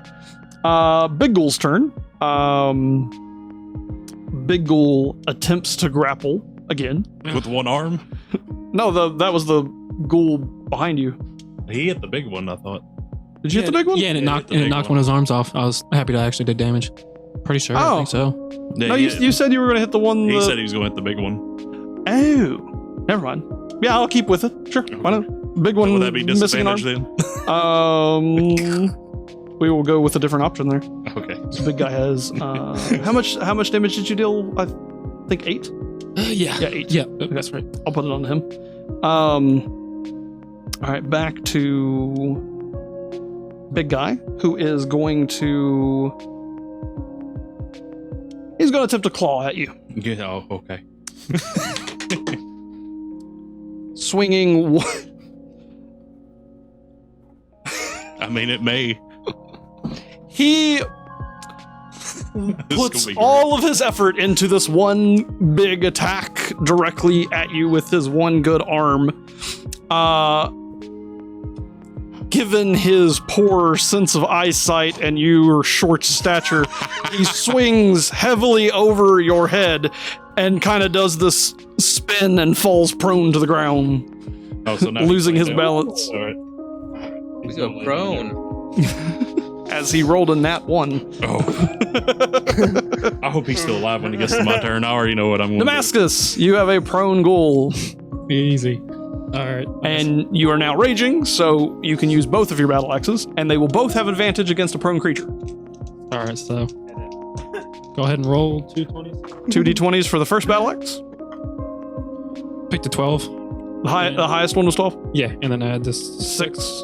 Yeah, I think so. So 18, that'll hit. 18. Go for damage.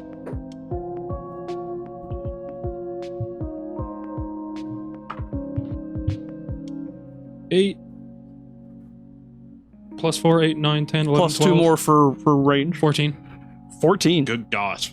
8 plus... He's got to be dead after that. 8 plus 6. Yeah, 14. Not necessarily. Oh, okay. Roll for your other battle axe. Also, advantage, Oh, I'm at advantage. because he's prone. That was advantage. All right, 11. And then... Plus 6 is 17, so that'll hit. Go for damage. Okay. 1. Plus 4, 5. 6, 6. 7. 7. Yeah, 7 more. As you chop this ghoul into little bits, you chop off its other arm, you slash off its head. Nice. And moving to Dumpling. Well, Just hacking it off with So your it's not battle that, axes. it's just basically packed pieces. okay. So I'm gonna try to attack the same one that was near me again. Where's Go that for one it. going? No, that's right there to your left. it's Yep. there. Okay. Wretched beasts.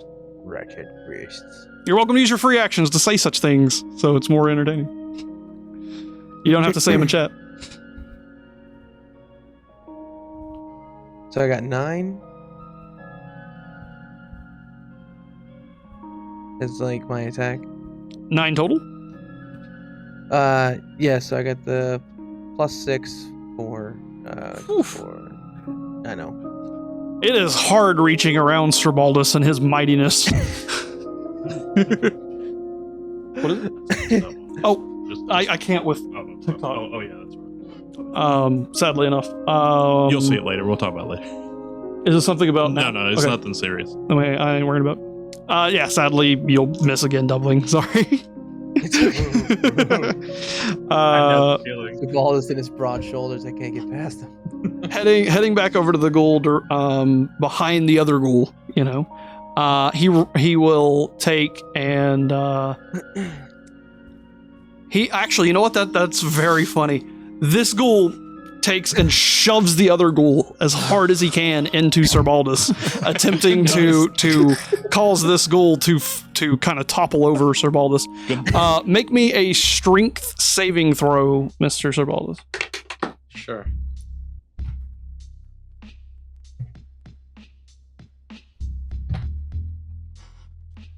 Oof, critical miss.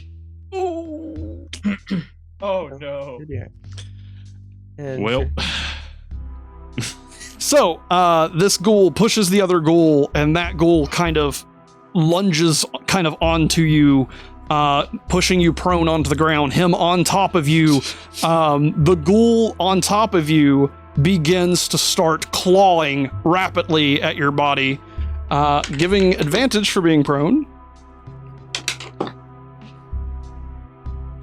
which is going to be a 19. I think that hits because you said 18 earlier, I think. Yeah, that's gonna hit. This will be 18 total of 9 slashing damage. And you will take and do a Constitution saving throw for me. Otherwise, you'll be at 4 damage. Oh, good God. I mean, that's the Banshee in a nutshell, right? Like, Got a 16. a 16 is enough. You are perfectly fine. The claws of this ghoul just tearing into your sides and finding spots up underneath your chainmail. And he is currently on top of you, and I am going to call it a grapple. So roll me a strength check, real quick as well. Actually, hang on that stream check. First, going to Grimmere. Okay, so let's say I want to do a full sprint and just spear the hell out of this thing off of Mr. Baldus. You definitely don't have to dash or something, but yeah, just running. Yeah, I just want to know what kind of roll I'd have to make to do that. What are you spearing it with? Myself. Oh, I'm going to tackle it to the ground and switch the tables on it. okay. You would want to make an athletics check. Well, let me. Why oh, is gosh. the Ah. mage doing all the ball stuff? It's a dwarf. Change that idea. You could change that idea. I kind of want to do it because it'd be epic. You know what? Nothing gained, nothing ventured. Oh, no. Swap targets. So let us do this. Oh, I got an 8.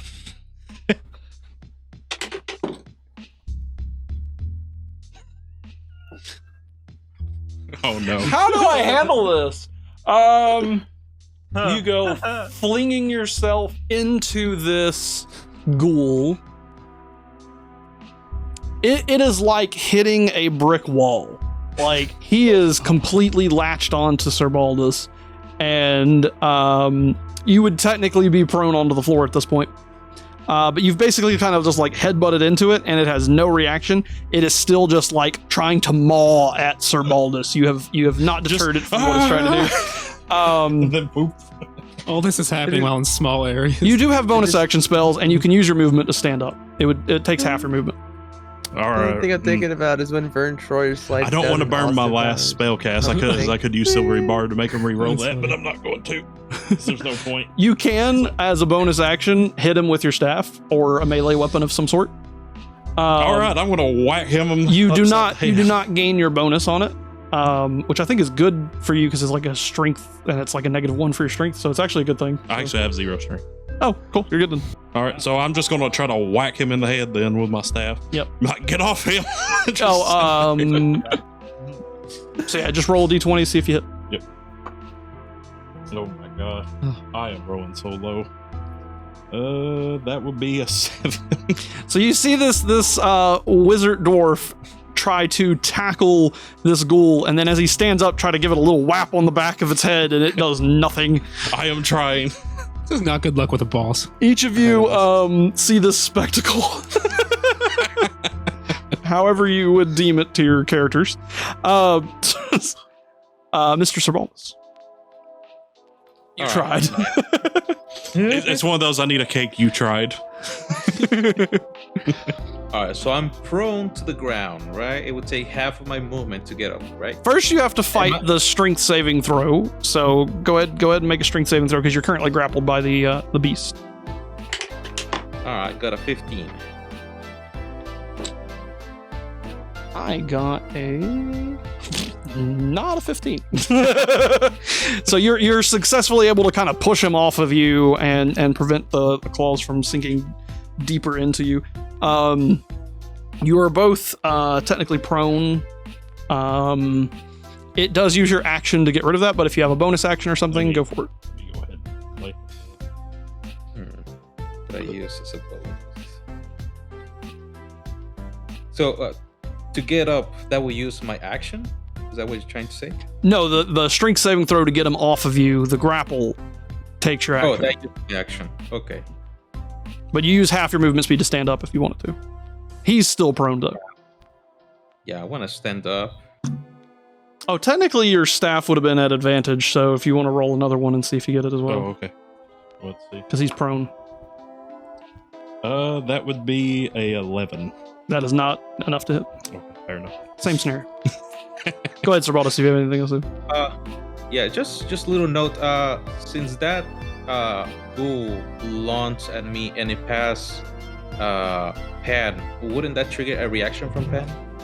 Did he pass? Yeah, because Pan's was right next to Yeah. Baldus. Yeah. Well, I mean, they kind of like fell. He's just kind of standing there next to him. real quick.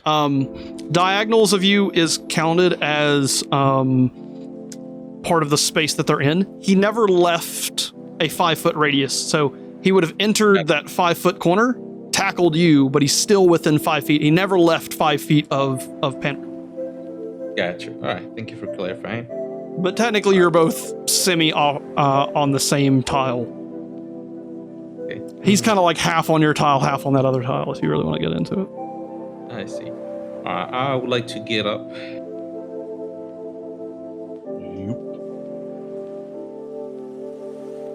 And that will leave me with a bonus action, right? Yes. Let's see. You could use your Warhammer, but you wouldn't get any bonuses from it.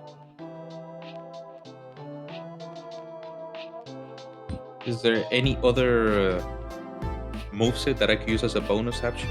There are some bonus action spells, like Healing Word, that you could do. No, I'm not ready for a healing word. All right, yeah, let's go for a attack without the bonus. Yep, you wouldn't get your attack bonus or the bonus on them. I trust the will of the goddess. Grant me the Assuming strength. I'm doing that right. I can't remember bonus attacks very well because they don't come up too often, except for Barbarian, who have dual wielder and don't have to worry about all the stipulations. Who just blended the biggest goal I've ever seen. Does a 10 hit?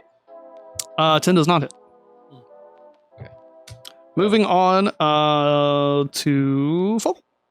I keep saying Focal over Veston because I wrote your name on my initiative sheet as Focal instead of Veston.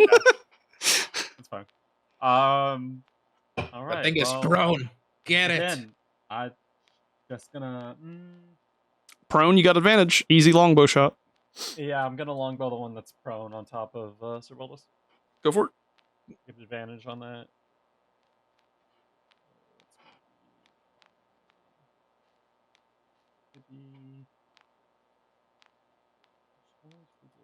And I want to speed up just a little bit. Yeah, so that's gonna be 22. 22 will definitely hit. Cool. And then it's gonna be. Ooh, nice. That's gonna be 14. 14 damage, very nice. As you shoot this into straight through its shoulder, going into its chest, you hear it groan again. Let's see. Moving to. See, those are those though. Damascus. All right. Can I throw a throwing axe from where I'm at? Is that a pretty good chance of hitting him? I think you can 'Cause I got someone in front of me, and I think you can get next to it. You can move up next to me. I would say. Okay. I was curious if I could. Oh, then I guess I'll just be able to swing at him then, right? Oh no, you Instead can't be on the same tile. That's what I was as curious. us. I'd be on the same tile, so I don't think we can do that. Yeah, so you would want a javelin most likely, Oh, that's further right. It's farther away. So javelin. All right. and you can throw 2 javelins Okay. because you have that dual wielder beautiful perks. All right. So basically, just Start chucking some javelins. we got advantage, right? Yep, with prone. All right. 17 was a higher one. 17. Definitely hits. I think it's 1d6 plus something. 23 altogether. He definitely hits, yeah. And then Yeah, go for it.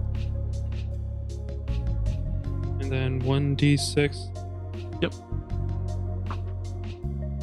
3, 4, 5, 6, Good old 7, 7 damage. Do another one. 2, 6 is the second one. So 7 and 6. What's the attack roll? Oh, it was a 4 and then We have to see how much you hit for the second javelin. the second one was 2 and then I had the 4 to it. Was that a d20 with your attack, or was that a damage? The damage. We haven't gotten to damage yet. We always have to see if we hit first. Well, yeah, I went. And then I went there with the 60. Okay. Oh, I see what you're saying. I'm sorry. the first javelin hit, Yeah, I'm sorry. dealt damage. Now you're doing the second one. All right, 15. Sorry. So 15 hit. Okay, 15 hits. Go on a damage for it. All right, and this. 9. As you chuck both of these javelins into its skull, crushing and bleeding out this black, nasty ooze on the ground. Good old Panarin. Oh, is this one dead? Yep, that one's dead. Oh, that one dead. Okay. So Now you could move diagonally into that square to get to the next goal if you want to move. Oh, me? Oh, I'm Panarin. Sorry. Yes, I will move to that one. Okay. Have at there.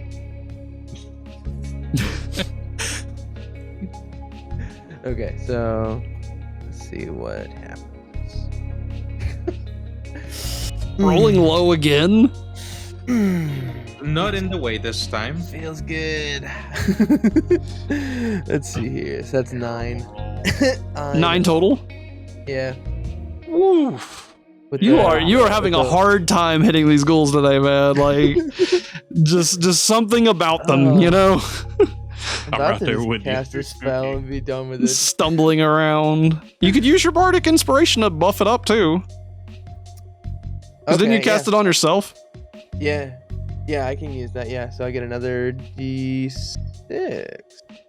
Yeah, do that. Top it. 9 plus 6. ooh, 15. That'll hit. So we're up 15. Roll for damage, buddy. Nice. Hell yeah. That's the beauty of bardic inspiration. Okay, so 1d8. Got a 2. Okay, but no. plus 4.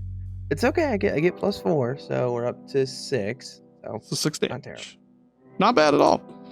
As we go to the ghoul, who Dumpling is now closest to. This ghoul, being as it is, will attempt to grapple onto you with its claws. Make me a strength saving throw. Alright. Please. I think that one only has one arm. Okay, So it's okay. on. The one Okay, arm just 11. died. It was the big boy. I got 11. Well, I thought you threw an arm at Sir Baldus. He's missing a hand. Oh, man. Sorry. Is this? He is still this has a one at stump disadvantage? and the. Sorry. There's no disadvantage. No, I don't think so. Apologies. Okay, I didn't know if anybody's hit this ghoul or the if anybody's hit it yet. So If it was hit, it wouldn't have There's disadvantage one on it. behind the other one. So okay, so I got 11. So restraint. 11. saving. So you do not beat his strength score. So you are now kind of restrained by this ghoul in this locked combat. He will use his claws Okay. and does a 15 hit you. My armor class is 17. So he is not able to rip into your armor. Moving us to Damascus. I guess I can I'm- throw axe again. Oh, I'm glad I mentioned. You can do the shield. javelins again. I think you have like 4 javelins. oh yeah, and I just used 2. Look for it. Yeah. And you can recover them after the fight. Okay, alright. Alright, so I guess I'll do the same thing again. Yeah, go If for not it. with range. Alright, well, Wait, no, wait. Why did I go to Damascus? It would been. I was It would thinking have that's been. pretty Yeah. Sorry I'm about sorry, that. It would actually be Grimir's I was like, turn. wait, that was fast. Well, I guess I'll cast Earth Bolt. There's nothing else. Sorry about that, everybody. Oh, you're good. I was sitting there thinking, I was like, did I go yet? Yeah, I just realized it too. I was like, hey, he just recently did something. All right. I guess I'm going to cast Earth Bolt. It's the only really option I got. Yep, go for it. Let's see. Ooh, that's going to definitely hit. Let's see. 20. 20 total. Very nice. Definitely hit. All right. Let's see. 1d10. That will be a 4. Had to 4 set damage? the mood. As you shoot Open my this book. earthen fist and plow it into the chest of this ghoul, you kind of hear like a little bit of wind come out of his mouth. Sir Baldus. Great time for Sacred Flame. Cantrip. That is it. Cantrip. But I'm just worried how poorly Henry has been rolling. I'm okay. He couldn't get through my armor. Yeah, good thing you pick up the shield. I'm so glad. I love this windmill. Yeah, earlier 15. Yeah, 15 would have hit you earlier if you didn't get the shield. Yeah, yeah. This windmill. Okay, so help will use my action in combat, correct? You can choose to try to help. It just will give him advantage on hitting next time for the most part. I don't really recommend it unless you were like, if it was like dire situations type deal. Like where his attack is super important for the combat. Yeah, sure. It would be better to keep dealing damage to this thing. Yeah, I mean, Alright, I'm I'll holding him. go. I definitely I'll- have it incapacitated, don't I? Yeah, it's grappling on you. Yeah, He's grabbing on you. He's technically like only going to be dealing damage to Panarin right now. Exactly. So yeah, hit away, bro. I can help. Alright. I'm gonna do my Sacred Flame. Oh, they're gonna burn me. No. No, not really. It's no an AoE. It's gonna go directly straight to him. Let me see. Is that D20 plus spell attack Spell casting, bonus or yep, spell attack. proficiency? Attack bonus. Your attack bonus has its proficiency in it. Oof. I got a 6. Plus. Guys, I have some problems. I need to step out a little bit. I understand. No. And with that being said, this beautiful, amazing sacred flame blast goes into this ghoul, just searing its head off, and it goes flopping down on the ground. Panarin, you are covered in this black, mucky ooze that he absolutely critted because I'll also mention radiant damage does double damage, so it's entirely fine. We will just say that it hit. just black ooze all over the place, and that ends combat.